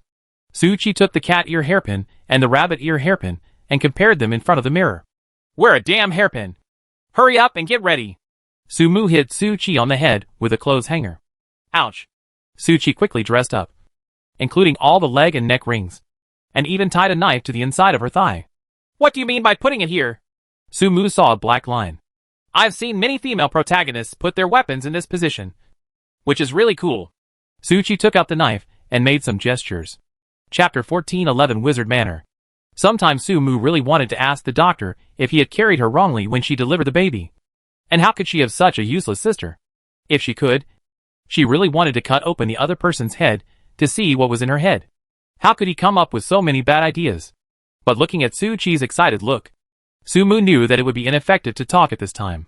When she gets hit all over her head, she will naturally look back. The two of them were dressed neatly, and Su-mu clicked on the transmission. A white light flashed, and the two disappeared from the room. The white light dissipated, and the two appeared in a spacious hall. The hall is decorated with a very classical feel, and the fireplace in the corner is burning with flames. Su-mu and Su-chi looked around and found 3 or 4 little girls wearing JK and sailor uniforms standing in a row with them. Everyone is well dressed. In comparison, the two of them seemed quite out of place. Su-mu and Su-chi looked at each other and felt something bad. At this time, footsteps sounded on the stairs ahead. A woman in a gorgeous evening gown slowly walked down the stairs. Looks elegant and luxurious. The woman came to the crowd, glanced at everyone in front of her, and her eyes fell on Su-chi and Su-mu. This is not the first time she has recruited an apprentice, but this is the first time she has seen someone dressed like this. It's really retro, the woman thought to herself. Wizards believe in equivalent exchange. If you want to obtain knowledge, you have to pay a corresponding price. If you want to become my apprentice, you must first work for me. If anyone disagrees, you can tell me now, and I will erase it, your memories, and then send you out. But after you go out, you can no longer come in. Does anyone want to quit? The woman asked. None of the girls spoke. Very good. From today on, I will be your mentor. You can call me Mentor Irina. Now I will assign your work. You are in charge of the flower room. You are responsible for watering and fertilizing the magic plants every day. If you don't understand, ask the senior apprentice there. You are responsible for cleaning the main house of the manor. The tools are in the utility room. You are responsible for helping in the kitchen. Irina's hand fell on Su-mu, and she pondered for a moment before saying, You seem more stable, so go to the library to manage it. Remember, every book must be dried regularly to prevent it from getting dusty and damp. As ordered, Mentor. Su-mu responded quickly. As for you, Irina looked at Su-chi. Don't you like to wear a maid outfit? Just be my exclusive maid and stay with me every day to serve you. Oh, okay. Su-chi reluctantly responded. She can't take care of herself, so she works as a maid for others? It's okay to wear a maid outfit and take photos, but forget about actually being a maid. However, the current situation is such that she has no reason to disagree, so she can only take it one step at a time. Okay, let's go to work. If you don't understand anything, ask the senior apprentices. Irina waved her hand to dismiss everyone, and left with Su-chi. Su-mu took this opportunity to check out the structure of the manor. This manor is very large. You can see several glass greenhouses in the yard in the distance. They should be greenhouses. You can vaguely see a fully automatic sprinkler system. You can also see solar panels not far away. They are full of greenhouses. Technological atmosphere. This made Su-mu wonder if he had come to the wrong world. The main body of the manor is a 3-story building. which is relatively classically decorated, but has also undergone modern renovations. For example, the crystal lamps here use LED bulbs, and the toilets are even smart toilets with water spray and drying. Sumu even saw a bubble bathtub with massage function in the bathroom. Is this really a magical world? Sumu felt that her worldview had collapsed. She works in the annex of the small building. A tall white tower connected to the small building. The tower is more than 20 meters high and has a spiral staircase inside. The tower is divided into 3 floors, and each floor has several huge bookcases reaching to the roof. They are filled with various books, ranging from ancient parchment scrolls to modern hardcover books with exquisite bindings. Sumu walked from the first floor to the 3rd floor and found that the tower was full of bookshelves. But there was no one there. I'm the only one responsible for cleaning the library? Sumu's heart moved, and she felt that this was a good opportunity to learn secretly. However, she did not dare to act rashly. In any case, this is also a wizard's library, and there may be some detection magic that can monitor her every move. Taking a step back, what if there is a camera? Sumu decided to work honestly first, observe secretly first, and then make plans. Sumu found a feather duster, linen cloth and bucket from the utility room and started cleaning. The library was very big, and it was not easy to clean. Sumu worked all morning before cleaning the 2 floors. Just when she was about to continue cleaning the 3rd floor, Suchi opened the door and walked in with her head in the air. If you don't work, why are you here? Sumu asked angrily. I am the tutor's personal maid. I am here to convey the tutor's order. The tutor asked me to tell you that it is lunchtime. Everyone must go to the restaurant to eat. No one is allowed to be late. If you are late 3 times, you will be warned. 7 times will be fired. Suchi said. You will be kicked out if you are late for lunch? What a strange rule. Due to work needs, Sumu visited many large companies, including many top 10 companies. She has seen many companies advertise generous remuneration and benefits. But this is the first time I have seen such strict requirements for lunch. Let's go and see what's different from lunch here. I hope there won't be any weird things like boiled frogs and steamed centipedes. Sumu said. There won't be any. When I went to the kitchen to inform, I asked about it. Today's lunch is beef curry. It has an improved taste and is very delicious. Sumu said. Really? That's fine. After hearing Suchi's words, Sumu felt relieved. If Suchi has any merit, it is that she has a particularly mouthy mouth, can choose the best tasting fruits from a bunch of fruits. As long as she passes through the door of a restaurant, she can tell whether the restaurant is delicious or not. Since Suchi can say it tastes good, it most likely won't be too bad. 2 people came to the restaurant. The dining room is a huge long table. There are chairs on both sides. Many seats were already occupied. Sumu counted roughly. There were about 7 or 8. After the 2 entered the restaurant, they sat down at the end of the dining table. Suna cook brought out plates of beef curry. The beef is wrapped in golden curry, and there is white rice on the other side. Although it looks ordinary, it tastes very good. Chapter 14:12 Idealism Magic. Sumu secretly looked around. Everyone was eating with their heads down, and no one spoke. After lunch, Sumu returned to the library. After cleaning the last floor, Sumu had nothing to do. She looked at the time and saw that there were still about 3 hours left before dinner, and this time was completely at her own disposal. What should I do? Maybe I can use this time to read a book? Sumu remembered that her core goal was to get the magic stone. But now she didn't even know what the magic stone was, so she could only look for clues in the book first. Sumu did not dare to touch those ancient-looking scrolls. Instead, she first took a modern hardcover best-selling book and came to a long table to read through it. While Sumu was reading, she paid close attention to the surrounding situation to see if anyone was stopping her or if there were any other strange phenomena. However, when it was time to eat in the evening, no one came to stop her. It seems that after you have finished your work, reading is allowed, but I don't know what the standard is, whether it is only bestsellers or all books. Sumu decided to slowly conduct experiments to verify. The tomato beef stew I made for dinner tasted okay even though celery was added.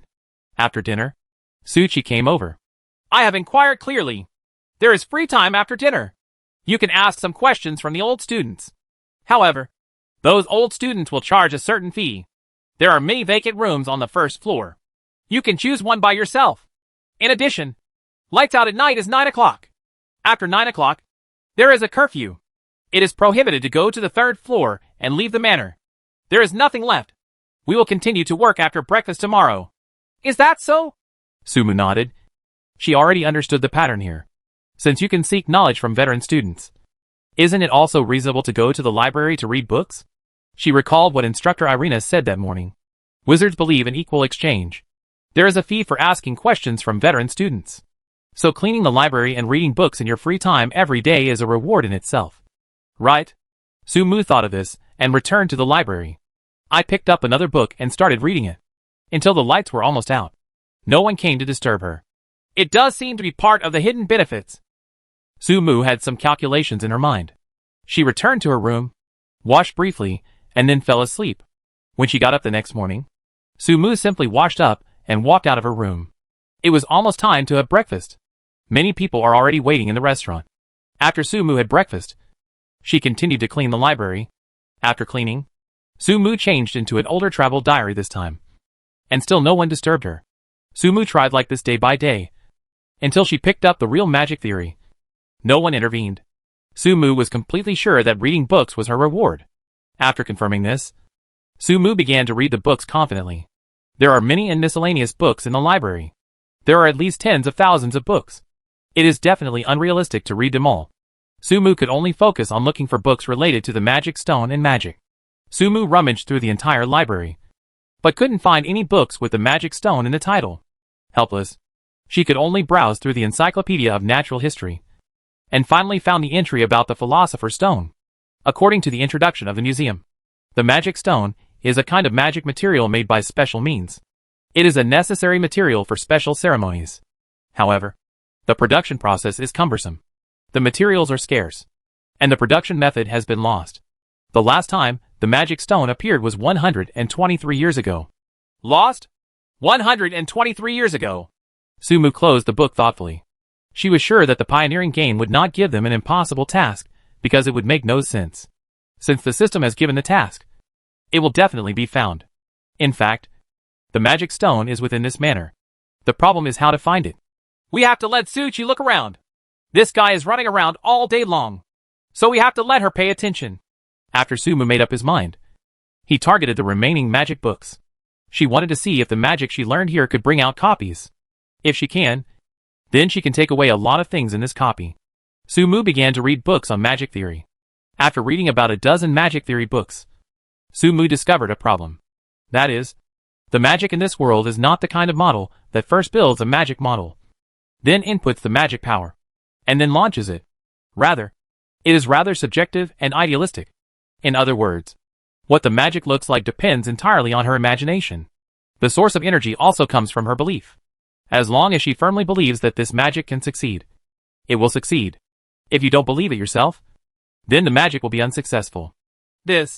Seeing this, Sumu felt that the magic in this world seemed a bit interesting. Whether magic can be successful or not depends entirely on whether you believe it or not. The more you believe it, the higher the probability of success, the better the effect, and the greater the power. It really comes from my heart. Sumu sighed. Of course, it's not that simple to complete a magic. The caster must know the purpose and results of his spell. For example, a spellcaster wants to cast a spell to make himself the richest person in the world. But if the spellcaster himself has no concept of this matter, and does not know what the richest man in the world looks like, he cannot do it. Another example is a spellcaster who wants to turn a stone into gold. Then he needs to know the composition of stone, the composition of gold, and the difference between the two. Only by changing the molecular structure of the stone through imagination, and believing that he can do it, can he turn a stone into gold. Of course, this presupposes that the stone is the kind of stone he knows. If a wizard only knows granite, and only has a piece of limestone in his hand, he will not be able to turn the stone into gold. Therefore, the simpler the magic, the easier it is to implement. And the more complex the magic, the easier it is to fail. This is one of the reasons why most of the magic in this world is relatively close to life. Mainly life magic is simpler and more direct. In this case, Sumu decided to test the commonly used spell failing curse. She fixed her eyes on a book on the table, stretched out her hand, and then firmly believed that the book could fly into her hands. Fly here. Be obedient. Hurry up. Fly here. You can do it. You can definitely fly here. Take off. Sumu hypnotized herself over and over again, making herself believe that she could really make books fly over. 1 second. 2 seconds. 3 seconds. Boom. The books on the desk suddenly flew up and fell into her hands. Chapter 14:13 Obtaining the Magic Stone. It really worked. Awesome. Sumu looked happy when he saw this. She just tried it casually, but she didn't expect it to work. This proved that her previous conjectures were correct. It is indeed a spiritual magic. As long as you convince yourself to believe it and have enough understanding of what you are doing, you can do it. Sumu imagined that the pages of the book would turn automatically. The book actually opened itself for her to read. This is really awesome. Sumu became excited. Since it is spiritual magic, she does not need to learn magic skills like other magics, such as Fireball, Ice Arrow, and Acid Splash. Theoretically, as long as your imagination is rich enough, you can create many spells that may seem inconspicuous but are very powerful. For example, knotting. The exposed surface can be tied with rope. But in fact, all kinds of rope-like objects can be knotted. In theory, it's just a light-type spell. But what if her target is the other person's intestines? During the battle, the enemy suddenly felt that his intestines were tied into knots. And it's a bow tie. In that case, how many people can continue to stand and fight? The results can be imagined. However, this spell also has a disadvantage.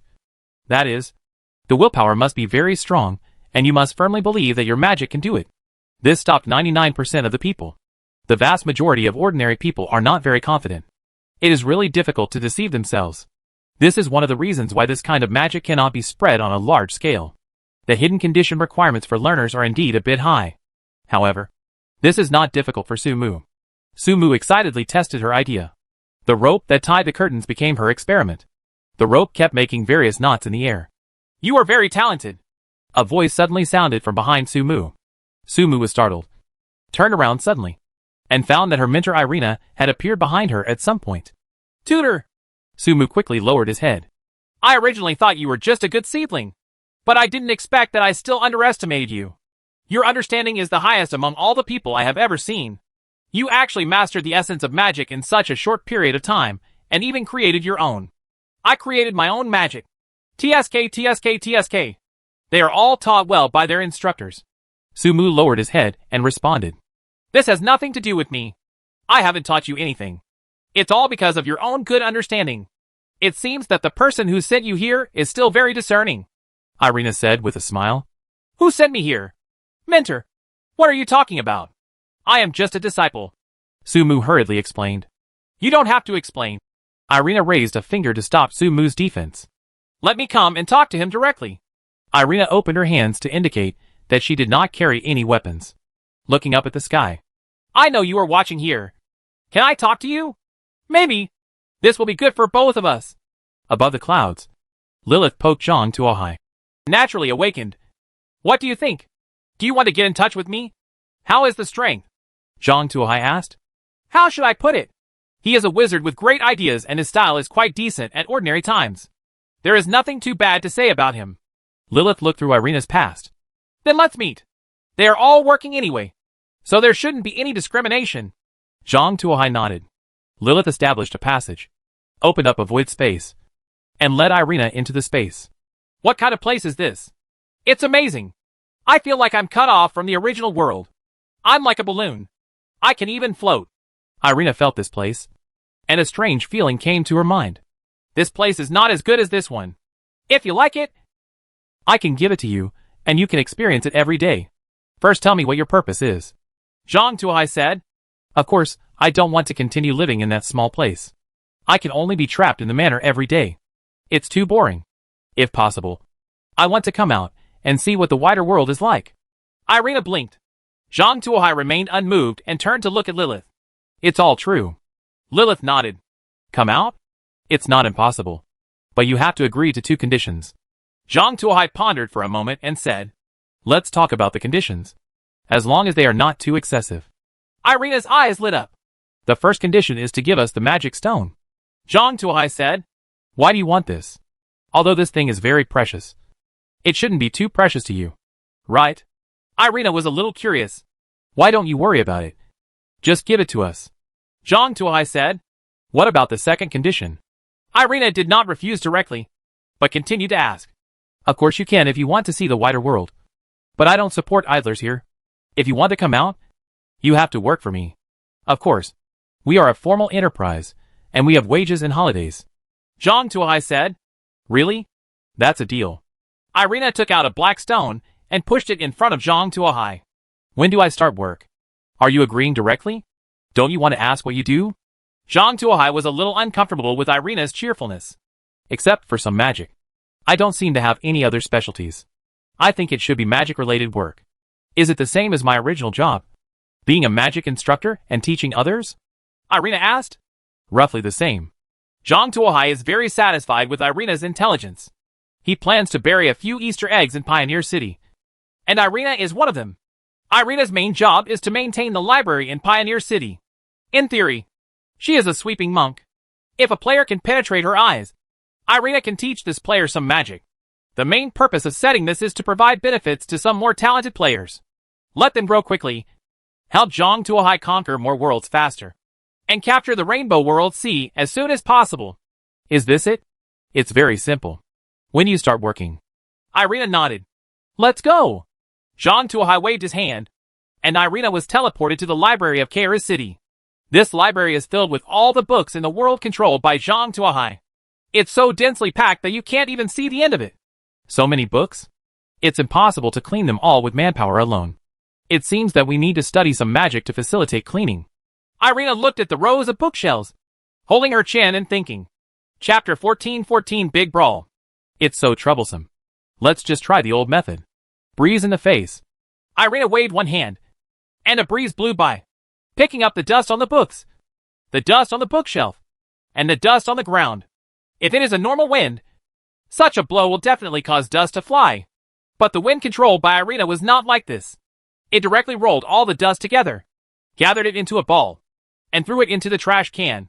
The force was controlled very accurately, without damaging the book, and not a trace of dust fell outside. This Irina has a lot going for her. Zhang Tuohai was very satisfied with Irina's performance. He wanted to see where the players who could be favored by Irina would eventually go. It's time to speed up player selection. Zhang Tuohai looked at the Kaifeng city that was beginning to take shape and prepared to speed up. Is there any world where players can be selected quickly, and in large numbers? Zhang Tuohai asked. There is an ancient war world that supports large-scale players to enter. You can choose to defend the city or attack the city. You can see the player's character.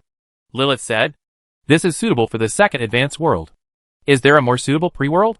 Zhang Tuohai thought for a while and said, this ancient war world requires players to have a certain level of organization. Players in the real world are used to being unorganized. It may be difficult to organize them if they enter the world rashly. They also need a pre-world to let them know the cruelty of this world, so that they can be more obedient. There are 2 chicken fighting worlds, one for modern gun battles and one for ancient cold weapon combat. Both support large-scale players to enter, and are very suitable for tempering one's character. Lilith said. That's not bad. Zhang Tuohai looked at the 2 worlds and nodded. Let's expand the reward list. Everyone who participates will have rewards. However, the first half of the players will get more rewards. Starting from the first place, the starting price is 500,000 yuan, and the level goes down step by step. Each of the last half of the players will receive a 10 yuan participation prize, letting them know that there are benefits to just entering the pioneering game. This will increase their enthusiasm. Will this lead to many players coming in to take advantage of the situation and leave with only 10 yuan? Lilith asked. Don't worry. After seeing such a big cake, how can they be willing to leave with only 10 yuan? Don't worry. They will participate more actively in order to obtain greater benefits. Zhang Tuohai said. Really? Then try it. Lilith randomly selected 30 people and threw them into the world of chicken eating. Han Yu is a chicken eating game anchor. Practicing techniques, pondering routines, and studying the whole routine are his daily compulsory courses. Today was a day off, and he was lying in bed, scrolling through videos, wanting to see what new tricks other colleagues had played, so that he could learn from them. Suddenly, a white light enveloped him. After the white light dissipated, Han Yu found himself in a small square. There were 20 or 30 people in front of him. These people were old and young, male and female. They all looked around in surprise. They were obviously not the same as him. They are all chosen by the white light. At this moment, a huge light curtain appeared in front of everyone. Welcome to the pioneering game. This will be your trial world to decide whether you are qualified to become a player here. In the game, you can get everything you want. The content of this copy is as follows. Copy type, killing. Dungeon Mode Brawl. Copy requirements. Survive to the end of the copy. Multiple people survive at the same time. Ranked according to the number of kills. Rewards are as follows. First place, 500,000 cash. Second place, 400,000 cash. Third place, 300,000 cash. Note, if you die in the game copy, you will not really die. Suggestion, there are various weapons hidden in the village, which can help you go further. Everyone looked at the light curtain that suddenly appeared in front of everyone in astonishment. What is this? A real-life game? No. The technology in reality is far from reaching this level. Are they aliens? Demons? What is their purpose? No. I am not qualified to contact these things now. I have to do it. What I want is to survive in this copy. As a game anchor, Hanyu has been exposed to a lot of various games. He also likes to read various recreational novels and comics. He is naturally aware of worlds similar to the Lord God space, and his acceptance is relatively fast. After learning about his situation, the first thing that came to mind was how to survive in this copy. His eyes fell on the last line. There are various weapons hidden in this village. What weapon will it be? A tank? A gun? A sword? Hanyu's mind was spinning rapidly. However, no matter what it is much better than his empty hands now. Thinking of this, Hanyu turned around and ran outside. Seeing Hanyu escape, many people didn't realize what was going on. Someone who was smart probably guessed what Hanyu was thinking and turned around and ran away. In an instant, the number of people in the square was reduced by more than half. There were only 11 or 12 people left. A middle-aged man in a suit rolled his eyes and said to the people around him, regardless of whether what is said above is true or false, but if it is really a killing world, I believe that there is strength in numbers. So it is better for us to form a team. As a small team, if anyone dares to touch us, we will swarm him. And he alone cannot be the opponent of so many of us. How about that? I think it's okay. But with so many people, there must be a leader. Don't you want to be the leader? A young man stood up. Let me say a few words. I am the richest man in Hongcheng City. Kongan. I have several companies under me. If you don't mind, after this dungeon is over, you all come to Hongcheng to play. There is nothing else to say. I will take care of all the food, drinks, and entertainment. If you fall in love with Hongcheng, you can settle down in Hongcheng, and I will arrange all the housework, so you don't have to clock in and get paid on time every month. A fat white man said with a smile. Although it seems like he didn't say much, he actually made it clear. While this pioneering game is magical, many people's primary goal is to solve real-life problems. It is everyone's dream to have a job where you can get paid without having to do anything. How can I apply for this kind of job? Isn't this obvious? It is to protect Kongan, the richest man in Hongcheng. In this copy, after Kongan finished speaking, a few people faintly approached him. Without saying anything, they stood beside Kongan, which invisibly increased Kongan's reputation. Seeing this scene, Kongan smiled. But the young man and the middle-aged man in suits and ties frowned. They had originally come up with this plan, but now someone had robbed them of the peach, which made them quite unhappy. However, at this moment, a harsh friction sound suddenly came from the distance. Chapter 14-15 Xiaosibo Rifle. What sound? Everyone quickly followed the sound and looked. I was shocked to see a strong man walking over with a huge long knife in his hand. The long knife was so huge that it had to be dragged along the ground. The huge iron knife dragged on the ground, making a harsh sound. Why are you dragging it on the ground? Can't you lift it up and walk? It's so noisy. Do you have any sense of public morality? An ant shouted loudly. Public morality?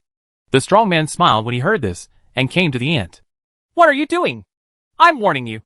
There are surveillance cameras everywhere now. If you dare to touch me, I will lie on the ground and make your house lose everything. When the ant saw the strong man approaching, she couldn't help but take a step back.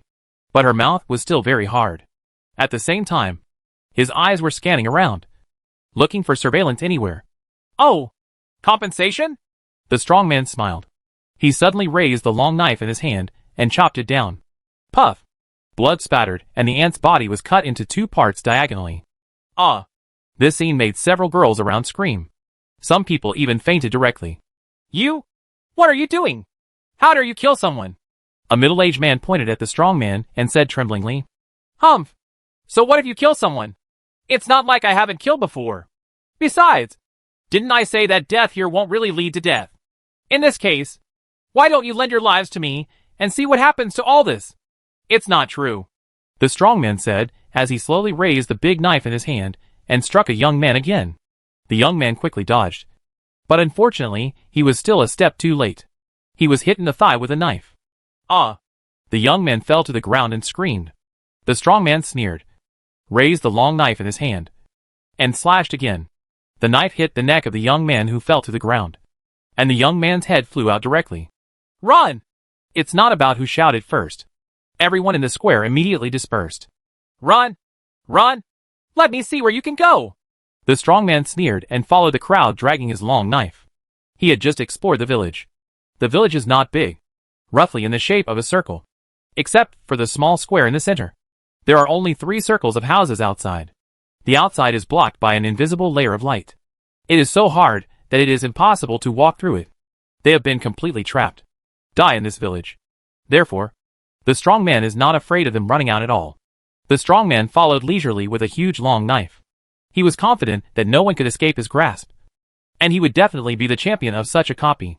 Thinking of the 500,000 bonus for the first place, he couldn't help but feel a little excited. It's been a long time since he's seen so much money. And it just so happens that his hands are tight recently. Just enough to relieve an urgent need. I just don't know if it's a soft girl coin or a beautiful knife, the strong man thought. At this moment, a muffled sound sounded. A lead bullet was shot from the back of his heart, expanded instantly, rolled and shattered his internal organs, and left a wound on his chest as big as a bowl. What? What happened? The strong man looked at the wound on his chest in disbelief. He desperately wanted to turn his head to see who killed him. However, there was only an ajar door behind him, and a wisp of white smoke floated faintly from the crack in the door. Apparently, someone just shot himself here with an old-fashioned musket. However, now people have escaped. If only I knew who it was! The strong man fell to the ground unwillingly. I originally had great ambitions and wanted to win the championship of this dungeon. But I didn't expect that I had just killed 2 people and was slapped with a black gun. Hanyu hid at the door and panted heavily, his hand holding the musket trembling. Although he kills everyone in the game, in reality, he is an out-and-out otaku who has never even killed a chicken. If he hadn't luckily picked up an old-fashioned musket, he might not have had the courage to fight against the strongman. Even though the strongman was dead now, he was still terrified. However, while he was afraid, a strange feeling arose deep in his heart. It seemed that he was enjoying this feeling from the bottom of his heart. Am I sick? Hanyu slapped himself. Now was not the time to think wildly. He forced himself to calm down and began to clean the barrel and load ammunition. There is not only a strongman here. There are more than 20 people alive. If you want to survive until the end, you need to make more preparations. Above the clouds. Did you set off that musket? Lilith asked. There are always some preferential treatment for talented people, Zhang Tuohai admitted. Of course. You don't have to worry that I will take too much care of them. That will not allow them to grow. I have also participated in the test of the spiritual realm, so I still understand these things, Zhang Tuohai said. What are you going to do next? Lilith did not continue to ask questions. She knew that Zhang Tuohai knew what he was thinking, so just a few hints would be enough. Of course. We will continue to select players for screening. Select a group of talented players, and then launch them into that ancient world to take down that world. With such a group of talented players, it will be faster to conquer other types of worlds, which is also good for us, Zhang Tuohai said. Okay, then I'll choose some more. Lilith randomly selects players from all over the world. One big fight after another started. Lilith selected suitable players in each game, and after a day of screening, 3,000 qualified players were finally selected. These amounts should be enough, right? Lilith asked. Almost. I feel like they can even go to that world full of monsters. Forget it. Let's let them go to that ancient world to practice their skills. Give them an identity. Let's say they are mercenaries from a distant country. Everyone there given a Zayasibo rifle, plus 300 rounds of ammunition, and all kinds of accessories. I want to see what they can do, Zhang Tuohai said. The Zayasibo rifle is an early single-shot bolt-action rifle that still uses paper case fixed bullets. After each shot, the bolt must be pulled to clean up the unburned paper scraps and gunpowder ash. And only after cleaning it can the second round of bullets be loaded. The rate of fire of an ordinary soldier is about 12 rounds per minute. Although this rate of fire looks like garbage now, it was still very impressive in the era when it was invented. It is the best among all muzzle-loading guns, even among breech-loading guns. Especially the bayonet it comes with is 72 centimeters in total length, which is longer than many short knives, coupled with the 130.5 centimeters of the gun body. If the bayonet is installed, it is no less than a spear. It would be okay to use this thing in ancient times to bully those archers. Chapter 14:16 Siege War. Are you going to participate in the dungeon again? Han Yu climbed up from the huge double bed and looked at the light curtain in front of him. Since becoming the champion in the last copy of the game, Han Yu's life has undergone earth-shaking changes. On the one hand, a huge sum of 500,000 yuan fell from the sky, which increased his savings by 500 times. With so much money at once, he couldn't help but feel a little restless. He immediately returned the old shabby apartment he rented and replaced it with a well-decorated apartment with separate toilets and bathrooms, and even a semi-open kitchen. No need to go to the public kitchen to cook noodles in the middle of the night. I immediately ordered all kinds of computer accessories that I had liked for a long time. I even dared to add 2 braised eggs to my instant noodles. On the one hand, Han Yu felt that it was great to have money. He wanted to participate in a few more dungeons, earn more money, and just retire in peace. On the one hand, I am afraid of the arrival of copies. He was slightly injured at the end of the last copy, and the pain was exactly the same as being injured in reality. He was really afraid of dying in the copy. He didn't want to bear the feeling of facing death. However, now that the copy has arrived, his heart is calmed down. Forget it. It's a blessing, not a curse. The worst thing is that it will happen again. Han Yu clicked to participate. The whole person was enveloped in white light. A moment later, when the white light dissipated, Han Yu found himself in a large camp. He was wearing a black windbreaker, a pair of big leather boots, a Zayacibo rifle in his hand, and a bullet belt and long rifle slung around his waist. Long bayonet. There were people all around who were dressed similarly to him. A rough count showed that there were hundreds of them, and there were even more in the distance, which was countless. Farther away, there are classical troops wearing armor, holding shields and scimitars, and the flags are all crescent moons. Han Yu looked a little familiar at this scene. He looked into the distance. Not far away was a tall city. The towers were filled with archers and crossbowmen, and they were all densely packed with knights wearing chain mail. Could it be? Han Yu felt cold in his heart. At this time, a light curtain hung down.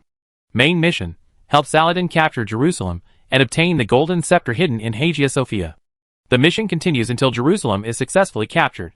If the siege fails, all of you mercenaries will be sentenced to death. What? If you can't fight it off, you'll be cut down? Han Yu's eyes widened as he looked at the light curtain.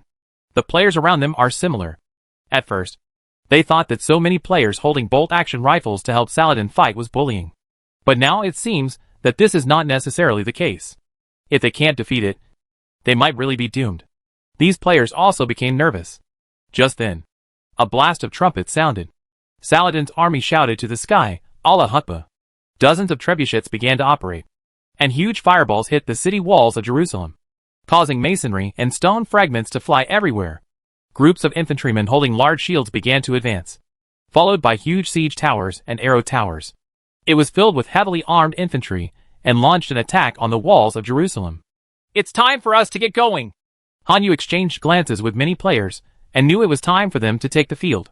Let them go on the field and fight with those natives with bayonets. They will definitely not be the opponents of those natives. 3,000 players may not be able to defeat 1,000 trained knights. However, their strength does not lie in close combat. Their real advantage was the rifle in their hands. 300 bullets per person, if calculated based on 1 bullet per person, can kill at least 900,000 people. Of course, they don't have such accuracy. But if calculated with a 10% accuracy, 90,000 people can be killed. 1% is also the same as 9,000. Whether there are 9,000 serious defenders in the city is anyone's guess. All they need to do is provide fire support below the city. Players follow the infantry and continue to advance. Look! What is that? A sharp-eyed player saw a pile of standing stones on the ground. The side of the stone pile facing the city wall was painted white. Looking to the left and right, there are still many piles of stones like this. Measuring distance? This is a parameter mark. Destroy it quickly, one player yelled. When several players heard this, they immediately tore down the pile of stones. But there were more than one markings along the way, and they couldn't remove all the piles of stones. Moreover, when they touched the pile of rocks, it means that they have entered the striking range. Whoosh whoosh. Sure enough, the trebuchets in the city began to fight back. Several huge fireballs smashed out along the city wall and fell into Saladin's military formation. The boulders rolled and crushed a long trench. Dozens of infantrymen holding shields were crushed into pieces. Fortunately, the trebuchet hit Saladin's center far away, and the players were in the forward position. The boulder just flew over their heads and did not cause any damage to them. At this moment, the archers on the top of the city raised their bows and arrows. Whoosh whoosh. A series of arrows fell from the sky like raindrops. Although the soldiers in the front row were holding shields, many bows and arrows still penetrated through the gaps in the shields. After a round of arrows covered them, a group of soldiers fell down. In this case, falling down is tantamount to death, because there was no one to treat them, and even the soldiers who followed would trample them into pulp. Seeing such a tragic scene, the players also became serious. They know that if they don't work hard, they will end up like those soldiers. Even if they don't really die in the dungeon, they don't want to suffer the pain of death. Bang bang bang. The players raised their guns and started shooting at the city head. Although the Zayacibo rifle is a very old-fashioned bolt-action rifle, its effective range reaches an astonishing 800 meters. At this time, the straight-line distance between the players and the city head is no more than 150 meters, which is definitely within the shooting range. Although this round of volleys was shot crookedly, with many people even hitting the sky, there were still some lucky guys who hit the target. The bullet directly penetrated the opponent's chain armor and messed up the opponent's internal organs. In an instant, a knight turned into a corpse. Continue shooting. Suppress the city head, and create time for the siege tower. One player shouted. Bang bang bang. Players quickly cleaned up gun ash, loaded bullets, and continued shooting. In the rounds of shooting, the players quickly entered the state. They are not very good at dynamic combat, but static target shooting is still no problem. Anyway, there are so many people on the city wall. It is almost crowded. As long as the direction is good, you can basically hit it. The players' accuracy began to improve, and the knights on the city wall were greatly suppressed. Chapter 14:17 The city is broken. The knights on the city wall did not expect that there would be an unexpected attack. They were caught off guard and were shot dead. The number of defensive personnel was suddenly reduced.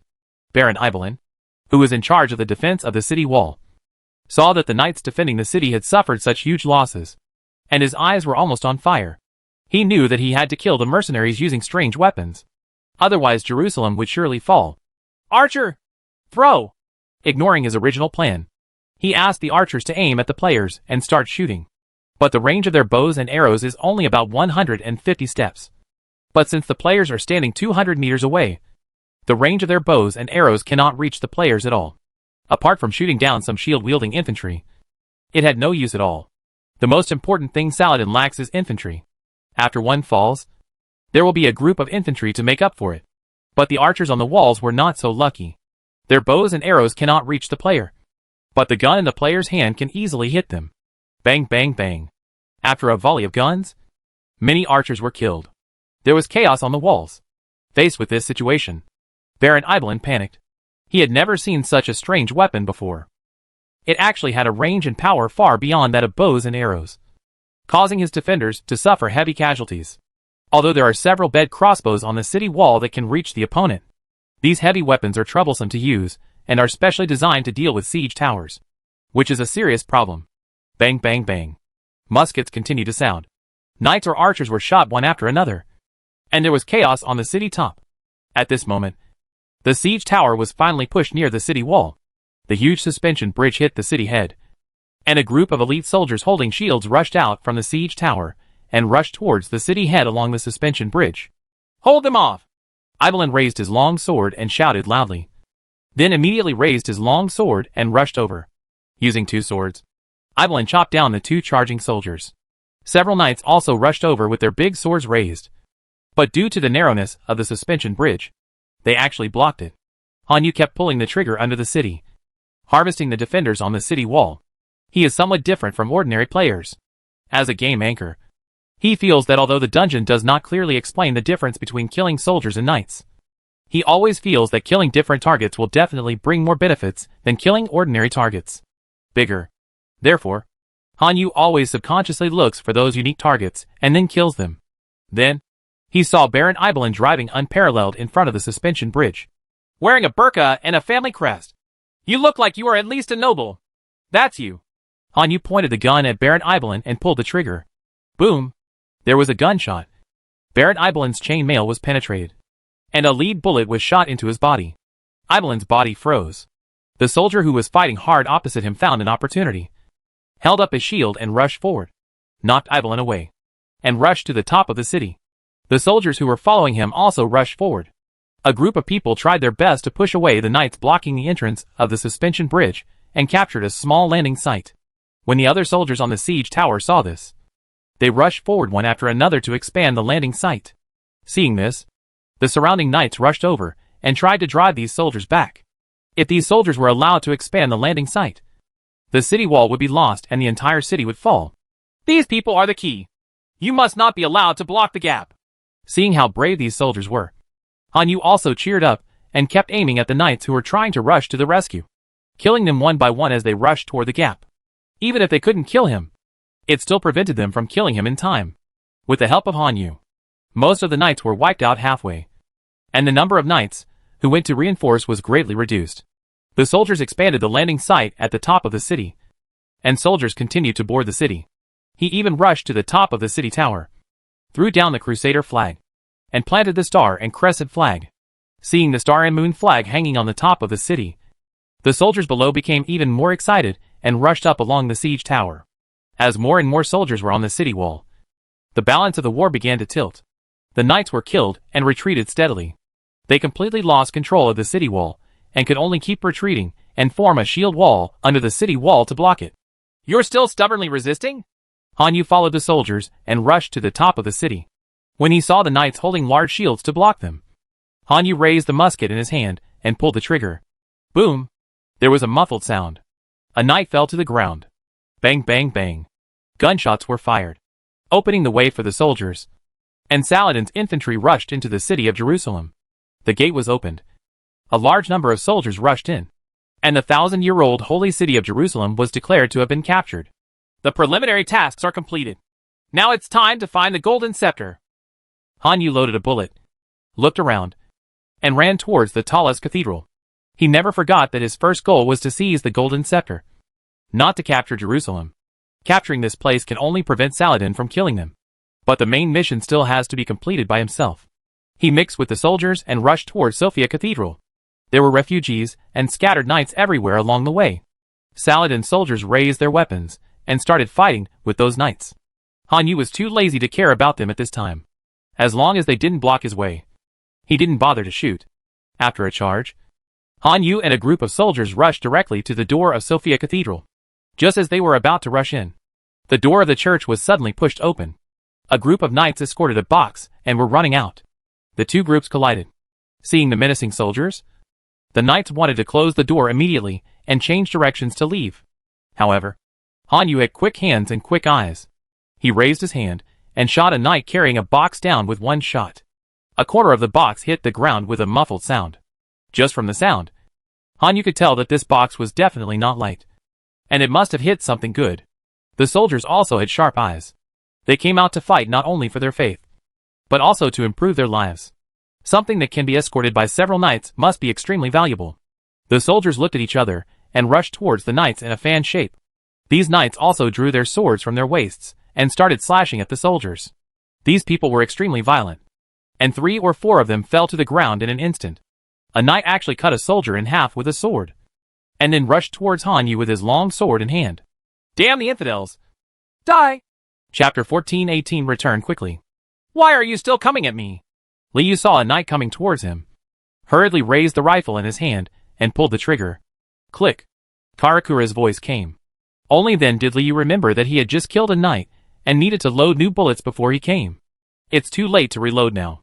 Li Yu gritted his teeth, raised his gun, and stabbed. When entering the city, he was afraid of encountering the enemy suddenly, so he installed the bayonet in advance, but he did not expect to use it now. Call! Li Yu raised his spear and stabbed the knight. The sword in the knight's hand swept over and hit the gun barrel directly. A huge force came and almost made Li Yu lose the rifle in his hand. It took him 7 or 8 steps back to regain his balance. But nothing happened to the knight, and he continued to charge towards Li Yu with his long sword raised. Looking at the knight's charging momentum, Li Yu felt that he was going to be finished. However, Just when the knight was about to rush over, he suddenly stopped, with a look of disbelief on his face. This is not because the knight suddenly changed his mind and wanted to let Liu go.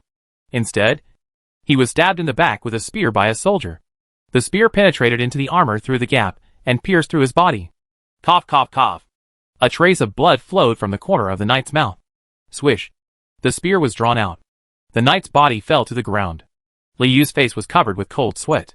He looked at the knight's body and felt that death was so close to him for the first time. If it hadn't been for that soldier, I might have died. For the first time, Liu felt that guns were not as powerful as he thought. At some point, in addition to guns, he would need other means of coping. For example, cold weapon fighting, barehanded fighting, and other coping methods. Let's go back and see if there are any other means, Liu thought. At this time, the soldiers had killed all the several guarding knights. The ground was littered with corpses. The box remained where it was. Open it and see if there's any good stuff. If it's gold or silver, we'll share it, Liu said to the few remaining soldiers. The soldiers looked at each other and nodded silently. We are all human beings. And apart from honor, the most important thing when going out is money. Although they didn't say anything, they all agreed with Liu's proposition. Seeing that everyone acquiesced to his suggestion, Liu directly inserted the bayonet into the gap in the box, used the rifle as a lever and began to press down. Originally, this was a taboo for the use of firearms. This would easily cause the bayonet and barrel to deform, which would affect the use of the firearm. But Liu doesn't care. It's all from this world anyway, and he can't take it with him if he leaves, so he can use it however he wants. Click. The box was pried open.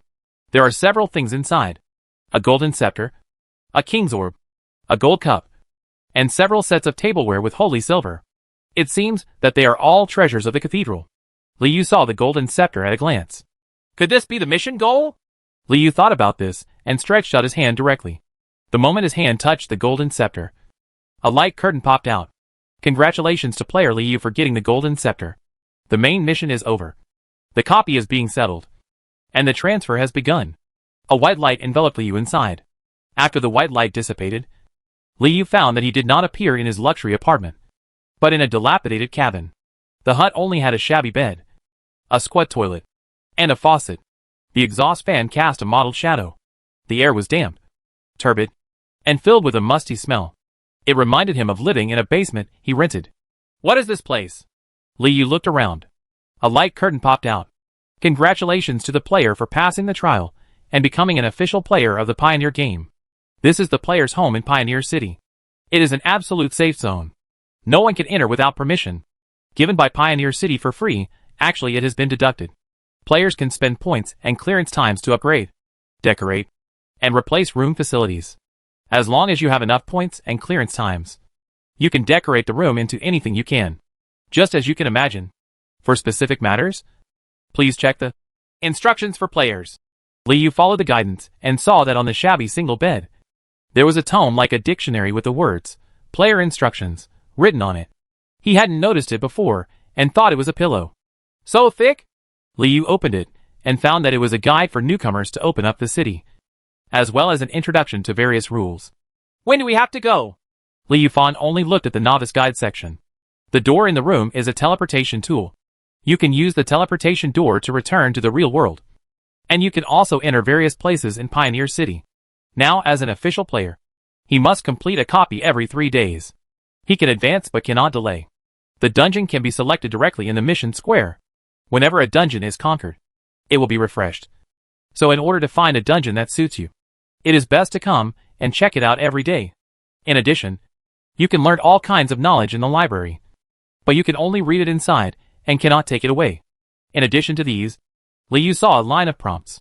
Player Liu gets the task item and is rewarded with an opportunity to ask Librarian Irina a question. An opportunity to ask Irina a question? Is it a hidden mission? Liu's instinct as a game anchor started. I have to go and have a look, just in case it's a hidden mission. It's already developed. Liu rubbed his hands and put them on the door. I thought silently in my mind. I'm going to the library. Liu felt a sudden spin, and the next second, he appeared in a huge hall. There are huge bookcases everywhere in the hall, and books are everywhere on the ground, like a tornado passing through. This is... Liu looked at the scene in front of him in surprise. While cleaning, I accidentally output a little too much magic power. At this time, a broom stopped next to Liu Shi. On the broom, sitting sideways, was a witch wearing a black slim-fitting robe. Return to your position quickly. The witch waggled her fingers. The books flew up from the ground and fell back onto the bookshelf. In an instant, the hall became tidy again. Liu opened his mouth in surprise. This was the first time he had seen magic with his own eyes. Is this really magic? Liu asked in surprise. Of course. It's just a trivial magic. Don't worry about it, Irina said with a smile and wagging her fingers. Can you leave it to me? Liu asked excitedly. If he knew this spell, he wouldn't have to worry about tidying up his room in the future. Chapter 14:19 Open Your Head. Well, although it's very presumptuous, can I learn this spell? Hanyu asked. Huh? Do you like this magic? Irina looked at Hanyu. Yes, I really like this magic. Hanyu looked sincere. Don't you want to learn those mass destruction magic such as Fireball, Ice Roar, Thunderstorm, and Big Melon Chewing? Irina looked at Hanyu in surprise. What's the point of that? I think the ultimate purpose of magic is to serve the convenience of life. If it can't facilitate life, what's the point? Doesn't that mean it has lost its essence? You have to be careful not to forget your original intention when doing things, Hanyu said seriously. There are very few people who can maintain your idea. Let's do this. If you can read it and understand it within a week, I can consider teaching you this spell. If not, this book will be regarded as this time a meaning gift.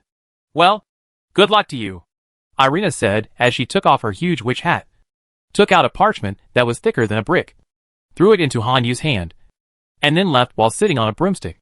Hanyu stared blankly at the book in his hand. It had a black cover and a rusted metal edge. It was stained with many brown spots. Over time, it had almost become the same color as the cover. There was a line written in golden ink on the cover. Books are really good things. When opened, they can open people's hearts. And when closed, they can open people's heads. Irina. Hanyu looked at the words on the book and then at the speckled brown marks on it. He wanted to ask Irina what the marks on it were. However, Irina has disappeared. Hanyu opened his mouth and finally closed it again. What do you think? Lilith looked at Zhang Tuohai. It's not bad. But with his current understanding, I'm afraid he won't be able to finish this book in a week, Zhang Tuohai said. Then what are you going to do? Lilith asked. Of course, I'll open a small back door for him. Do you have any objection? Zhang Tuohai asked. If you plan to improve his abilities, will it be counterproductive? Lilith asked. How could I do that? Zhang Tuohai shook his head decisively. I will only give him a little time. Whether he can grasp it or not depends entirely on him. Give him time? Lilith raised her eyebrows. Are you going to give him a world where time flows slowly, so that he can have extended time to change direction? Yes.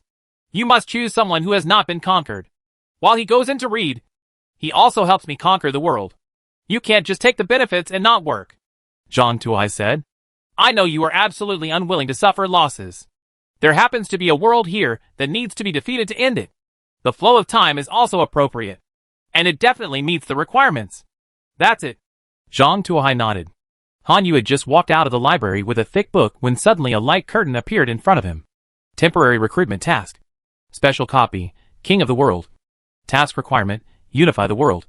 Mission time, 20 years.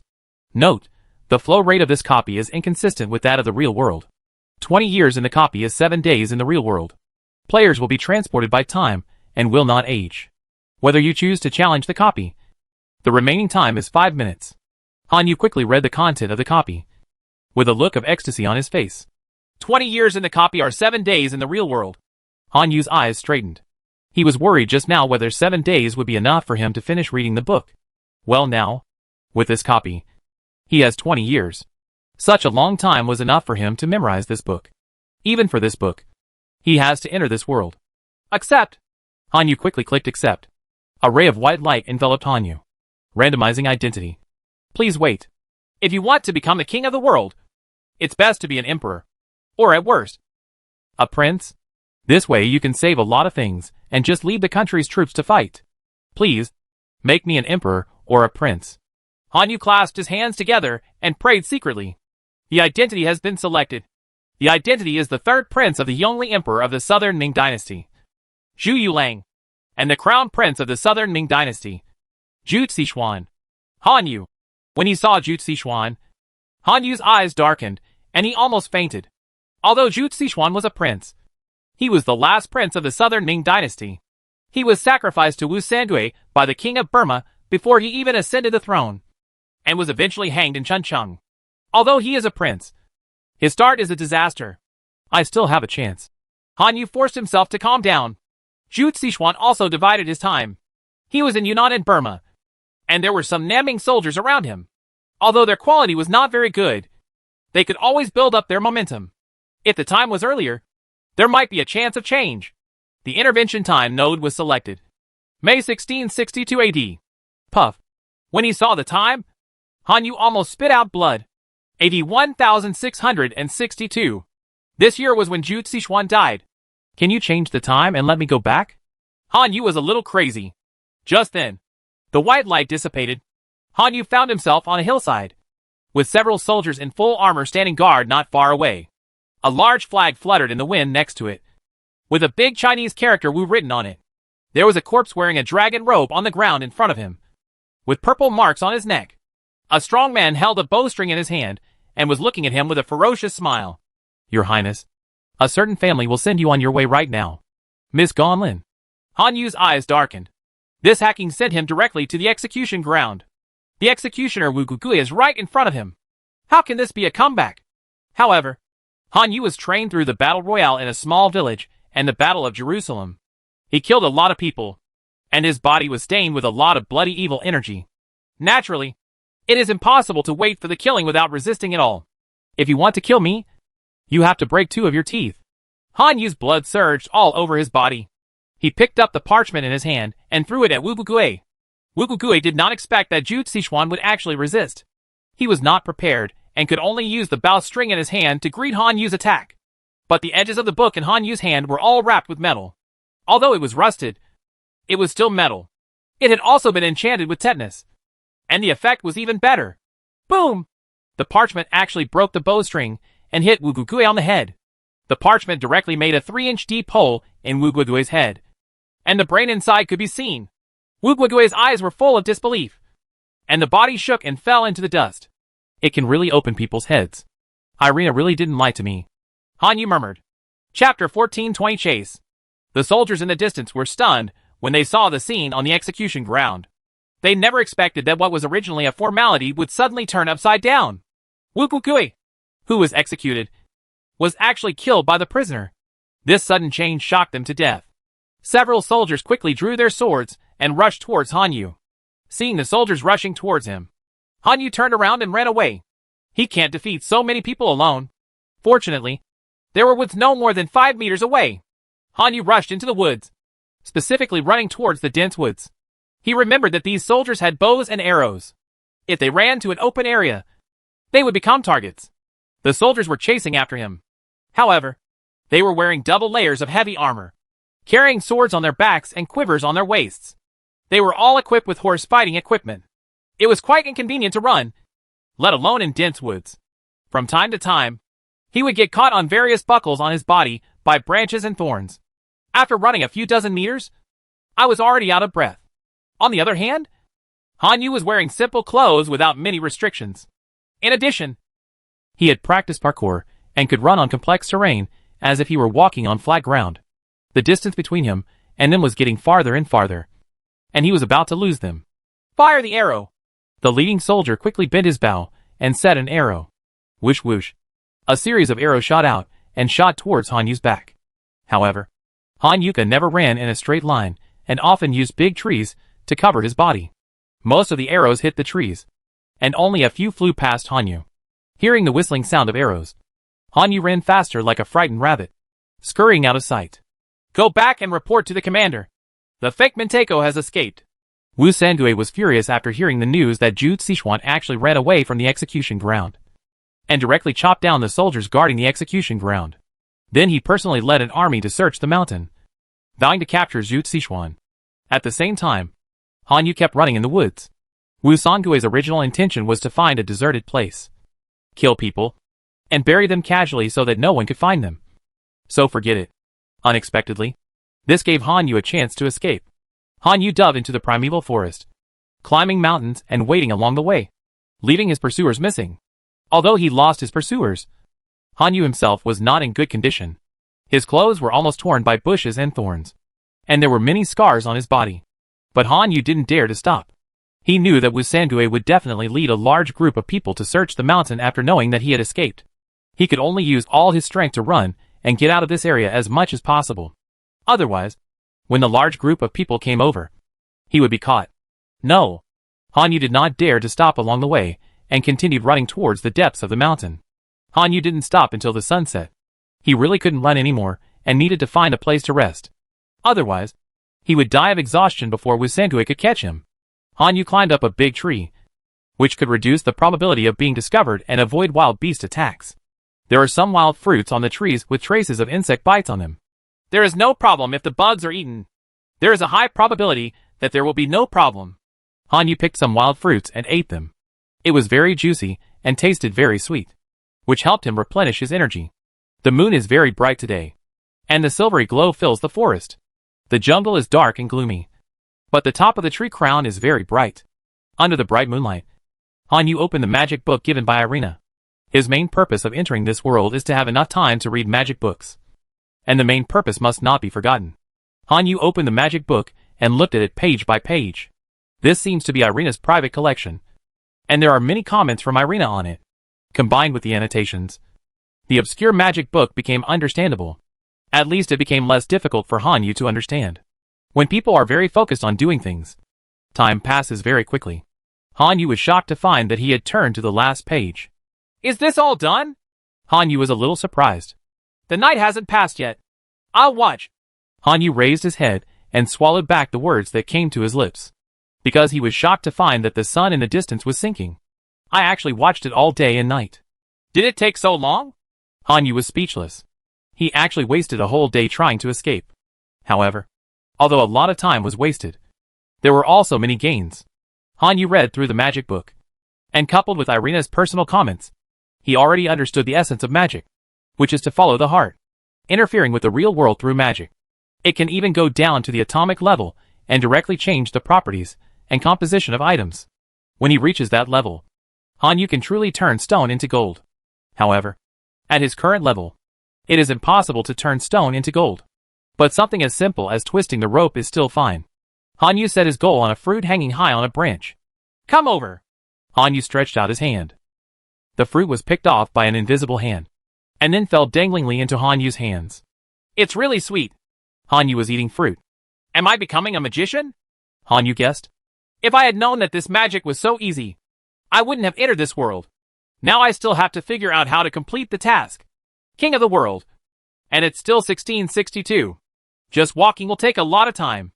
I have to find a way to speed up the army. If the speed of travel is high, then ships are necessary. Large ships can be used to send a large number of troops in all directions. Han Yu was thinking about how to complete the task. At this moment, the sound of weapons sowing grass came from the distance. There was also a faint sound of talking. Han Yu looked in the direction of the sound and found a group of officers and soldiers, holding weapons in their hands, chatting while dialing wormwood. What the hell? Where did that guy go? He's been walking for dozens of miles, and there's no trace of him. Be content. At least you are still alive. Those responsible for guarding have lost their heads. Search carefully. Otherwise, we will be the next ones to die. Tell me, if this guy is caught by us, wouldn't that be a huge reward? At least, he will have to be promoted to the 3rd level and be rewarded with 10,000 taels of silver. Right. Do you think that such a big credit can fall on you? The majority has been divided by the people above. How many drops of profit and water are left in your hands? If you ask me, it's almost enough. With a monthly salary of a few taels of silver. What are you trying to do with your life? I still have a sweetheart in Hongyu Tower. Brothers, help me keep an eye on it. I'm worried. An officer and soldier unbuttoned his belt as he spoke. As luck would have it, the place the guy chose was exactly the tree where Han Yu was hiding. The guy could see Han Yu just by raising his head. Chapter 1421 Sailor's Knot. Seeing the officer and soldier standing under his tree to relieve himself, Han Yu felt dizzy. If this guy had nothing to do and raised his head to look at himself, it would be all over. You have to make sure this guy doesn't have time to look at you. But how can we divert this guy's attention? Han Yu's heart moved. He can now control the rope to rotate freely. And even tying it into a turtle shell is not a problem. So, is it okay as long as it's something like a rope? Han Yu targeted Xiao Jia's officers and soldiers. You are the one. Han Yu decided to test this guy. Sailor's knot. Han Yu asked the other party to tie a sailor's knot. Ah. A scream came from under the tree. The officer and soldier fell to the ground in pain and rolled all over the ground. What's wrong? Be careful of sneak attacks. Who is it? Seeing that something was wrong, the other officers and soldiers quickly gathered around with their long swords raised. What's wrong? Did someone attack you or were you bitten by an insect? The leading officer and soldier asked quickly. It hurts. The officer and soldier on the ground gritted his teeth and shouted. The leading officers and soldiers couldn't help but gasp when they saw the injury. Sailor's knot? You're really good at playing with it. How can you still tie it? I didn't do it. It was fine just now. I took a nap and suddenly it became like this, shouted the officers and soldiers lying on the ground. Is that all you need to take a nap? The leading officer and soldier rolled his eyes when he heard this. Quickly knelt down and kowtowed 3 times to the big tree. I was ordered to come to search the mountain. I didn't know where I bumped into a passing god. I will apologize to you. Please ask the gods to release my horse. I will take the people out of here. Upon seeing this, the other officers and soldiers also knelt down and kowtowed. People at this time were still very superstitious. When they saw something strange like this, the first thing they thought of was whether they had collided with the gods. Let's kowtow a few times and see if we can get through. After kowtowing, these officers and soldiers quickly lifted up the wounded on the ground and ran back without looking back. When they lifted the wounded, they didn't care too much about their friendship. The main reason was that they had physical evidence. Otherwise, Wu Sangui designated them to be punished for fleeing from the battlefield. Seeing this group of people running away, Han Yu quietly jumped down from the tree and ran forward without looking back. He didn't know what decision Wu Sangui would make when he saw this situation. However, no matter what the other party does, it is always right to run as far away as possible. The officers and soldiers brought the wounded to Wu Sangui's central army. Why are you so cruel to do such a thing to Pao Zhe? When Wu Sangui saw the injury, he couldn't help but feel palpitations, and some parts of his body could not help but tighten. Commander, how can we do this? It was Xiao Wuzi who collided with the mountain god and was punished by the mountain god. The officers and soldiers said quickly. You bumped into the mountain god? What's going on? Tell the truth. Wu Sangui said. Yes. The officers and soldiers quickly recounted what they saw. After listening to the stories of several people, Wu Sangui frowned and remained silent. After hanging Emperor Yongli, he felt guilty and didn't sleep well last night. He always felt that Yongli was coming back to seek his life. Now that I have encountered something like this, my fear of gods and ghosts rises again. Commander, you are a mountain god. If you don't bother me, give me a battalion of officers and soldiers, and I will chop down that broken tree. Hu Guozhu, one of the 4 beams and 8 pillars, said. Wait a minute. Wu Sangui stretched out his hand to stop Hu Guozhu. Go and recruit all the wizards and wizards in the city, and ask the elderly people about the mountain god. Anyone who knows the inside story will be rewarded with 10,000 taels of silver. So go ahead. Yes. A small colonel immediately conveyed the order. Wu Sangui was here asking about the mountain god, while Han Yu was running wildly, crossing 3 mountain ridges before stopping. At this time, he was too tired to go anymore. Not eating much for 2 days, coupled with the life-threatening running, brought his body to the limit, and he felt that his physical energy was almost exhausted. Han Yu was lying next to a creek. He took a few sips of water. Just then, a rabbit walked past. Rabbit! Han Yu's eyes lit up. He aimed his gaze at the rabbit and tied a knot in the rabbit's aorta. The rabbit's blood supply was insufficient, and its body began to limp, and it fell to the ground swaying. Han Yu walked over and twisted the rabbit's head hard. Han Yu found a sharp stone, cut open the rabbit's belly, and started chewing it. Although it was very fishy, the food turned into energy and poured into Han Yu's body, and Han Yu felt like he was alive again. After eating most of a rabbit, Han Yu threw the body into the grass. The rest of the wild wolves and foxes will help him solve these traces, and there is no need to worry about anyone discovering his traces through food. Han Yu washed the blood off his face and began to think about what to do. The hair just now proved that Han Yu's magic is also effective on blood vessels that cannot be seen directly.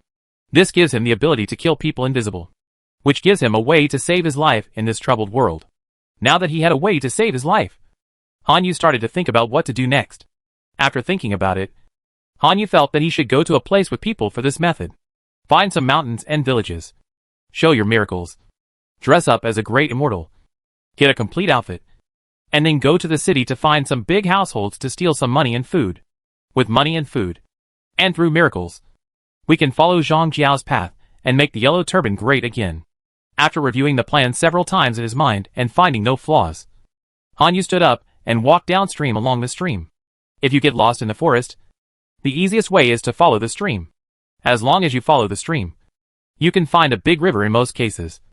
And there are usually villages near the big river. Finding a village means there is a possibility of salvation.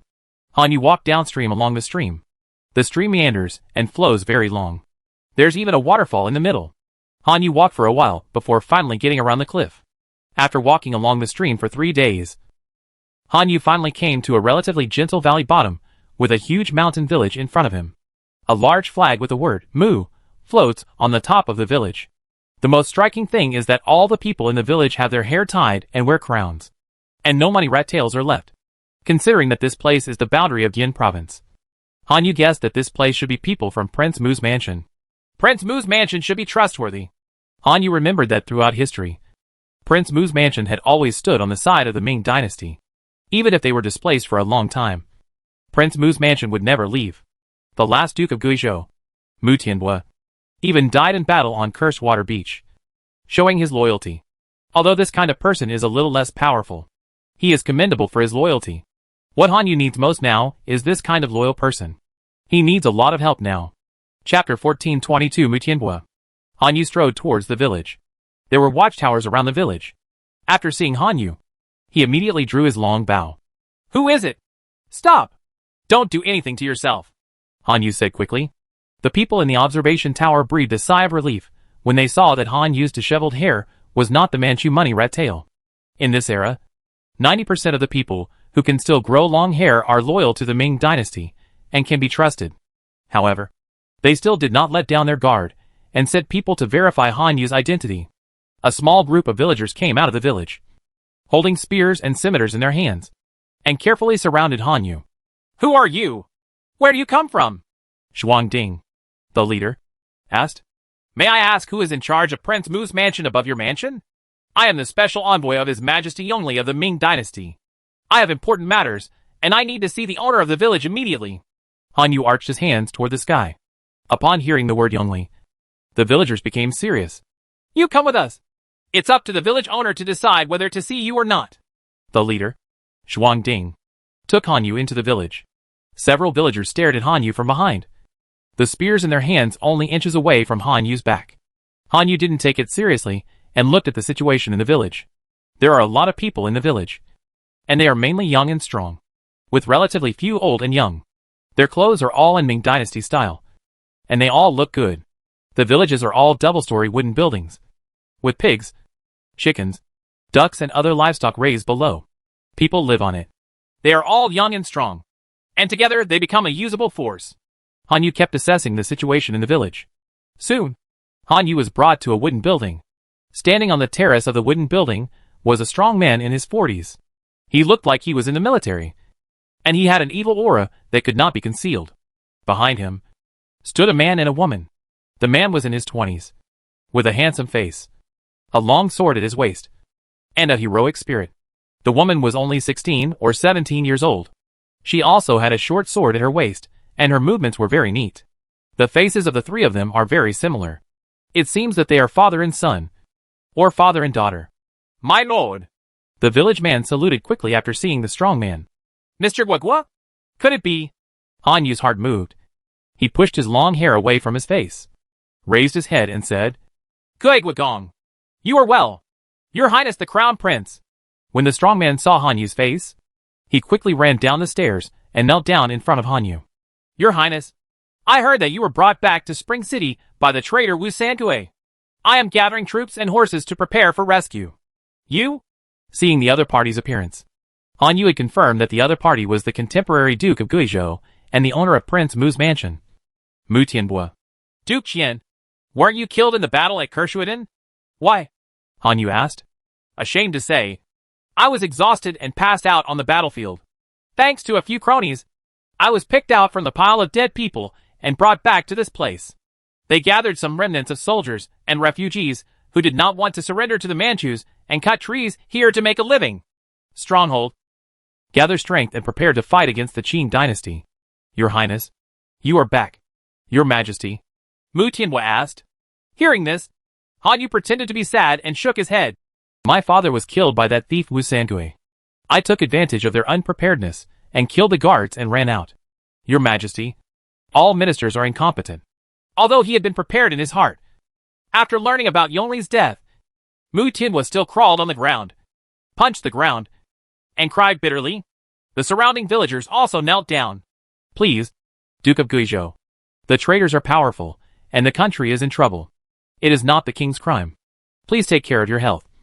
Keep yourself useful, and look for opportunities to avenge your Majesty. Except for that dog thief. I, Mu Tianhua, swear by my blood that I will never be a human unless I get rid of that thief Wu Sangui. Mu Tianhua cut his middle finger and swore to Tianning. Han Yu was worried that he might be infected with tetanus.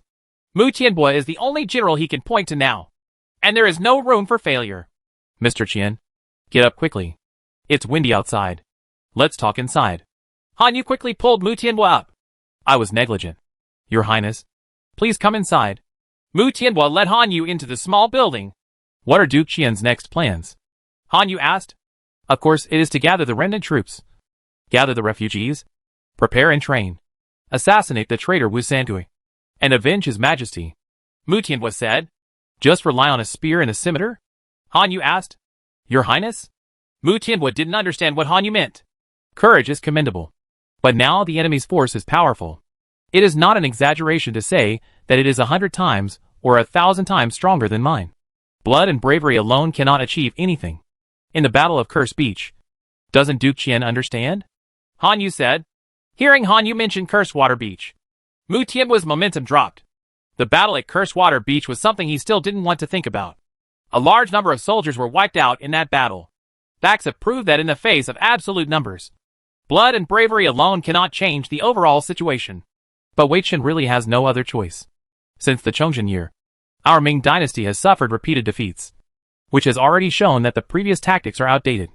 If we continue to stick to the same old tactics now, we can only linger and cannot change the overall situation. If we want to overthrow the Manchu Qing dynasty and restore my clothes, we must abolish the old system, reform and establish new ones, and train a new army. Only in this way can we have hope. Please give me the method of training your troops. Your Highness. Mu Tianhua said quickly. Put aside whether you want to give me advice or not. I just have an idea. Let me tell you.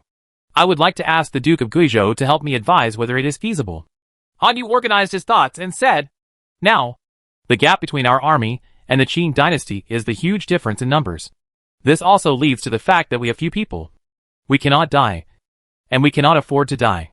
Every death or injury of a soldier is a huge loss to us. Therefore, the new army's training method is to reduce casualties as much as possible while causing as much damage to the opponent as possible. Is it necessary to imitate the elites of the 8 banners of the Qing dynasty and wear double armor? Mu Tianhua asked. People say that the 8 banners are unparalleled in cavalry and archery. In fact, they are all just exaggerating. The real strength of the 8 banners is the heavy infantry wearing double armor. They also rely on heavy infantry to fight for the world. However, later on, I was so boastful that I forgot what I started from. Double armor is just a bad idea. Han Yu shook his head. No matter how thick the defense is, it is not as good as high dodge. No matter how high the defense is, there will be times when the armor will be broken. So, what I mean is to try to make it impossible for the opponent to hit. The only way is to hit less than that can reduce casualties. Or even 0 casualties. Although there were some internet slang in Han Yu's words that Mu Tianhua couldn't understand. He understood the general meaning. If you can really make your troops have low casualties, or even 0 casualties, but still cause a huge blow to the enemy, then what if the enemy is thousands of times more numerous? It can always be consumed bit by bit. Your Highness, if you have any good advice, as long as it can be done, I will help your Highness realize it even if I am embarrassed. Chapter 1423 Flying Thunder Cannon and Palm Thunder. Maybe gunpowder is produced here? Han Yu asked. There is saltpeter and sulfur in the mountains, and charcoal can be cut down and burned. It can be made. Mu Tianhua nodded. Could it be that His Highness wants to make a 3-eyed gun? The range of this thing is no better than that of a strongbow, and it is very expensive. The only advantage is that the training time is relatively short. However, it seems to be different from His Highness's plan. Who wants to do that? Han Yu shook his head decisively. He really doesn't like the muskets of this era. Today's muskets are still in the era of muzzleloader matchlocks, with an effective range of only 50 meters. In order to ensure power and accuracy, the famous lobster soldiers even have to advance to a distance of 20 meters and shoot at the enemy's nose. 2 rounds of musketry were followed by a direct bayonet charge. The power is strong, but it requires high-intensity training and supply. Moreover, if there are not a large number of skilled soldiers in the early stage, casualties will be huge, which is not the optimal solution for him now. If he had a breech-loading gun, custom-loaded bullets, and a skirmisher line, he might still consider it. But now, whoever plays with muskets is crazy. Then your highness is planning to make artillery? However, the artillery craftsmen are in both capitals and have fallen into the hands of the enemy. If you want to make them, you can only start from scratch, Mu Tianbo said. Bronze cannons are too heavy to haul and cannot be used. Han Yu still shook his head. Then what is your highness' intention? Mu Tianbo really couldn't guess what Han Yu was going to do. I'll draw a blueprint, and you go find a craftsman and make it for me according to this. Han Yu picked up his pen and ink and drew several schematic diagrams. Mu Tianbo took it and took a look. The top was a huge iron cylinder, as thick as a water tank. There was a simple height-adjustable bracket underneath. It was very light and could be carried by one person. This thing is more like a large water tank than an artillery piece. The cannonballs inside are also strange. They are not iron balls or lead balls, but squares wrapped in linen. Your highness, what is this? Mu Tianbo has been fighting for half his life and has never seen anything like this. Hey, last night I was dreaming, and I happened to meet an immortal teaching me a magic weapon. Here is a magic weapon taught by an immortal. It's called the Flying Thunder Cannon. It has a range of up to 500 steps. One cannon is like thunder from the sky. The person who was bombed is not injured on the surface, but the internal organs were completely ulcerated. You said, if our army were equipped with hundreds of these artillery pieces, would we still be afraid of that thief Wu Sangui? Han Yu asked with a smile. Hiss. Hearing Han Yu's words, Mu Tianbo couldn't help but take a breath of air. Today's ordinary bows and arrows have a shooting range of about 100 to 150 steps. Elite archers can shoot about 200 to 250 steps with a strong bow. However, there are very few such archers. They are the elite among the elite, and their number is very small. Moreover, the requirements for bows and arrows are very high. They are not easy to make, and the production cycle usually takes several years. Difficult to mass produce. But the Flying Thunder Cannon is different. Iron barrels, gunpowder and linen can be mass-produced casually. The shooting range is twice that of an archer. The most terrifying thing is that this thing is a range attack, using violent explosions to cause vibrations and directly kill people nearby. In modern warfare, this thing can even be used against reinforced concrete bunkers. Those 8-banner soldiers don't wear double layers of armor. Even if they wear 10 layers of armor, it's useless if the opponent dares to charge into the formation. With 2 rounds of coverage, the entire opponent's army can be wiped out. Mu Tianbo looked at the drawings with doubts. But after all, it was the prince who took it out. So even if he didn't believe it, he had to do it as required. Soon, the iron bucket was ready according to Han Yu's requirements. In order to make the iron tube stronger, the craftsmen used very solid materials and even put iron rings on it for reinforcement. And the wall of the barrel was also much thicker.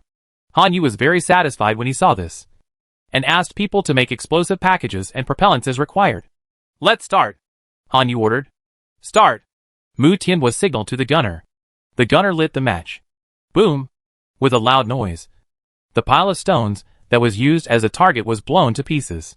The broken stones flew around, and some even flew to Mu Tianbo's feet.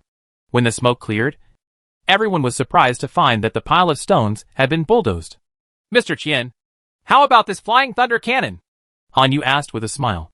This is indeed a magic gift from the gods. With the help of such magical soldiers, we, the Ming Dynasty, can hope to conquer our homeland. Mu Tianbo's beard trembled with excitement. Having been on the battlefield for half his life, he naturally knows what effect this weapon will have once it appears on the field. It will be a crushing blow to the enemy. At that time, if there were such magical soldiers to help at Cursewater Beach, the Ming Dynasty would not have been besieged by the army of the Burmese king.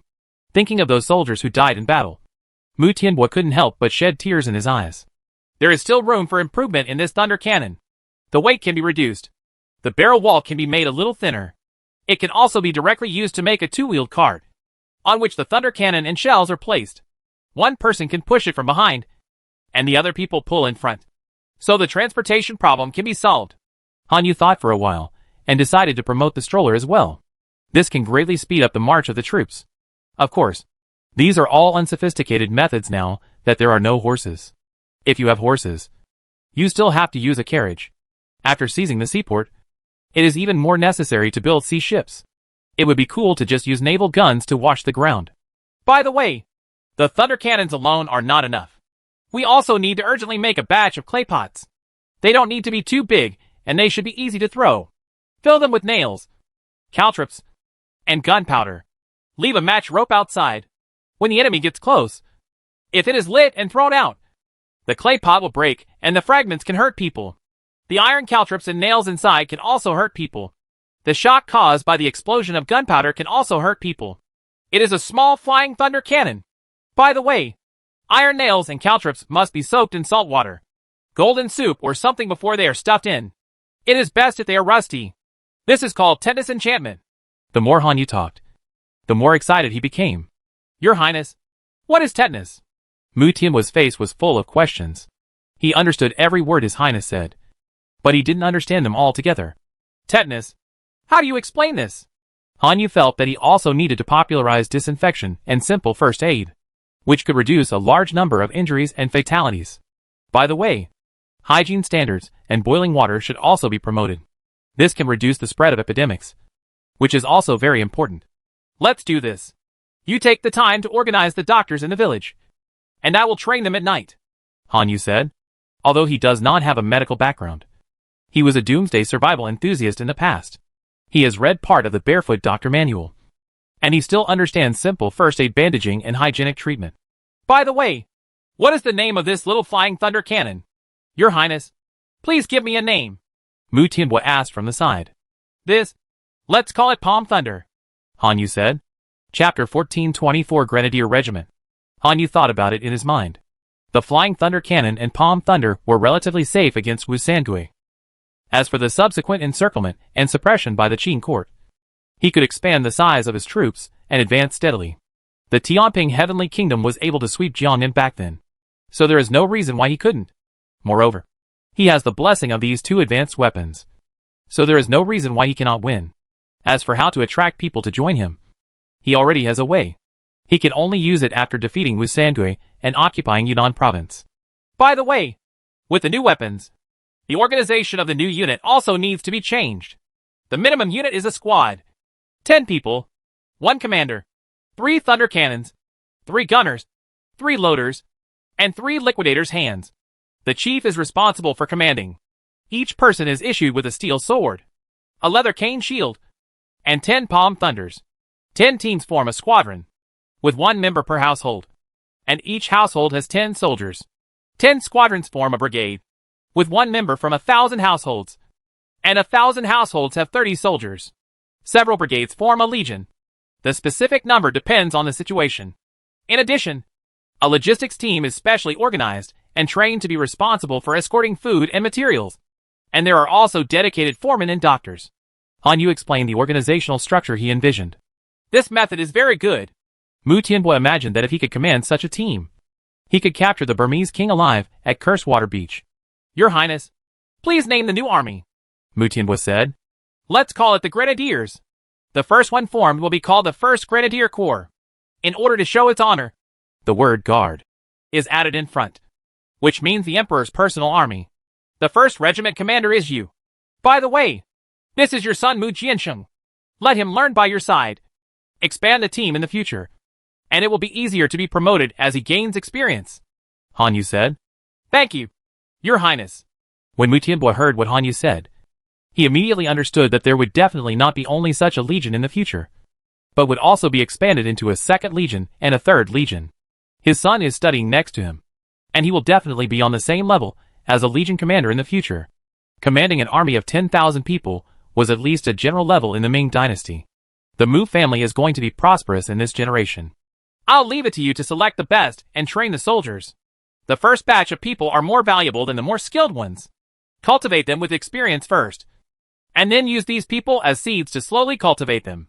In addition, the crafting of weapons must not be left behind. We must ensure quality while rushing to work. Each Flying Thunder cannon is engraved with the names of the manufacturing craftsmen and the acceptance craftsmen. If there is a problem on the battlefield, ask these craftsmen for questioning. Han Yu said. Yes. Mu Tianhua arranged these. Han Yu thought for a while, and then said, By the way, tell those craftsmen that after conquering Gin province, His Highness will start to abolish the craftsmanship status so that their descendants can freely choose their profession and do not have to continue to be craftsmen. But the premise is that His Highness Qin Yunnan province must gain a firm foothold. Otherwise, everything will be like a mirror in the mirror. Han Yu felt that after the slap, he would also give him a sweet date. For Ming Dynasty, household registration was a huge problem. This is not to say that there is anything wrong with the household registration itself, but that the household registration in the Ming Dynasty fixed people's occupations. If you have military status, you can only join the army. And if you have craftsman status, you can only be a craftsman. You can't change your destiny in your life.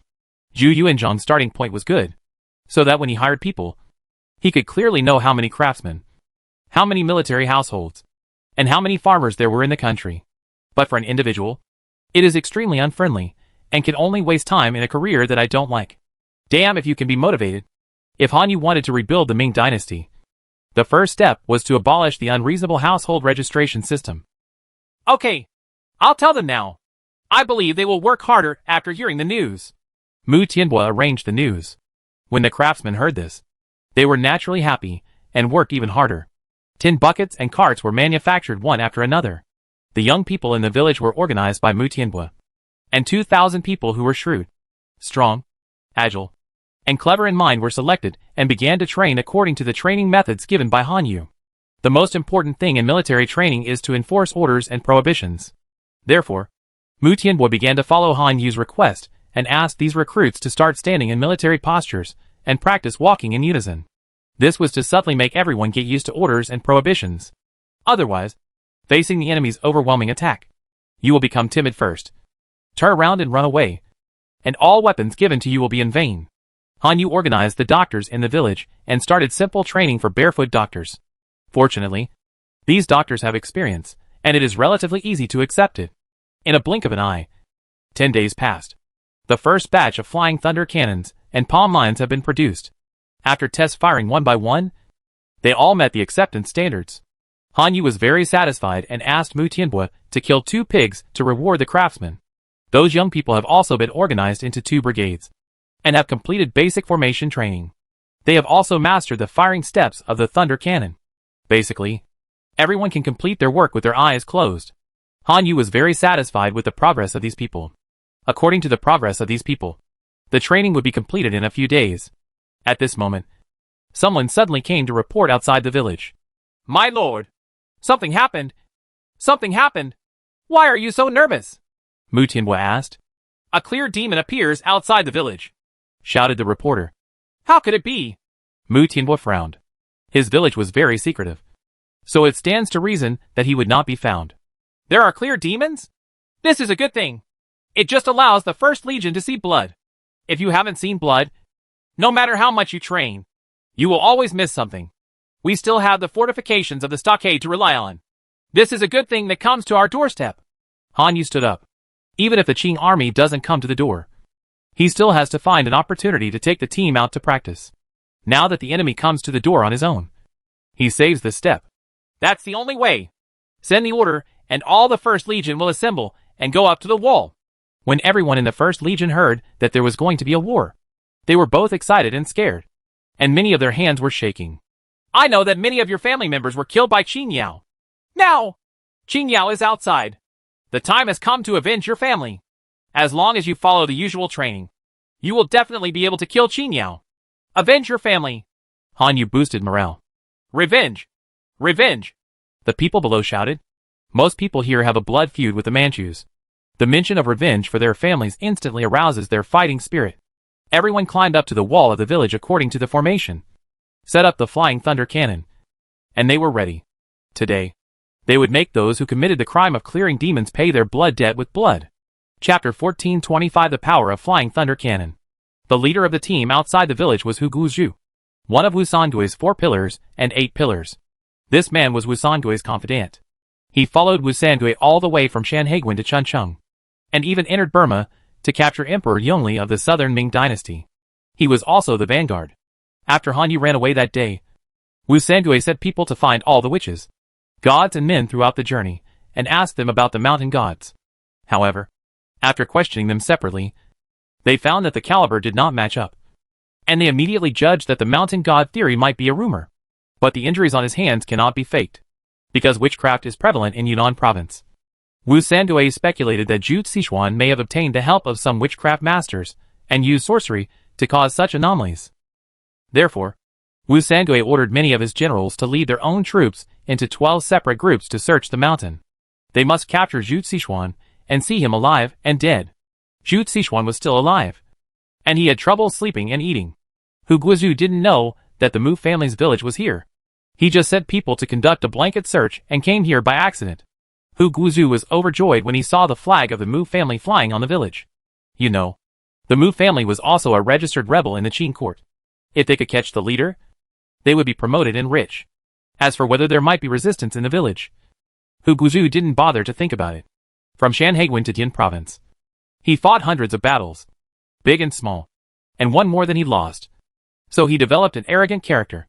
In his opinion, what resistance could a small stronghold have? His Guanning cavalry could knock the stronghold down with a single charge. Brothers, rush into Mujiazhai. Take the head and go back to ask for a reward. Come on! The soldiers following him drew their swords and rushed towards the stockade. In their view, a mere village does not require any caution at all. It is easily accessible. At the top of the village, Han Yu looked at the cavalry charging down with a sneer on his face. This was simply an experience package delivered to his door. If he didn't accept it, he would be betraying the other party's feelings. If God does not take what he wants, he will suffer the consequences. Everyone is ready. Ready. And fire. Han Yu issued the order. When the soldiers of the 1st Grenadier Corps saw 1,000 horses lining up and charging towards them, they felt that it was impossible not to be afraid. The formation of 1,000 horses lining up and charging towards them was still astonishing. Like a stormy sea. Generally, if you have poor psychological quality, you may turn around and run away. However, after a period of Q training, they developed the habit of following orders and prohibitions. The commander did not give an order. They subconsciously overcame their instincts and did not turn around and run away immediately. After hearing the order to fire, my body reacted instinctively without even thinking about it. Loading the shells, loading the ignition rope, and igniting the ignition rope were like machines. And the whole process was completed without thinking. Boom, boom, boom. Thunder cannon sounded, and explosive packets flew out one by one and landed on the heads of the cavalry. The sudden explosion shocked the war horses, and many of them raised their front hooves, almost throwing away the cavalrymen on them. Thanks to the superb skills of those cavalrymen, they firmly grasped the reins and maintained their balance so that they were not thrown out. Just when they were about to calm the horses and charge again, the explosive packets had already reached their heads. Boom, boom, boom. The explosive packets exploded one by one, and the violent explosions formed shock waves that swept within a dozen meters of the surrounding area. Even the reinforced concrete bunkers can't carry such explosives, let alone these cavalry wearing only armor. After a round of explosions, both men and horses lay on the ground. Only the last row of cavalry who were far away survived. Those war horses and cavalry people were all stupid. It's not that they have never seen cannons. Wu Sangui's army has artillery, but they are front-loaded bronze cannons that fire projectiles. Their power is limited. Killing people depends on luck. Even in a dense formation, one shot can only take a few people. However, under this round of volley, 2/3 of our own people were killed. Is this really artillery? Could it be that the heavenly soldiers have descended? The inner fear of these survivors spread, and they turned their horses and prepared to escape. But the soldiers of the 1st Legion on the city head have mechanically completed the 2nd round of filling. Don't let anyone escape. Fire! Han Yu ordered. Boom, boom, boom. Another volley. Hundreds of explosive packets flew over everyone's heads again. After the smoke cleared, the battlefield became completely peaceful. The 1,000 cavalry brought by Hu Guozhu were completely wiped out. Bodies lay on the ground. Mu Tianbo looked at the situation on the battlefield and gasped with excitement. Where has he fought such a battle since he joined the army? When fighting the enemy, no one will die, especially when fighting cavalry. There will be heavy casualties. What's more, the opponent is the famous Guan cavalry. Even if you stick to the wall, someone will die from arrows. However, this time, the opponent didn't even touch the edge of the city wall, and they all died. Not to mention those on our side who were killed. There were not even any injured. This is a result that was unimaginable before. It is indeed a magic weapon taught by the immortal family, and its power is indeed extraordinary. Mu Tianbo was so excited that several strands of his beard were pulled off. Go clean the battlefield and identify the enemy troops. The war horses should be useless. Slaughter them all. Give extra meals to the soldiers. The extra will be distributed to the people in the village, and everyone will celebrate together. Han Yu said. Yes. Mu Tianbo took the order and led everyone down to clean the battlefield. Mu Tianbo is a veteran on the battlefield, so he naturally knows how to clean up the battlefield. First, take off all the enemy's weapons and armor. Repair the ones that can be used, and reforge the ones that can't be used. The corpses of enemy soldiers were dug into large pits and buried together, and lime was sprinkled to prevent the spread of disease. As for the war horses, they were all brought back to the stockade to be slaughtered, and everyone had a look of joy on their faces. Naturally, the people below will do these trivial matters. Han Yu took Mu Tianbo back to the hall. Did you recognize the person's identity? Han Yu asked. Back to your highness. I recognized him. He is the thief general Hu Guizhu. I have fought against him many times. Even if this thief turns to ashes, I can still recognize him. Mu Tianbo quickly replied. Hu Guizhu. Wu Sangui's people? Han Yu was somewhat impressed by this name. Yes. He is one of the confidants of the dog thief Wu Sangui. Mu Tianbo replied. Since Hu Guizhu can search here, Wu Sangui must not be too far away. Hu Guizhu did not go back today. Wu Sangui will definitely send people to search along Hu Guizhu's route. Mu Jiazhai was exposed in the past few days. Han Yu said. Come here. With the help of the magic weapon of the immortal family, even if Wu Sangui has thousands of troops, it will be difficult to get any advantage. After Mu Tianbo saw the battlefield power of the Flying Thunder Cannon, his confidence increased dramatically. What's the point of just guarding Mu Jiazhai? Han Yu couldn't help but shook his head after hearing this. What do you mean? Your Highness? Follow Hu Guizhu's traces to find Wu Sangui's location and kill this thief in one fell swoop. Han Yu slapped the table.